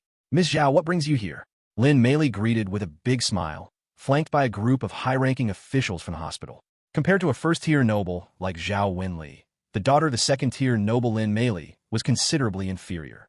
In fact, many of the projects of the Lin family were given by the Zhao family. It could be said that the Zhao family was the financial benefactor of the Lin family, an absolute force not to be offended, which explained why Lin Zitao was willing to be Zhao Wenli's follower. If I don't come, I fear Miss Lin would think she is the biggest in the world. Zhao Wenli shot an unhappy glance at Lin Meili, who quickly forced a smile and said, Miss Zhao, don't say that. I was just bragging. Among the daughters in Qingzhou, no one is greater than you. Oh, Zhao Wenli suddenly raised her voice. Since you know my status is higher than yours, who gave you the courage to offend my friend? Chapter 58. Enough ruthlessness. Friend? Who is Zhao Wenli's friend? Lin Meili's heart sank, and her gaze unconsciously scanned the surroundings. Soon, she noticed that Zhao Wenli was actually smiling towards Bai Yi and the others. This discovery shocked Lin Meili. Could it be that Bai Yi and Zhao Wenli were friends? By the way, I heard that the young master of the Duan family is pursuing Bai Yi, and the Duan family is of the same level as the Zhao family. Could it be that Zhao Wenli became friends with Bai Yi because of her connection with the Duan family? Lin Meili's thoughts raced, further confirming that Zhao Wenli's so-called friend was Bai Yi. After all, among all those present, only Bai Yi was the most likely and deserving to be Zhao Wenli's friend. Thinking of this, Lin Meili quickly forced a smile. Miss Zhao misunderstood. I didn't offend your friend, Miss Bai. I just said a few normal words to her. Humph. Zhao Wenli lightly snorted, twisting her waist like a water snake, walked in front of Lin Feng, and in front of everyone's astonished gaze, smiled charmingly at him. Mr. Lin, what a coincidence. I didn't expect to see you again. Boom. Like a thunderclap. Lin Meili was stunned. Director Sun was petrified. Head nurse Wang was shocked. Mother and daughter Su Wei were wide-eyed, falling into extreme astonishment. As for Director Wu and others, they all opened their mouths, astonished to the point of numbness in the scalp. Even those who were slow to react now understood. It was clear that Zhao Wenli's friend was Lin Feng, not Bai Yi. Lin Meili, did you see it? Mr. Lin is Sister Wenli's friend. Tell me, can someone of such a high status be provoked by our Lin family? Lin Zitao sighed and shook his head helplessly. His sister, this time, had probably stirred up big trouble. He just hoped Lin Feng would show mercy. Otherwise, Lin Meili would be in deep trouble. Lin Meili suddenly reacted, cold sweat breaking out on her face, grabbing Lin Zitao's arm, anxious and panicked. Zitao, my good brother, you have a good relationship with Miss Zhao. Can you help me say some good words? No way. Lin Zitao shook his head decisively. This matter concerned Lin Feng, and Zhao Wenli would surely punish Lin Meili harshly to maintain a good impression in front of Lin Feng. In this situation, Lin Zitao knew he couldn't help. Moreover, the Lin family was about to turn into Lin Meili's one-man show, and Lin Zitao realized that wanting to regain his voice would likely make this event a rare opportunity. Good for you, Lin Zitao. You are simply a traitor. Lin Meili was extremely angry, instinctively feeling Lin Zitao wanted to suppress her through this matter. Once Zhao Wenli found her trouble, I'm just afraid that her status in the Lin family will plummet in the future, and by then, the authority in the Lin family will probably fall into Lin Zitao's hands. Children of rich families are truly not that simple. Even if they're as close as siblings, they can still turn against each other for their own interests. This is your own doing. You can't blame others. Lin Zitao glanced coldly at Lin Meili, then also approached Lin Feng, his attitude becoming increasingly flattering. Mr. Lin, I'm very sorry my sister has caused you trouble. I'm here to apologize to you once again. You did well. This matter has nothing to do with you. Lin Feng admired him with a glance. Lin Zitao was astonished by the praise. At that moment, Zhao Wenli made a statement. Mr. Lin, please wait a moment. I will handle these presumptuous individuals next. Thank you for your consideration. Lin Feng slightly nodded, aware that Zhao Wenli wanted to impress him. However, Lin Meili and Director Sun, these small characters, were indeed not worth him personally handling, so having Zhao Wenli help was naturally better. You are too polite, Mr. Lin. Zhao Wenli smiled charmingly, then turned to look at Lin Meili, her smile instantly disappearing. Miss Lin, you are really bold, even daring to offend my friend Zhao Wenli? Lin Meili was terrified and felt weak all over, forcing a smile as she said, Miss Zhao, this is all a misunderstanding. A misunderstanding. If I had known Mr. Lin as your friend, even with 10,000 bears' hearts and leopard's guts, I wouldn't dare treat him like that. Misunderstanding? If I'm not mistaken, you wanted to have a group of security guards beat up Mr. Lin and them, right? Zhao Wenli snorted. Miss Lin, you really are ruthless. Since you dare to do this, you must endure the consequences of your actions. Saying this, Zhao Wenli looked at Director Wu. Xiao Wu, summon all the security guards in your hospital and let them beat Miss Lin and her companions fiercely. I want them to taste the feeling of being beaten up. Upon hearing this, Director Sun and Nurse Wang both cried out in fear. The former tightly hugged Lin Mei's thigh, his lips trembling as he said, "Madam, save us. There are 28 security guards in this hospital. If they all come to beat us, we will be doomed." Lin Mei knew this all too well. She forced out a smile and bowed towards Zhao Wenli. "Miss Zhao, please don't act impulsively. Let's talk it out. How about we apologize to Mr. Lin instead?" "Not good." Zhao Wenli intentionally wanted to stand up for Lin Feng. How could she let them off lightly? She directly urged Director Wu, "Xiao Wu, why are you still dawdling? Hurry up and do as I say." Director Wu couldn't even handle Lin Mei, let alone someone stronger like Zhao Wenli, so he dared not go against her. He immediately called the security room. Soon, 26 security guards rushed in and without saying a word, surrounded Lin Mei, Director Sun, and Nurse Wang, punching and kicking them mercilessly. Lin Mei and the others screamed loudly. Hearing his sister's cries, Lin Zitao was somewhat moved, opening his mouth to speak but staying silent. Although he wanted to compete with Lin Mei for family authority, she was still his sister, and watching her get beaten made him feel a bit of pain. "All right, if you keep beating them, they might die." Seeing the voices of Lin Mei and the others gradually weaken, Zhao Wenli waved her hand. "Xiao Wu, take them to be treated. Don't let them die. Additionally, I will personally discuss this matter with the head of the Lin family. In the future, the decision-making power in the Lin family will, barring any accidents, fall to young Master Lin." Upon hearing this, Lin Mei let out a shriek and fainted directly. She understood she was doomed. With Zhao Wenli applying pressure on the head of the Lin family, what awaited her was not just the loss of influence in the Lin family, but whether she could return to the Lin family was also a question. Her future would undoubtedly be quite tragic. "Thank you, Wenli." Lin Zitao felt a stir in his heart. Quickly thanked Zhao Wenli. He understood very well what Zhao Wenli's words meant. He feared that from now on, he could return to the position of the Lin family's leader, becoming the new decision-maker for the Lin family, the future head of the Lin family. "You should not thank me, but rather Mr. Lin," Zhao Wenli reminded him. Lin Zitao naturally understood Zhao Wenli's actions were for Lin Feng's sake. He nodded, then bowed to Lin Feng.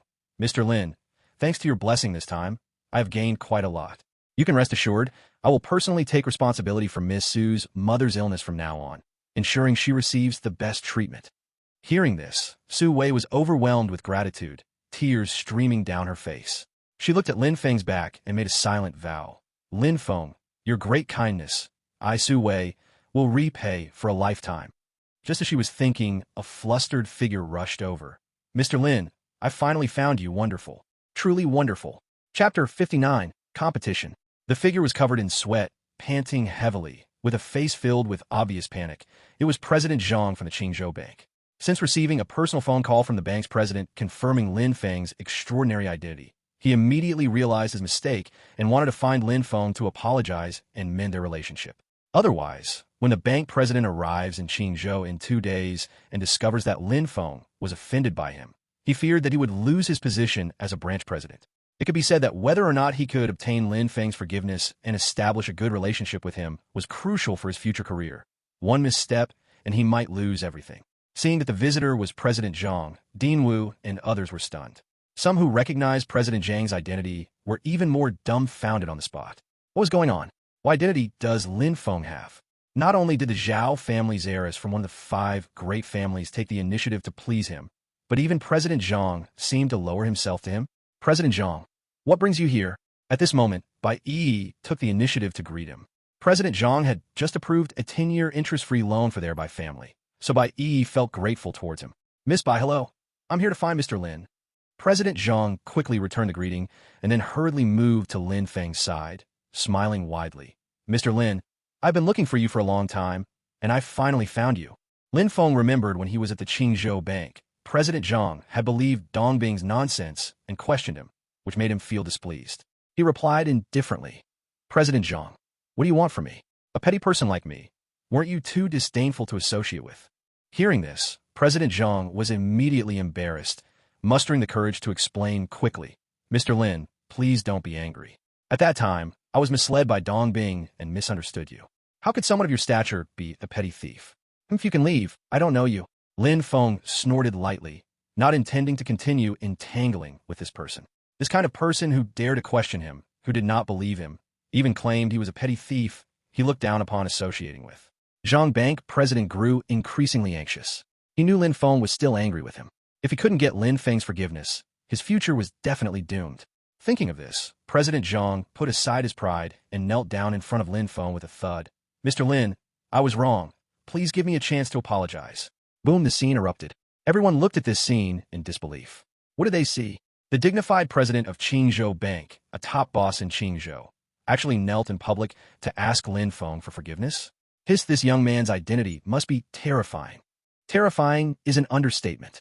President Zhang's position is such that even the heads of the 5 major families must give him some face, yet he disregards all dignity to kneel before this young man. It seems this young man's identity surpasses even that of a first-line family. So terrifying. Fortunately, we didn't offend him, otherwise it would be terrible. The crowd was discussing eagerly, but President Zhang acted as if he didn't hear anything, nervously gazing up at Lin Feng, waiting for Lin Feng's response. Lin Feng didn't even glance at him, his gaze falling on Lin Zitao, who, quick-witted, hurriedly said, "Mr. Lin, please rest assured I will personally arrange everything for Aunt Sue's surgery and follow-up matters." "Thank you." Lin Feng nodded slightly, then turned to Su Wei and said, "Su Banhua, I'm leaving now." "Mr. Lin, I'll see you off." Su Wei hurriedly said, "No need. You stay here and take good care of Aunt." Lin Feng politely declined, then intended to leave with Bai Yi. Seeing Lin Feng about to leave, President Zhang suddenly grabbed his pants leg, looking pitiful. "Mr. Lin, please don't go, don't go. I booked a banquet at the Qingzhou Grand Hotel. Can you give me a chance to apologize?" "Get lost." Lin Feng didn't want to waste words with him, kicking him aside. President Zhang let out a miserable scream, rolling several meters away, ignoring his embarrassing situation, scrambling to chase after Lin Feng. "Mr. Lin, don't go. Please don't go." "President Zhang, Mr. Lin is still angry. If you want to apologize, it's better to choose another good time." Zhao Wenli blocked his way, reminding him. Upon seeing Zhao Wenli, President Zhang froze for a moment, suddenly realizing, "You're right, I was too anxious. Mr. Lin is definitely still angry. Thank you, Miss Zhao, for your guidance. I will think carefully about how to apologize." After saying that, President Zhang quickly ran off in another direction. Meanwhile, Lin Feng and Bai Yi walked together to the parking lot.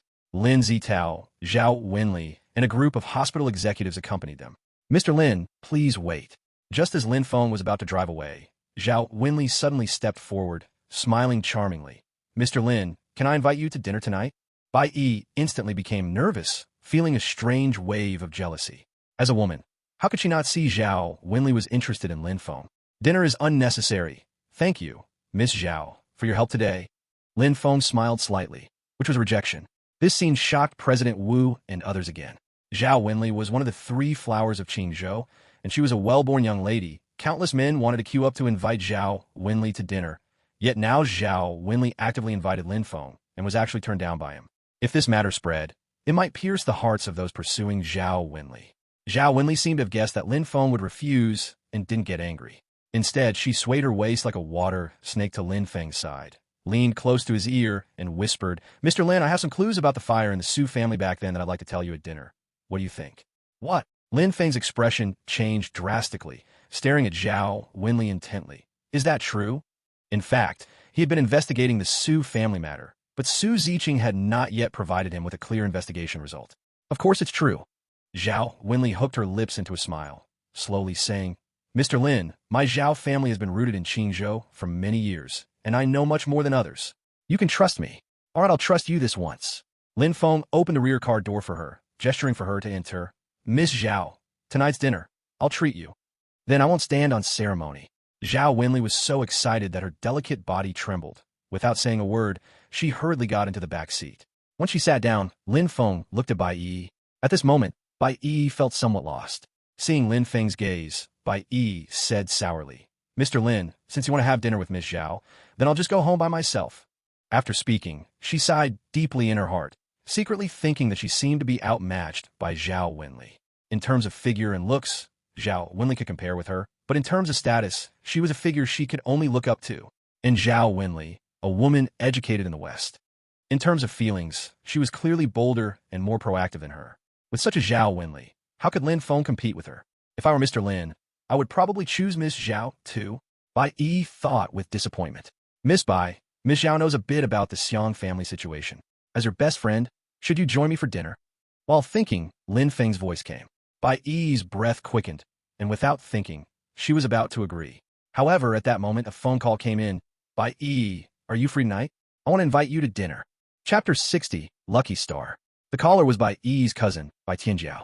This woman had always tried to compete for the manager position of the Bai family's business, secretly plotting against Bai Yi. Bai Yi was extremely disappointed and had no good feelings for Bai Tianjiao. No, I have other plans tonight. Upon seeing it was Bai Tianjiao's call, Bai Yi didn't think too much and firmly refused. Now that Bai Tianjiao and her father were expelled from the Bai family by the old Mr. Bai Yi could easily guess Bai Tianjiao's purpose for inviting her to dinner. Cousin, please don't. Sister is sincerely inviting you to dinner. Seeing Bai Yi refuse, Bai Tianjiao softened her tone a bit. Cousin, I am about to go abroad to mine with your uncle. I want to say goodbye and apologize. I have done many wrong things to you before. Please, give me this opportunity, okay? Otherwise, we sisters might never see each other again in our lives. Hearing this, Bai Yi hesitated. Despite her many feelings of hatred towards Bai Tianjiao, at this moment, those words melted away much of it. Niece, your uncle and Tianjiao want to have a farewell dinner with you. Can you be kind and join us? At this time, Bai Shihai's pleading voice came from the phone. Bai Yi glanced at Lin Feng, weighed the pros and cons, and nodded. All right, uncle. Send me the location. I'll come right over. Okay. Thank you, niece. Your uncle will send you the location right away. Bai Shihai sounded grateful, and soon after hanging up, he quickly sent Bai Yi the location. Bai Yi put away her phone and apologetically said to Lin Feng, Mr. Lin, I'm sorry, but my uncle and cousin want to have a farewell dinner with me tonight, so I can't join you. It's okay. Lin Feng smiled slightly. Since you have other things, I'll invite you to dinner next time. All right. Bai Yi was extremely excited. Is Lin Feng planning to have dinner with her on another day? Soon, Bai Yi went to another car, while Lin Feng drove with Zhao Wenli towards the Qingzhou Grand Hotel. Meanwhile, in a private room of the Qingzhou Grand Hotel, Bai Shihai lit a cigarette, coldly laughing. This Bai Yi is really an idiot. Just a little act of playing the victim. And she agrees. Dad, Bai Yi has a good heart. We can fully use her weak character to help us return to the Bai family. Bai Tianjiao sat beside Bai Shihai, frowning. But I'm worried about what to do if she refuses to help us. Refuse to help? Don't worry, I have a backup plan. If she dares to refuse us, my backup plan will definitely make her change her mind. Bai Shihai's expression was sinister. Hearing this, Bai Tianjiao became interested. Dad, what's the backup plan? Tell me. You'll know soon enough. Bai Shihai took a deep drag of a cigarette. As long as Bai Yi comes, she can't escape our grasp. Bai Yi was completely unaware of all this. She arrived at the Qingzhou Grand Hotel, took a look at the location Bai Shihai sent her, and began to search for it. Miss Bai, a surprised voice came.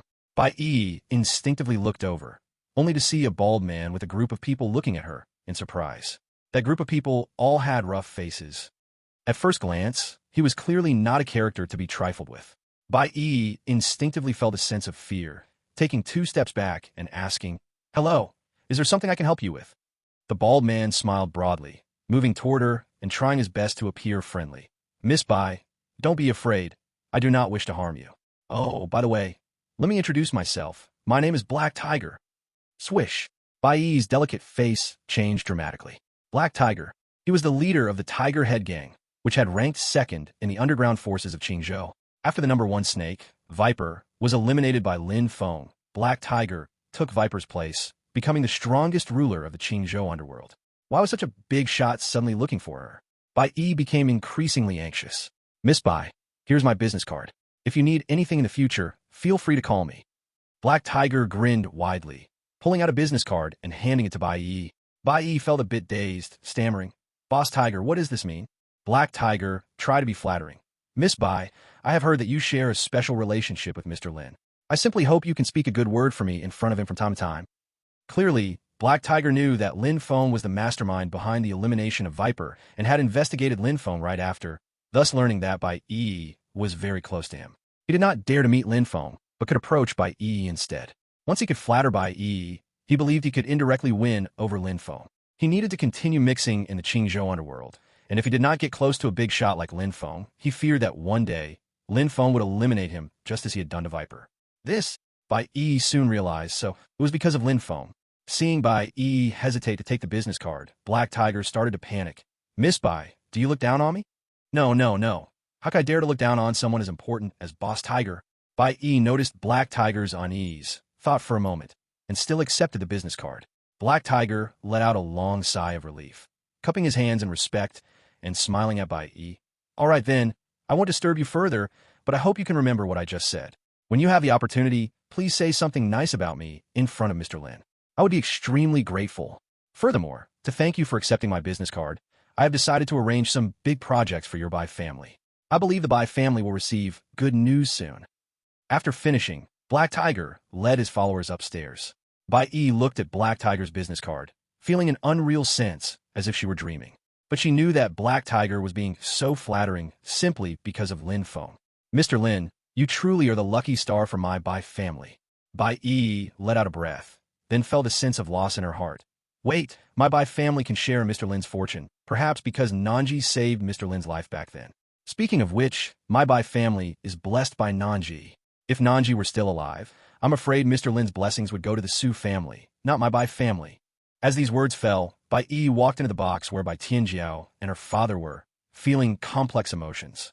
As she just entered the box, Black Tiger and his group also entered a nearby box. The box door opened, and a middle-aged man in a suit, accompanied by a female secretary in black stockings, approached. Seeing the middle-aged man, Black Tiger frowned. Dong Bing, you promised $1 million to invite me to dinner. What exactly do you want? In the past, Dong Bing spent $1 million to ask Black Tiger to deal with Lin Feng. But in the end, Lin Feng was perfectly fine, and he was reprimanded by Black Tiger, directly losing $1 million.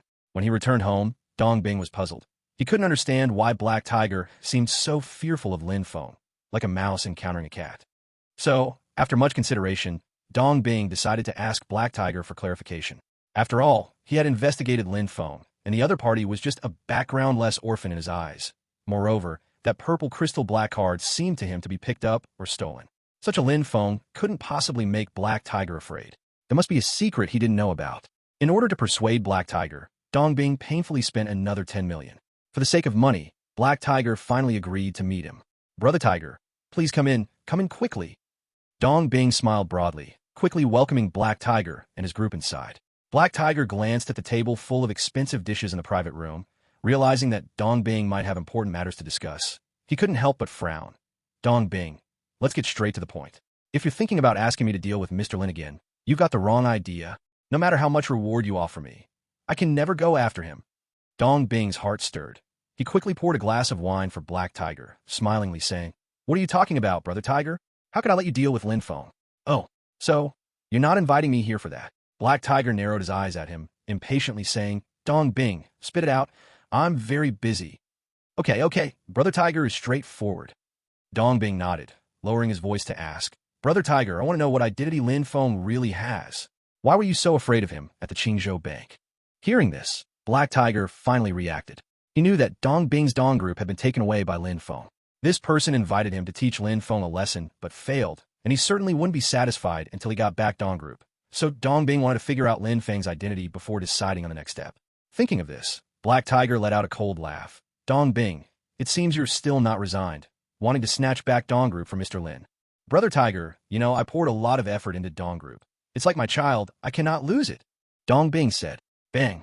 Black Tiger slammed down his wine glass heavily, causing the bowls and plates on the table to shake. Dong Bing was startled. Brother Tiger, what are you doing? Dong Bing, considering you spent $20 million, I'll give you a reminder. Don't think about Dong Group anymore. Also, if you want to live a few more days, don't provoke Mr. Lin. Black Tiger stood up and turned to leave. Dong Bing was sweating profusely, hurriedly asking, Brother Tiger, why? Can you tell me why? Viper. Black Tiger paused, a fierce dread surfacing in his eyes, his voice trembling slightly. A few days ago, the Vipers were wiped out in a night of fire. The one behind their downfall is Lin Feng. Boom! Dong Bing was shocked and stepped back a few paces, his scalp tingling, collapsing into a chair, sweat pouring down his face. The black-clad female secretary next to him gasped. Viper! I didn't expect that the Vipers were eliminated by Mr. Lin. My God! No wonder Brother Tiger is so afraid of him. Now I understand. Dong Bing's lips turned pale, trembling and asking, Brother Tiger, you aren't lying to me, are you? Lin Feng really wiped out the Vipers. Ha ha! Black Tiger laughed heartily, looking at Dong Bing with a gaze, as if he was an idiot. Did I need to lie to you about this? If it weren't for this matter, do you think I would fear Lin Feng? Dong Bing, you better mind your own business. After saying that, Black Tiger was about to leave. At that moment, Dong Bing suddenly thought of something and hurriedly rushed to him. Brother Tiger, it seems I can't get Dong Group back. Can you tell me where Mr. Lin is? I want to apologize to him face to face. I seek his forgiveness. At this moment, he remembered what Lin Feng had said to him at the Qingzhou Bank. Dong Bing, I hope the next time we meet, you can still leave alive. At first, he didn't understand what that meant, but now he understood. It seemed that Lin Feng thought that the crowd at Qingzhou Bank made it too complicated to handle him. Therefore, I want to find time to deal with him. You still have a bit of self-awareness. The black tiger looked at him in surprise, then shook his head and said, Mr. Lin is such a big shot that I wouldn't dare to deliberately keep track of his whereabouts. But just because you and I can't find him doesn't mean others can't. In the Ruishua private room, I saw Miss Bai Yi enter there. Mr. Lin is probably inside. Ruishua private room. Dong Bing was momentarily stunned and gratefully cupped his hands towards the black tiger. Thank you, Boss Tiger. Your great kindness will be unforgettable from me, Dong. As soon as he finished speaking, Dong Bing poured a glass of wine and ran toward the Ruishua private room. As soon as he left, the little brother reminded, Boss, if Mr. Lin is in the Ruishua private room, shouldn't we go toast him? Otherwise, if he finds out we are in the same restaurant and don't toast, he might have some objections. The black tiger suddenly realized, right? How did I not think of that? Quickly, pour a glass of wine for me and the brothers. Hurry up to toast Mr. Lin. The little brother didn't dare hesitate, hurriedly poured over a dozen glasses of wine, and then the black tiger and the little brothers each took a glass and rushed to the Ruishua private room. Meanwhile, inside the Ruishua private room, as soon as Bai Yi entered, Bai Tianjiao and his daughter greeted her with smiling faces. Plop. Without a word, the father and daughter both knelt before Bai Yi. Bai Tianjiao immediately burst into tears and grabbed Bai Yi's pant leg. Cousin, we were wrong. We made a big mistake. Bai Shihai choked up. Niece, your uncle has realized his mistake along with your cousin. We shouldn't have treated you that way before. I'm sorry, niece. I'm so sorry. Uncle, cousin, what are you doing? Bai Yi was stunned and instinctively wanted to help up Bai Tianjiao and his daughter. However, Bai Tianjiao shook his head like a rattle drum, refusing to get up and instead clung to Bai Yi even tighter, looking pitifully at her. Cousin, if you don't agree to persuade Grandpa to let us return to the Bai family, we won't get up even if we die. Huh? Bai Yi was shocked. What's going on? Didn't these two say in the phone that they would go abroad to mine and make a living? Why has it now changed to wanting to return to the Bai family? Seeing her hesitate to speak, Bai Shihai, with snot and tears, said, Niece, your uncle has watched you grow up since you were little. I even carried you when you were a child. Can you bear to see your uncle and your cousin expelled from the Bai family? To live a wandering and suffering life? Cousin Yi, we beg you, please help us return to the Bai family. Bai Tianjiu pleaded. Chapter 62, Plan B. Bai Yi's mind was in a bit of a mess. The reason she came to the banquet was completely out of feelings for Bai Tianjiao and his daughter, and knowing they were soon leaving the country, she agreed. In her view, once they left for abroad, the opportunities to meet again would be very few. Who would have thought that they actually deceived her again? This banquet was not a farewell banquet at all, but a carefully designed trap by Bai Tianjiao and his daughter. The purpose was to ask her for help, to let them return to the Bai family. Thinking about being deceived again, Bai Yi couldn't help but burn with anger, forcefully shaking off Bai Tianjiao's grasp, and angrily said, Bai Tianjiao, you are too much. How can you deceive me like this? Bai Tianjiao was taken aback for a moment, then began to cry. Cousin Yi, don't be angry. We had no choice. If we didn't do it this way, you definitely wouldn't come. Yes, niece, your uncle's good niece. Bai Shihai echoed. Niece, look at how much effort we put into returning to the Bai family. In light of our sincerity, could you please help us? Upon hearing this, Bai Yi couldn't help but recall all the time she had been schemed against by this father-daughter duo over the years. Had it not been for her good luck, she might have already died in their hands. Thinking of this, Bai Yi looked at the two with immense disappointment and slowly shook her head. No, this is Grandpa's decision. I am powerless. No, you can do it. Bai Tianjiao quickly got up, gripping Bai Yi's shoulders tightly, her expression urgent. Cousin, we both know that Grandpa did this entirely for Lin Feng's sake. You have a special relationship with Lin Feng. As long as you speak kindly to him, Grandpa will definitely let us go back. Bai Shihai also got up. My dear niece, your cousin is right. Whether we can return to the Bai family hinges on Lin Feng. With your relationship with him, if you are willing to help, you can certainly assist us. Bai Yi still shook her head. No, Mr. Lin has already helped me a lot. If I ask him for more help, he will definitely refuse. This sentence was just her excuse. She understood very well that Lin Feng could not repay the deceased Sun Nanji, which was why she became the target of his gratitude. As long as she was willing, with just a word, Lin Feng would surely do his best to help. Cousin Yi, you are so beautiful. Lin Feng must be very obedient to you.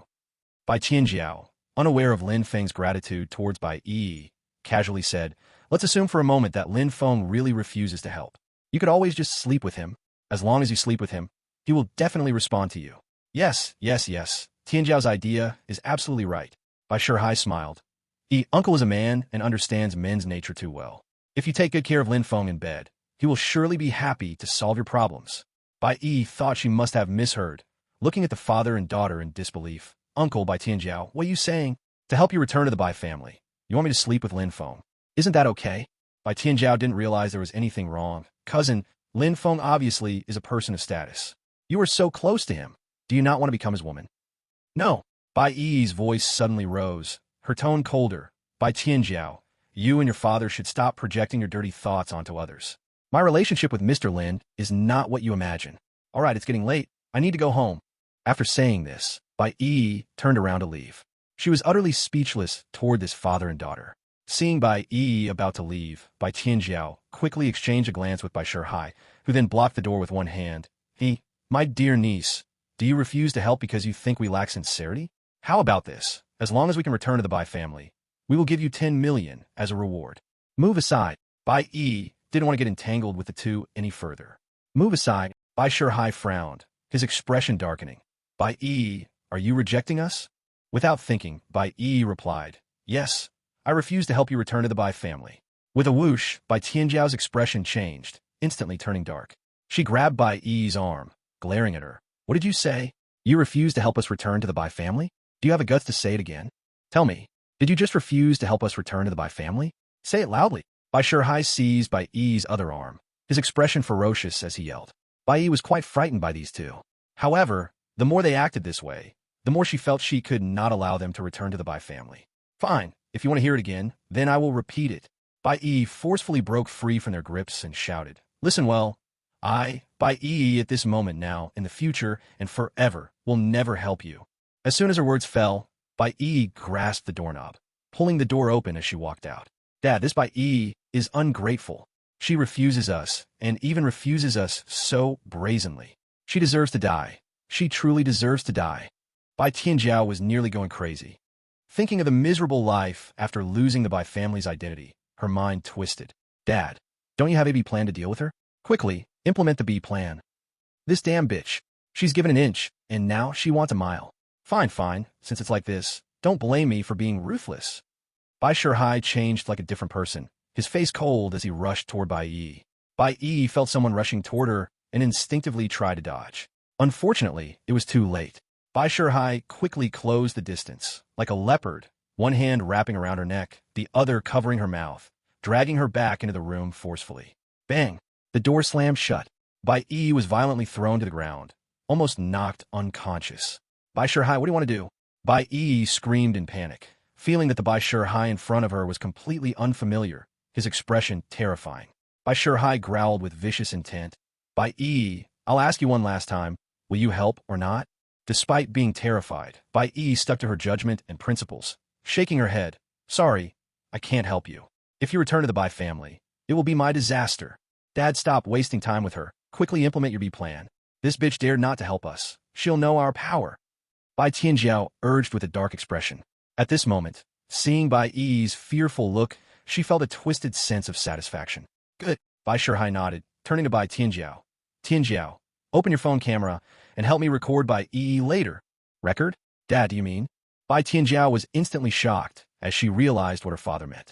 She had some understanding of her father's habits, who had always been greedy and lustful, and had no idea how many lovers he kept outside. This was why her mother couldn't bear it and divorced Bai Shihai. Now that Bai Shihai asked Bai Tianjiao to open the camera, she immediately thought of his purpose. Bai Shihai wanted to use Bai Yi. Exactly, this Bai Yi is known as one of the 3 beauties of Qingzhou. I've been coveting her beauty for a long time. But because of her special relationship with me, I've never dared to make a move. But now, it's different. This damn bitch won't help us and wants to force us to the edge of destruction. Since she won't leave us any way out, why should I hesitate anymore? Bai Shihai's eyes turned red, like a starving wolf, greedily staring at Bai Yi. Once I have a video of me ravaging her, she'll be at our mercy from now on. That's what I call the B plan. Hearing this, Bai Yi's mind went blank, as if struck by lightning. She never imagined Bai Shihai would go to such insane lengths. Bai Shihai had watched her grow up. Ha, Dad, this plan is great.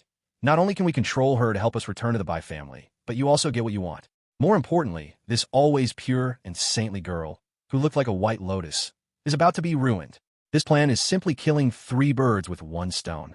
Bai Tianjiao paused for a moment, then immediately let out a twisted, cruel laugh. For her, seeing Bai Yi being ravaged was exactly what she wanted. Even if it was her own father who was the one doing the ravaging. So what? As long as Bai Yi was in misery, she would be happy. Just thinking about how Bai Yi would be completely at their mercy from now on, she felt excited and quickly urged Bai Shihai, "Dad, hurry up, I'll record for you. Don't worry, my filming skills are top-notch. I'll make sure to capture your power and Bai Yi's disgrace clearly." All right, today let me show my strength and let this damn bitch know my power." Bai Shihai laughed evilly and rushed toward Bai Yi eagerly. "Haha, damn bitch. Now let's see how you deal with me." Bai Tianjiao laughed wildly, took out her phone, and opened the camera to start recording them. At this moment, Bai Yi reacted and subconsciously tried to escape. Smack! Bai Shihai slapped her face hard, knocking her to the ground. He looked crazy as he shouted, "Dirty bitch, lie down obediently. Today I'll make you know the cost of offending me." Bai Shihai, get away. Get the hell away from me. Bai Yi was so anxious that tears came out of her eyes, constantly trying to stop Bai Shihai from getting closer. But how could she, a weak woman, be a match for Bai Shihai? Slap, slap, slap. Bai Shihai kept slapping her, and Bai Yi's head spun, almost losing consciousness, her strength quickly draining. "Ha! Don't be scared. I'll be gentle, okay?" Bai Shihai tightly grabbed both of Bai Yi's hands, leaning toward her. Bai Yi felt utter despair, wanting to struggle, but being controlled by Bai Shihai's strong grip. When she tried to scream, Bai Tianjiao quickly stuffed a towel in her mouth. At this moment, Bai Yi was helpless, with no one answering her cries. She could only beg with tear-filled eyes for Bai Shihai to stop. But Bai Shihai had already been controlled by some force in his mind, only wanting to do whatever he pleased with Bai Yi. He ignored her pleas completely. "Dirty bitch, you're so helpless, it's really exciting. Don't worry, I'm coming. Bai Shihai laughed wildly and yanked off his belt, about to lower himself to harm Bai Yi. Knock, knock, knock. Suddenly, there was a loud knocking on the door. Bai Shihai and his daughter were startled. Bai Shihai immediately said irritably to his daughter, "Hurry up and lock the door. Don't let anyone in. Don't ruin my good time." "Dad, I'll do it right now." Bai Tianjiao, who had been focused on dealing with Bai Yi, had forgotten to lock the door. She hurriedly ran to lock it. But before she could reach the door, she saw the door open. A man in a suit, holding a glass of white wine and smiling broadly, stood outside, saying, "Miss Bai, I knocked on the door and accidentally opened it. You see this." The man was Dongbing. He had learned from Heihu that Bai Yi was in the Ruishue VIP room, and he thought Lin Feng was also in the room, so he decided to come and offer a drink while also apologizing to Lin Feng. But before he could finish speaking, Dongbing realized something was wrong. First, the woman in front of him wasn't Bai Yi. Second, he saw that Bai Yi was being controlled by Bai Shihai on the floor, seemingly being treated inhumanely. Finally, he noticed Bai Yi's face covered in tears, looking at him with a desperate plea for help. "Miss Bai, what happened to you?" Dongbing's heart moved. The glass of wine fell from his hand, and he rushed toward Bai Yi. When Bai Tianjiao saw it was Dongbing, she was momentarily at a loss. Bai Shihai's eyes lit up. He quickly climbed up, fastened his belt, and said with a grin, "Oh, it's Boss Dong. You came just in time. This Bai Yi is acting up. Do you want to join and have some fun with her?" He knew that Dongbing had always been hostile toward Bai Yi. Bai Yi wanted to take back the Dong group from him for Su Nanji and secretly investigated Dongbing's involvement in the Su family's fire years ago. For all these reasons, Dongbing harbored hatred toward Bai Yi. If he could involve Dongbing in bullying Bai Yi, not only would he have the same control over her, but he could also bring Dongbing onto his side. After all, life is about 4 iron bonds, fighting side by side, passing through windows together, sharing dirty work, and together paying for sea. He was sure that if he and Dongbing both played with Bai Yi, their relationship would be unbreakable in the future. Play with her? Play my ass. You want to get me killed? Dongbing seemed to understand what was happening. He kicked Bai Shihai away and rushed over to help Bai Yi up. In a panic, he took the towel out of Bai Yi's mouth. "Miss Bai, are you okay?" Dongbing. Bai Yi, who had been dizzy, didn't see who had come at first and instinctively sought help. When she saw that it was Dongbing, her face instantly turned pale with fear. Dongbing probably hated her even more than Bai Shihai and his daughter did. Had she just escaped a dragon's den, only to fall into a tiger's lair? Seeing her so wary of him, Dongbing hurriedly explained, "Miss Bai, don't worry, I don't want to harm you." "Are you kidding?" Bai Yi had a special relationship with Lin Feng. He was trying to curry favor. How could he dare to hurt her? "Dongbing, what the hell do you mean?" Bai Shihai was angry. He realized that this guy, Dongbing, seemed to be saving Bai Yi. Exactly, Boss Dong. Didn't you hate Bai Yi very much? Why? Do you want to be a hero and save the beauty? Bai Tianjiao reacted and coldly said, My dad is giving you a chance to mess around with this slut Bai Yi. Do you really want to save her? Chapter 64, Calamity. Dongbing was so amused he almost laughed. He thought these two idiots probably didn't even know what Bai Yi represented. Behind Bai Yi stood the super big shot, Lin Feng. Let alone him. Even the Black Tiger was scared to death. Did this father and daughter duo still dare to bully Bai Yi? Wasn't that seeking death? You all shut up. Dongbing took a deep breath, took off his coat and draped it over Bai Yi, then said in a deep voice, Bai Shihai, if you and your daughter do not want to die, you better apologize to Miss Bai Yi at once, otherwise things will get very terrible for you. Don't ask me how I know this, because I just know. Upon hearing this, Bai Shihai and his daughter stared at Dongbing in disbelief. Bai Shihai shouted, Dongbing, aren't you enemies with Bai Yi? Why are you helping her and making us apologize to her? Bai Tianjiao angrily said, Dongbing, there's no way we will apologize to that slut. Seeing this father and daughter being so unreasonable, Dongbing couldn't help but sneer. You two are really hopeless. Since you won't listen to me saving you, just wait to be dealt with by Mr. Lin. After saying that, Dongbing turned to Bai Yi with a kind face and said, Miss Bai, let me take you out. You can rest assured, I won't harm you. Thank you. When Bai Yi heard Dongbing refer to Lin Feng as Mr. Lin, she immediately judged that he likely knew something and relaxed her guard, proceeding to walk outside with Dongbing's support. Dad, if we don't deal with that slut today, we will be finished. She will definitely get her revenge on us. Seeing Bai Yi about to leave, Bai Tianjiao became anxious. Damn it, this bastard Dongbing dares to ruin our good plans?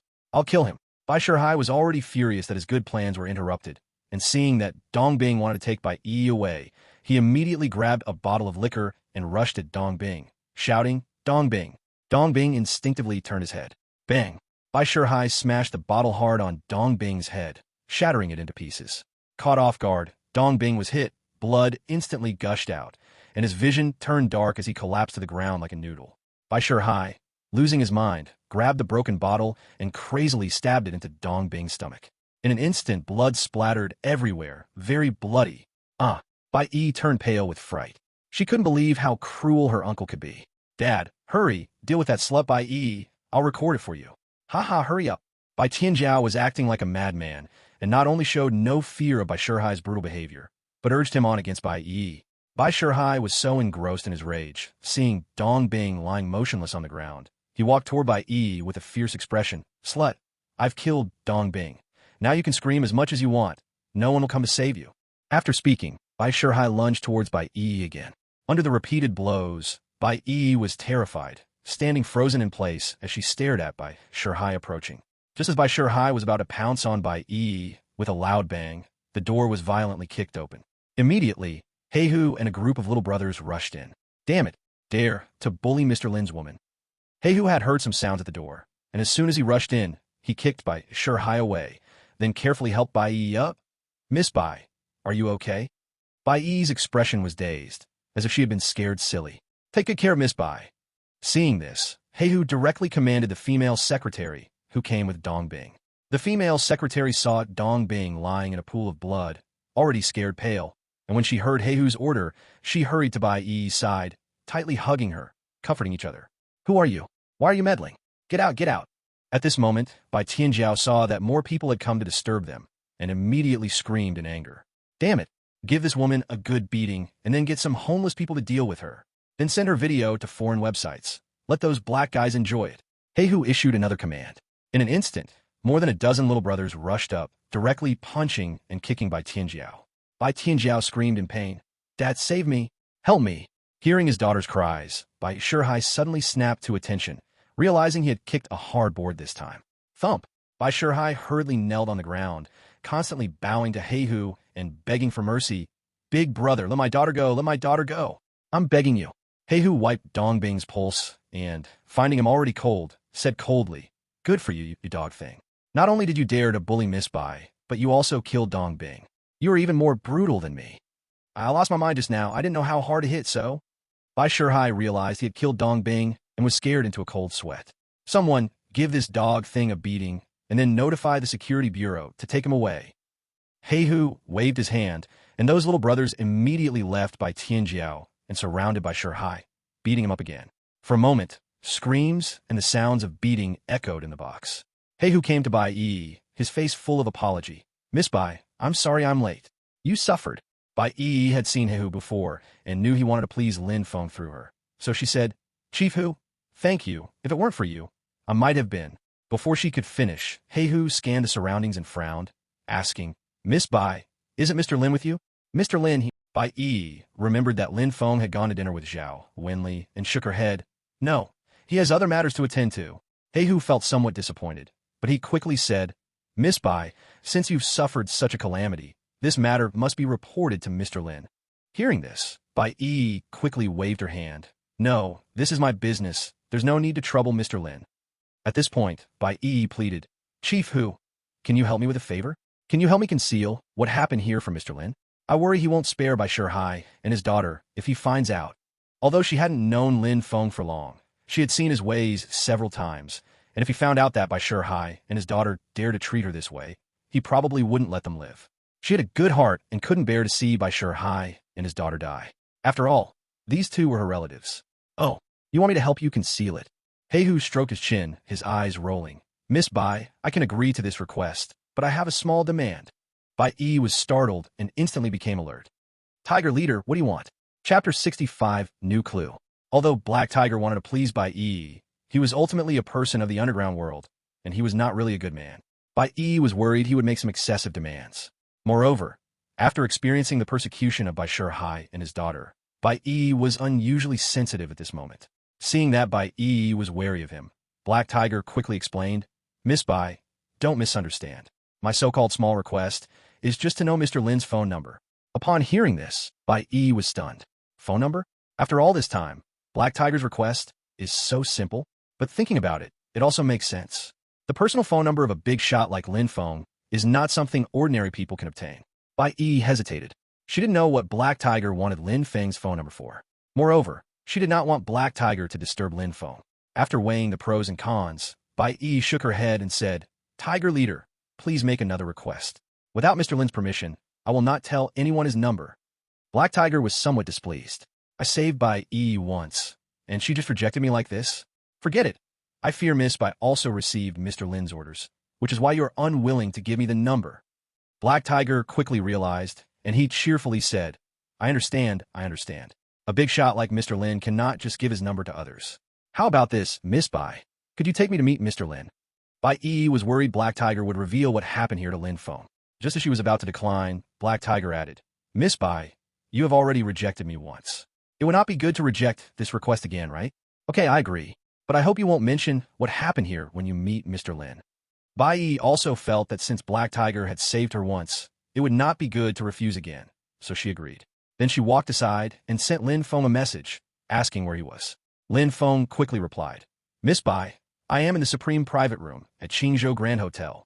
Come up quickly. Upon seeing the words Supreme Private Room, Bai Yi was taken aback. Firstly, this private room was only open to the most distinguished guests, and secondly, it was really a coincidence that Lin Feng was in Qingzhou Grand Hotel. Miss Bai, where is Mr. Lin? At this moment, Black Tiger leaned over to ask. He's in the Supreme Private Room. Bai Yi said, I will take you up, but you must remember, do not tell Mr. Lin about what happened here. Black Tiger instinctively glanced at Bai Yi's red swollen cheek filled with fingerprints and nodded, saying, Rest assured, since I, Black Tiger, promised you, I will definitely do it. After saying that, Black Tiger instructed his underlings to stay behind and handle the follow-up matters in the Ruishua private room. Then he walked with Bai Yi towards the Supreme Private Room. In the Supreme Private Room, Lin Feng and Zhao Wenli sat opposite each other, and the hotel manager personally poured them wine. Although the hotel manager did not know Lin Feng's identity, he recognized Zhao Wenli, knowing that she was the daughter of the Zhao family, a top family in Qingzhou. Zhao Wenli was considered upper class in Qingzhou, naturally qualifying her for the Supreme Private Room, and he served her wine. In his view, being able to have dinner alone with someone like Zhao Wenli likely meant Lin Feng's identity was at least as high as hers. After all these years, it was the first time he had seen Zhao Wenli dining alone with another man. Manager Chun, you may leave now. I have some important matters to discuss with Mr. Lin. After Manager Chun finished pouring the wine, Zhao Wenli reminded him. When Manager Chun heard Zhao Wenli call Lin Feng Mr. Lin, he was suddenly shocked, increasingly certain of Lin Feng's high status. He couldn't help but memorize Lin Feng's appearance before walking out. Once he left, Lin Feng got straight to the point. Miss Zhao, you mentioned you knew about the Great Fire at the Xia family many years ago. Please let me know what you know. Lin is extremely grateful. Zhao Wenli stood up with a glass of red wine, swaying her waist like a water snake as she approached Lin Feng, gazing at him charmingly. Mr. Lin, I can tell you what I know, but I hope you can agree to one thing. What is it? Lin Feng asked. Zhao Wenli chuckled lightly. Mr. Lin, my request is very simple. I want to see what you look like with your eyes closed. Oh, Lin Feng frowned. What kind of request is that? Why isn't it a request? This is a special preference of mine. Mr. Lin, I really enjoy watching handsome guys like you with your eyes closed. It makes my heart race. With a sweet laugh, Zhao Wenli's beautiful eyes radiated endless charm. All right, I can fulfill this request. Lin Feng was eager to know about the fire incident at the Su family, so he directly closed his eyes. Pop! As soon as he closed his eyes, Zhao Wenli's soft, wet lips kissed Lin Feng's mouth, the fragrant scent rushing into Lin Feng's nose. Lin Feng's heart pounded like a drum. His pupils widened in shock, and he pushed Zhao Wenli away. Miss Zhao, what are you doing? Zhao Wenli covered her mouth and giggled. Mr. Lin, your appearance with your eyes closed is too handsome, too captivating. I just couldn't help it. All right, I've fulfilled your request. Let's talk about serious matters now. Lin Feng suppressed the agitation in his heart, took out a tissue to wipe his lips, feeling a wave of speechlessness in his heart. Zhao Wenli truly lived up to her upbringing abroad, being much bolder in matters of men and women than domestic girls. Sure, Zhao Wenli, like a patient hunter, calmly closed her eyes and tasted the flavor of Lin Feng's lips before saying, Mr. Lin, during the fire at the Su family annual meeting, aside from the 108 family members, there was actually one more person. Who? Lin Feng quickly asked. The head of the Wei family, Wei Zhongxian. Zhao Wenli said slowly, the Wei family, like my Zhao family, is also one of the 5 major first-tier families in Qingzhou. Before the disaster at the Su family, Wei Zhongxian was interested in marrying Miss Su Nanji. He visited the Su family to propose during that fire. Strangely, he was the only one who survived. Wei Zhongxian? Could it be that he was the one who set fire to the Su family? Lin Feng felt a stir. The fire killed 108 members of the Su family, yet Wei Zhongxian was able to survive alone, which made it hard to believe he was innocent. That's not clear. Zhao Wenli shook her head. Since that fire at the Su family, Wei Zhongxian hasn't been seen again. It said that he stays locked inside his house. I don't know if it's because of guilt. Is this news reliable? Lin Feng's face turned grim. Zhao Wenli nodded firmly. This is known among some core members of our 5 major first-tier families. If you don't believe it, you can verify it with the Duan family father and son. No need to verify. Lin Feng glanced at Zhao Wenli and saw she spoke the truth. He looked at her gratefully. Thank you for the information, Miss Zhao. I will personally meet Wei Zhongxian and get to the bottom of this. As soon as he finished speaking, there was a knock on the door from outside. Mr. Lin, it's Bai Yi. Upon hearing Bai Yi's voice, Lin Feng immediately stood up and walked toward the door. Seeing him like this, Zhao Wenli felt a bit self-deprecating. It seems that in Mr. Lin's heart, I am still not as good as Miss Bai. As she spoke, Zhao Wenli's eyes showed determination. However, I believe with my abilities and beauty, one day I will win Mr. Lin's heart. As soon as she finished speaking, Lin Feng opened the door and found that beside Bai Yi, there was also He, who following her. Moreover, Bai Yi's face was red and swollen, her expression haggard, her hair unkempt, and her clothes were slightly dirty. What happened? Hey, what did you do to Miss Bai? Lin Feng immediately realized something was wrong with Bai Yi. Unconsciously questioning Black Tiger. Black Tiger was startled and quickly waved his hands to explain. Mr. Lin, it's not my fault. I'm innocent. Innocent. Lin Feng's gaze fell on Bai Yi. Miss Bai, what happened to your face? Huh? My face? Bai Yi then realized, hurriedly covering her cheeks, her expression becoming extremely unnatural, stuttering. I accidentally fell. Yes, that's it. Earlier, she had gone through a lot of trouble, feeling dizzy all over, and the pain on her face had numbed, so she didn't notice that her cheek had been swollen from a slap by Bai Shihai. Miss Bai, a fall cannot leave such obvious fingerprints on your face. Zhao Wenli came over, frowning as she stared at Bai Yi. Your face is clearly beaten. Tell us who hit you. We will stand up for you. This statement was not empty talk. With the Zhao family's influence, there were few people in Qingzhou who dared to provoke them. My face is actually... Bai Yi didn't know how to answer. Seeing her unwillingness to answer, Lin Feng raised his eyes to Black Tiger. His killing intent coldly stated, Tell me what happened. If you don't honestly explain, I will make sure you won't see tomorrow's sun. Hearing this, Black Tiger felt wronged like a child and quickly cried out, Mr. Lin, it's not that I don't want to tell you. It's that I promised Miss Bai I wouldn't say. Can't say. Lin Feng glanced at Bai Yi. Miss Bai, why don't you let Black Tiger tell me the truth? Do you think the people who bullied you are someone I, Lin Feng, can't deal with? Let me tell you, in this world, only others can't provoke me. There is no one I cannot provoke. As soon as he said this, an indescribable confidence radiated out. Bai Yi and the others were unconsciously infected by this strong confidence. Zhao Wenli kindly held Bai Yi's small hand, softly saying, Miss Bai, you can tell us. Mr. Lin and I will definitely seek justice for you. Bai Yi felt torn, well aware that with the abilities of Lin Feng and Zhao Wenli, if she didn't speak, they would find out through other channels. Thinking of this, Bai Yi mustered her courage and recounted her experience in the Ruishua private room. After hearing it, Lin Feng was greatly enraged, his fists cracking as he clenched them. That despicable Bai Tianjiao father and daughter are simply worse than beasts. Zhao Wenli hadn't expected that Bai Yi would suffer such calamity, angrily saying, It seems this father and daughter are tired of living. They can even do such a thing. Miss Bai, I will go destroy them to avenge you. Lin Feng said to Bai Yi.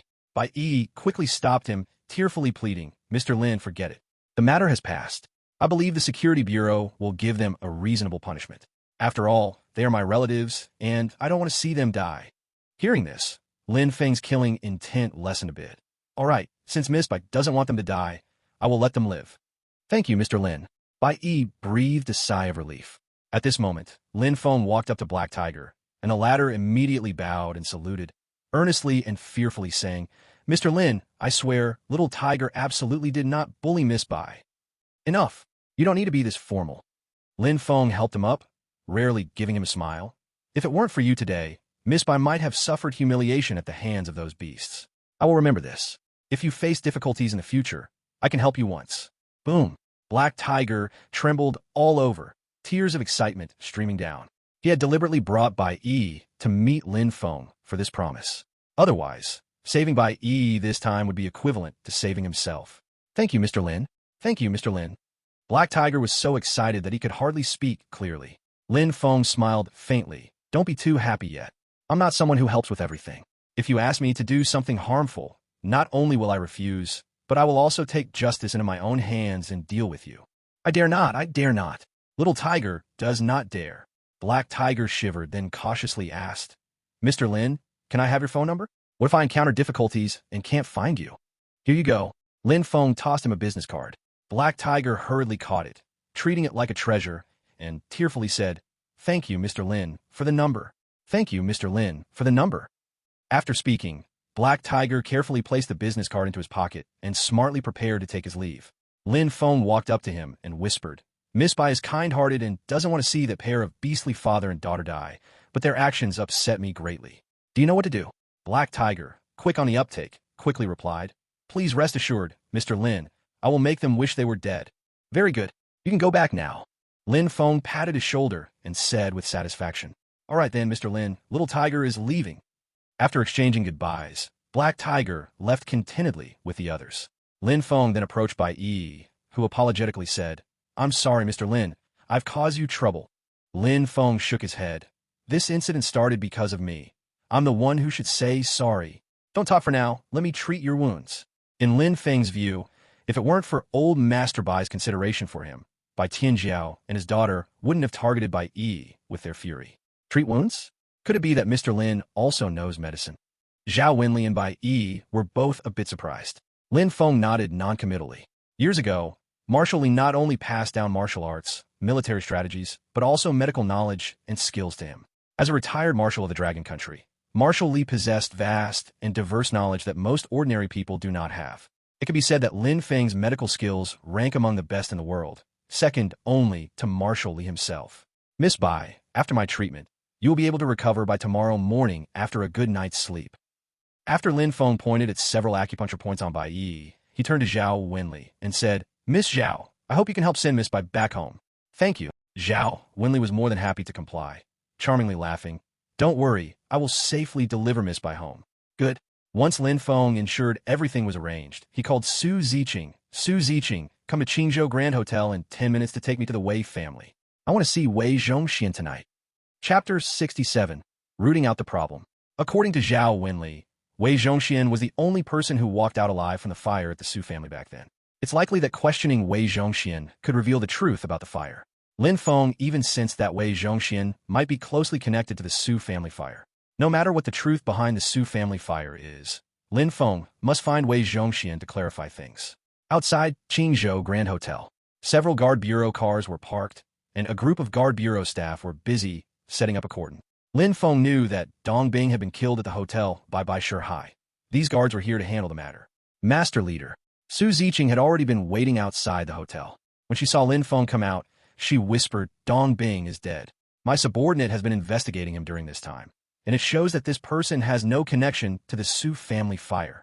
Because before the fire, the head of the Su family had sent Dong Bing away on an errand. He was not at the scene." While talking, Su Ziqing saw Dong Bing's body covered with a white cloth being loaded onto a Guard Bureau car. At the same time, Bai Shihai and his daughter, handcuffed and bruised, were pushed into another Guard Bureau car. How certain is this matter? Lin Feng glanced at the Guard Bureau cars and asked. Su Ziqing affirmed, "My subordinate has verified from multiple sources that Dong Bing indeed has nothing to do with the Su family's disaster. Furthermore, the reason Dong Bing took over the Nanji group is... It is because behind the scenes, the president of the Eastern Japanese Chamber of Commerce, Dong Jinger, has given orders. Dong Jinger wants to support Dong Bing as a puppet, so as to control Dong Bing from behind and thus control the Nanji group." Upon hearing this, Lin Feng slightly frowned. He remembered that he had given Dong Jinger 3 days to apologize. Why hasn't there even been a little response from them until now? Seeing Lin Feng's thoughts, Su Ziqing continued while welcoming Lin Feng into the car. "Dong Jinger already knows you took away the Nanji group. He seems to have investigated your identity clearly and will probably act against you soon." At this point, Su Ziqing asked while driving, "Your Excellency, do you need me to eliminate this person along with the Eastern Japanese Chamber of Commerce?" "No." Lin Feng shook his head. "The Eastern Japanese Chamber of Commerce instructed the Viper 2 days ago to dig up the bones of the Su family. I need to figure out what their purpose is. First, take me to the Wei family, and we will talk when Dong Jinger comes to see me." "Okay." Su Ziqing said nothing more and focused entirely on driving. At this time, Lin Feng remembered Bai Yi's encounter at the restaurant tonight and thought for a moment, saying, "Su Ziqing, is there a woman in Qingzhou who is both virtuous and skilled in martial arts?" Su Ziqing was taken aback and instinctively asked, "Your Excellency, do you want to find a woman to warm your bed?" "Don't worry, I will definitely find one for you." "What nonsense are you talking about?" Lin Feng glanced at her. "I just want to find a personal female bodyguard for Miss Bai." Su Ziqing flushed deeply and quickly said, "Your Excellency, this matter is very simple. Almost all the members of Feng Temple are women. They are all well-trained and sufficient to serve as Miss Bai's bodyguard." "No." Lin Feng shook his head again. "Feng Temple excels at gathering intelligence, and their combat capability is rather weak. Besides, you have your own matters to attend to. It's better to find someone else for the bodyguard." Su Ziqing felt Lin Feng's words made sense and recalled, saying, "Your Excellency, there really is such a woman. Her name is Lu Runin. She is the daughter of the Lu family, one of the 5 top first-line families in Qingzhou. The Lu family is the only martial artist family among the 5 top first-line families, and Lu Runin is a rare martial arts genius in that family. To be honest, after I learned about Lu Runin, I contacted her and wanted to recruit her to Feng Temple, but she refused." "Lu Runin? Great, once we go to the Wei family, I will meet this Lu Runin tomorrow." Lin Feng remembered this name. Meanwhile, in a manor in Qingzhou, Dong Jinger was practicing swordsmanship with a subordinate when an Eastern Japanese warrior came in. "President, we have found Lin Feng's background." "Oyoshi." Dong Jinger split his subordinate with a sword and then put the wooden sword on the rack, turning to the Eastern Japanese warrior to grab the information on Lin Feng and began to read. The more he looked, the more frustrated and angry he became. "Baka, so he is an orphan. An orphan dares to be so bold as to kill my Chamber of Commerce's vice president and warrior." Dong Jinger naturally had no way to uncover the truth about Lin Feng's background. When he saw that Lin Feng's background was just an orphan, he immediately crushed the documents and then said to the subordinate who trained with him, "Nishiko-kun, tomorrow you will accompany me to meet this Lin. I want to see where his courage to oppose my Eastern Japanese Chamber of Commerce comes from." "Yes." The man named Nishikawa nodded in agreement. At that moment, at the Wei family in Qingzhou, the lights were bright. The current head of the Wei family, Wei Tianfeng, was taking a walk on the lawn when a steward hurriedly ran over. "Head of the family, a gentleman named Lin Feng wants to see the master." Swish.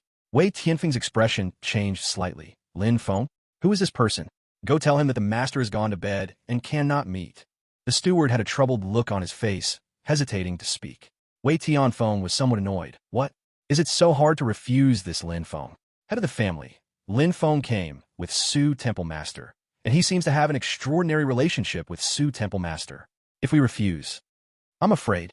Upon hearing Lin Feng and Su Ziqing together, Wei Tianfeng's expression changed drastically, and he immediately went out to meet them. He had never heard of Lin Feng, but Su Ziqing was famous in Qingzhou. Su Ziqing was someone whom even the governor of Qingzhou had to respect. In the vast Qingzhou, no one held more power than Su Ziqing. The Wei family was just a prominent family. How could they dare not show respect to Su Ziqing? Soon, under the butler's guidance, Wei Tianfeng met Lin Feng and Su Ziqing. Before he could speak, Su Ziqing said, Wei family head, this is my superior Lin Feng. He has urgent matters to discuss with old Master Wei, so I hope you can make arrangements. What? Superior? Wei Tianfeng was startled.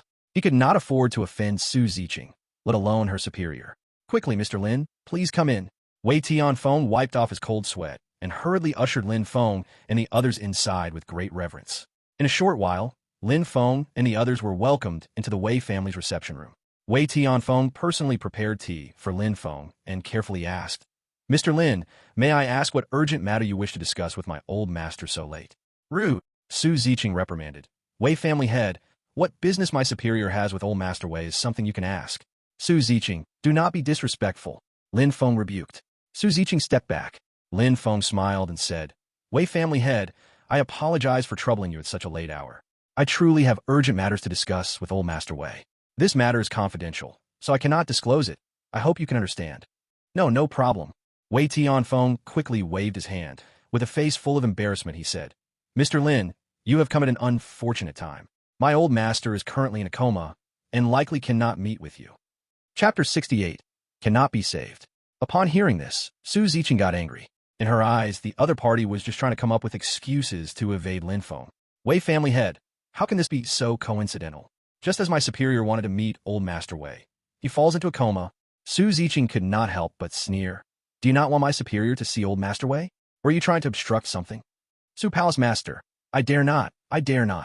Wei Tianfeng quickly prostrated on the ground, sweating profusely as he explained, the old master has been feeling gloomy for years.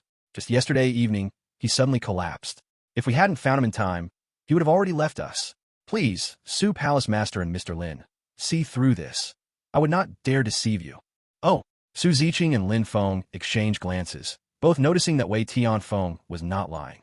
Seeing Lin Feng and Su Ziqing silent, Wei Tianfeng continued, If you two do not believe me, I can take you to see the old master. Thank you. Lin Feng stood up directly.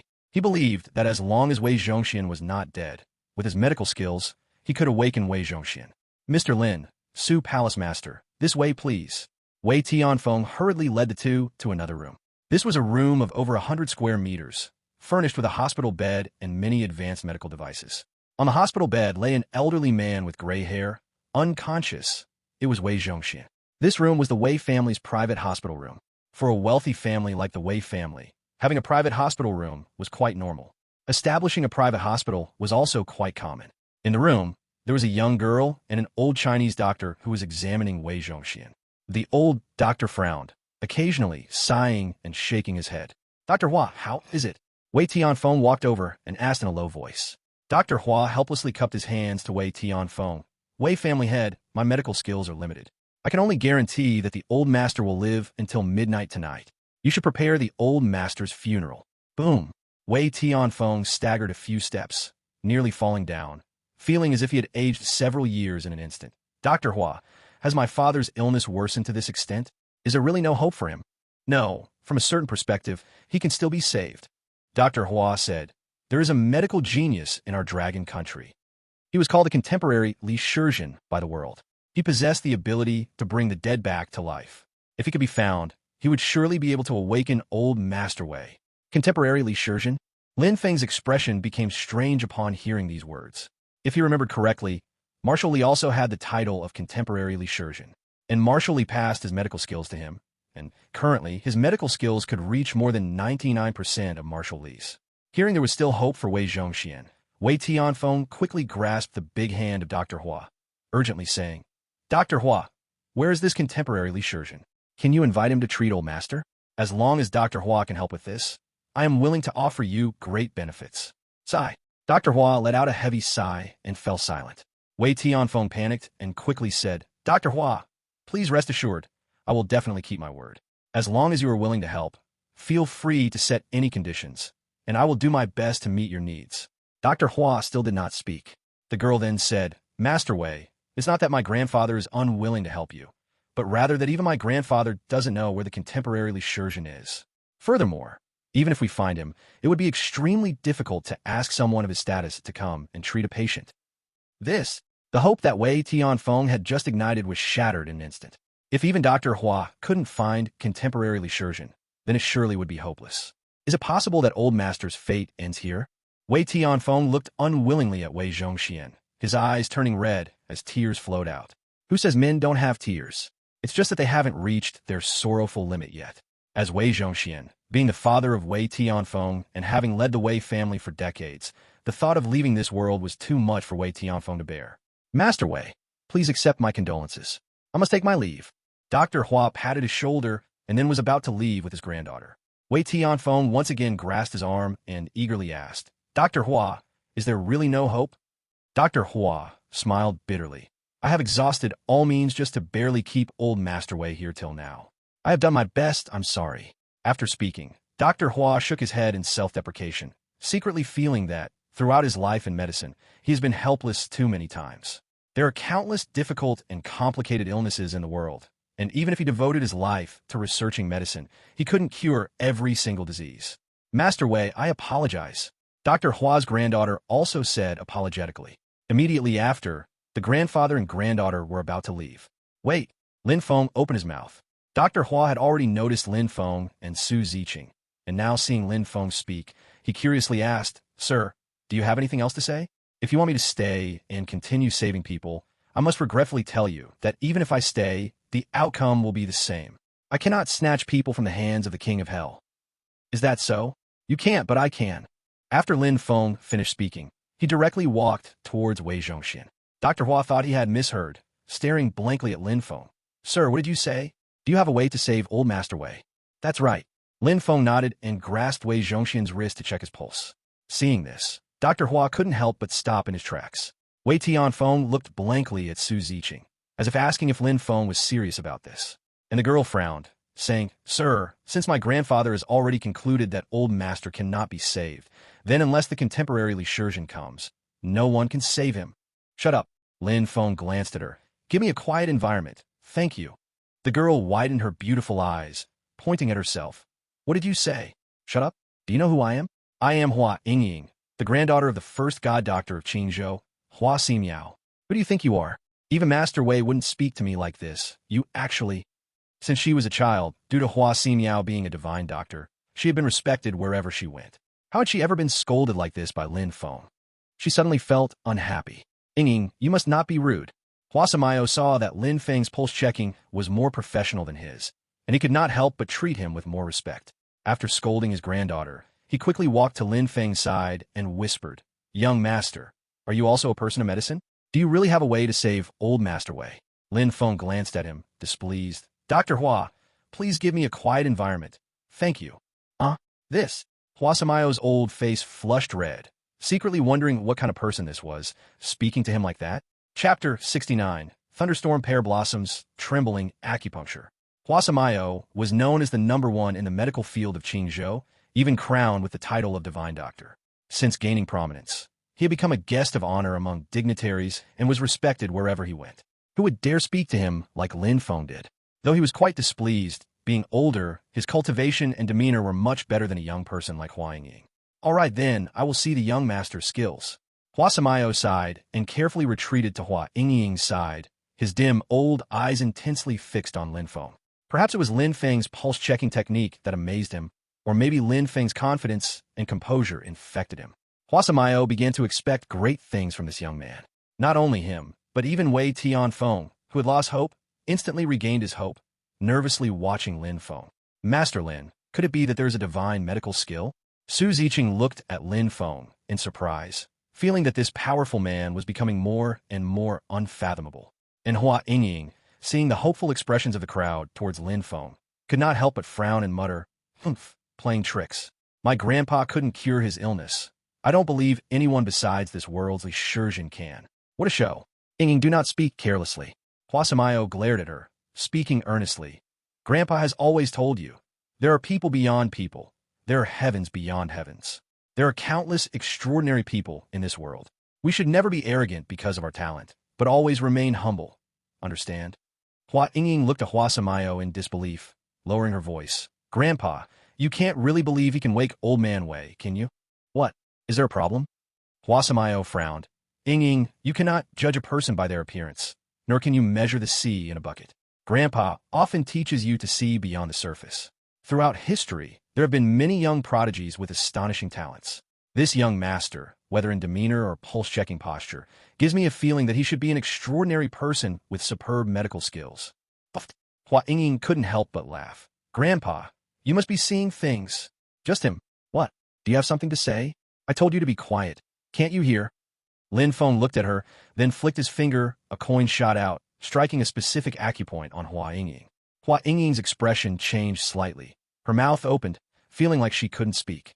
This move shocked Huasamayo, who couldn't help but exclaim, acupoint striking from a distance. What an extraordinary technique this is. He had practiced medicine for most of his life and felt that he could not accomplish such remote acupoint striking. To perform remote acupoint striking requires an extremely deep understanding of human acupoints and precise control power. It is said that only when one achieves a certain high level in both the medical and martial arts can remote acupoint striking be successfully performed. Young master, did you just use the remote acupoint striking technique? Huasamayo, forgetting to release his granddaughter's acupoint, quickly rushed to Lin Feng's front and asked excitedly. Lin Feng nodded noncommittally. Yes, it is indeed remote acupoint striking. This. Huasamayo inhaled sharply, looking at Lin Feng with increased admiration, bowing his hands and saying, Old man seems to have encountered a true master. Good to know, by the way, I need to borrow your silver needle. Lin Feng flipped his hand, not waiting for Huasamayo to react. The strange needle bag fell into Lin Feng's hand. Telekinesis. My heavens, what kind of extraordinary person is this? Huasimiao was stunned. Before he could react, Lin Feng waved his big hand, and the needle bag seemed to heed his command, automatically spreading out on the bed. Then, the silver needles inside flew out, raining down on Wei Zhongxian like raindrops. In the blink of an eye, 72 silver needles pierced to 72 acupoints all over Wei Zhongxian's body, trembling slightly. What? Could this be the rainstorm pear blossom shaking needle? Hua Ximiao trembled all over, staring at Lin Feng, as if he had seen a ghost, his voice shaking. Sir, what you just performed, could it be the famous needle technique of the contemporary Li Shurjin, the rainstorm pear blossom shaking needle? Lin Feng looked at him with surprise. I didn't expect you to have some knowledge. Boom. Hearing Lin Feng's admission, Hua Ximiao was so excited that he almost knelt down, his old eyes brimming with tears. Sir, only the contemporary Li Shurjin can use the rainstorm pear blossom shaking needle. Are you perhaps him? As soon as these words were spoken, Su Ziqing couldn't help but remind him, do you think my boss looks like an old man? This young lady, with the medical skills of the contemporary Li Shurjin, it's not impossible for him to be youthful again. So, I believe. Hua Ximiao was about to say something when he saw Lin Feng sweeping his hand over those silver needles. Buzzing. The 72 silver needles trembled at a higher angle, producing a sound like flies buzzing. Almost at the same time, the unconscious Wei Zhongxian's fingers twitched and his eyes slowly opened. Father, old Wei, Wei Tianfeng and Hua Ximiao both exclaimed in shock, and the latter quickly grabbed Wei Zhongxian's wrist to check. Not looking was fine, but upon looking, he was shocked beyond belief. Wei Zhongxian's pulse was surprisingly steady and strong, calm and long. This was clearly the pulse of a normal person. What, this is really good. Hua Ximiao stared at Wei Zhongxian in disbelief and couldn't help but ask, Old master, how are you feeling? Wei Zhongxian thought he'd been saved by Hua Ximiao and immediately expressed his gratitude. Hua, I feel great. Thank you for your life-saving grace. No. I don't have the ability to save you. Hua Ximiao's old face turned awkward. He quickly stepped aside and pointed at Lin Feng, saying, Old master, it was this Mr. Lin who cured you. I am ashamed. My medical skills are inferior to Mr. Lin. What? This young man cured me. Wei Zhongxian thought he heard wrong. Having lived for most of his life, he naturally knew Hua Ximiao, but he never expected Lin Feng's medical skills to be higher than Hua Ximiao's. This was simply unbelievable. Father, it was indeed Mr. Lin who saved you. Wei Tianfeng finally confirmed that Wei Zhongxian had come back to life, as he helped him up while saying, Mr. Lin's medical skills are truly extraordinary. Hearing his son say this, Wei Zhongxian realized that he had indeed been saved by Lin Feng, and he quickly bowed to Lin Feng. Thank you for saving my life. I am eternally grateful. Saying this, Wei Zhongxian gave Wei Tianfeng a knowing look. Tianfeng, quickly go and withdraw 1 billion to reward Mr. Lin. Okay. Wei Tianfeng was about to go and withdraw the reward. However, Lin Feng stopped him. Old Wei, I saved you because I want to ask you something. The reward matter can wait until after I ask. At this moment, Wei Zhongxian was incredibly grateful to Lin Feng, and upon hearing that the other party had something to ask, he readily responded, Mr. Lin, please ask. As long as I know, I will speak without holding anything back. Very well. Lin Feng nodded and immediately said, I want to know about the CF family's fire back then. Chapter 70 The Truth of the Fire. News of Sun Nanji. Swish. The faces of Wei Zhongxian and Wei Tianfeng changed drastically at the same time, the former even taking several steps back, his eyes showing intense panic, as if recalling something terrifying. Seeing the reactions of the two, Lin Feng became even more certain that Wei Zhongxian knew something. Immediately, he grabbed Wei Zhongxian's wrist, releasing a terrifying iron blood aura. Old Master Wei, I hope you can answer me. Lin Feng's strong aura seemed to suppress Wei Zhongxian's inner fear, and he quickly calmed down a bit. He looked at Lin Feng, then at others, and finally gave a bitter smile of self-mockery. All right, it seems some things can't let me take them to the grave. Mr. Lin saved me. I should naturally answer your question. Destiny has its way. After saying this, he instructed Wei Tianfeng, make sure to entertain Dr. Hua and Miss Hua well. Father. Wei Tianfeng hesitated, wanting to say something but holding back. Wei Zhongxian raised his hand to interrupt him. Tianfeng, for these years, I have been tormented by the fire at the Su family, unable to sleep or eat well, leading to a gloomy spirit and illness from constant worry. If it weren't for Mr. Lin's arrival, I fear I would have passed away with the secret of that fire. Since Mr. Lin has pulled me back from the hands of the King of Hell, it seems my life is destined to continue, and I should speak of what happened back then. After finishing his words, Wei Zhongxian bid farewell to the grandparent and grandchild Hua Ximiao, and then he took Lin Feng and Su Ziqing towards another room. Once they left, Hua Yingying pulled Hua Ximiao's arm, her eyes signaling him to release her acupoints. You really have no respect. Fortunately, Mr. Lin did not argue with you. Otherwise, you would have angered him just now, and the consequences would have been unimaginable. Hua Ximiao sternly reprimanded his granddaughter, then pointed at several acupoints on her body, trying to unseal her acupoints. Although he couldn't do it as effortlessly as Lin Feng, he was very knowledgeable about acupoints, and it should be an easy task. However, after trying to unlock several acupoints, he found that it had no effect whatsoever. Hua Ximiao was stunned.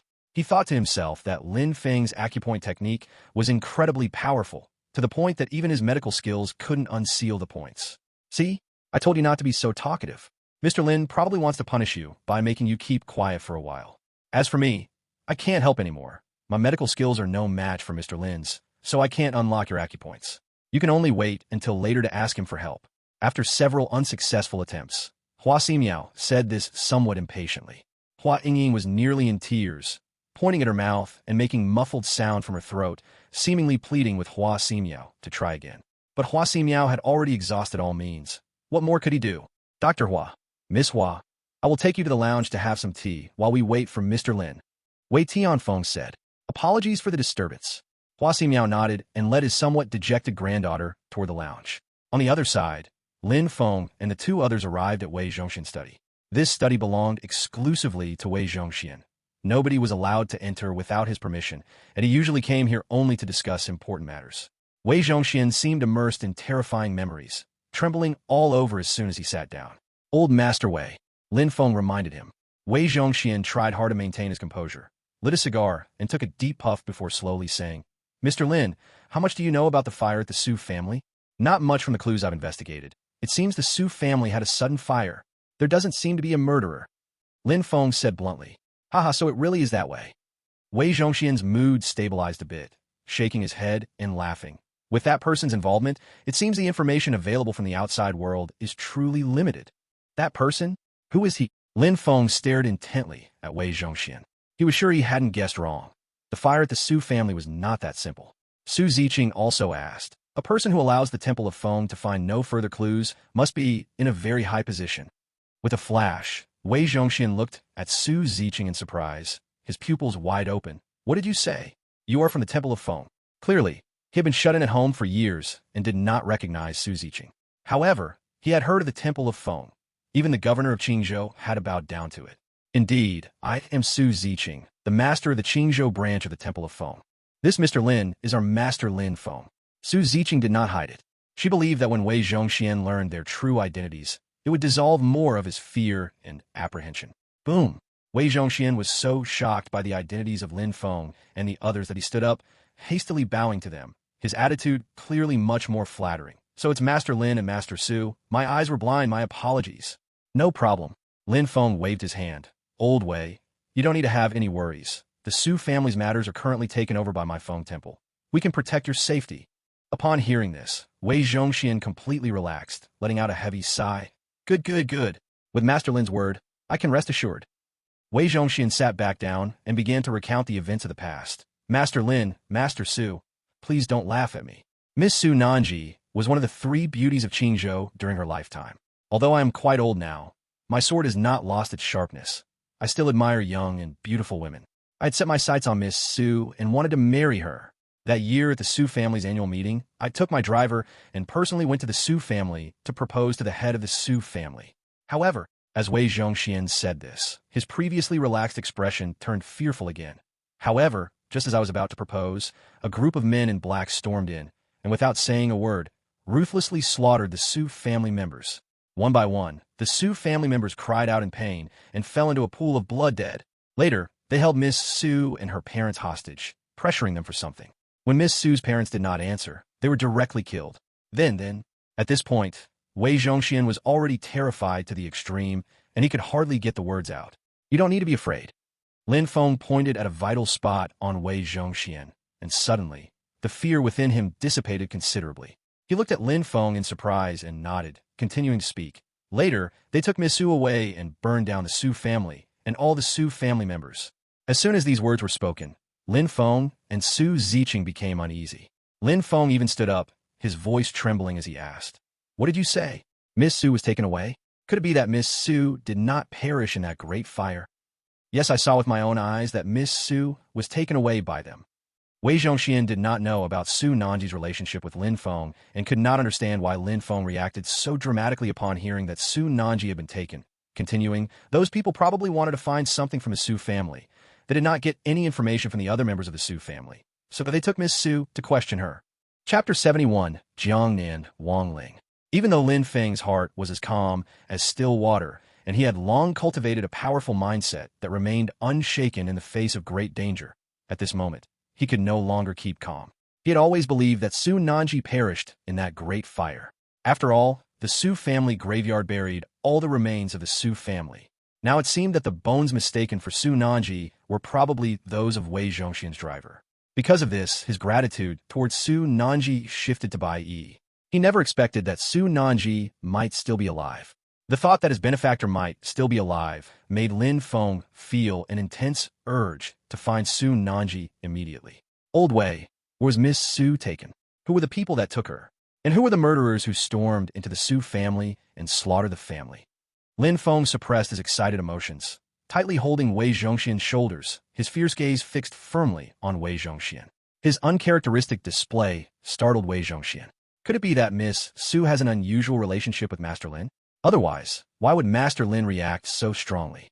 Oh no, Master Lin is so young and accomplished, and so handsome, a perfect match for Miss Su. They can't possibly be in a romantic relationship, right? I just revealed that I once wanted to marry Miss Su. Will Lord Lin hold a grudge against me? Wei Zhongxian suddenly had a whirlwind of thoughts and quickly replied, Lord Lin, I was scared to death that night. I only saw them knock Miss Su unconscious and carry her away from the Su family. As for where they went afterward, I really don't know.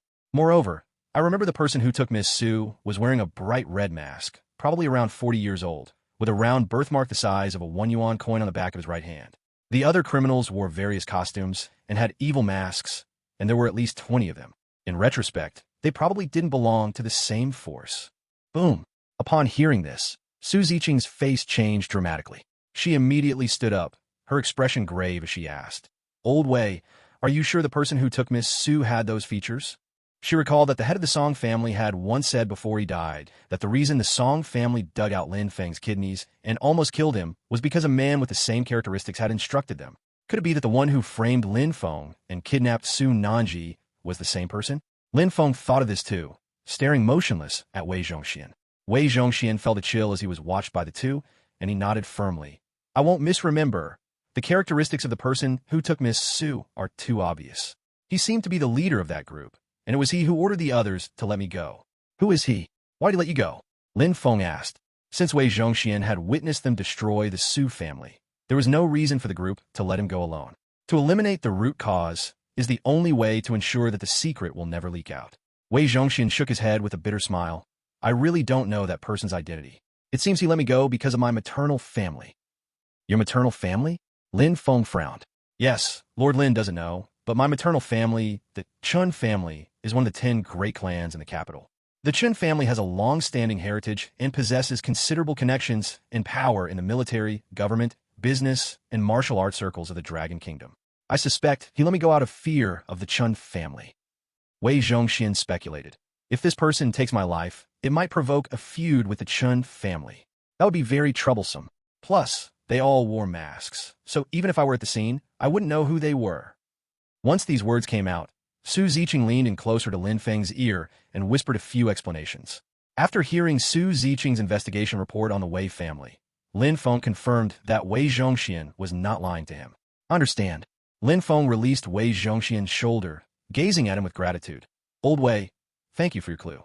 Rest assured, from now on, I will have Su Ziqing send people to protect you in secret. After saying this, Lin Feng prepared to bid farewell to Wei Zhongxian. However, at that moment, Wei Zhongxian suddenly thought of something. Lord Lin, please wait. Lin Feng, stop. What's wrong? Has old Wei remembered something else? Wei Zhongxian nodded and then shook his head. I'm not sure if this is another clue, but while I was frantically fleeing at that time, I accidentally saw one of the criminals had a token hanging at his waist. That token looked a bit like the Jiangnan King's order. Swish, swish. Lin Feng and Su Ziqing exchanged glances. Jiangnan King's order.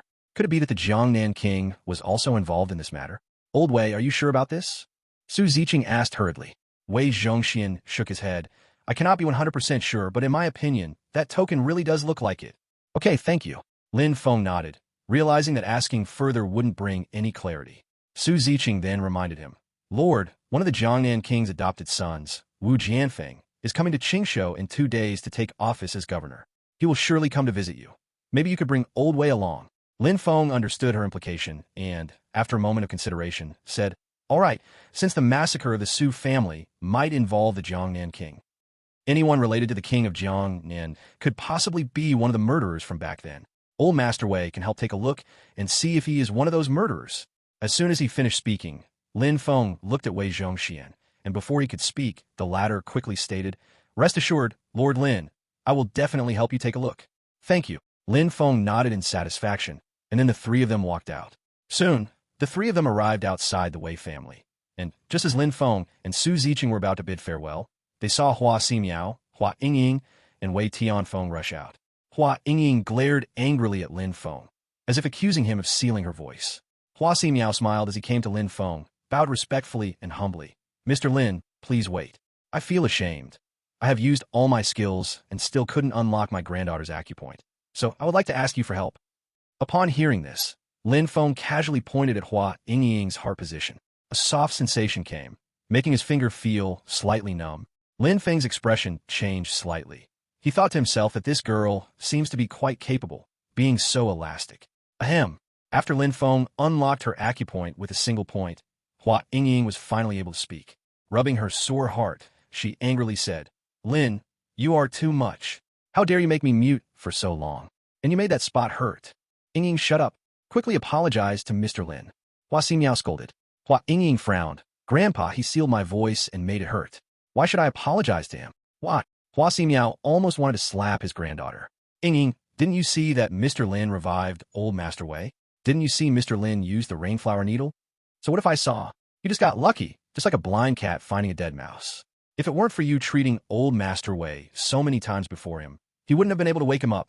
Although Hua Yingying admitted in her heart that Lin Feng's medical skills were strong, she still felt unconvinced and couldn't help but hold a grudge against him for sealing her voice. Chapter 72. Surprised and shocked. Hua Yingying had been spoiled since she was a child. She had never suffered such grievances. Coupled with her young age and inability to control her temper, she didn't care about Lin Feng's status or medical skills, only wanting to vent her frustration and anger. Yingying, you really have no filter. Hua Ximiao trembled with anger and couldn't help but slap Hua Yingying's face, angrily scolding. Apologize to Mr. Lin now. Smack!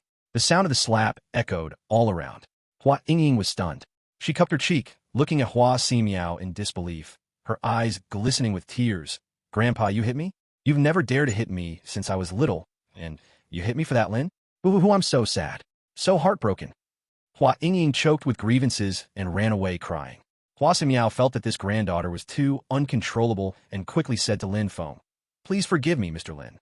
Yingying has been spoiled by me and speaks without thinking. I will definitely educate her well. It's all right. Lin Feng waved generously. After learning that Su Nanji might still exist in the world, he felt good and was too lazy to argue with the little girl. Thank you for your understanding, Mr. Lin. Hua Ximiao let out a heavy sigh of relief and hesitated before adding, Mr. Lin, I have a free clinic event at Huachuntang tomorrow at 10 in the morning. Would it be convenient for you to join as a special guest? Though he said it this way, he actually wanted to take the opportunity to deepen his relationship with Lin Feng. Since he witnessed Lin Feng's medical skills firsthand, he seriously suspected that Lin Feng was the legendary first divine doctor in the medical field, likely Shurjin of this era. Even if Lin Feng wasn't Shurjin, just those rainflower needle skills surely had a great connection to him. It is beneficial to befriend such a person, with no harm at all. Lin Feng initially wanted to refuse, but thinking of how Bai Yi got frightened badly by Bai Tianjiao and her daughter tonight, needing some herbs to regulate her condition, he nodded and said, All right, I happen to go out to collect some herbs tomorrow. I will stop by to see you. As for the special guest, there's no need. Good. Then the old man will wait for Mr. Lin's esteemed presence at the Rejuvenation Hall. Hua Ximiao was so excited that he almost jumped up, cupped his hands towards Lin Feng, then left satisfied. After he left, Lin Feng and Su Ziqing also bid farewell to Wei Zhongxian and his son. Before leaving, Lin Feng exchanged contact information with Wei Zhongxian. They agreed that when Wu Jianfeng visits Lin Feng, Wei Zhongxian would go to Lin Feng's residence to see if Wu Jianfeng was one of the culprits from back then. Soon, Su Ziqing drove Lin Feng away from the Wei family. In the car, Lin Feng gave Su Ziqing 2 orders. The first was to arrange for people to secretly protect Wei Zhongxian 24 hours a day. The second was to hurry up and investigate the man in the crimson mask and look for clues about Su Nanji. Su Ziqing agreed to each one, feeling the weight of responsibility. On the other side, Zhao Wenli sent Bai Yi to the Bai family. Miss Zhao, thank you for the escort all the way. Would you like to come to my house for a chat and a cup of tea? Bai Yi got out of the car and invited Zhao Wenli. Zhao Wenli lightly laughed and shook her head. No need, Miss Bai. There will be plenty of opportunities for us to drink tea in the future.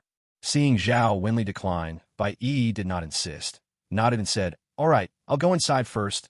Next time I'll treat you to a meal. Good. Zhao Wenli smiled and watched Bai Yi's graceful figure leave. Suddenly, Zhao Wenli opened the door and walked down, calling out loudly to Bai Yi's back.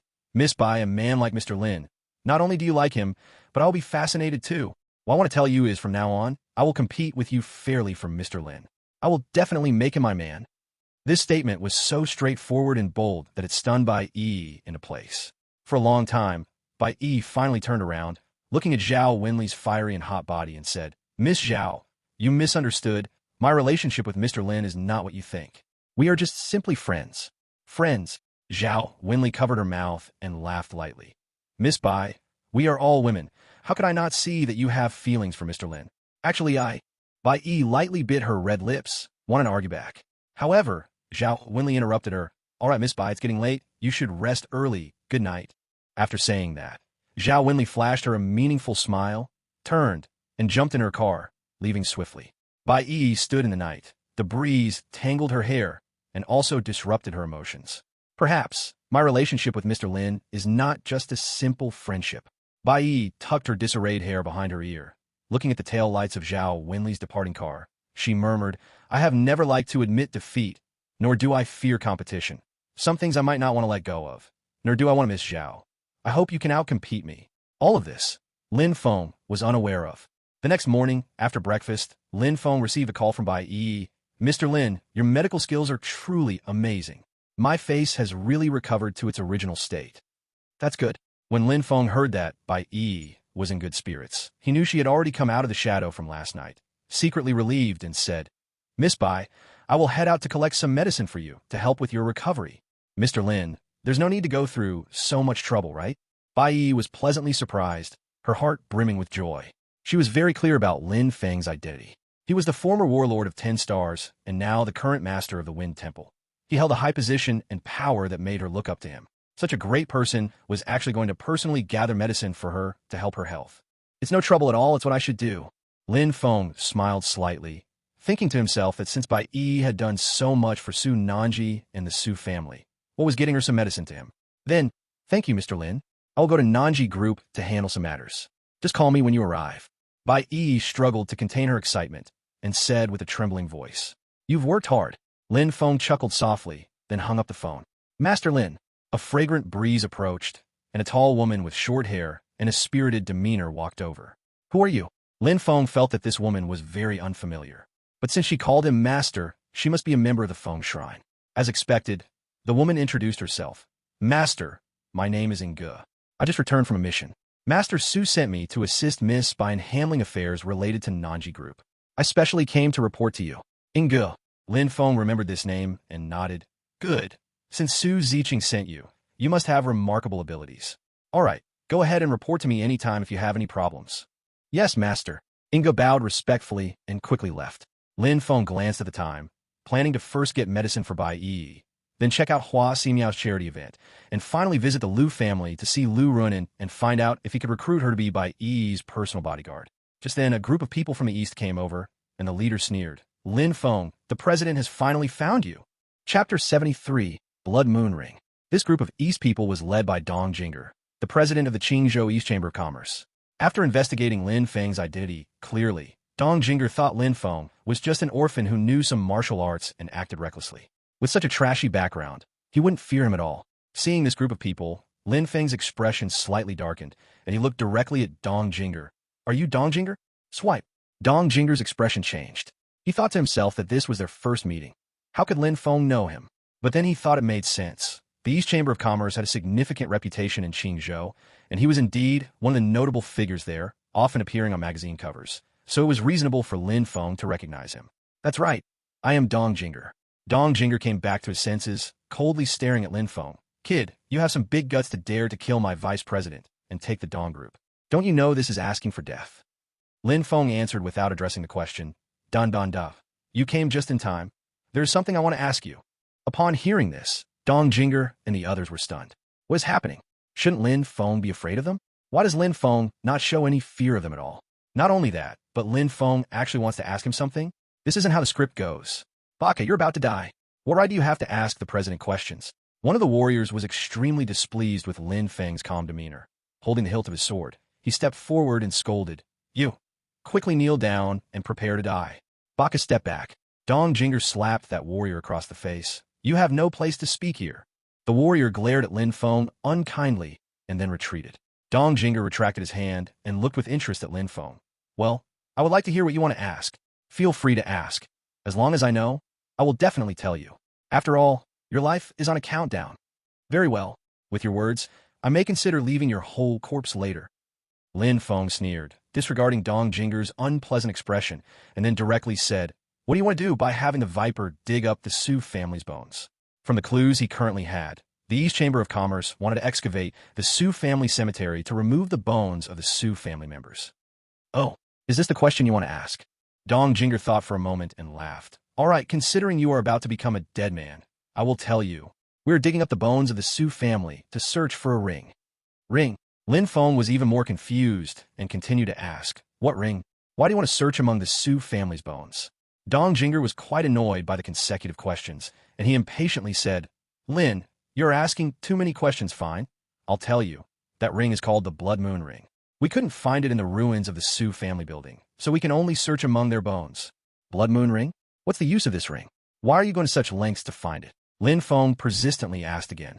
Dong Jinger was about to explode with anger, glaring at Lin Feng. "Kid, why do you care so much when you are about to die? I have answered so many of your questions. You should be able to die with your eyes closed." After speaking, Dong Jinger waved his hand and ordered the warriors, "Crush this dog thing and feed it to the dogs." Tilda. The 38 warriors pulled out their swords in unison, each one raising a samurai sword and closing in on Lin Feng. In an instant, a murderous atmosphere filled the whole place. No one dares to not answer my questions. Since you are unwilling to answer, I will teach you a lesson and force you to respond. Lin Feng stood with his hands behind his back, a hint of disdainful sneer at the corner of his mouth.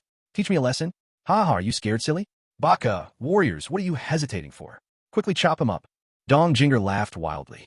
Kill. The warriors let out strange cries as they charged towards Lin Feng with their swords raised. However, just as the warriors were less than 2 meters away from Lin Feng, a group of women in special uniforms suddenly rushed out from all sides. These women were each slim, with impressive poise, and each held a firearm in their hands. They were the strong members from the Qingzhou branch of the Maple Temple. Because Lin Feng lived here, Su Ziqing had arranged for dozens of members to protect him near his residence. As the women rushed out, they quickly formed a human wall, blocking Lin Feng behind them. One woman asked Lin Feng, "Master, should we eliminate them?" Lin Feng replied indifferently, "Except for Dong Jinger, leave one alive. Everyone else must be shot dead." "Yes, master."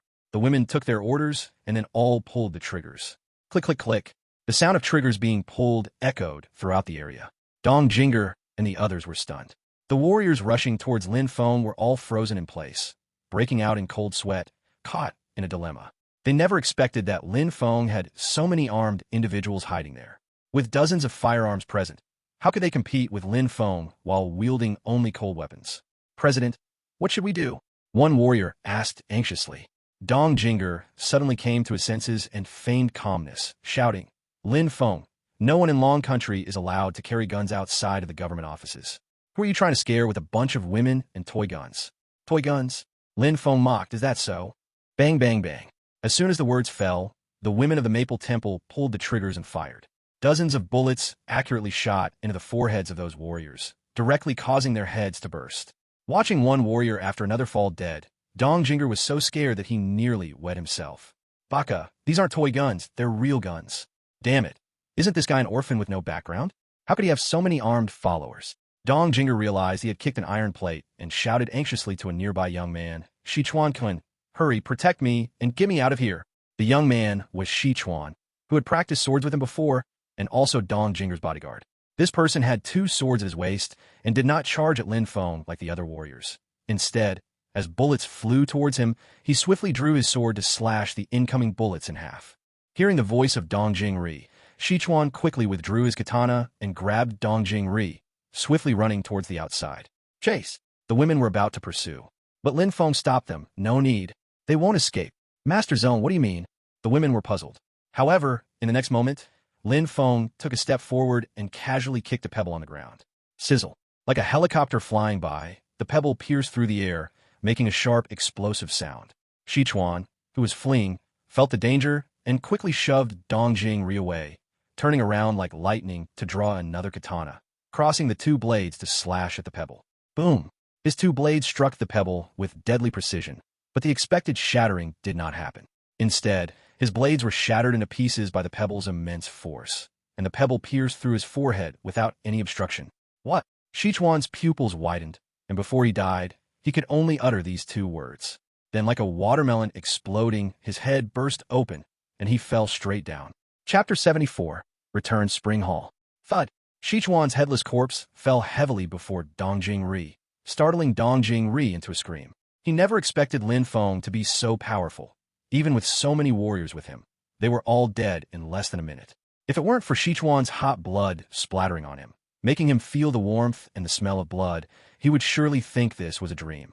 Such a Vanje. Such unreal. Oh my god, the Master Zone's power is too strong, right? The destructive power of a pebble is even scarier than a bullet. Compared to Dong Jingri's shock, the women of Feng Shrine were all completely stunned. They all saw Sichuan block the bullet, but unexpectedly, Lin Feng casually kicked a pebble, which far exceeded the destructive power of a bullet. Unavoidably, they admired Lin Feng even more. Tap, tap, tap. Lin Feng walked to Dong Jingri with his hands behind his back, and before he could speak, he saw Dong Jingri roar fiercely. "Baka, you dare kill me, a warrior of Dongying? You're done. I will kill you. I'll kill your whole family. I'll brutally kill all the men in your family, and then kill all your women." Seeking death. Lin Feng's expression darkened as he grabbed Dong Jingri's right shoulder. Pucci. Dong Jingri's right arm exploded. The the whole arm being brutally torn off. Blood splattered, and a strong pain swept through Dong Jing-ri's entire body. Dong Jing-ri let out a pig-like scream, his eyes red as he shouted, "You bastard! How dare you break my arm? I swear, I will definitely kill you. Stubborn. Lin Feng kicked him in the crotch. Crack. Chickens fly, eggs break. Dong Jing-ri fell to the ground, writhing in pain. "Aw, my egg. Tell me, what is the blood moon ring for?" Lin Feng stepped on his face, looking down as he questioned. Dong Jing-ri continued to writhe. The intense pain made his life worse than death, and he finally compromised. "I don't know. I was just ordered by my superior to find the blood moon ring." "Lin Feng, you better let me go immediately, or when my superior finds out, he will definitely destroy you to avenge me." At this point, Dong Jing-ri had to use his superior to threaten Lin Feng. "I tell you, my superior is the foreign affairs ambassador of Dongying Station in Jiangnan Province, Jiuteng Shabai. In a sense, I have immunity in your dragon country. If you dare to touch me, the Dongying official will not spare you. They will definitely urge your dragon country's official to punish you." "Dongying official? Ha ha ha." Lin Feng laughed. "A mere speck of land dares to threaten me? Truly ignorant. Since you are following your superior's orders to find the blood moon ring, then keeping you is useless. I will personally find your superior to ask about the use of the blood moon ring." Upon hearing this, Dong Jing-ri's face changed wildly. Looking at Lin Feng in disbelief, "Lin, I've already told you my superior's identity. Do you still dare to kill me?" "Dare to." Before he could finish, Lin Feng raised his foot and stomped on his head, crushing it. "Handle it." Lin Feng's expression showed no sadness or joy, as if he had just killed not a person, but a beast. He turned his head and ordered a member of the Maple Temple. "Yes, master." The woman quickly responded. Lin Feng nodded in satisfaction, then got into a car and dialed Su Ziqing's number. "There's no need for the Qingzhou Eastern Japan Chamber of Commerce to exist anymore. I don't want them to see the sun tomorrow morning." On the other end of the phone, Su Ziqing was stunned for a moment, then said, "Master Lin, I will send people to destroy the Qingzhou Eastern Japan Chamber of Commerce right away. Don't worry, I will find a proper excuse to wipe them out." "Very good." Lin Feng hung up the phone and drove back to the Huachuntang. Qingzhou Eastern Japan Chamber of Commerce. A group of Japanese people were having a meeting. Suddenly, 3 heavy off-road vehicles rushed in. Boom! The off-road vehicles rammed in, instantly smashing the Eastern Japan Chamber of Commerce building. "Baka! Who dares to act recklessly at my Eastern Japan Chamber of Commerce?" A Japanese samurai rushed in front of the off-road vehicle, drawing his sword and shouting angrily. However, the response to him was a gunshot. Bang! The Japanese samurai didn't even see where the shot came from before his head was blown off. Master Su ordered, "These Japanese have committed multiple murders in Qingzhou. According to the laws of the Dragon Country, they are all to be executed on the spot." As the gunshot fell, a woman from the Maple Temple jumped out of the off-road vehicle and shouted. Then, another 20 women jumped out of the off-road vehicles and raised guns, shooting at the Japanese people. A few minutes later, all the Japanese people from the Qingzhou Eastern Japan Chamber of Commerce were wiped out, and the building was set on fire to turn to ashes. Thus, the Qingzhou Eastern Japan Chamber of Commerce was erased from the world. Huachuntang is located on Qingzhou's traditional medicine street, which is full of herbal medicine shops. Since the owner of Huachuntang, Hua Ximiao, was holding a free clinic today, most of the crowd on traditional medicine street gathered at Huachuntang. After all, Hua Ximiao is the recognized #1 divine doctor in Qingzhou, usually treating the nobility and officials, so ordinary people rarely get a chance to see him for free. Lin Feng did not go to Huachuntang immediately. He planned to buy some medicinal materials for Bai Yi first, then visit there. "Sir, what would you like to buy?" Lin Feng chose a larger herbal shop and walked in. As soon as he entered, the shop owner greeted him with a smile. "I want 100-year-old ginseng. Do you have it?" Lin Feng clarified his request. The shop owner instinctively sized up Lin Feng, seeing that although his clothes were ordinary, his demeanor was extraordinary, so he knew Lin Feng must not be an ordinary person. He said directly, "Sir, you're in luck. I just happen to have 100-year-old wild ginseng that I just received." As he said this, the shop owner gave a signal to a nearby clerk, and the clerk quickly brought out a ginseng. The ginseng still had some fresh soil on its roots and emitted a unique fragrance. Lin Feng sniffed the ginseng briefly and immediately confirmed that it was genuine. "Good, I'll take this ginseng. How much is it?" Lin Feng asked. The shop owner, seeing Lin Feng's straightforwardness, knew that he was a connoisseur and immediately raised one finger. "Sir, 100-year-old wild ginseng is very rare now. This one is not less than 1 million. I won't sell it for less." 1 million. Lin Feng frowned slightly. The shop owner was startled. "Sir, do you think it's too expensive? This is a genuine article. You're just lucky to have come across it." Otherwise, there wouldn't be another one in the entire traditional medicine street. Swipe the card. I just didn't expect this ginseng to be so cheap. Lin Feng shook his head and directly handed over a bank card. The shop owner was stunned. Listen, this is what a normal person says? Who buys something and thinks it's too cheap? If I had known, I should have asked for a higher price. At this moment, the shop owner wanted to slap himself several times, secretly cursing himself for underestimating Lin Feng. It turned out this guy was a low-key, big shot. Can't regret anymore. The boss took the bank card and was about to swipe it. At that moment, a charming voice called out, "Wait, I'll pay 2 million. Sell me this ginseng." Chapter 75, Unreasonable Disturbance. A tall girl in her 20s, dressed casually with a ponytail, walked in. This girl was full of spirit, her steps steady and powerful, exuding a kind of ultimate competence and elegance. Lin Feng immediately recognized that this girl was a practitioner. "Miss, what did you say? 2 million for this ginseng?" At this time, the pharmacy owner froze for a moment, then hurried over with a big smile. Earlier, Lin Feng murmured that 1 million for ginseng was too cheap, and he regretted it deeply. Hearing someone willing to pay a high price now excited him beyond measure.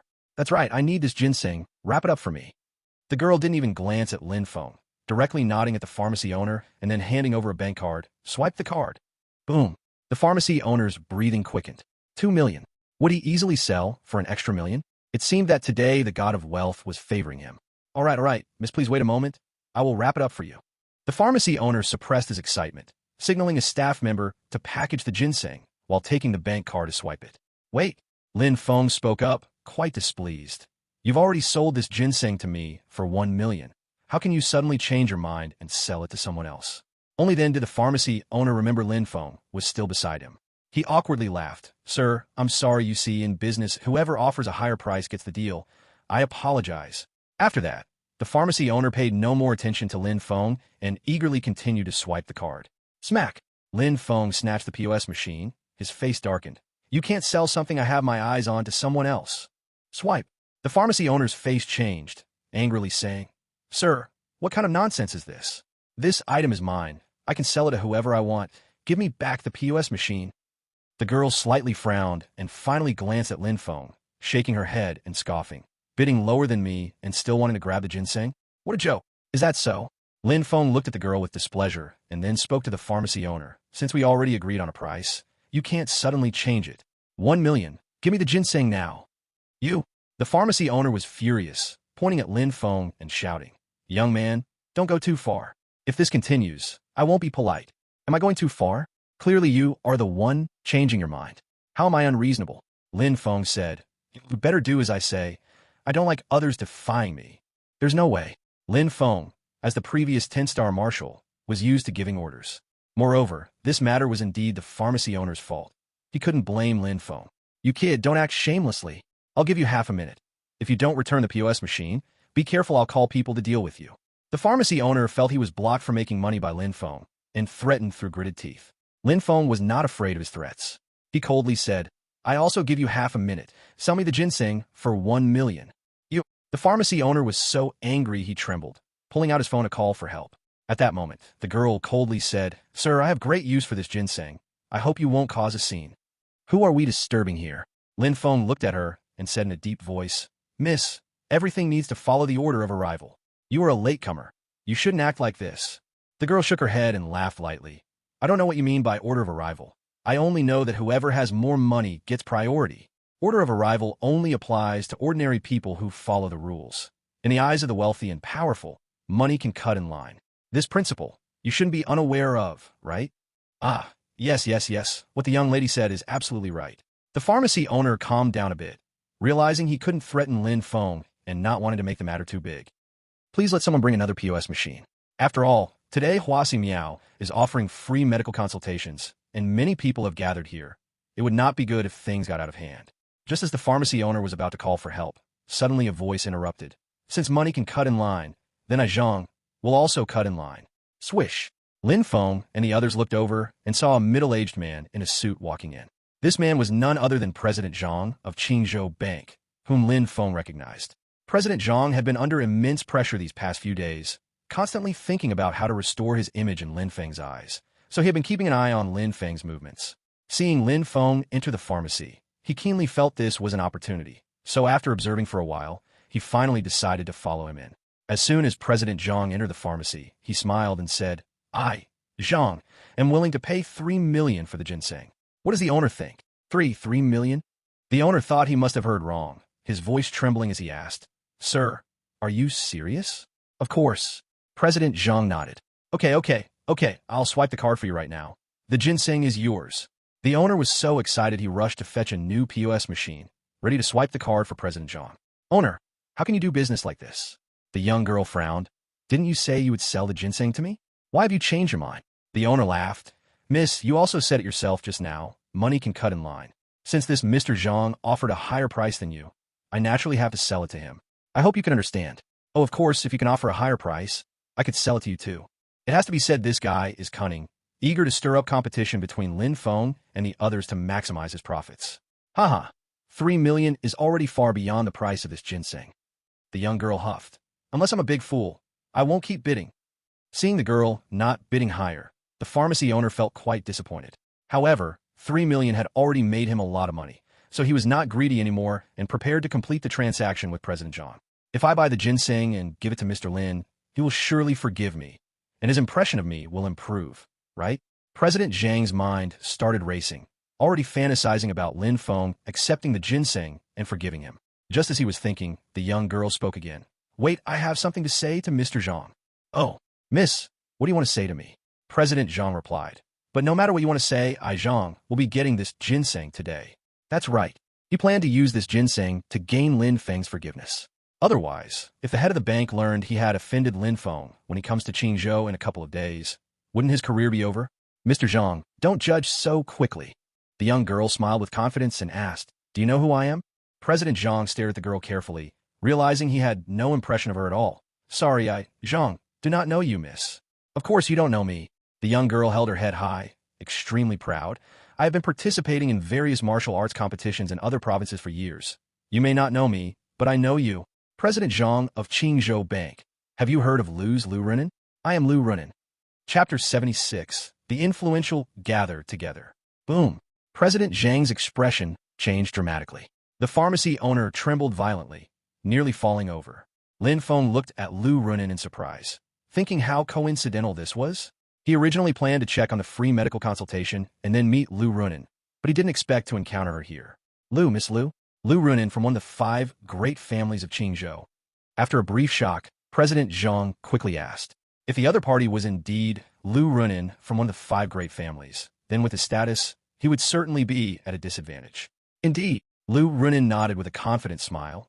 President Zhang, since you already know my identity, may I ask you to let this ginseng be mine? President Zhang was about to speak when the pharmacy owner interrupted excitedly. So, it's Miss Lu. My eyes were blind. I was blind. I'll take responsibility for this ginseng. It's free for you. He knows the power of the Lu family.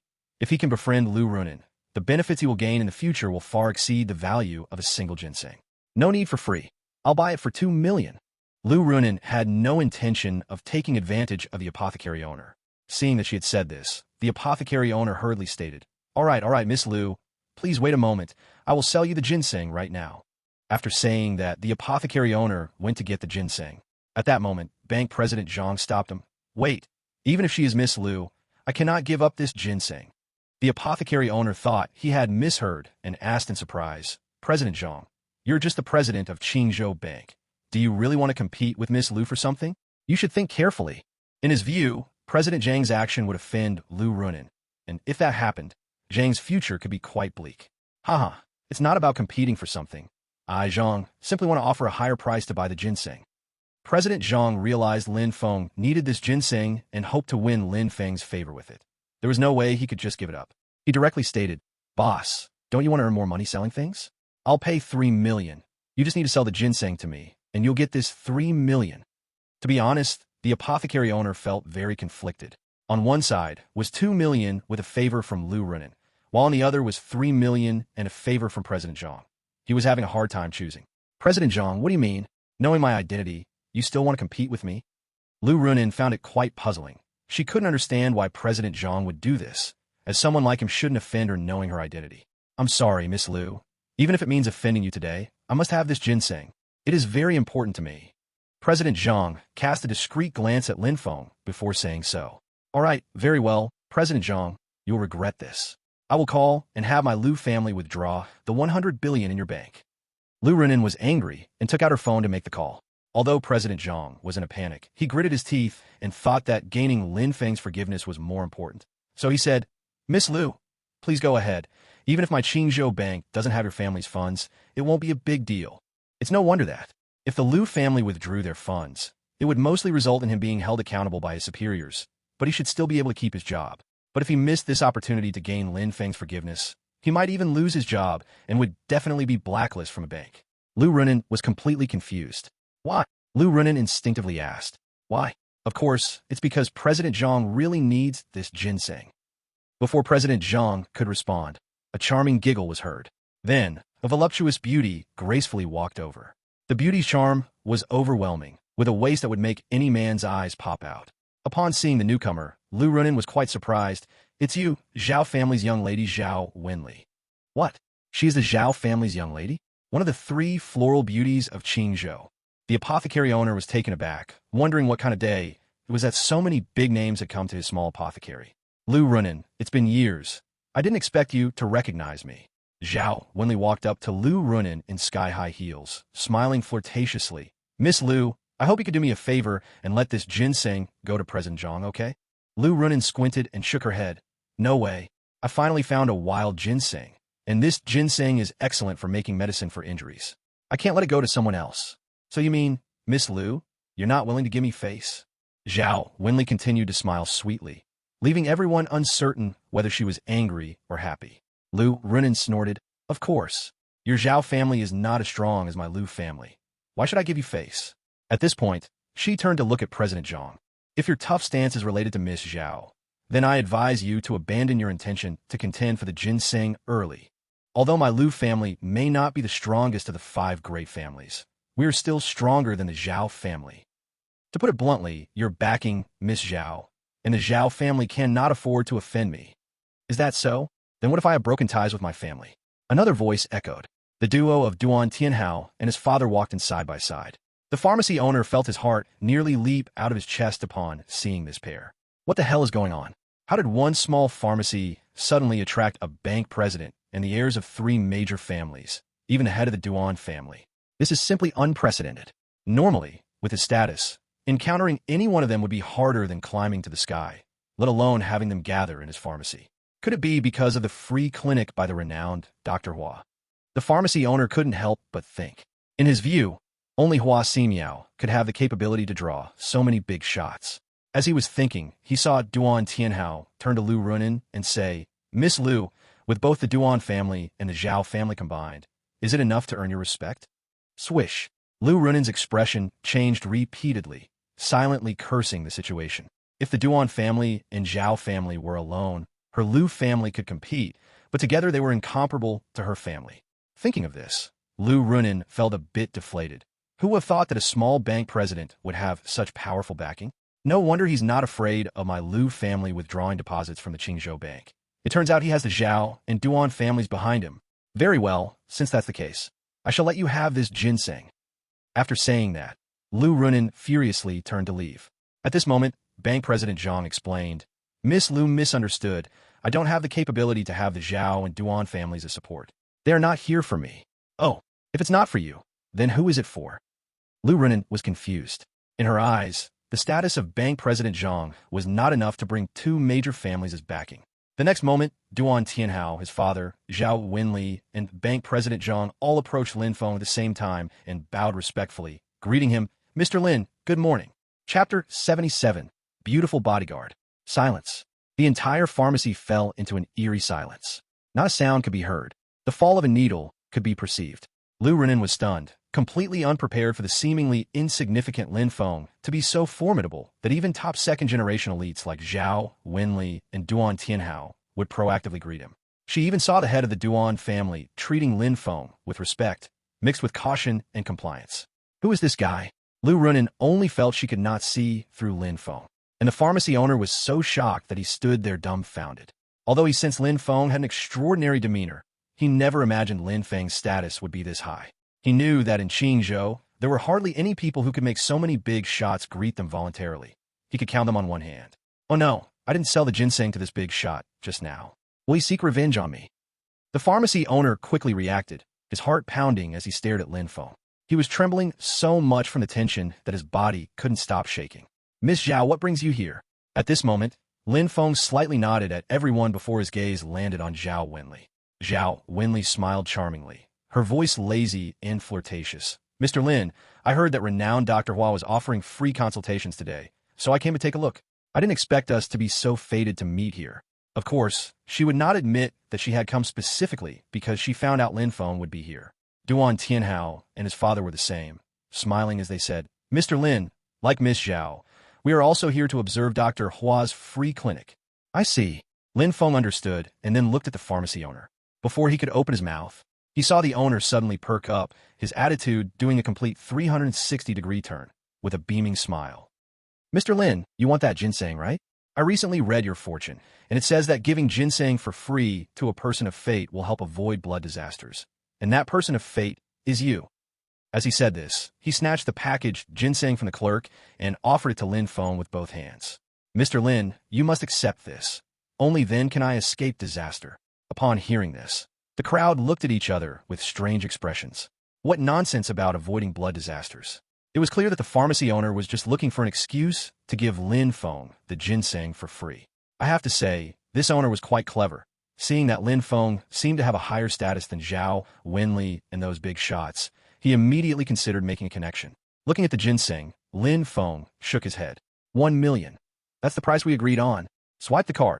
Clearly, Lin Feng had no intention of owing the pharmacy owner any favors. Seeing him like this, the pharmacy owner could only helplessly take the POS machine and prepare to process Lin Feng's payment. At this moment, Manager Zhang hurriedly handed over his bank card. Boss, swipe my card. The owner was stunned and stood frozen, not knowing what to do. But Manager Zhang was incredibly anxious. Boss, didn't you hear me? I'll pay for Mr. Lin's ginseng. Do you really want someone like Mr. Lin to pay in person? What? The owner looked at Lin Feng, his eyes filled with questioning. Lin Feng sneered. You're Manager Zhang, right? I don't remember knowing you. Boom. Manager Zhang trembled and realized that Lin Feng hadn't forgiven him. He suddenly felt his knees in front of Lin Feng and slapped himself across the face. Mr. Lin, please give me a chance. If you don't forgive me, my life will be ruined. He wasn't joking. If the bank's president found out he had offended Lin Feng, he would definitely be fired and blacklisted across the industry. Forgive you? I don't even know you. When did you offend me? Lin Feng scoffed. Manager Zhang was almost crying, continuing to slap his own face, tears and snot streaming down. Mr. Lin, I should not have listened to Dongbing's slanders and doubted your identity. I was wrong, truly wrong. Seeing this scene, Lu Runin and the pharmacy owner gasped, both staring at Lin Feng in shock. To make a person like Manager Zhang kneel and beg for mercy made them even more confused about Lin Feng's identity. Especially Lu Runin, who was filled with curiosity about Lin Feng's status. She knew what Manager Zhang meant in Qingzhou. Even when facing the heads of the 5 major first-tier families, Manager Zhang would never act like this. Could it be that this person is of a higher status than the heads of my 5 major first-tier families? Lu Runin began to speculate. Just then, Lin Feng saw that Manager Zhang's attitude of admitting his mistake was sincere, and since Manager Zhang had done quite a bit for him before, he had a good overall impression of him. He decided to give him a chance. Manager Zhang, how long do you plan to make me wait for this ginseng? Once these words were spoken, Manager Zhang abruptly stopped and then was overwhelmingly joyful. Mr. Lin, please wait a moment. I will pay right away. He knew that Lin Feng had more or less forgiven him. Swipe the card, quickly swipe my card. After he got up from the ground, Manager Zhang urgently shouted at the pharmacy owner. The pharmacy owner trembled, afraid to hesitate at all, and quickly swiped away 1 million from Manager Zhang's card.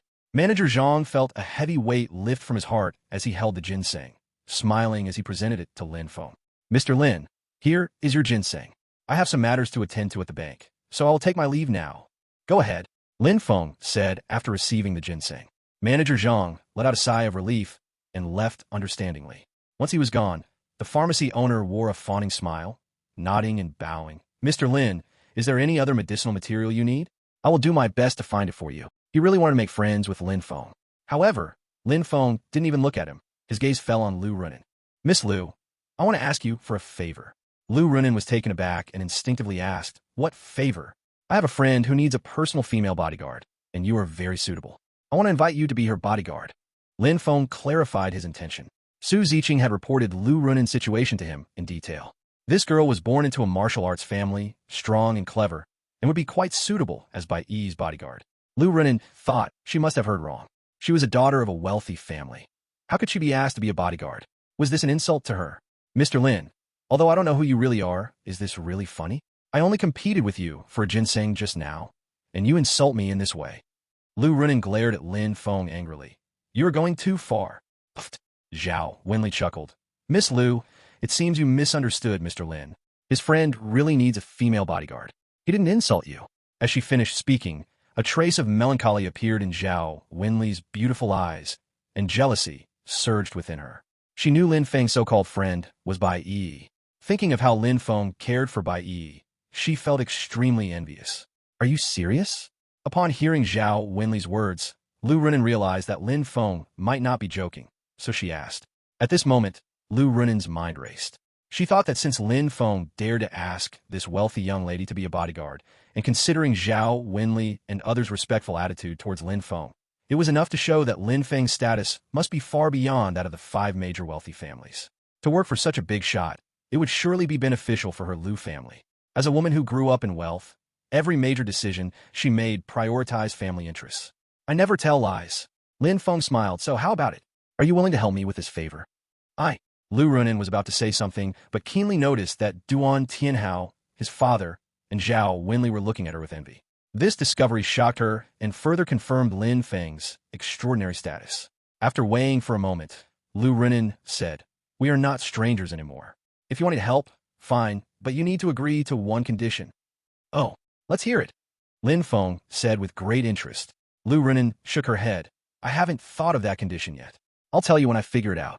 Clearly, she planned to delay and go home first to clarify Lin Feng's status before making a decision. Lin Feng naturally saw through her intention and didn't mind. All right, I'll give you a day. By this time tomorrow, I hope you can give me a clear answer. Okay. After Lu Runen made the agreement with Lin Feng, she left. Next, she needed to investigate Lin Feng's identity within a day. Mr. Lin, this Lu Runen is a bit ungrateful. We will be happy to serve you.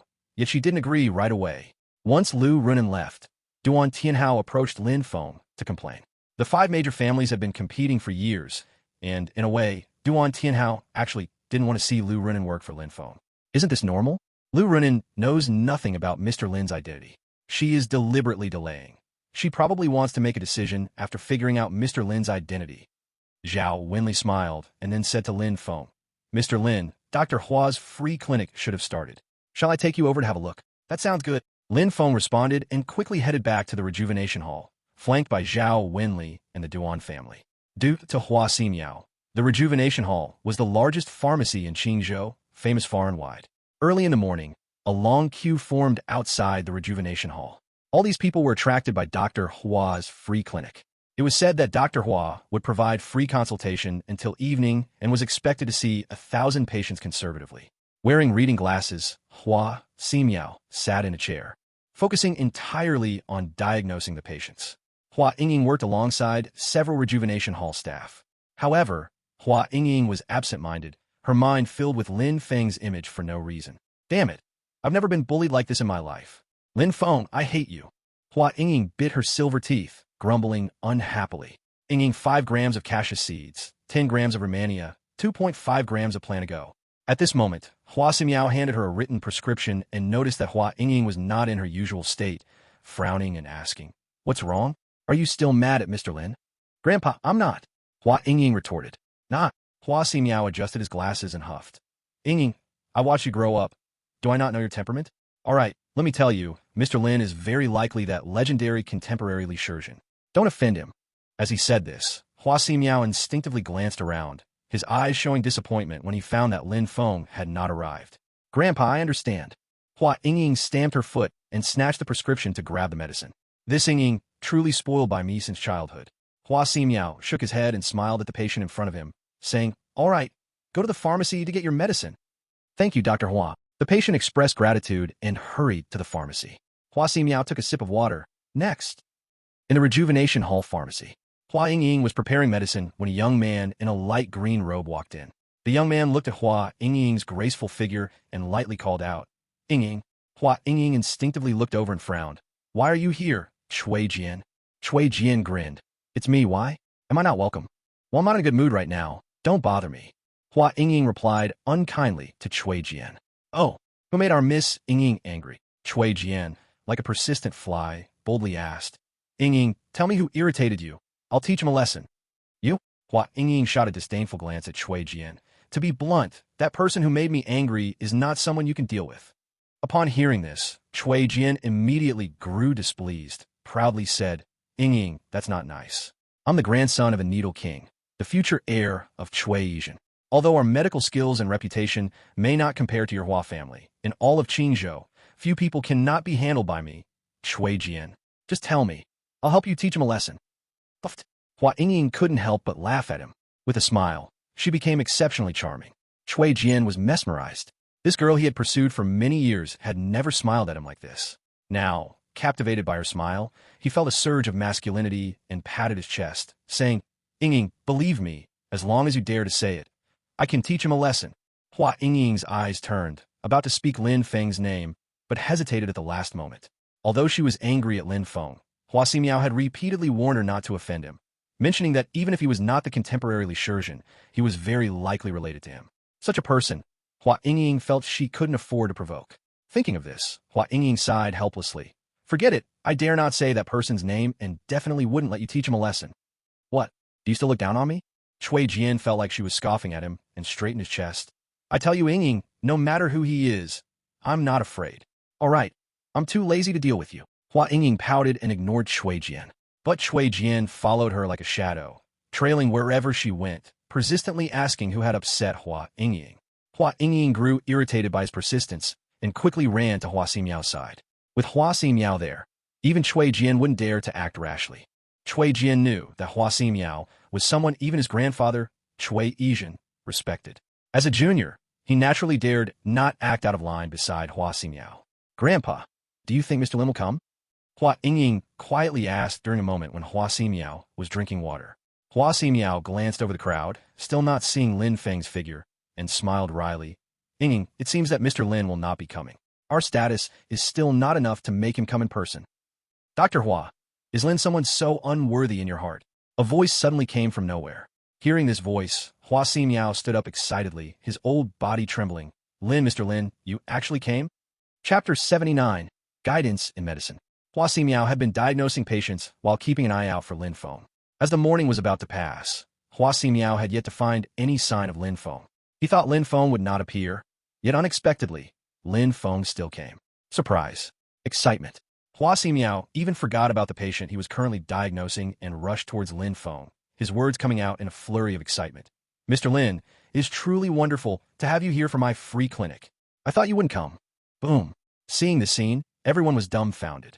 Each one looked at Lin Feng in astonishment, wondering who this young man was to make Hua Ximiao lose his composure like this. One should know that Hua Ximiao was the top doctor in Qingzhou.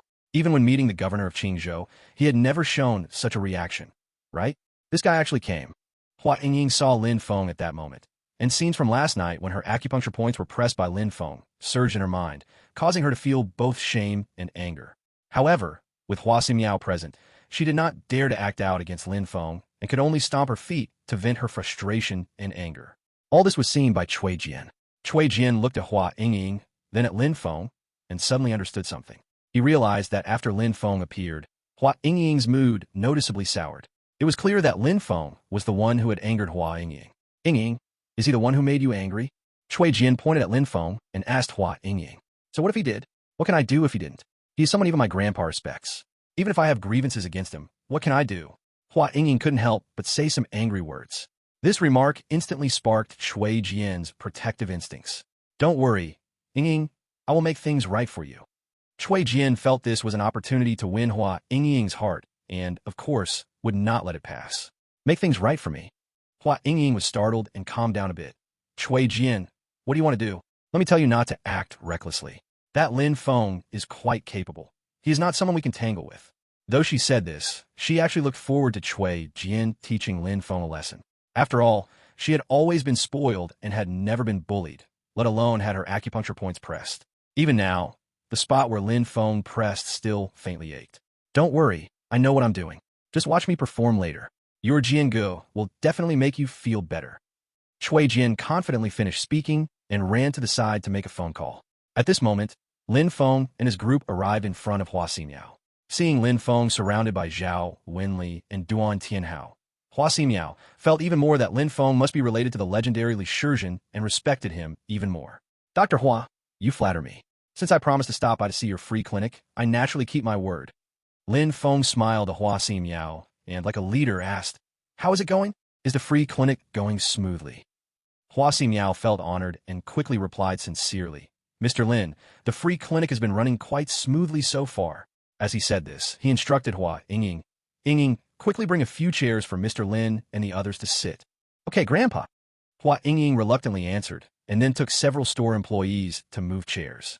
"Mr. Lin, the head of the Duan family, young Master Duan, Miss Zhao, please take a seat." Hua Ximiao made a gesture of invitation. Zhao Wenli and the Duan father and son looked at Lin Feng, seemingly waiting for his decision. "All right, it's still early. I'll just sit here for a while and observe your free clinic." Lin Feng thought that since he was already here, it would be better to sit for a bit, which was a form of courtesy to Hua Ximiao. Hua Ximiao, as a divine doctor, was deeply beloved by the people of Qingzhou, and since he had left a good impression on Lin Feng, he was willing to give him some face by spending time here. Seeing Lin Feng take a seat, Zhao Wenli and the Duan father and son also sat down. Hua Ximiao took a deep breath, feeling inexplicably more confident, and could not help feeling quite happy. "Mr. Lin, I will continue the free clinic. If you see me make any mistakes, please point them out."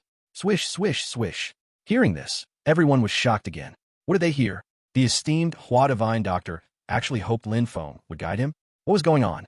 Could it be that Lin Feng's medical skills were higher than Hua Ximiao's? As everyone was pondering this, they saw Lin Feng nodding without humility. "Sure, I'll sit here for 10 minutes. If you have any shortcomings during the free clinic, I will offer you some suggestions." Good, then I'll continue the free clinic now." Hua Ximiao was so excited that he trembled and, after returning to his seat, tried to stabilize his emotions. Then he hurriedly prioritized diagnosing patients with difficult illnesses. This patient has liver and gallbladder diseases, suffering for many years. The dosage you prescribed is too much and will increase the burden on the kidneys, leading to new ailments. Reduce it by half a gram. For the cataract patient, while clearing eye herbs are good, they only treat the symptoms, not the root cause. I suggest using silver needles to stimulate the temples and the Higu acupoints, along with herbs to eliminate obstructions.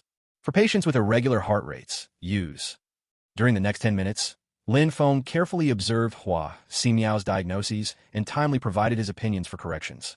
Hua Ximiao benefited greatly, nodding secretly, thinking that Lin Feng's medical skills were indeed extraordinary. Just by observing and questioning, he could precisely identify the patient's conditions and offer better treatment plans than his own. This young man is incredibly impressive, able to guide Hua the Divine Doctor. Hua the Divine Doctor respects him greatly. He must be a divine doctor with even greater skills than Hua. At such a young age to have such incredible abilities, it's truly astonishing. The patients, witnessing Lin Feng guiding Hua Ximiao, were all incredibly curious about him. Soon, 10 minutes passed. Lin Feng stood up to say goodbye to Hua Ximiao. Although Hua Ximiao wanted to keep him, he knew that 10 minutes was already quite generous, so he didn't insist and tearfully clasped his hands toward Lin Feng. "Mr. Lin, thank you for coming to guide me. You're too polite." Lin Feng smiled and prepared to leave. At this moment, Chui Jian stepped out and said, "Mr. Lin truly has great medical skills. I, Chui Jian, have grown up and have never seen anyone able to guide Hua the Divine Doctor in practice. You are the first." "Chui Jian, what are you doing?" Hua Yingying suddenly realized that Chui Jian was about to cause trouble and nervously questioned him. Chui Jian winked at her and said, "Don't worry, I just admire Mr. Lin. Little Chui, I can't even compare to Mr. Lin's medical skills. He is indeed worthy of your admiration." Hua Ximiao nodded and then introduced to Lin Feng. "Mr. Lin, this is Chui Jian, the grandson of the Needle King Chui Yizhen. The Chui family is also considered a family of medicine in our Qingzhou. The Needle King's skills even surpass mine." This statement was, of course, modesty on his part. Descendants of the Needle King. Not bad, not bad. Lin Feng glanced at Chui Jian and nodded appreciatively. Chapter 80, Provocation. Chui Jian, at such a young age, could even get a big shot like Hua Ximiao to introduce him, which shows that this person has some extraordinary qualities. Lin Feng always appreciated young people. During his time in the military, he had promoted many capable young individuals. His vision was sharp. He could see at a glance whether a person's future was promising or not. When Shui Jian, who was about the same age as Lin Feng, was evaluated like a junior by Lin Feng, he felt quite displeased. However, he didn't show it on the surface and smiled, saying, "Mr. Lin, Grandpa Hua can diagnose and cure over 98% of difficult illnesses here in Qingzhou. Your medical skills are even higher than Grandpa Hua's, so I'm afraid there's no illness that can trouble you, right?" As soon as these words left his mouth, before Lin Feng could respond, Hua Ximiao said seriously, "Little Chui, as a person in the medical field, how can you make such absolute statements? There are countless diseases in the world, and they arise differently due to individual physique. Unless Mr. Lin is a deity, how could he possibly handle 100% of diseases? That's right. Even if Hua Tuo were alive, he wouldn't have absolute confidence to treat every illness." Zhao Winli echoed. Chui Jian pouted and said with a sarcastic tone, "Oh, I thought Mr. Lin's medical skills were incredible. Turns out he is not perfect after all. There are still illnesses he can't cure." This remark clearly intended to put Lin Feng down. Though he saw how much respect Hua Ximiao had for Lin Feng and knew he couldn't provoke Lin Feng, these words could still tarnish Lin Feng a little. "No one is perfect. Isn't that normal?" Duan Tianhao snorted. "It is quite normal. But since Mr. Lin's skills surpass Grandpa Hua's, some common difficult diseases should be no big deal for Mr. Lin, right?" Chui Jian continued. "Little Chui, what exactly do you want to say?" Hua Ximiao realized that Chui Jian was acting a bit off. After all, he had watched this kid grow up and knew him well. "Grandpa Hua, since Mr. Lin's skills can earn your admiration, I think he should easily handle some common difficult cases, right?" Chui Jian smiled. Hua Ximiao didn't understand what this kid meant, and was about to ask something when he heard Lin Feng coldly laugh. "Chui Jian, I can tell you clearly that as long as the patient still has breath, I can handle any common difficult illness." He had such confidence. Marshall Lee's medical skills were nearly divine. Though he only learned 99%, he was confident he could manage common difficult illnesses just fine. "Oh, you say it's so, absolutely, but I don't believe you at all." Chui Jian's eyes flashed with cunning. Lin Feng narrowed his eyes, immediately seeing through Chui Jian's intentions, and said with interest, "Chui Jian, if you don't believe me, you can bring any patient with a difficult illness, and I'll treat him for free." Perhaps he was in a good mood after learning that Su Nanji was probably still alive, which spurred his desire to treat someone casually. If it weren't for this, he wouldn't even bother with Chui Jian. "You said it." Chui Jian was waiting for the sentence. He waved his hand, and 2 staff members from the Needle King Pavilion carried a patient over. The patient was coughing violently. Even from afar, one could hear the cough, as if he was close to suffocating, and seemed seriously ill. Seeing the patient, Hua Ximiao's expression changed slightly. "This is a late-stage lung cancer patient. This person has already fallen into critical condition, and neither I nor your grandpa Hua can do anything." "Little Chui, what do you mean by this?" "Chui Jian, don't mess around." Hua Yingying recognized Chui Jian's intentions. This guy wanted to embarrass Lin Feng since he couldn't offend him. If Lin Feng couldn't treat this late-stage lung cancer patient, then Lin Feng's medical skills would surely be questioned by everyone. As long as Lin Feng was publicly embarrassed, Chui Jian felt he had achieved his goal of getting revenge for Hua Yingying. "Yingying, I'm not messing around. This patient is indeed beyond the help of medicine. Since Mr. Lin has made such bold claims, as long as the patient still has a breath left, he should be able to treat him. Then I believe he will definitely be able to cure this patient." Chui Jian wore a sinister smile on his face. In his eyes, this person was already sentenced to death. Even a divine being couldn't save him, and Lin Feng's bold words earlier were probably going to be slapped back in his face. "Little Chui, late-stage lung cancer is a global problem, and no one has been able to cure it until now. Are you deliberately making things difficult for Mr. Lin?" Hua Ximiao noticed something from the conversation between his granddaughter and Chui Jian, and immediately became furious. "Immediately take this patient back." Seeing Hua Ximiao getting angry, Chui Jian quickly explained, "Grandpa Hua, if I take this patient back, his life will probably be gone. I'm trying to save him. As a doctor, are you just going to watch him die?" Hua Ximiao hesitated. In fact, he really wanted Lin Feng to step in and treat this person. After all, if Lin Feng stepped in, there would still be a chance for the person to survive. But if they took him back, he would definitely die.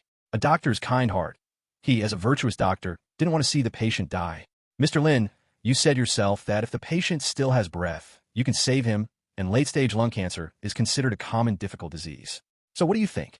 Are you willing to give it a try?" At this moment, Chui Jian goaded Lin Feng into action. Lin Feng just smiled. He could see through Chui Jian's little trick right away. He walked up to the patient, briefly examined his condition, then smiled confidently, Curing this disease for me is just a small task. Boom. The scene erupted. People started discussing in whispers. What? Mr. Lin can treat late-stage lung cancer? Is this true? No way. Late-stage cancer is generally incurable. Even if his medical skills are strong, he can't possibly go against nature like this, right? Mr. Lin might be too overconfident, right? This is late-stage lung cancer. There's still no one in the world who has cured it so far. Hearing the crowd's discussion, Hua Ximiao's mood was extremely complicated. He cautiously looked at Lin Feng. Mr. Lin, this disease... Clearly, even though he had seen Lin Feng's medical skills before, he still felt some doubts at this moment. No problem, I have a way to cure this disease. Lin Feng waved his hand, then turned to Cui Jian. Little Cui, if I cure him, what will you do? Cui Jian saw Lin Feng's confidence and thought, could this guy really have a way? But when he remembered that this patient couldn't be saved even by his grandfather or Hua Ximiao, Cui Jian thought maybe Lin Feng's confidence had turned into arrogance. Thinking of this, Cui Jian puffed out his chest and proudly said, if you really cure him, then I will live stream castration. As soon as these words were said, the crowd burst into laughter, and some women even blushed. Hua Ximiao's face turned red with embarrassment, and he quietly reminded, little Cui, be mindful of your image. Your Cui family has been passed down through 3 generations. If you castrate yourself, the family line ends. Don't make such a harsh bet. Old man, I think Mr. Lin is full of confidence. He might really have a way to cure it. Cui Jian realized that he had gone too far, and quickly changed his tune. No, wait, if you really cure him, I will eat shit live. Chapter 81. The King of Hell's Finger. Just after speaking, Cui Jian began to regret it. Although he thought the chances of Lin Feng curing the patient's late-stage lung cancer were very low, there was still a possibility, however small. If Lin Feng really cured the patient, would he have to eat shit on the spot? It was all because he watched too many live streams. In those streams, the host would often do ridiculous things like live streaming castration, eating shit, or even confronting electric fans. He unknowingly became influenced by this. But since he had already said it, he couldn't back down. He stared at Lin Feng and snorted. Mr. Lin, how about it? Is my bet good enough? Lin Feng looked at him strangely and nodded slightly. In these years, I've traveled from south to north, and I've seen many strange and bizarre things. But eating shit live is something new to me. Fine, if you want to perform, I'll give you what you wish for. As soon as he said this, the crowd erupted in laughter once again. Hua Yingying only felt that Cui Jian was like an idiot, daring to place such a bet in front of Lin Feng. If Lin Feng really cured the patient, wouldn't he be unable to save face? It should be known that last night when treating Wei Zhongxian at the Wei family, she also thought that Wei Zhongxian's condition was beyond cure, but in the end, Lin Feng brought him back from the brink of death. This shows that Lin Feng's medical skills truly have a supernatural power. Healing late-stage lung cancer is not completely impossible. This young Cui is still too impulsive. Hua Ximiao shook his head helplessly, secretly hoping. He also wanted to see the extent of Lin Feng's medical skills. If he could really cure late-stage lung cancer, he would surely become famous worldwide. Zhao Wenli smiled charmingly, gazing softly at Lin Feng, her voice lazy and seductive. Mr. Lin, I didn't expect you to have such a fetish, enjoying watching someone perform eating shit live. Ha. Not just Mr. Lin, even I quite enjoy it. Duan Tianhao and his son laughed loudly. Perhaps due to their admiration for Lin Feng, they had an inexplicable trust in him.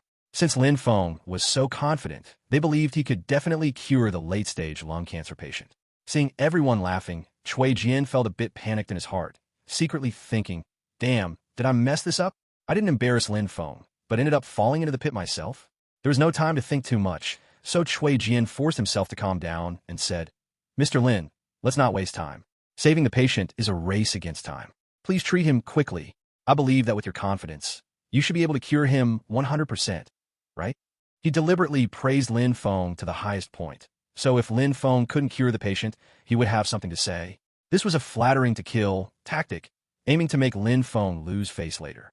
Of course, since I said I can cure him, I will definitely cure him. Lin Feng was full of confidence, his gaze falling on the patient. As his attention focused on the patient, many people took out their electronic devices and began recording the scene. Cough, cough, cough. The patient coughed violently, black blood spitting out, mixed with pieces of internal organs. His life was hanging by a thread. Upon hearing that Lin Feng could cure him, he instantly regained some spirit and excitedly asked, Divine Doctor, can you really cure me? Yes, Lin Feng nodded. Divine Doctor, as long as you cure me, I will repay you by working like an ox or a horse for you. The patient was incoherent. Lin Feng gestured for him to stop talking, then placed his fingers on the patient's body and tapped a few times. Withdrawing his fingers, Lin Feng said, "Done. Done." Everyone was stunned. He just tapped a few times, and the late-stage lung cancer was cured? The patient's rising hope instantly fell back down. Powerless, he lay on the ground, mocking himself. I never thought that before I die, I would be made a fool of like this. Truly, I can't die in peace. Yeah, I thought you could cure him, but now it seems we have overestimated this person. Cui Jian eagerly stepped forward, speaking sarcastically. Mr. Lin, this is too childish, isn't it? You just tap a few times, and late-stage lung cancer is cured? I think your medical skills are worth questioning. At this point, Cui Jian turned to Hua Ximiao and said, Grandpa Hua, it seems like you've been deceived by him. His medical skills are so bad. You shouldn't be praising him so highly. Shut up. Hua Ximiao suddenly realized something and quickly rushed to the patient's side, grabbing his wrist and taking his pulse.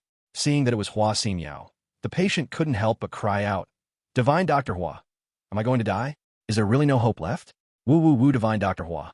I'm still young. I don't want to die. Please, save me. Save me. Sorry, old man can't save you. Hua Ximiao slowly released his wrist, as if confirming something, and shook his head with a sigh. Huh? Even you can't save me? Then it seems I really am going to die. The patient cried even louder. At that moment, someone exclaimed, Did you notice? He seems to have stopped coughing, and his complexion has color. Swish, swish, swish. Everyone hurriedly looked over and indeed saw that the patient not only had stopped coughing, but also looked radiant, just like a normal person. How could it be seen that he was a person tormented by lung cancer? What?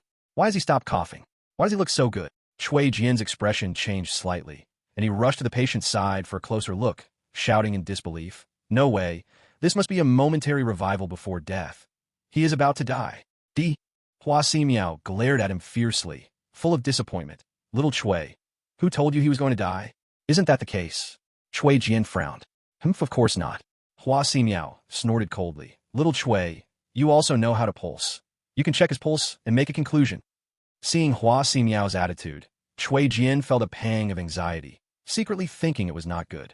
He nervously took the patient's other hand to check his pulse, and his pupils widened in shock, looking at Lin Feng as if he had seen a ghost. How is this possible? How is this possible? His pulse is steady and strong, clearly no different from a normal person. His lung pulse is long and continuous. This is the characteristic of a normal person's lungs. He has really recovered. What? I am better. The patient was astonished and sat up, staring intently at Cui Jian, thinking he must have heard wrong. Mr. Cui, Dr. Hua clearly said earlier that even he couldn't save me. Why do you assert that I am better? He was truly worried he was dreaming and needed confirmation. Haha, the reason I couldn't save you is that you're no longer sick. How can I save a person who is not sick? Hua Ximiao laughed heartily and then solemnly bowed to Lin Feng, his attitude growing more respectful. Mr. Lin, your technique just now is indeed another famous skill of the living Surgeon. The Yama finger? That's right, it is the Yama finger. Lin Feng did not hide it. Boom. Hua Ximiao's old body trembled wildly, feeling even more that Lin Feng was the living Surgeon, his voice shaking with excitement. It is rumored that the Yama finger can snatch people back from Yama's hands. I have truly witnessed this in my lifetime. I am so fortunate. Thank you, Mr. Lin, for allowing me to broaden my horizons in my old age. Even if I die in the future, I can close my eyes. Upon hearing this, Cui Jian fell to the ground with a plop, his face drenched in cold sweat. At this moment, he finally realized he seemed to have provoked a real master of medicine. This master, even Hua Ximiao, was far beyond his reach. Chapter 82 Despair. It's over. I seem to be in big trouble. Cui Jian looked towards Hua Yingying for help, but saw Hua Yingying turn her head aside, her face full of disappointment. This scene made Cui Jian extremely depressed, thinking that it seemed he had truly messed up this time. Not only had he lost face badly, but his impression in Hua Yingying's mind would also drop drastically. Just as he was thinking, Lin Feng's gaze turned to him. Cui Jian, I have cured the patient. You should fulfill your promise. As soon as this was said, all attention turned to Cui Jian. Cui Jian felt as if he were under the spotlight of thousands, suddenly feeling uncomfortable all over. Mr. Lin, what promise? Cui Jian feigned ignorance and asked. Of course, it's to eat feces on the spot. Someone laughed and reminded him. Cui Jian's face turned black. He was the grandson of the Needle King Cui Yizhen, considered a prominent figure in the medical field of Qingzhou. How could he possibly eat feces on the spot? You must have heard wrong. I never made such a promise. Sorry, but I seem to have some matters to attend to, so I'll leave. Chui Jian thickened his skin and attempted to escape. However, the Duan father and son, along with a group of enthusiastic people, blocked him, with Duan Tian teasing, Chui Jian, since we men have made a promise, we must keep it. Do you think we are all fools? You made a promise in front of so many of us, and now you still refuse to admit it. Wanted to go back on it? That's right, Chui Jian. How can you be like this? A man must keep his word. Chui Jian, are you really going to back down and deny it? The onlookers cheered, each one stirring the pot. Chui Jian felt his face burn with shame. He was embarrassed beyond belief, so he hurriedly called out to Lin Feng. Mr. Lin, I was young and reckless this time. I'm sorry. I hope you can have mercy and let me off the hook. Lin Feng sneered. Chui Jian, do you think I can be provoked by just anyone? Since you lost, you must accept your defeat. How could Lin Feng, a former 10-star marshal and the current master of the Feng Temple, tolerate being provoked and then let it go so easily? Chui Jian didn't expect Lin Feng to be so tough, so he turned back to Hua Ximiao for help. Grandpa Hua, what do you think? Hua Ximiao huffed. Young Chui, Mr. Lin speaks the truth. Since you lost, you must take responsibility. Don't ruin your grandfather's reputation as the Needle King. Hearing this, Chui Jian despaired. With a bitter smile on his face, he stood there while everyone laughed and mocked him, unable to leave or argue, feeling as if he were being roasted over an open fire. Chui Jian, eat up, eat up. At that moment, the crowd burst into laughter again. Chui Jian wished he could find a hole to burrow into. It was so damn embarrassing. Mr. Lin, can I not eat? Chui Jian had no way out left. He pleaded with a mournful face. Lin Feng shook his head. No way, you're a grown man. You must keep your word. Exactly. Duan Tianhao was quite interested in this matter, loudly asking, who can give him a chunk? Some people who had long disapproved of Chui Jian eagerly volunteered. Even more enthusiastic individuals somehow brought over a chunk of dog poop and threw it in front of Chui Jian. Chui Jian felt nauseous and began to gag uncontrollably. Chui Jian, since the food you wanted is already here, what are you waiting for? Eat it while it's hot. Duan Tianhao grinned. Chui Jian cried, and with a thud, knelt before Lin Feng, pitifully begging. Mr. Lin, I was wrong. I shouldn't have troubled you because of Hua Yingying. Please forgive me, okay? Hua Yingying heard this and was unhappy, quickly defending herself. Chui Jian, don't talk nonsense. I have nothing to do with you troubling Mr. Lin. Don't try to drag me into this. She realized Lin Feng truly had skills. How could she possibly afford to offend someone like him? And she could no longer dare to be angry at Lin Feng. Yingying, how could you be like this? If it weren't for you saying Mr. Lin made you angry, would I have thought of helping you and causing trouble for him? Chui Jian was pushed to the edge, filled with anger. Seeing Hua Yingying watching from the sidelines, he immediately got furious. Hua Yingying never expected Chui Jian would try to betray her. She quickly stepped forward to explain. Mr. Lin, please don't listen to him. I never said you made me angry. This Chui Jian is just talking nonsense. After speaking, Hua Yingying glared resentfully at Chui Jian, her impression of him dropping to freezing point. Lin Feng smiled graciously and urged Chui Jian, what are you stalling for? Hurry up and eat. Eat up. Everyone urged in unison. To them, Lin Feng was like a god, commanding absolute obedience. Chui Jian began to cry, feeling at a loss as he was pressured by the crowd.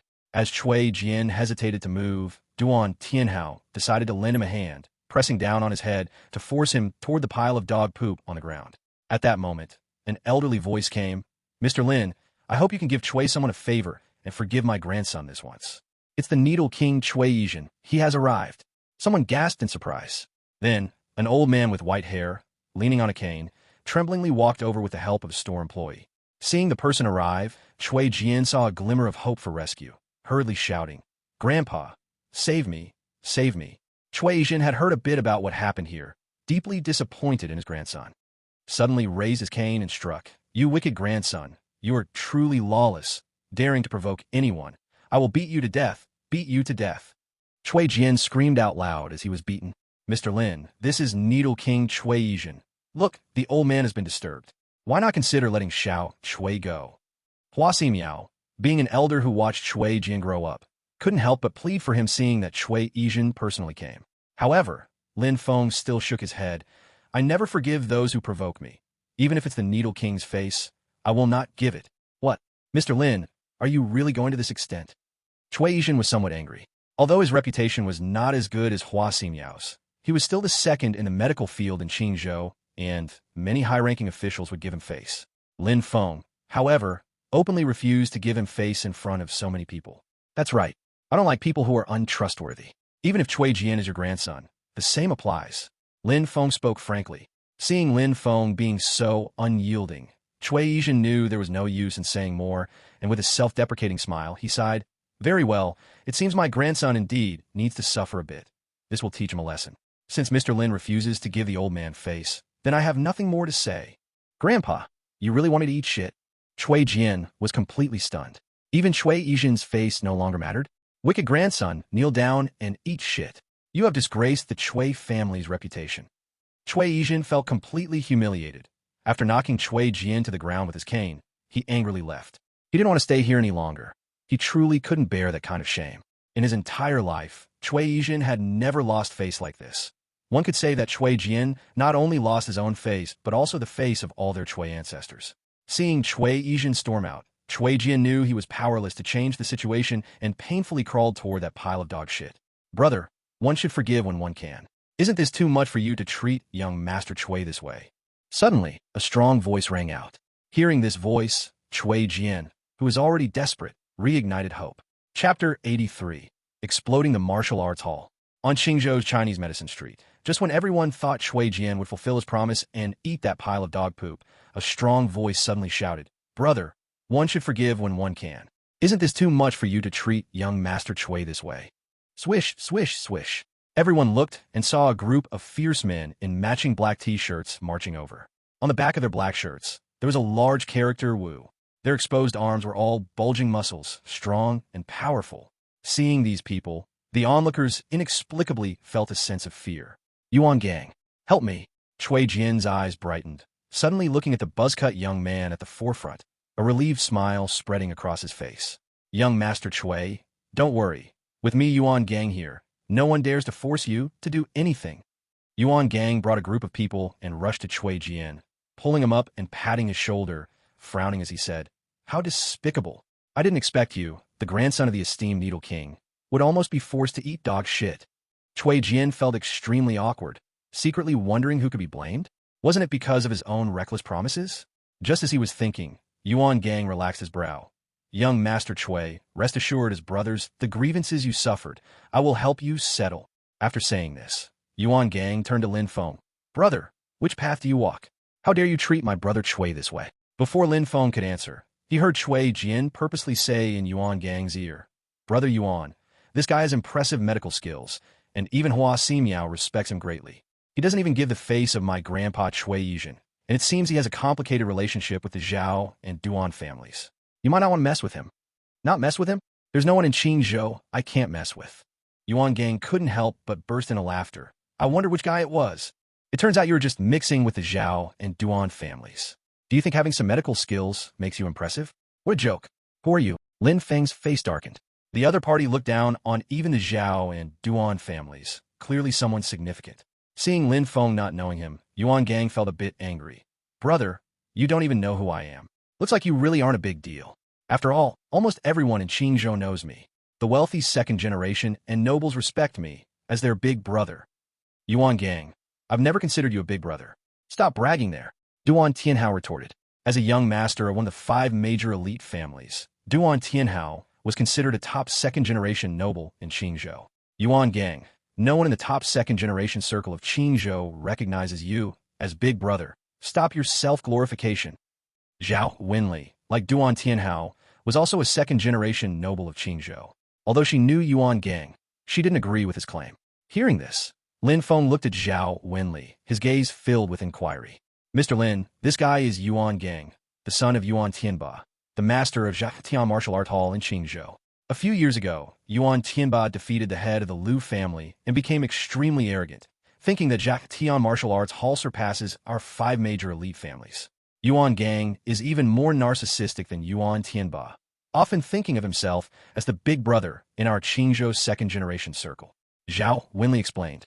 The Liu family, as the only martial arts family among the 5 major elite families, represented the highest existence in Qingzhou's martial arts scene, and the head of the Liu family was revered as the #1 in Qingzhou's martial arts community. Yuan Tianba indeed had the capital for arrogance after defeating the head of the Liu family. Upon learning about Yuan Gang's identity, Lin Feng smiled. "I thought you were some big shot. Turns out you were just a muscle-bound fool. Brother Yuan, He called you a fool. Chui Jian was angry with Lin Feng, wishing to stir up trouble between Yuan Gang and Lin Feng. Damn it. Yuan Gang was furious, glaring at Lin Feng. Kid, you seem to look down on me, huh? Let me tell you, a Yuan Gang doesn't even regard the 5 major elite families. Don't even mention you only have some connections with the Zhao and Duan families. Kneel down, immediately apologize to me and my brother Chui, then crawl under my legs. I can pretend this never happened today, or else the consequences are on you. Threatening. A naked threat. Lin Feng's face darkened a few shades. As a 10-star marshal, the supreme master of the Feng Temple, who would dare to threaten him? Looking for death. Yuan Gang, I'm in a good mood today and don't want to fight. Here's your chance. Slap yourself 1,000 times and then get lost. Lin Feng said coldly. Seeing Lin Feng dare to be so arrogant in front of Yuan Gang, Chui Jian was overjoyed and quickly said to Yuan Gang, Brother Yuan, this guy is telling you to slap yourself 1,000 times and get lost. You've even introduced yourself, and he still dares to speak to you this way. This clearly shows he doesn't take you or Zhatian Martial Arts Hall seriously. These deliberately provocative words instantly infuriated Yuan Gang. Kid, you really are beyond outrageous. Yuan Gang clenched his fists, gritting his teeth as he shouted. Good, very good. It seems you've never seen my power, daring to act so recklessly in front of me, huh? Yuan Gang, what do you want to do? Hua Sameo saw the situation was not good and quickly stepped out, standing in front of Lin Feng, shouting at Yuan Gang. Mr. Lin is a person I admire. I advise you not to act recklessly. Oomph. Yuan Gang could not tolerate anyone looking down on him. Seeing Hua Sameo standing up for Lin Feng, his face instantly darkened. Hua, you old fool, get out of the way, or if things get physical later and you get hurt, don't blame me. As soon as these words were spoken, everyone began to blame Yuan Gang. In everyone's hearts, both Hua Sameo and Lin Feng were figures they respected, especially Hua Sameo, who was famous and deeply loved by people. Now Yuan Gang actually wants to teach Hua Simiao a lesson, which they couldn't believe. But Yuan Gang has a powerful background. Even though they were unhappy with him, they dared not do anything but criticize him from afar. Yuan Gang, dare you touch a hair on my grandfather? Seeing Yuan Gang becoming more unreasonable, Hua Yingying stood in front of Hua Simiao, glaring angrily at Yuan Gang. Oh, so it's Miss Hua. Please step aside quickly. My brother Chui has intentions for you, and I don't want to hurt you. Yuan Gang laughed loudly. At this moment, Duan Tianhao and Zhao Wenli spoke up. Duan Tianhao said in a deep voice, Yuan Gang, you are too arrogant. Let me tell you, with my Duan family here, you can't act recklessly. Zhao Wenli added, and my Zhao family too. Yuan Gang, you had better follow Mr. Lin's wishes. Otherwise, if Mr. Lin gets angry, you will definitely regret it. Regret, Yuan Gang sneered. In Qingzhou, besides the governor and the Feng Shrine, I have no one else to worry about regretting. You don't want to move, right? Fine, I have plenty of ways to make you move. Saying this, Yuan Gang ordered his underlings, go on, clear away Hua Yingying and the others for me. I want to personally teach that Lin someone a lesson. I want him to know I'm not someone to be trifled with. Chapter 84, Super Fierce. Yuan Gang was genuinely angry. With so many people watching, if he didn't teach Lin Feng a lesson, would he still have a place in Qingzhou? As Yuan Gang's orders were given, several of his underlings charged forward to drive away Hua Yingying and the others. Wait, Lin Feng spoke up. Swish. Yuan Gang waved his hand, signaling his underlings to stop. Then he fixed his gaze on Lin Feng and sneered. Kid, what's wrong? Are you scared? Let me tell you, even if you kneel and beg me right now, I will still have to beat you first. No one dares to provoke me in Qingzhou. If you do, you will definitely get hit. Chui Jian, can you ask Yuan Gang to give me some face? Can we just let this matter go? Seeing things develop badly, Hua Yingying knew her involvement was significant, so she stepped forward to plea for Lin Feng. She knew Chui Jian had a good relationship with Yuan Gang. Yuan Gang and the fighters from the Zhatian martial arts gym often got hurt, and it was Chui Jian who helped them heal. She hoped Chui Jian could use their relationship to persuade Yuan Gang. However, Chui Jian had long wanted to teach Lin Feng a lesson and was not willing to speak up for him. Sorry, Hua Yingying. When my brother Yuan wants to hit someone, not even 7 pigs can stop him, let alone me. Chui Jian shrugged, looking helpless. Hua Yingying didn't expect Chui Jian would not give her face either, so she turned to look at Hua Simiao for help. As Hua Simiao was about to say something, Lin Feng walked in front of them, one hand behind his back, and beckoned to Yuan Gang with the other. Yuan Gang, come over and get hit. Boom. Everyone was stunned. What did they just hear? Lin Feng told Yuan Gang to come and get hit. Oh my god, that's Yuan Gang. Mr. Lin, don't be impulsive. Yuan Gang is Yuan Tianba's son. He has been practicing martial arts since childhood and is very strong. Hua Yingying, feeling guilty towards Lin Feng, hurriedly reminded him. Hua Simiao also said, Mr. Lin, let me handle this. I will go find Cui Yizhen. This Yuan gang will definitely give Cui Yizhen face. No need to trouble yourself. Since he is itching for a fight, I will help him scratch that itch. Lin Feng smiled, then turned to Yuan gang again and said, What's wrong? Aren't you brave enough to come over? Aren't you very arrogant? Don't you dare fight me. What did you say? Yuan gang was a bit dazed. He doubted whether he had heard wrong. Lin Feng actually challenged him? Is Lin Feng not afraid of him? Yuan brother, he told you to come and get hit. He is so arrogant. He clearly doesn't think highly of you. Cui Jian was adding fuel to the fire from his side. Yuan gang was about to go crazy. He, the son of the master of the Jia Tian martial arts gym. In the past, he always thought he could walk sideways in Qingzhou. How could he endure such provocation from others? Damn it, you really are a freak. How dare you provoke me? If I don't beat you until you call for your mom today, I won't have the surname Yuan. Yuan gang could no longer hold back. He clenched his fists and charged at Lin Feng. Seeing him come with murder in his eyes, everyone was scared and scattered in all directions.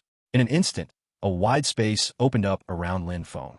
Lin Feng stood proudly alone, facing Yuan gang's wrath. As Yuan gang rushed in, Zhao Wenli and others' hearts jumped to their throats. Kid, you better kneel down for me. Yuan gang roared, jumping up suddenly 2 meters in front of Lin Feng, throwing a punch at Lin Feng's face. Lin Feng's face was strong and handsome, making Yuan gang feel like a total ugly loser. Hence, he thought of smashing Lin Feng's face first. Mr. Lin, be careful. Hua Yingying and others cried out in alarm. However, Lin Feng remained unmovable, as if he were scared stiff. Just as Yuan gang's fist was about to hit his face, Lin Feng slightly leaned aside, letting his face brush against Yuan gang's fist, and then raised his hand to slap Yuan gang on the back of his neck. Wow! Yuan gang cried out in agony, feeling as if a heavy knife had struck his neck. His vision darkened, and after stumbling forward 2 steps, he fell face first into a pile of dog poop, ending up with a mouthful of it. Silence. A dead silence. Everyone stared at Lin Feng as if they had seen a ghost. They never expected that Lin Feng could defeat Yuan gang so effortlessly. How is this possible? My brother Yuan actually lost, and he even ended up with a mouthful of dog poop? Cui Jian felt his scalp tingle. Seeing Yuan gang defeated, he cleverly decided to escape. At this moment, Yuan gang's followers reacted, all screaming as they charged at Lin Feng. You dog! How dare you knock down our young master? We'll kill you! Seeing a group of followers rushing toward Lin Feng, Cui Jian stopped, reveling in the misfortune. It must have been because brother Yuan underestimated him that he was knocked down. Now, with so many martial arts experts attacking him, Lin Feng is in for it. Just as he was thinking this, he saw Lin Feng raise his hand and throw out several slaps. Slap, slap, slap. The loud sound of slapping echoed. Those followers screamed and were sent flying back, crashing to the ground and moaning, unable to get up for a while. What the hell is going on? Cui Jian trembled in fear. Seeing the situation was bad, he didn't dare linger and quickly turned to escape. However, as soon as he turned, he found himself grabbed by the shoulder. He struggled to turn his head and saw Lin Feng standing behind him without him knowing when. Mr. Lin, you are incredibly fierce. Cui Jian was both amused and helpless. Since you know I'm fierce, stay and finish your meal before leaving. Lin Feng smiled slightly, and before Cui Jian could react, he pressed down with his palm. Smack! Cui Jian felt a force pushing him forward uncontrollably. The next moment, he found himself plunging into a stinky, wet pile of something gross with his mouth and nose. I Cui Jian, actually ate dog poop. Cui Jian's pupils widened in shock. When he saw what was in front of him, he was so enraged that he fainted. A bunch of trash. Lin Feng withdrew his hand and walked outside the crowd with his hands behind his back. Hua Yingying and others hurriedly followed him. Soon, they arrived at the garage. Hua Yingying, like a student who made a mistake, lowered her head and apologized. Mr. Lin, I'm sorry. I didn't know Cui Jian would cause trouble for you because of me. I was wrong. I shouldn't have been angry with you. No worries. Lin Feng was too lazy to argue with this little girl. Hearing that Lin Feng didn't blame her, Hua Yingying sighed in relief and carefully asked, Mr. Lin, today has brought you some unpleasantness. May I invite you to a meal as an apology? No need. I have something to do, so I'll take my leave first. Lin Feng refused directly and then got into the car, ready to leave. Seeing this, Zhao Wenli quickly pulled the door and sat inside. With a charming smile towards Lin Feng, Zhao Wenli said, Mr. Lin, my car broke down. Can I take your car? Lin Feng thought about going to see Bai Yi and planned to refuse Zhao Wenli. But before he could speak, Zhao Wenli quickly said, Mr. Lin, besides wanting to borrow your car, there is actually something very important I would like your help with. Oh, what is it? Lin Feng had a good impression of this woman, especially since she helped escort Bai Yi home last night, which meant he owed her a favor. Chapter 85. Please respect yourself. In the car, Zhao Winli suddenly grabbed Lin Feng's hand, her voice sweet. Mr. Lin, my heart has been hurting for the past few days. Your medical skills are so high, you can even cure late-stage lung cancer. So, can you take a look at me? While speaking, Zhao Winli pressed Lin Feng's hand against her chest. Feel this, my heart is beating so fast. In an instant, a warm and soft sensation rushed in. Lin Feng could feel Zhao Winli's heart racing and frowned slightly. Miss Zhao, what are you doing? Mr. Lin, my heart hurts. Please help me treat it properly. Zhao Winli lightly bit her red lips, her beautiful eyes shimmering, looking utterly enchanting, all while rubbing Lin Feng's hand against her heart. A wave of fullness came over him. Lin Feng's mind swayed, and he quickly shook off her small hand. Miss Zhao, please respect yourself. You are not sick. No, I am sick, and it's quite serious. Zhao Winli leaned forward a bit more, and one shoulder strap of her dress slipped off, revealing her fair shoulder. One had to admit that Zhao Winli looked extremely tempting at this moment. If it were an ordinary man, he would likely be completely enchanted. However, Lin Feng's will was incredibly strong. Miss Zhao, you indeed seem very ill. Please get out of the car. I will help you treat it when I have time. Lin Feng could see Zhao Winli's intentions very clearly. He forcefully opened the car door and pushed Zhao Winli out. Zhao Winli fell outside the car, letting out a soft hum. Mr. Lin, when will you help me treat it? Zhao Winli got up and tried to get back in the car. But Lin Feng stepped on the gas and drove away. I don't believe it. If I tempt Mr. Lin a few more times, he won't be able to resist me. Though Zhao Winli felt a bit disappointed as she watched Lin Feng leave, she did not feel discouraged. She knew that pursuing Lin Feng had taken a very crucial step. Next, she believed that as long as she kept tempting Lin Feng, he would eventually fall for her. Mr. Lin, with your terrifying medical skills and unmatched power, if I can have you, not only will I find a suitable partner, but I can also use your power and abilities to strengthen and glorify my Zhao family.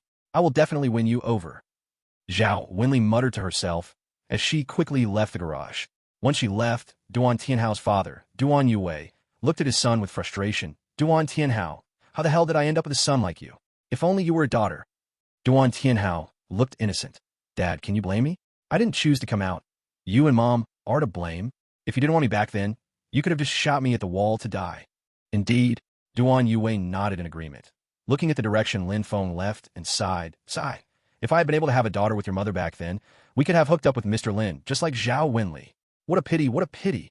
Hearing the conversation between Duan Yue and his son, Hua Ximiao's eyes lit up as he looked thoughtfully at Hua Yingying. Grandpa, why are you looking at me like that? Hua Yingying felt a bit uncomfortable under his gaze.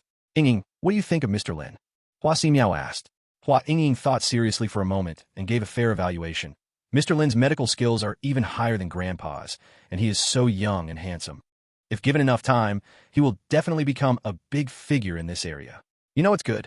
Hua Ximiao smiled and said earnestly, Yingying, you are not small anymore. A girl shouldn't linger too long. A man like Mr. Lin won't stay in this village forever. You must make an effort to seize him. Grandpa is getting old. If I could hold your child with Mr. Lin in my lifetime, that would be wonderful. Hua Yingying's pretty face turned red, and she shyly said, Grandpa, what silly things are you saying? I'm ignoring you. After saying that, Hua Yingying ran away, blushing. Although she was indeed a bit angry with Lin Feng before, after witnessing him cure late-stage lung cancer, her anger turned into admiration. Women are drawn to strength. She grew up in a family of medicine and especially admired those with superb medical skills. Lin Feng had already left an indelible impression in her heart. Seeing Hua Yingying run away, Hua Ximiao hurriedly chased after her. Yingying, you must seriously consider Grandpa's words. Seeing you marry Mr. Lin my lifetime would make me die without regrets. I'm really going crazy. Even the Hua Divine Doctor has a granddaughter. I gave birth to a useless son. Duan Yue looked at Hua Yingying's back, feeling he had somehow lost countless billions. Lin Feng was unaware of all this. After leaving the Chinese medicine street, he drove straight to the Dong Group, wanted to hand over the wild ginseng to Bai Yi and by the way check the situation of Dong Group. Meanwhile, Lin Feng's video of easily curing late-stage lung cancer with Yan Luo finger was uploaded online, spreading rapidly across the internet. At the same time, Cui Jian and Yuan Gang woke up. Cui Jian and Yuan Gang were both covered in filth and smelled terrible. Alin, I will not rest until we meet again. Yuan Gang roared and quickly led his little brothers toward Needle King's pavilion. He needed to clear the filth from his mouth. Lin Feng, you dare to humiliate me like this. I will definitely not spare you. Damn it, just you wait.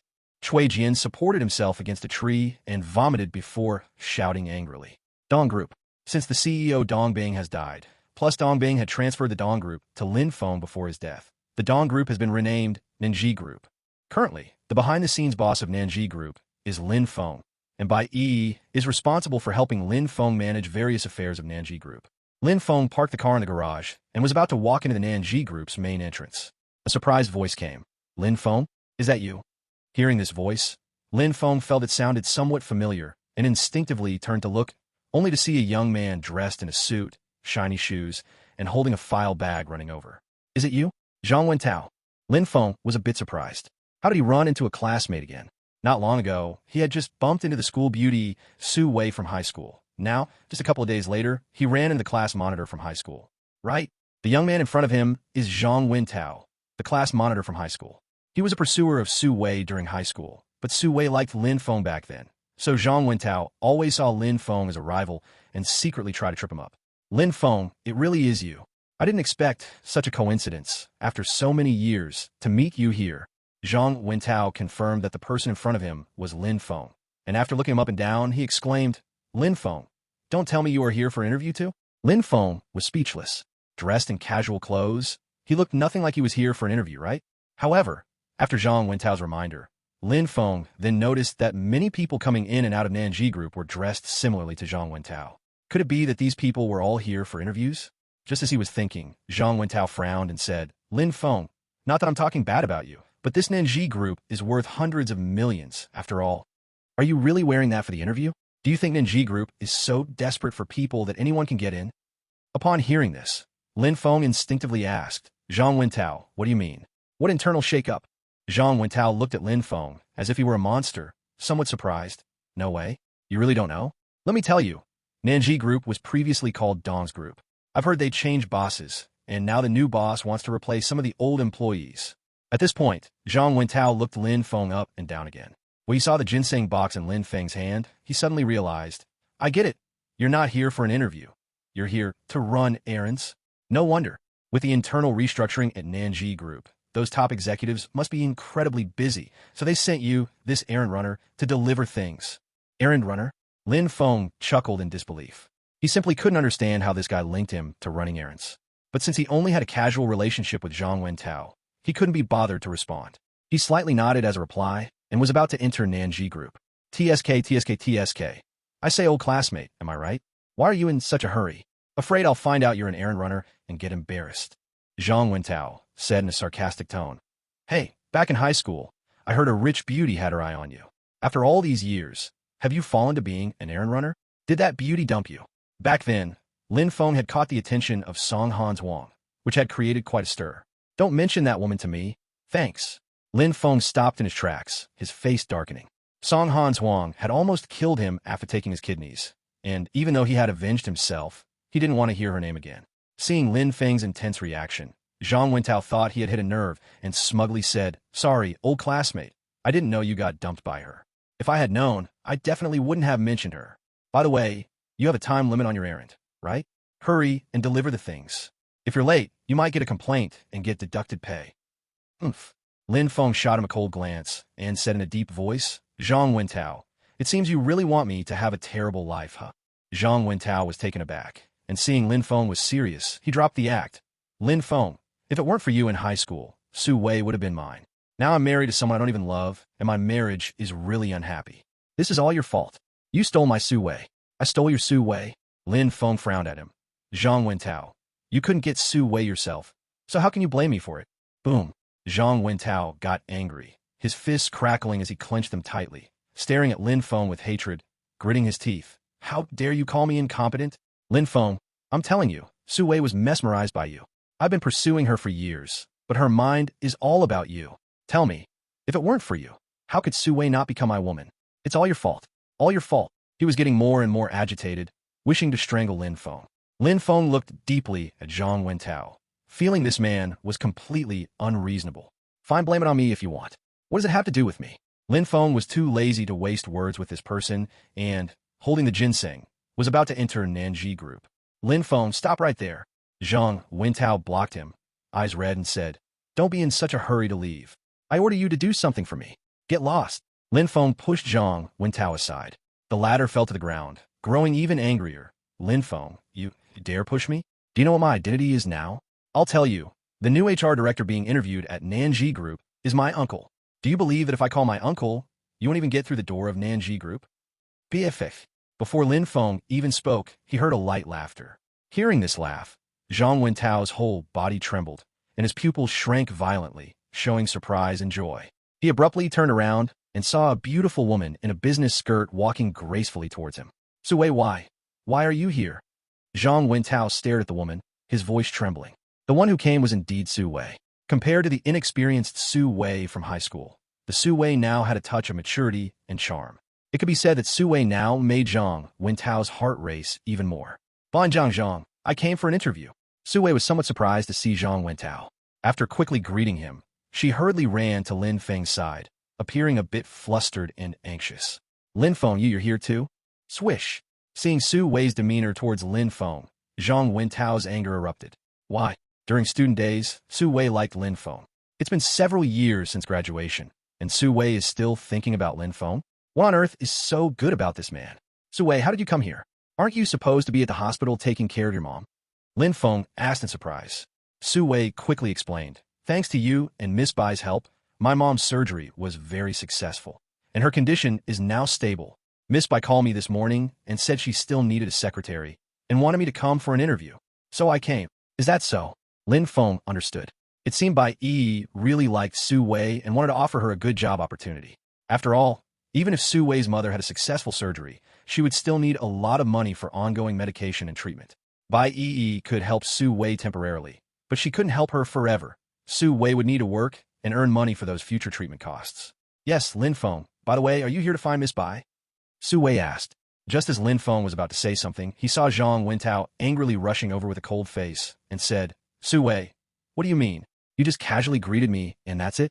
You actually chatted so much with Lin Feng. Do you look down on me? Huh, class leader Zhang, I didn't. Su Wei was baffled. In fact, she found Zhang Wentao a bit disgusting. He had pursued her relentlessly since their school days, and even after getting married, he still secretly contacted her, wanting something from her. Didn't? Do you think I'm blind? The more Zhang Wentao thought, the angrier he got, pointing at Lin Feng and scolding. Su Wei, tell me, besides being a bit better looking than me, what is this guy better than me at? Chapter 87, Relentless. Zhang Wentao's unreasonable fuss made Su Wei very angry.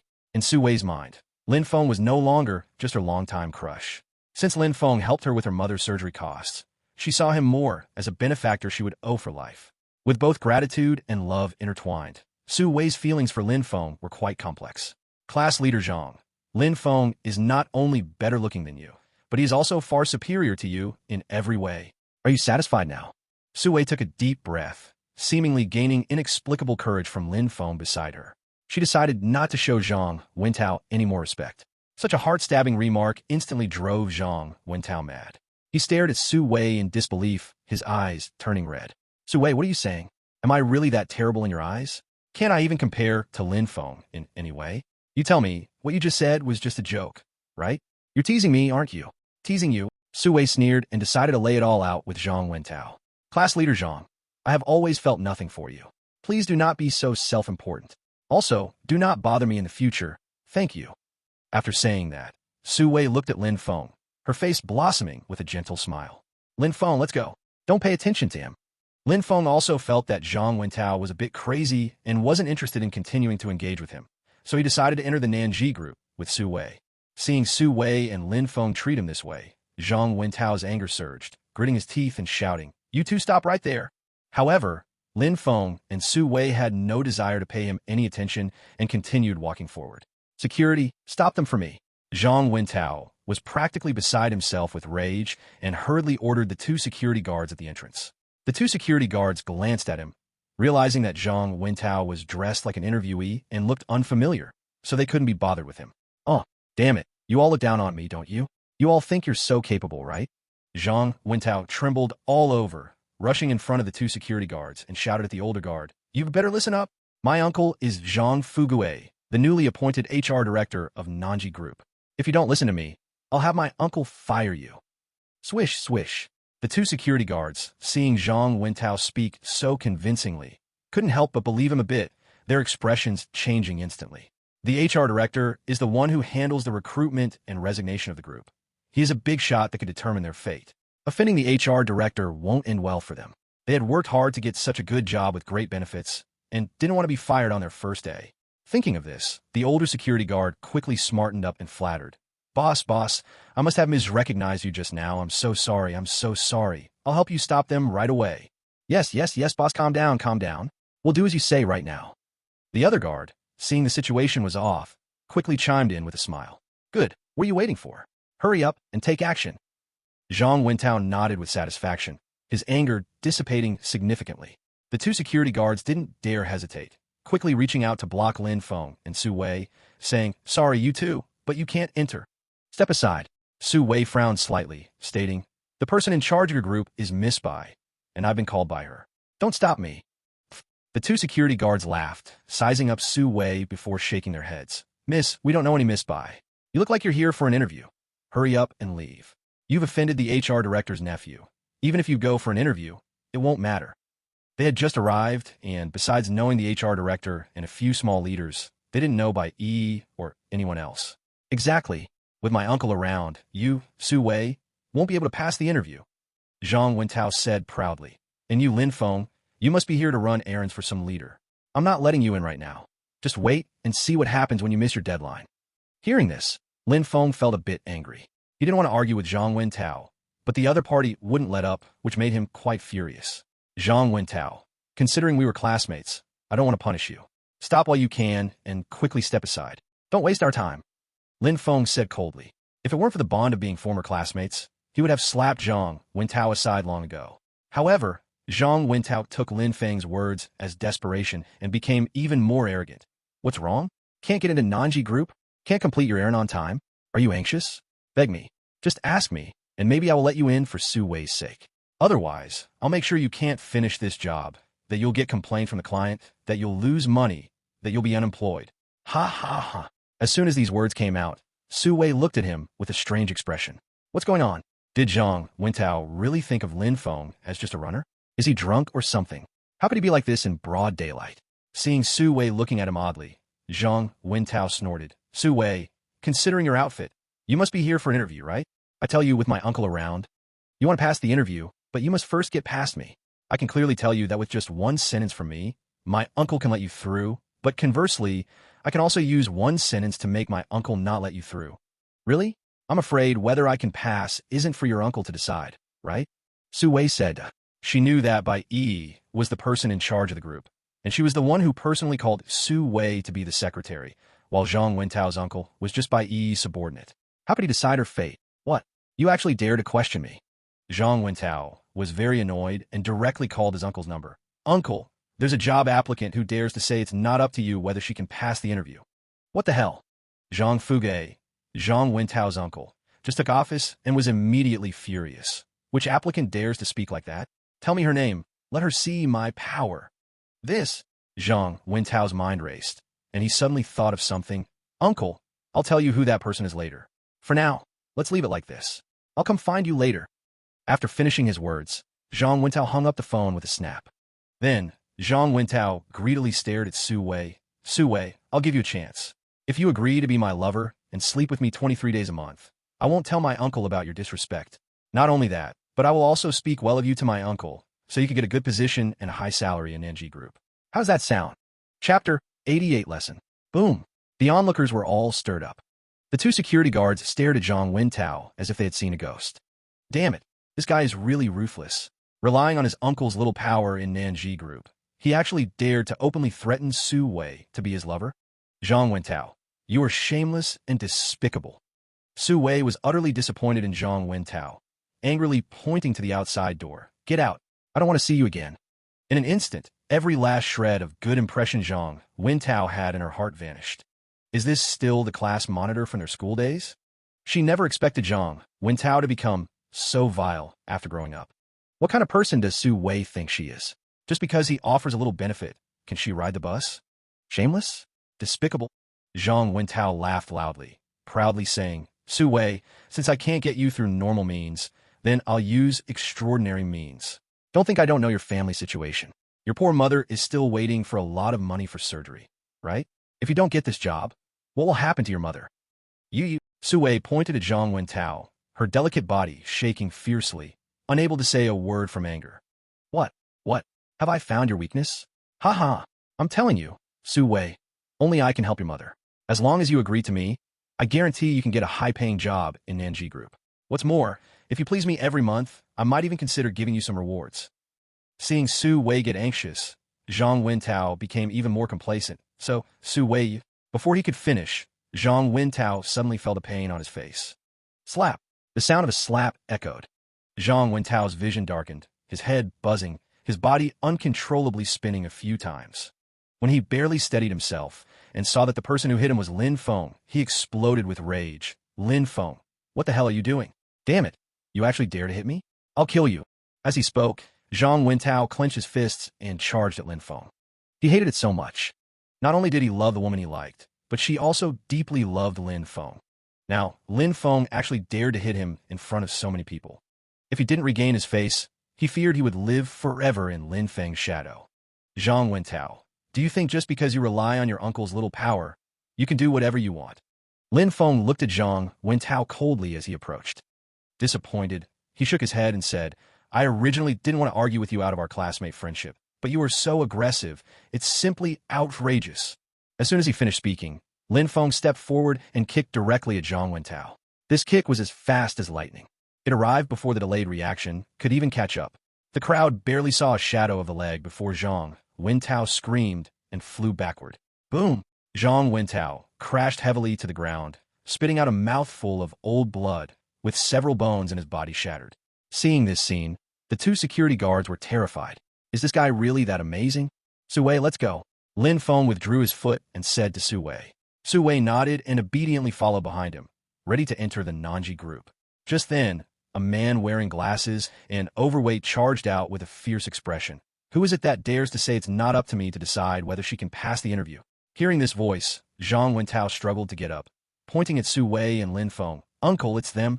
They look down on you, and when I confronted them, they even hurt me. Hurry, you have to teach them a lesson. What? You dare to hit my nephew at the Nanji Group? Zhang Fugui was furious. After receiving a call from Zhang Wentao, he became increasingly angry, feeling he needed to make a splash as soon as he started his new position to establish authority, which is why he rushed outside. Upon arrival, he realized that Zhang Wentao had actually been beaten. Damn it, if this isn't handled well, I might be embarrassed. As Zhang Wentao's uncle and the newly appointed HR director of the Nanji Group, it would be unacceptable for him to do nothing after his nephew got beaten. Yes, we beat him, and so what? Lin Feng looked indifferently at Zhang Fugui, who, seeing him so arrogant, instantly became furious and laughed. Haha, so what? That's a great question. You dare to hit people of the Nanji Group, which means you have no regard for the Nanji Group, and you will pay a painful price. As he said this, Zhang Fugui coldly smiled at Lin Feng and the others. As the HR director of the Nanji Group, I declare that you two are eliminated directly, without an interview.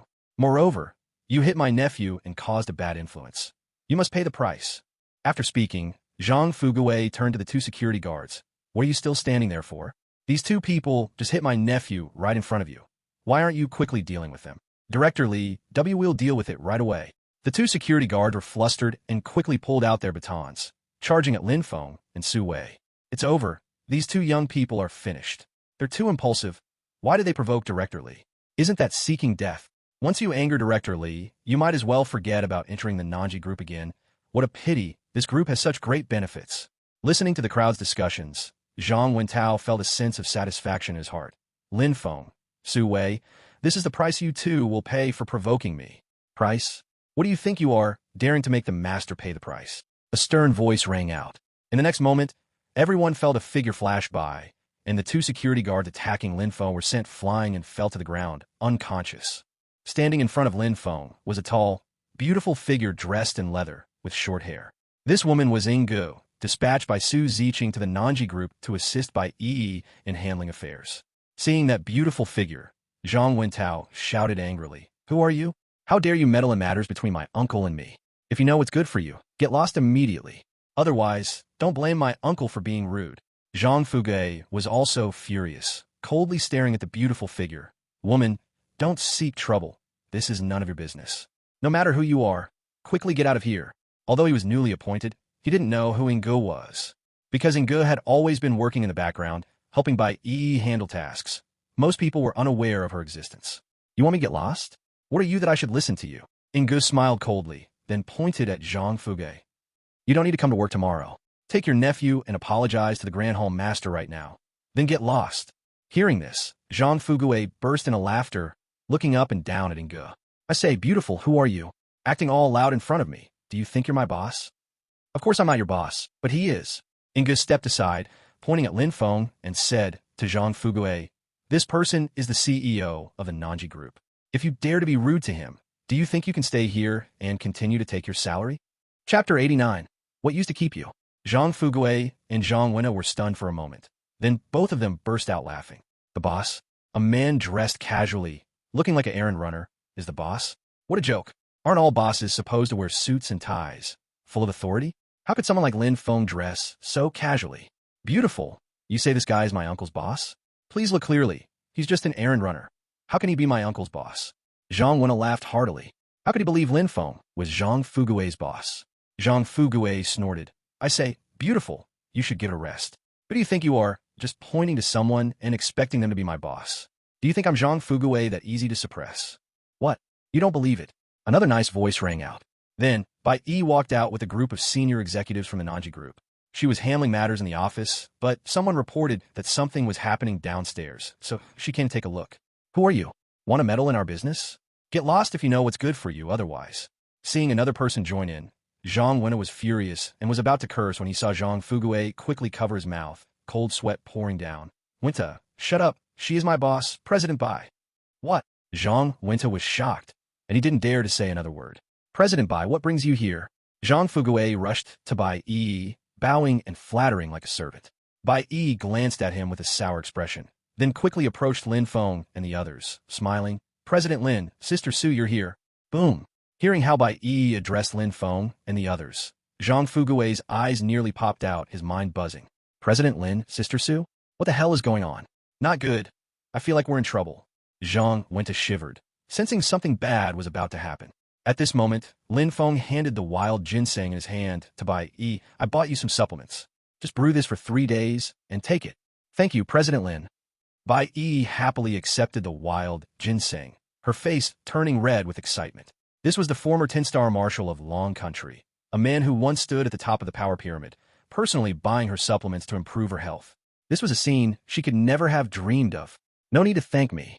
Lin Feng smiled and pointedly said, Miss Bai, our Nanji Group needs to be more rigorous in selecting people, especially for the Human Resources Director position. It is crucial to choose wisely. Hearing this, Zhang Fugui trembled all over and quickly ran to Lin Feng, slapping his own face in panic. President Lin, I didn't know you were my boss. I'm sorry for my offense just now. Please forgive me. Lin Feng didn't even look at him. Although Bai Yi didn't fully understand what had happened, seeing Lin Feng's attitude toward Zhang Fugui made her realize that Zhang Fugui had provoked Lin Feng. Director Zhang, you couldn't even recognize our true boss, President Lin of the Nanji Group. What use do we have for you? Go to the finance department to settle your salary. Don't come to work tomorrow. With a plop, Zhang Fugui collapsed to the ground, as if he had lost his soul. This job took him several rounds of interviews to get. He was just about to show his talents.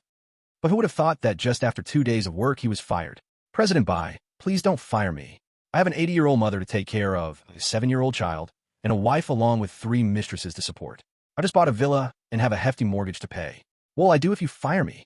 Zhang Fugui couldn't care less about his dignity and knelt in front of Bai Yi, crying and pleading with runny nose and tears. But Bai Yi didn't bother with him and respectfully gestured to Lin Feng. President Lin, let me take you to the office. All right. Lin Feng nodded and followed Bai Yi through the gates of the Nanji Group. Once inside, Ingu ordered the security team leader throw out Zhang Fugui and his nephew along with the 2 new security guards. Without my permission, they are never allowed back into the Nanji Group. Yes, leader. Though the security team leader didn't know Ingu, he had sharp eyes. Seeing her familiarity with Lin Feng, he knew she was not an ordinary person. Soon, the security team leader and his guards mercilessly beat Zhang Fugui and his group and threw them out of the Nanji Group. Zhang Fugui and the others lay on the street like dead dogs. Damn it, I just got hired, and you two bastards ruined me. I'll kill you. One of the guards, feeling increasingly frustrated, got up and vented all his anger on Zhang Fugui and Zhang Wentao. Another guard also felt they were wronged by Zhang Fugui and got up to beat them as well. After a good venting, the two guards left, limping away. Zhang Wentao was beaten to a pulp and said with great frustration, "Uncle, what the hell is going on with Lin Feng? How did he become the president of the Nanji group? This is so messed up." He should have kept his mouth shut, but once he spoke, it made Zhang Fugui furious. Zhang Wentao, I hate you so much. Why did you provoke President Lin? Damn, I worked so hard to get the HR director position, and now, because of you, I'm completely done. Damn it, I want to kill you. Zhang Fugui raged, disregarding his injuries, and rushed to punch and kick Zhang Wentao. Meanwhile, in the president's office of the Nanji group, Lin Feng and Su Wei sat on the sofa. Inga stood behind Lin Feng. Bai Yi took the initiative to brew them a cup of tea and smiled. Sister Su, starting today, you will be my personal secretary and assist me with work matters.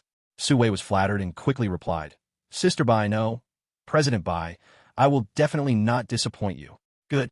Bai Yi nodded in satisfaction, preparing to report the progress of the Nanji group to Lin Feng. Lin Feng raised his hand to interrupt her. Miss Bai, I have given you full responsibility for the Nanji group. You can make decisions on any matters concerning it without needing to report to me. Of course, if there's something you can't handle, you can always seek help from Inga. I came to the group this time not only to deliver medicine, but also to tell you one more thing. Oh, Bai Yi became interested, smiling. President Lin, what is it? Lin Feng said directly. I found you a female bodyguard. A female bodyguard? Upon hearing this, Inga frowned and said, Master, with me around, Miss Bai doesn't need any other bodyguards, right? Bai Yi also said, Mr. Lin, with Inga protecting me, what do you mean by a female bodyguard? Just as Lin Feng was about to speak, a sweet voice from outside interrupted. The female bodyguard he's referring to is naturally me. Chapter 90, Kicking the Door. Swish, swish, swish. Lin Feng and the others looked over and saw a young girl in her 20s, wearing casual clothes and sporting a high ponytail, standing outside the door. Upon seeing her, Bai Yi's beautiful eyes widened in shock, calling out, Lu family's young lady, Lu Runin. The person who arrived was indeed Lu Runin. After she parted ways with Lin Feng in the Chinese medicine street, she quickly investigated Lin Feng's background. When she learned that Lin Feng might be related to the destruction of one of the 5 top families, the Chun family, she couldn't wait to find Lin Feng here. She wanted to confirm some things with Lin Feng. Ms. Lu, are you here because you've agreed to me? Lin Feng smiled slightly and pointed to Bai Yi while saying to Lu Runin, the person I want you to protect is this Miss Bai Yi. Boom. Bai Yi was dumbfounded. She was just a daughter of a second-tier family. Yet Lin Feng wanted a first-tier family heiress to protect her? When did her identity become so high? Su Wei was also startled. She had heard of Lu Runin. This woman was considered a leader among women in Qingzhou. Lin Feng actually asked her to be a bodyguard for Bai Yi. To be honest, Su Wei was shocked and a bit envious of Bai Yi. When would she receive such care from Lin Feng? Is it her? Inga looked at Lu Runin in surprise, secretly thinking that this girl was once noticed by Su Ziqing, who tried to recruit her into the Feng Shrine multiple times, but was always rejected. This woman had a stubborn personality. Could Lin Feng really have her as a bodyguard? While she was thinking, Lu Runin glanced at Bai Yi and said, Lin Feng, it's not impossible for me to be your bodyguard, but if you want to convince me, let's see if you have that capability. Bold. Upon seeing Lu Runin daring to speak to Lin Feng like that, Inga immediately stepped forward to scold her. Lin Feng raised his hand to stop her, smiling with interest and said, Oh, it seems you need conditions to be convinced? Of course. Lu Runin raised her head and stated directly, Lin Feng, I practice martial arts so hard to defeat the head of the Zhatian Martial Arts Hall, Yuan Tianba, and avenge my father. Unfortunately, my father worries about my safety and does not allow me to trouble Yuan Tianba. Although I already have the strength to defeat him, I cannot disregard my father's concerns and take action myself. If you can defeat Yuan Tianba, I will be completely convinced of you. Then, I could be Miss Bai's female bodyguard. Hearing this, Inga couldn't help but interject. Ms. Lu, do you want our Shrine Master to help you defeat Yuan Tianba? A mere Yuan Tianba doesn't need Shrine Master Lin to take action personally. Shrine Master Lin? Hearing Ing Ji's title for Lin Feng, Lu Runin felt a stir in her heart and asked in confusion. Inga, I know you, the top general under Su Ziqing. You once came with Su Ziqing to recruit me. You call Lin Feng Shrine Master. Could it be that he is also from the Feng Shrine? Without thinking, Inga replied, Yes, this person is our Feng Shrine Master. I and Su Shrine Master are both under Lin Shrine Master. Swipe. Lu Runin's beautiful eyes widened in disbelief. She completely did not expect Lin Feng to have such a high status. No wonder I could only find limited information about you. So that's how it is. Lu Runin took a deep breath, and her gaze towards Lin Feng completely changed. However, since Yuan Tianba once defeated her father by despicable means, she had always wanted to take revenge. Even knowing Lin Feng's exceptional identity, she still did not back down. Lin Feng, I don't care what your identity is. If you want to convince me, you must defeat Yuan Tianba. Otherwise, even if you use force to make me submit, I will always be compliant in words, but not in heart. As soon as these words came out, Lin Feng burst out laughing, admiring Lu Runin. Ms. Lu, it seems you have some personality. I like your fearless and self-resisting nature. Okay, I agree to your request. Coincidentally, he had offended Yuan Tianba's son, Yuan Gang, in the Chinese medicine street, and it was expected that the other party would come looking for him. He coincidentally wanted to find time to resolve this matter at the Zhatian Martial Arts Hall, and helping Lu Runin deal with Yuan Tianba was just along the way. What? You agreed to me so easily? Lu Runin did not expect Lin Feng to agree so readily, which made her surprised. She couldn't help but remind him, but Yuan Tianba is very strong. You are insidious, and although you're the master of the Maple Temple, defeating him is not so easy. I advise you to think carefully and not rush to agree with me. Although she knows some situations about the Maple Temple, she is unclear about its combat power. No need to think. If I can't even defeat a small character like Yuan Tianba, then I have no qualification to be the master of the Maple Temple. Lin Feng smiled confidently, then stood up and said, Let's go. Take me to the Blast Heaven Martial Arts Hall. I want to meet this Yuan Tianba. All right. Lu Runin nodded, then led Lin Feng out of the South Branch group. Originally, Ingu and the other women wanted to join, but were rejected by Lin Feng. At the Blast Heaven Martial Arts Hall, since the Master Yuan Tianba defeated the head of the Lu family, it has risen to become the #1 martial arts hall in Qingzhou, and the Master Yuan Tianba has even been revered as the greatest martial artist in Qingzhou. Inside the martial arts hall, Yuan Tianba was guiding students in their training. Suddenly, a group of people rushed in quickly. Seeing this group of people, Yuan Tianba exclaimed, Yuan Gang, what's going on? Why do you look so disheveled? Clearly, the newcomers were Yuan Gang and his group. After being defeated and humiliated by Lin Feng on the Chinese herbal medicine street, Yuan Gang had cleaned up at Needle King's pavilion before returning, but his injuries and expression could not be hidden from Yuan Tianba. Master Yuan, the young master, was beaten by someone on Chinese herbal medicine street, and he was forced to eat dung. Cui Jian, the grandson of Needle King, followed up and spoke to Yuan Tianba without waiting for Yuan Gang to say anything. That guy is too arrogant. He looks down on the Blast Heaven Martial Arts Hall, and you. He bullied the young master in front of so many people on Chinese herbal medicine street. As he spoke, Cui Jian took out his phone, opened a video, and handed it to Yuan Tianba. The video was uploaded online by a bystander, and it detailed the entire process of Yuan Gang being defeated by Lin Feng. Seeing the video, Yuan Tianba was so angry that his body trembled, with veins visibly popping on his forehead. Damn it! How could someone dare to treat his son like this at the wonderful Blast Heaven Martial Arts Hall? Who is that brat who defeated Yuan Gang? Where is he now? Yuan Tianba struggled to control his fury, staring fiercely at Cui Jian. Before Cui Jian could speak, Yuan Gang gritted his teeth and said, Dad, that guy is named Lin Feng. Our people went to investigate him. He should be at the South Branch Group now. South Branch Group? Good, very good. The one who bullied my Blast Heaven Martial Arts Hall dares to go to the South Branch Group, without saying a word. Yuan Tianba was enraged to the extreme, directly shouting at the martial artists, Everyone stop, grab your weapons, and let's go to the South Branch Group to seek justice from Lin. As soon as he finished speaking, there was a loud bang. The door of the Blast Heaven Martial Art Hall was kicked open from the outside, and a man and a woman walked in side by side. Yuan Tianba, Lin Feng, don't need you to find me. I come a challenge. Chapter 91. The #1 martial artist in Qingzhou. Boom. The door of the Blast Heaven Martial Art Hall was smashed open from the outside. Then a man and a woman walked in side by side. It was Lin Feng and Lu Runin. Seeing Lin Feng, both Cui Jian and Yuan Gang showed expressions of hatred. Yuan Gang shouted at Yuan Tianba, Dad, it's him. This is the guy, Lin Feng. He beat me on Chinese herbal medicine street and made me look foolish in public. You must break his arms and legs. I want to trample him underfoot and teach him a harsh lesson for revenge. Cui Jian hurriedly added, Master Yuan, did you see? This guy is so arrogant. We didn't even look for him, and he dared to come here. If you don't teach him a lesson today, I'm afraid the Blast Heaven Martial Arts Hall will lose face in the future. With this remark, he was clearly trying to fan the flames, fearing that Yuan Tianba would show mercy to Lin Feng. If the face of the Blast Heaven Martial Arts Hall were involved, Yuan Tianba would definitely not let Lin Feng go. After all, Yuan Tianba placed great importance on his reputation.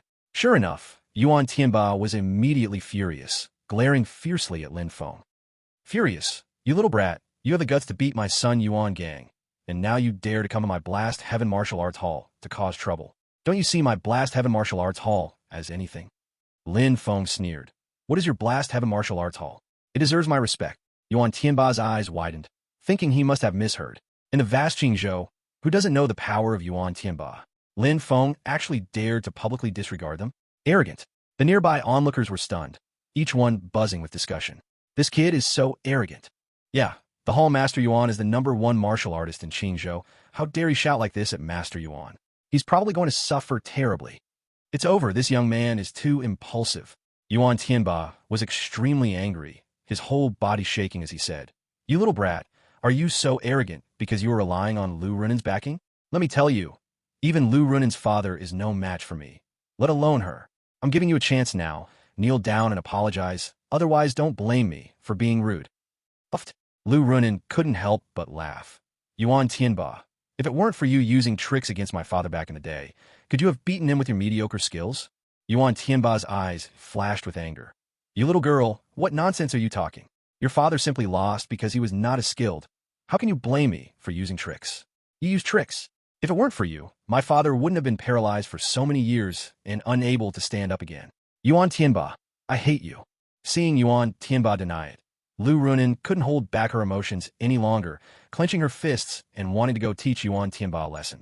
Lin Feng reached out to stop her. Miss Lu, if you defeat this person, wouldn't I have come here for nothing? Upon hearing this, Lu Runin calmed down somewhat, stepping back and glaring at Yuan Tianba. Yuan Tianba, today I won't make a move against you. Lin Feng will teach you a lesson for me. Yuan Tianba looked at Lin Feng again, sneering in disdain. A kid who hasn't even grown hair, I haven't even heard of his name in the martial arts world of Qingzhou, and he wants to teach me a lesson? What a joke. Seeing him not taking Lin Feng seriously, Yuan Gang quickly reminded in a low voice, Dad, I've exchanged blows with this kid. He's a bit strange. You should be careful. If that's because you lack skill, what nonsense strange. Yuan Tianba had seen the video of Lin Feng defeating Yuan Gang and believed that the reason for Yuan Gang's defeat was that he was too underestimating.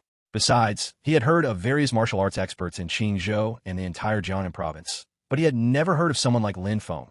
How could he take Lin Feng seriously? Thinking of this, Yuan Tianba angrily pointed at Lin Feng. Kid, since you dared to come, it shows that you have admirable courage, and I respect you for that. However, my Blast Heaven Martial Arts Hall is not something anyone can look down on and insult. Not just anyone can bully the members of my Blast Heaven Martial Arts Hall. Do you dare to challenge me in the ring? Why not? Lin Feng stepped forward with his hands behind his back, directly walking to the stage. Then, Lin Feng looked down upon everyone, his gaze sweeping over the more than 100 members of the Blast Heaven Martial Arts Hall, and he said loudly, Yuan Tianba, just you alone is not my match. Why don't all of you from the Blast Heaven Martial Arts Hall come at me together? Boom! Like a thunderclap. Everyone was stunned. Lu Runin opened her mouth. Her pretty face changed wildly, thinking what on earth is Lin Feng doing? Members of the Blast Heaven Martial Arts Hall number at least 150. 2 fists can't fight against 4 hands. Is Lin Feng crazy?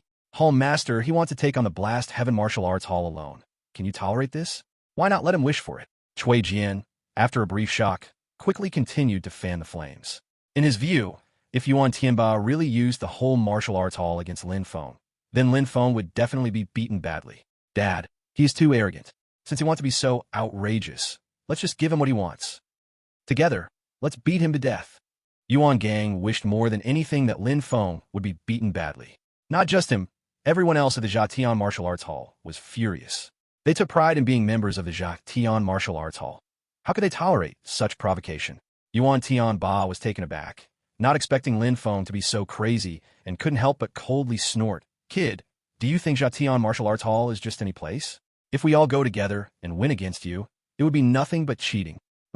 For you, I alone am enough. As soon as he finished speaking, Yuan Tianba let out a roar and charged at Lin Feng with clenched fists.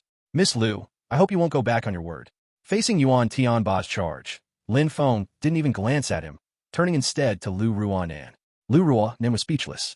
Big brother, the guy is charging at you, and you still have time to talk to me? Be careful, Lu Ruanan reminded him. Bang! In the next moment, Lin Feng casually lifted his foot and kicked, like a powerful spring, kicking Yuan Tianba in the stomach. Yuan Tianba spat out a mouthful of old blood, bending his body into a shrimp shape, his pupils bulging, and his whole body flew backward several meters, crashing hard into the wall, which cracked behind him. Dad! Hall Master! Yuan Gang and the others were shocked, each rushing towards Yuan Tianba. Yuan Tianba kept spitting blood, staring at Lin Feng in disbelief, waves of shock surging in his heart. Just now, he hadn't even seen Lin Feng kick before he was defeated. Master! This is definitely a master. No way if I lose like this. I can't lose face, damn it. It seems I need to use some special means against this extraordinary person. A cold, sinister look flashed in Yuan Tianba's eyes. He steadied himself and shouted angrily. Kid, it seems I've underestimated you. I've accidentally fallen for your trick. You better watch out. I'm going to get serious now. After saying that, dozens of steel needles slid out from his sleeves. Yuan Tianba seized those needles, roaring again as he charged towards Lin Feng. Chapter 92. Underhanded Tricks. Jia Tian Martial Arts Hall. Upon seeing Yuan Tianba being kicked away by Lin Feng, everyone erupted in excitement. My goodness, who is that young man? He actually kicked the number one in Qingzhou, Yuan Tianba, flying with just one kick. So strong? That's Yuan Tianba. Even the head of the Liu family, a martial arts family in Qingzhou, is not his match, yet that young man didn't even touch him in one. It seems Hall Master Yuan is not a match for that young man. Hearing these comments, Yuan Gang felt very embarrassed, shouting loudly, You all shut up. My dad just underestimated him. He hasn't even gotten serious yet. Exactly. What identity and what strength does Hall Master Yuan have? How could he be easily defeated by that kid? Cui Jian echoed on the side. Just wait and see. Hall Master Yuan will soon beat that Lin fellow until he calls for his mother. Hearing this, everyone quieted down, each one dawning understanding. So that's it. It seems Yuan Tianba really didn't take it seriously. Otherwise, how could he not even withstand a single move from Lin Feng after becoming famous for so many years? It must be like this. Thinking of this, everyone refocused their attention on Yuan Tianba. At this moment, Yuan Tianba was both shocked and angry, secretly realizing he had underestimated Lin Feng. This kid had some real strength. No matter how strong you are, so what? I could use underhanded means to take down the head of the Liu family back then. I can definitely finish you off this time. Yuan Tianba coldly laughed in his heart, grabbing those dozens of steel needles and charging towards Lin Feng once more. Seeing Yuan Tianba's sinister look, Lu Ruo then suddenly recalled the scene from many years ago when her father was defeated. How similar was that situation to the present? Not good. Yuan Tianba is going to use underhanded tricks. Lu Ruo was anxious and wanted to warn Lin Feng. But Yuan Tianba was too close to Lin Feng. Just as she was about to call out, Yuan Tianba had already reached within a meter of Lin Feng, clenching his fist and striking towards Lin Feng's face. Oh no! Lu Runin was sweating coldly. In the next moment, Yuan Tianba sneered, and his fist, aimed at Lin Feng, suddenly opened. The steel needles in his palm shot out like a storm of pear blossoms. Swish, swish, swish. Those steel needles were extremely small, and, due to the close distance, it was incredibly difficult to defend against them without warning. Yuan Tianba didn't know how many powerful opponents he had defeated with this move. He believed Lin Feng simply could not block it. However, he was quickly shocked. He saw those steel needles suddenly change trajectory just as they were about to hit Lin Feng's face, and Lin Feng effortlessly dodged the needle attack by turning to the side. The needles grazed Lin Feng's face and shot into the wall, making a clanging noise. What? He actually dodged. Yuan Tianba was stunned for a moment. In the next second, he felt a sharp pain in his nose as Lin Feng landed a heavy punch on his nose bridge. Crack! Yuan Tianba's nose bridge broke and collapsed, and he screamed as he flew backward, crashing hard several meters away, blood pouring from his nostrils. Mr. Lin, are you all right? Lu Runin rushed to Lin Feng's side, asking with concern. I'm fine, this little trick can't hurt me. Lin Feng smiled faintly. Seeing that he was indeed fine, Lu Runin finally sighed in relief, then went to stand in front of the steel needles, loudly declaring, Did you all see? Yuan Tianba couldn't beat Mr. Lin and used this dirty trick. He defeated my father back then with this move. This treacherous little man uses underhanded tactics when he can't win. What right does he have to be called the number one in the martial arts world of Qingzhou? Wow. The scene erupted into chaos. Oh my god, Yuan Tianba is actually this kind of person. using underhanded tactics when he can't win. No wonder the head of the Liu family clearly had the upper hand, yet ultimately lost. He must have been set up by him. This is too despicable. We have been deceived by him for so many years. This trash does not deserve to be the #1 in Qingzhou martial arts. In an instant, countless people turned against Yuan Tianba, expressing their disdain and mercilessly criticizing him. Facing the blame from the crowd, Yuan Tianba was on the verge of exploding with rage and hated Lu Runin and Lin Feng even more, bellowing with red eyes at the members of the martial arts hall. What are you all standing there for? Hurry up and beat those two up. At this moment, he didn't care about anything else, wanting only to take Lin Feng and Lu Runin down. The martial arts hall members hesitated a bit.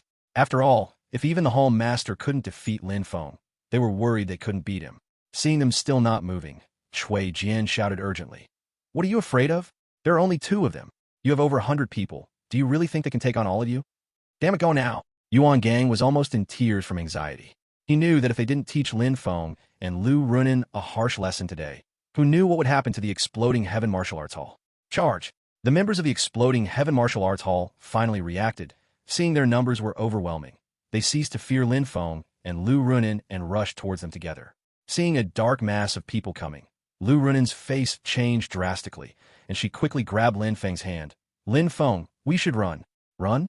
Why should we run from just under 200 of them?" Lin Feng shook off her small hand. "Just under 200? Lu Runin was dumbfounded. "Big brother, that's over 100 trained martial artists. Their combined fighting power is stronger than 300 adult men. Do you dare to confront them head-on?" Without time to think more, Lu Runin saw the most shocking scene of her life.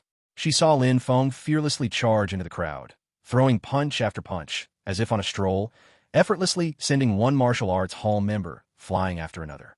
In less than a minute, the martial arts hall was littered with groaning members.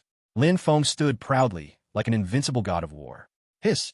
Everyone inhaled sharply. Each one stared at Lin Feng as if they had seen a ghost. Isn't it too powerful? One person defeated the entire explosive martial arts school? Is this really that amazing?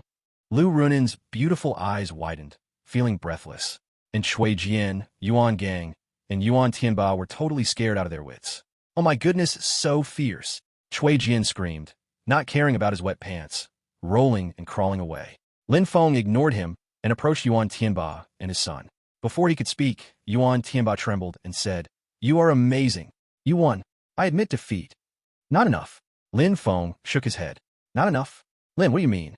My father has admitted defeat. What more do you want?" Yuan Gang said angrily.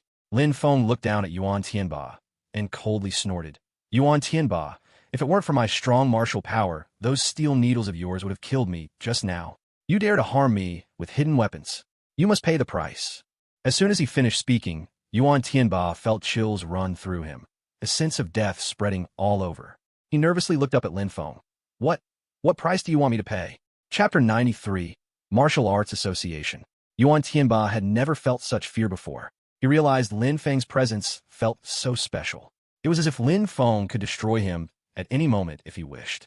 Killing intent. This is the killing intent formed from countless killings. In an instant, Yuan Tianba suddenly thought of something, looking at Lin Feng in disbelief. As a martial artist, he had seen many powerful warriors over the years, and there was one warrior who left a deep impression on him. That warrior was said to have killed hundreds as a mercenary abroad, and even just a glance from him made Yuan Tianba tremble. But right now, Lin Feng felt far more terrifying than that warrior. What kind of existence is this? While Yuan Tianba was thinking, Lin Feng slowly said, "Yuan Tianba, no one dares to harbor thoughts of killing me. All those who wish to harm me have already passed away. You are no exception. That is the price you must pay." Boom. Yuan Tianba was stunned. Yuan Gang was shocked. Lu Runin's beautiful eyes were wide open, gazing at Lin Feng in astonishment. Everyone else was completely shocked as well. What did they just hear? Lin Feng means to destroy Yuan Tianba. "Kid, what the hell are you saying? You want to kill my father?" After a brief shock, Yuan Gang shouted furiously. "Exactly." Lin Feng slightly nodded, coldly looking down at Yuan Tianba. "Yuan Tianba, those who want to kill me, I will consistently kill them. No one can harbor thoughts of killing me in life. No one ever." Upon hearing this, Yuan Tianba furiously laughed.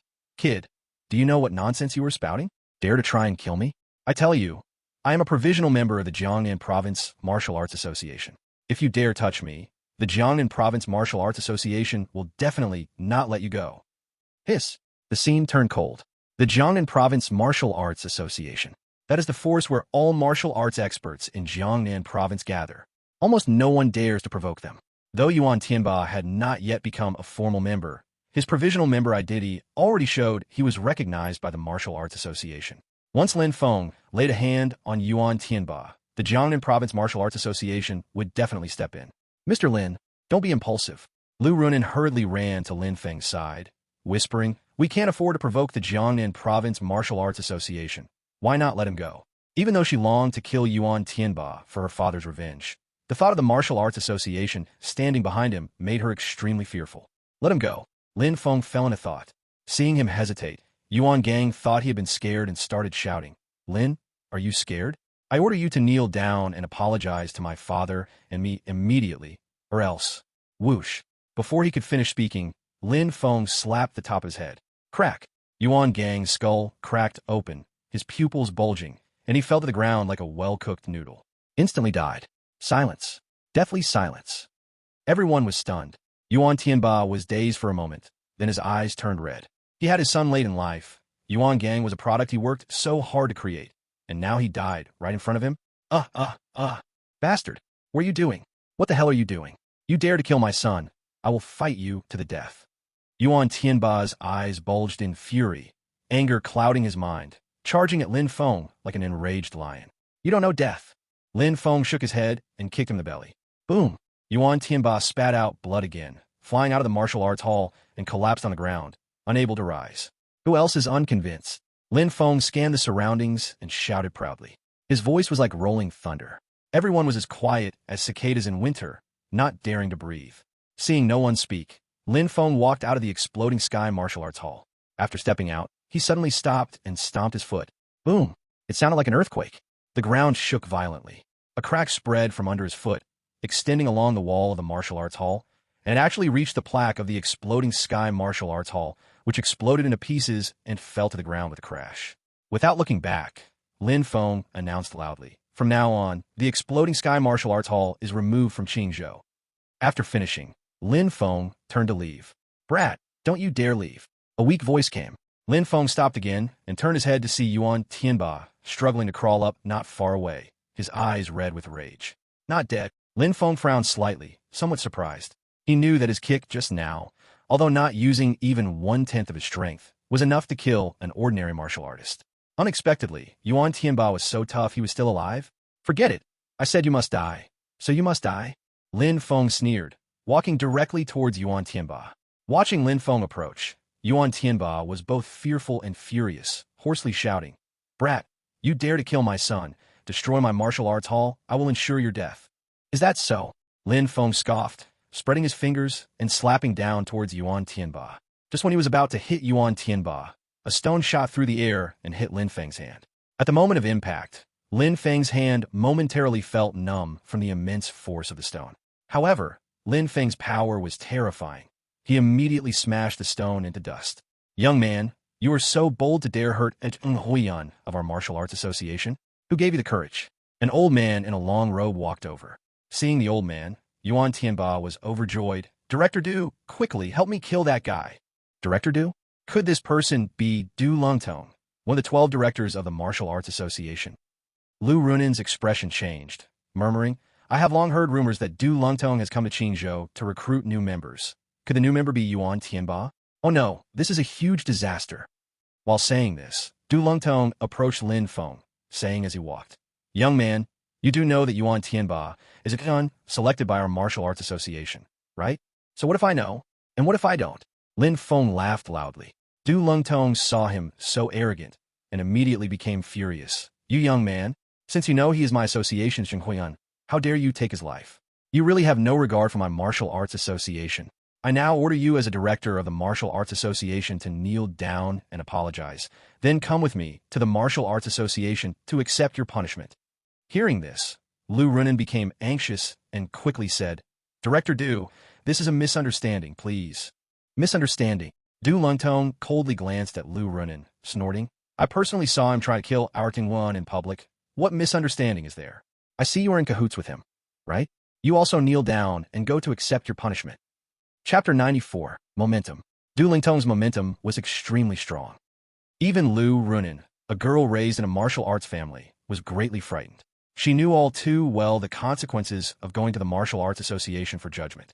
With the Martial Arts Association's temperament, they would surely judge them with death.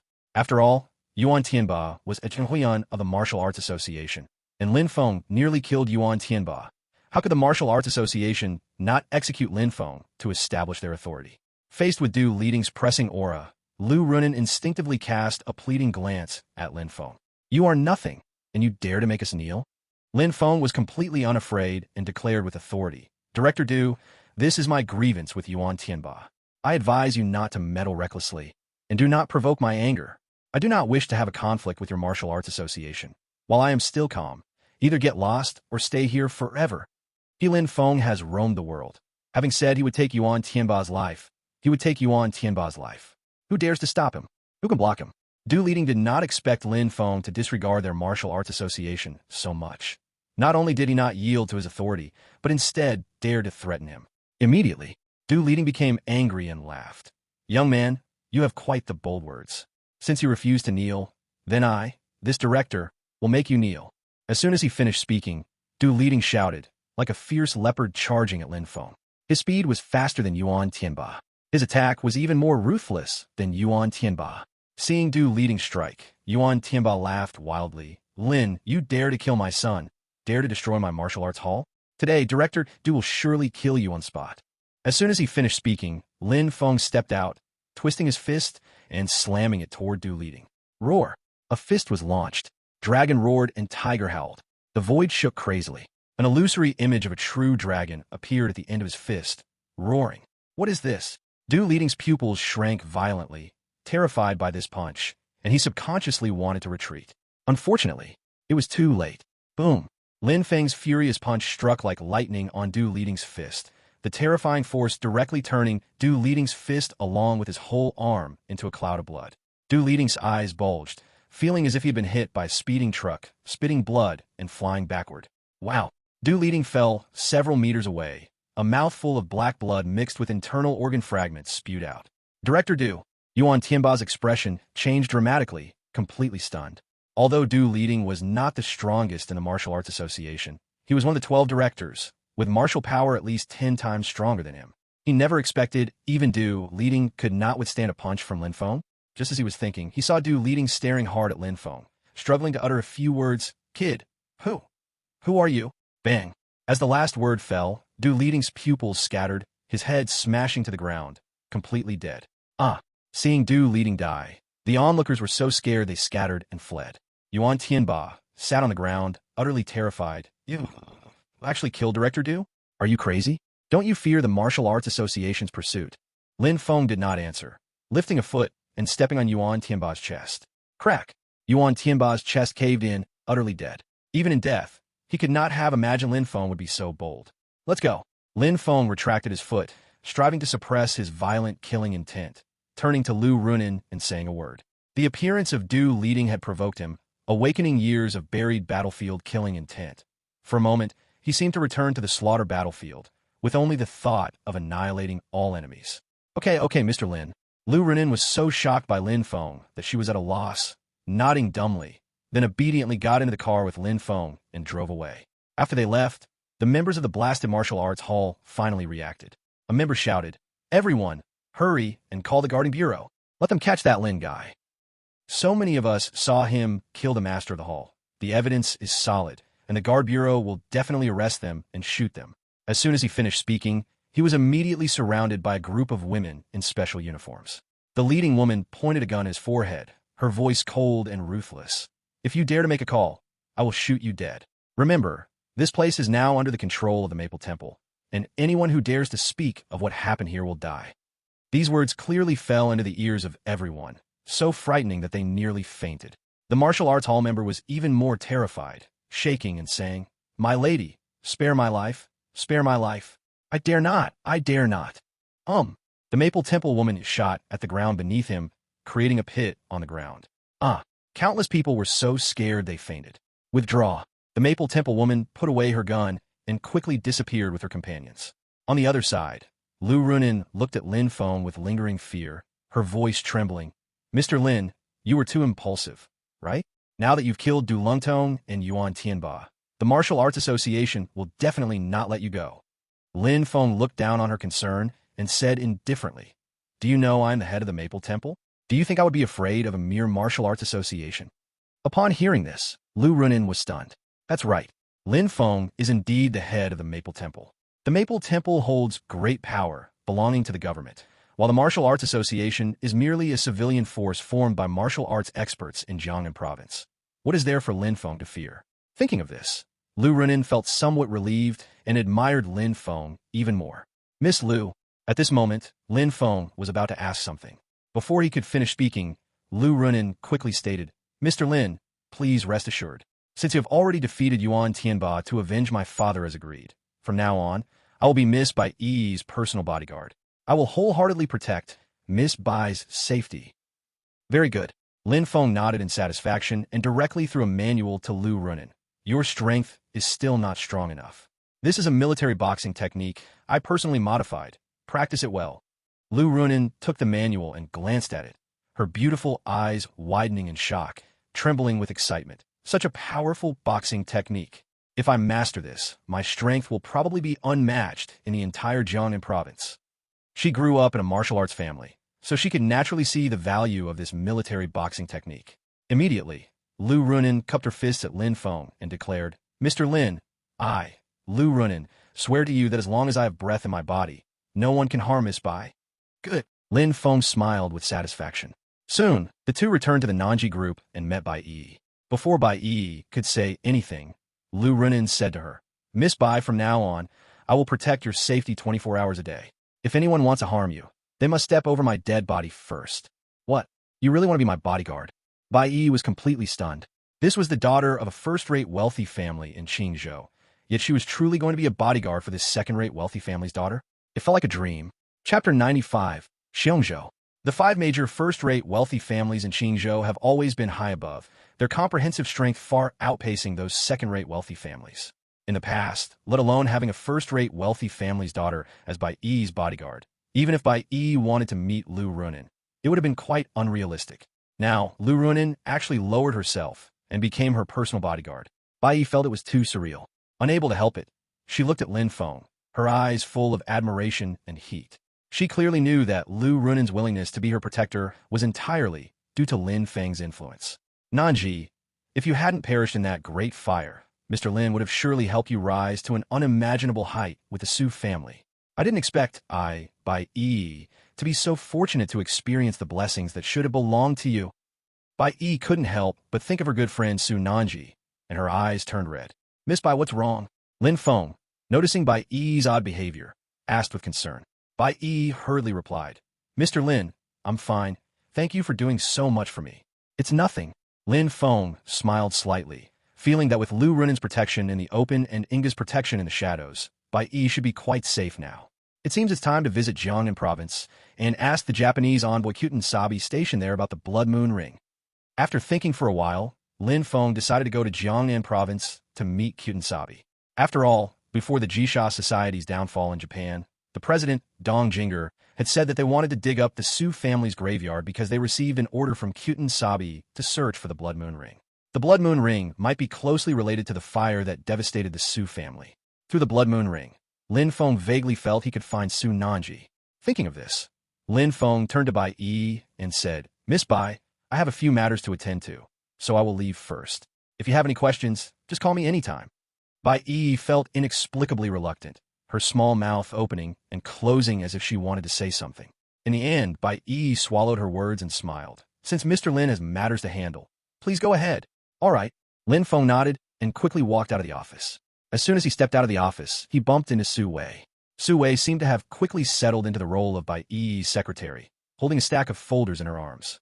When she saw Lin Feng, Su Wei became a bit flustered, her face turning a bright red as she hesitated. Lin Feng, tonight. Before she could finish, Lin Feng's phone rang. Sorry, let me take this call. After saying that, Lin Feng stepped aside to answer the call. It was Su Ziqing calling. As soon as he picked up, Su Ziqing's voice came through, sounding somewhat rushed.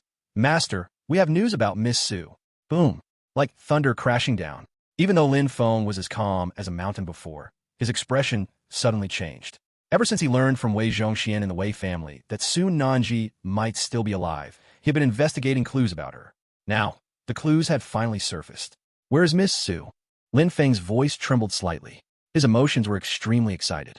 Noticing Lin Feng's unusual reaction, Su Ziqing quickly replied, "Master, I haven't confirmed Miss Su's exact location yet, but someone saw her in Xiongzhou 3 years after the fire at the Su family."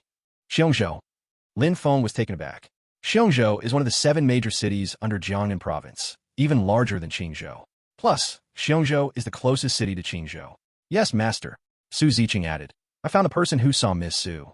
His name is Nie Jun, and he is currently a fighter in Xiongzhou's underground boxing arena." Nie Jun. Lin Feng remembered this name and asked, "Is this information reliable? What's Nie Jun's relationship with Miss Su?" "Master, the information is quite reliable. As for Nie Jun's relationship with Miss Su, my investigation is still ongoing." Su Ziqing felt a bit embarrassed. A lot of time had passed since then, making it quite difficult for them at the Feng Temple to investigate. Moreover, there seemed to be an invisible force obstructing their efforts. "No problem." Lin Feng naturally wouldn't blame Su Ziqing, saying, "Continue your investigation. I'm heading to Xiongzhou to meet this Nie Jun." Upon hearing that Lin Feng was going to Xiongzhou, Su Ziqing quickly said, "Master, Xiongzhou is not like Qingzhou. It's quite chaotic there. Do you need me to send someone to protect you secretly?" "No need," Lin Feng firmly rejected. "All right, you go ahead and do what you need to do." "Yes, master." After ending the call, Lin Feng looked at Su Wei. "Su Banhu, what were you going to say to me just now?" With a flushed face, Su Wei mustered her courage and said, "Lin Feng, are you free tonight? I want to invite you to dinner." These days, she received a lot of help from Lin Feng and felt extremely grateful to him. In the evening, Lin Feng shook his head apologetically. "I'm sorry, I have important matters to handle. Maybe next time." After saying that, without waiting for Su Wei to respond, he hurriedly left. Watching his broad back, Su Wei shook her red lips and murmured, "All right, no matter when, I will always wait for you." At the gate of the Nanji group, Lin Feng had just driven out when a large Mercedes suddenly rushed over and urgently stopped diagonally in front of Lin Feng's car. Screech. The tires of the Mercedes screeched against the ground, giving off a sharp sound and the smell of rubber. "Mr. Lin, I finally found you." A bald man rushed out of the Mercedes, quickly ran to Lin Feng's side, and panted, "Something has happened. Something big has happened." Lin Feng looked and saw that the visitor was actually Black Tiger, the leader of the Axe Gang. Last time Black Tiger saved by Yi at the Qingzhou Grand Hotel, Lin Feng had some good feelings towards this man. "Black Tiger, what happened?" Lin Feng rolled down the car window and asked. When Black Tiger saw Lin Feng's handsome face, he felt inexplicably relieved, steadied his mind, and said, "Mr. Lin, the underground emperor of Xiongzhou, Xiongba, suddenly charged into Qingzhou, killing and injuring more than half of my people, and my businesses have been damaged greatly. This guy threatened that if I don't voluntarily surrender to Xiongzhou by 8 o'clock tonight, I won't see the sun tomorrow." "Xiongba, why would this person suddenly become your enemy?" Lin Feng was somewhat surprised. Black Tiger was already the new underground emperor of Qingzhou, and since Xiongba occupied Xiongzhou, there should be no connection between them. So why would he suddenly attack Black Tiger? "Mr. Lin, the story is like this." Black Tiger, perhaps too anxious, didn't care about much anymore, opened the passenger door, sat in, and began to explain, sweating profusely. It turned out that years ago, Xiongba was a small leader in Qingzhou, and Black Tiger had injured and expelled him from Qingzhou during his rise to power. Little did he expect that after Xiongba lay low in Xiongzhou for many years, he suddenly became a major underground player there. This time he suddenly attacked Black Tiger, first to take revenge for the grievances of the past, and second, seeing that Viper was dead, he wanted to compete with Black Tiger for the underground world of Qingzhou. Chapter 96. Underground Boxing Ring. Although Black Tiger replaced Viper as the new king of Qingzhou's underground world, his strength still had a significant gap compared to Viper, and the other underground leaders from 6 other prefecture-level cities were not very trusting of him, and were always restless. But everyone wanted to take action against Black Tiger, still weighed down by mutual power balances. Nobody dared to be the first to strike. This time, Xiongba suddenly attacked, reportedly due to some opportunity he had received. This opportunity was enough for Xiongba to have the courage to attack Qingzhou. "Mr. Lin, you must help me. I heard that Xiongba is extremely powerful now. I am absolutely no match for him. If you turn a blind eye, I'm afraid I won't be able to keep my head." Black Tiger spoke anxiously, looking uneasily at Lin Feng. Right now, besides Lin Feng, he really could not think of anyone else who could save him. "Since I promised to help you once as compensation for saving Miss Bai, I will naturally keep my word. Lin Feng said lightly. You drive. I need to go to Xiongzhou. Hearing this, Black Tiger sighed heavily with relief. Without a second thought, he switched seats with Lin Feng, saying, Mr. Lin, it's still early. Let's first go to Xiongzhou, find a hotel, and call some girls to relax. Then we can plan our strategy against Xiongba. Okay. He said this, but in reality, he wanted to arrange and wait for his subordinates to arrive in Xiongzhou. This way, he felt it would be safer. You can go relax by yourself. I need to take care of some matters at the underground boxing ring in Xiongzhou. Lin Feng urged, let's go. Don't waste my time. Swish. Black Tiger shivered. Did I hear wrong? Mr. Lin, you want to go to the underground boxing ring in Xiongzhou? Why? Is that not allowed? Lin Feng frowned. And no, I just wanted to remind you, that's the territory of Xiongba.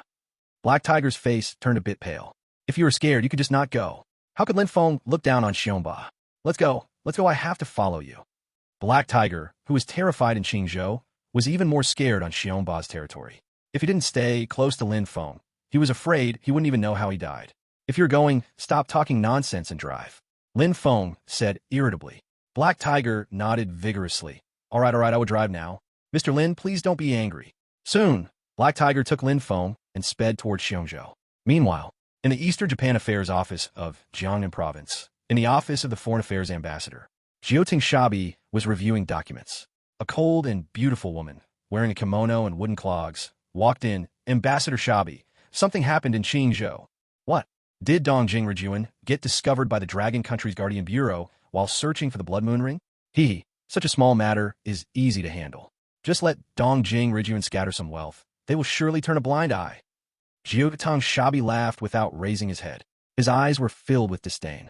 Ambassador Shabi, it's not this matter, but Dong Jingrijuan and his people have been killed, and our Eastern Japan branch in Qingzhou has been completely destroyed. The woman said, Wow. Jiuting Shabi's pen suddenly stopped, a huge force piercing a small hole in the document paper. He slowly raised his head, his eyes under round glasses turning icy and terrifying. Shabi Ambassador. The woman instinctively took 2 steps back, intimidated by his powerful aura. Yi, what exactly happened? Who dares to attack our Eastern Japan branch? Jiuting Shabi coldly questioned. Yi steadied herself. Ambassador Shabi, I have carefully investigated this matter. The ones who wiped out Dong Jingrijuan and his group are the Feng Temple. Feng Temple. Jiuting Shabi's expression turned serious. He suddenly stood up, pacing a few steps. We have no enmity with Feng Temple. Why would they do this? Yi handed over a photo of Lin Feng to Jiuting Shabi. Ambassador Shabi, it is because of this person. His name is Lin Feng. I found out that he has an unusual relationship with Su Ziqing, the leader of the Feng Temple's Qingzhou branch. Dong Jingrijuan seems to have offended him, which led to the killing. Lin Feng. Jiuting Shabi stared fiercely at Lin Feng's photo, gritting his teeth. Very well, this person dares to lay hands on our people. It seems he is tired of living. Go, secretly capture this person and bring him before me. I want to torture him severely. Let him die a miserable death. Yes, Ambassador Shabi. Yi accepted the order and left. Bang. Jiuting Shabi slammed his fist on the desk, sneering. Well, you Lin Feng, dare to provoke us Eastern Japan people. I will make you suffer. All of this was unknown to Lin Feng. When he and Black Tiger arrived in Xiongzhou, it was already about 5 in the afternoon. The two didn't even bother to eat dinner and went directly to the underground boxing ring in Xiongzhou. Perhaps because they had entered Xiongba's territory, Black Tiger felt very guilty, actually wearing a black silk mask with 2 holes cut out over his head, looking like a lawless bandit. Fortunately, there weren't many normal people coming to the underground boxing ring, and there were all sorts of bizarrely dressed people everywhere, so no one thought Black Tiger's dress was out of place. Mr. Lin, what exactly do you want to do here? Black Tiger walked past a few of Xiongba's subordinates and felt his limbs soften, his heart racing terribly. He really didn't want to stay here any longer. Although he was a big shot in Qingzhou and had seen all kinds of storms, it was the first time he had come to another boss's territory that was stronger than his own. Even he was scared to death. Looking for someone. After Lin Feng finished speaking, he directly looked at a staff member of the boxing venue. Where is Niejun? Niejun. The staff member looked at him oddly. Kid, what do you want with Niejun? Of course there is something. Lin Feng, somewhat impatient, reiterated word by word. Where's Niejun? Tell me. Such a tough tone instantly annoyed the staff, who snorted coldly. Kid, what do you really want to do? After speaking, the staff member gave a glance to a few nearby companions, and those people approached Lin Feng with unfriendly expressions, as if they would swarm him if he made any move. I ask you, where's Niejun? What do you mean by this? Lin Feng scanned those people, then fixed his eyes back on the staff member. The more the staff looked at Lin Feng, the more displeased he became, and he waved his hand. Damn it! Who the hell are you? How dare you talk to me like this? Come on, kick these two out. At the command, the few men were about to rush towards Lin Feng. At that moment, a voice came, "Stop!" The crowd parted, and 3 young men walked over. The leading young man wore a badge, looking defiant. Young Master Wang. Seeing the newcomer, the staff quickly waved his companions away, then ran to the young man with a smiling face. Young Master Wang, what wind brought you here? Young Master Wang? Could it be that he is the notorious Wang Yifan from the Wang family of Xiongzhou? Hearing the name, Heihu's expression suddenly changed. Xiongzhou and Qingzhou are both sub-level cities in Jiangnan province, but their power distribution is vastly different. In Qingzhou, there are 5 major first-line families, while in Xiongzhou, there is only one first-line family. This old first-line family is the Wang family. It can be said that the overall strength of the Wang family surpasses the total of the 5 first-line families in Qingzhou. Wang Yifan is one of the young masters of the Wang family, known for being a playboy and very famous in Xiongzhou. I came here, of course, to watch the boxing match. Wang Yifan glanced at Lin Feng, grinning. This brother, you look unfamiliar. I just heard you looking for Nie Jun. What do you want with him? Do you know where Nie Jun is? Lin Feng answered off topic. Seeing him so calm in front of himself, Wang Yifan became interested and laughed heartily. Of course, as long as he's been to this boxing venue, almost everyone knows where he is. Brother, you must be here for the first time, right? Stop the nonsense. Tell me where Nie Jun is. Lin Feng frowned. As a former 10-star marshal, he truly did not want to waste too much time with a playboy like Wang Yifan. Kid, how dare you speak to young Master Wang like that? Want to die? Do you believe I? A nearby boxing venue staff member clenched his fist and was about to teach Lin Feng a lesson. However, Wang Yifan raised his hand to stop him. Back off. Yes, young master. The staff member glared at Lin Feng before stepping back. Wang Yifan felt increasingly intrigued by Lin Feng, chuckling lightly. Brother, it seems that Nie Jun is very important to you. Since that's the case, I don't mind telling you. Saying this, he raised his hand. One of the judges on stage understood, jumped down from the fighting platform, then came back up with another judge carrying a cage. Seeing the cage, the audience seemed to be ignited with passion, becoming lively. Lin Feng and Heihu instinctively looked over and saw a man locked inside the cage. The man was only wearing a pair of shorts, his body covered in bruises and caked with blood, his neck, hands, and feet shackled with 5 iron chains, staring at Wang Yifan with bloodshot eyes filled with anger. Kill him! Kill him! Kill him! The scene erupted into a series of wild cheers as the crowd saw the man in the cage, with some audience members throwing things at him, looking utterly crazed. Brother, the man in the cage is the Nie Jun you are looking for. Wang Yifan's eyes were fixed on Lin Feng. I can see you are very eager to find him. Do you perhaps have a grudge against him? Lin Feng did not reply, and led Heihu towards Nie Jun. 他不想知道聂军为何会变成这样，只想通过聂军弄清楚许南之在哪里. He did not want to know why Nie Jun had become like this. He only wanted to find out where Su Nanji was through Nie Jun. 根据苏子清的线索，聂军在多年前曾看到许南之出现在雄州. According to Su Ziqing's clues, Nie Jun had seen Su Nanji appear in Xiongzhou many years ago. 见林峰对自己熟视无睹，王一凡第一声冲那名前场工作人员使了个眼神，后者连忙带着2名同伴挡在林峰2人面前。Seeing Lin Feng ignore him completely, Wang Yifan let out a low sound, signaling to the boxing ring staff, who quickly blocked Lin Feng and his companion's path with 2 companions. Vun Kai, get out of the way. Lin Feng 一把推开其中一人. Lin Feng pushed one of them away with a forceful shove. 那人一个趔趄险些跌倒，愤怒地朝林峰冲了过去。小子，你他妈敢推老子，给老子跪下！ That person stumbled almost to the ground, furious and charging at Lin Feng. Kid, how dare you push me? Kneel down. Pa smack. 林峰扬手一巴掌按在他头顶。Lin Feng raised his hand and slapped him on the top of his head. Home boom. 那人如遭重锤锤中，整个人浑身剧颤。只觉头顶涌来一股磅礴巨力，不受控制地跪倒在地，2个膝盖都被砸破了。That person felt as if struck by a heavy hammer, shaking violently, feeling an overwhelming force surge from above, uncontrollably kneeling on the ground, both knees smashed open. Ah! 惨叫声响起 ，screams rang out.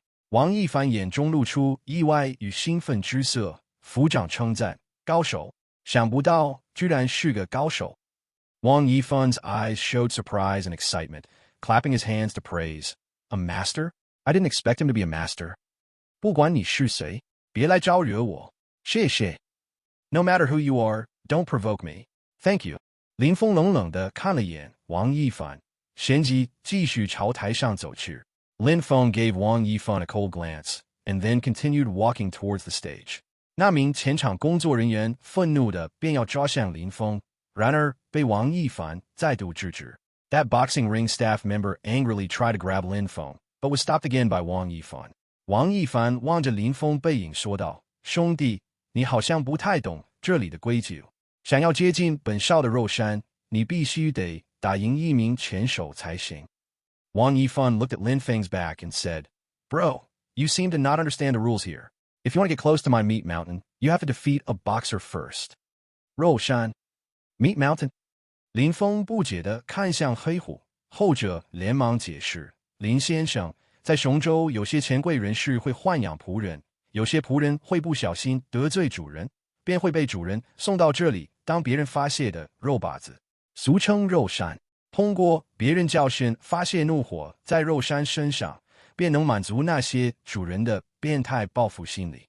这是雄州独有的特色。” Lin Feng looked at He Hu in confusion, who quickly explained, Mr. Lin, in Xiongzhou, some powerful people keep servants, and if some servants inadvertently anger their masters, they will be sent here to be target practice for others. Commonly known as Meat Mountain, by venting their anger on the Meat Mountain, they satisfy those masters' twisted desire for revenge. This is a unique feature of Xiongzhou.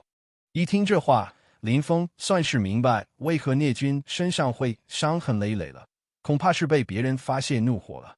Upon hearing this, Lin Feng understood why Nie Jun was covered in wounds. He must have been someone else's target for venting anger. 怎么样，兄弟？聂军是本少的肉山，你只需要打败一名拳手，本少便允许你接近聂军。So, brother, Nie Jun is my meat mountain. You just need to defeat a boxer, and I will allow you to get close to Nie Jun. 王一凡若有所思地看了眼黑虎后，又冲林峰说道：“本少看你实力不凡，应该能轻易击败一名拳手吧。” Wang Yifan glanced thoughtfully at He Hu before saying to Lin Feng, I see your strength is extraordinary. You should be able to easily defeat a boxer, right? 好，让你拳手上来吧。我速战速决。Okay, let your boxer come up. I'll finish this quickly. 林峰点了点头。Lin Feng nodded. 有魄力。You have guts. 王一凡满意的笑了笑，旋即打了个响指。Wang Yifan smiled in satisfaction, then snapped his fingers. 飒飒飒 swish swish swish. 聚光灯顿时朝台下一条通道照射而去。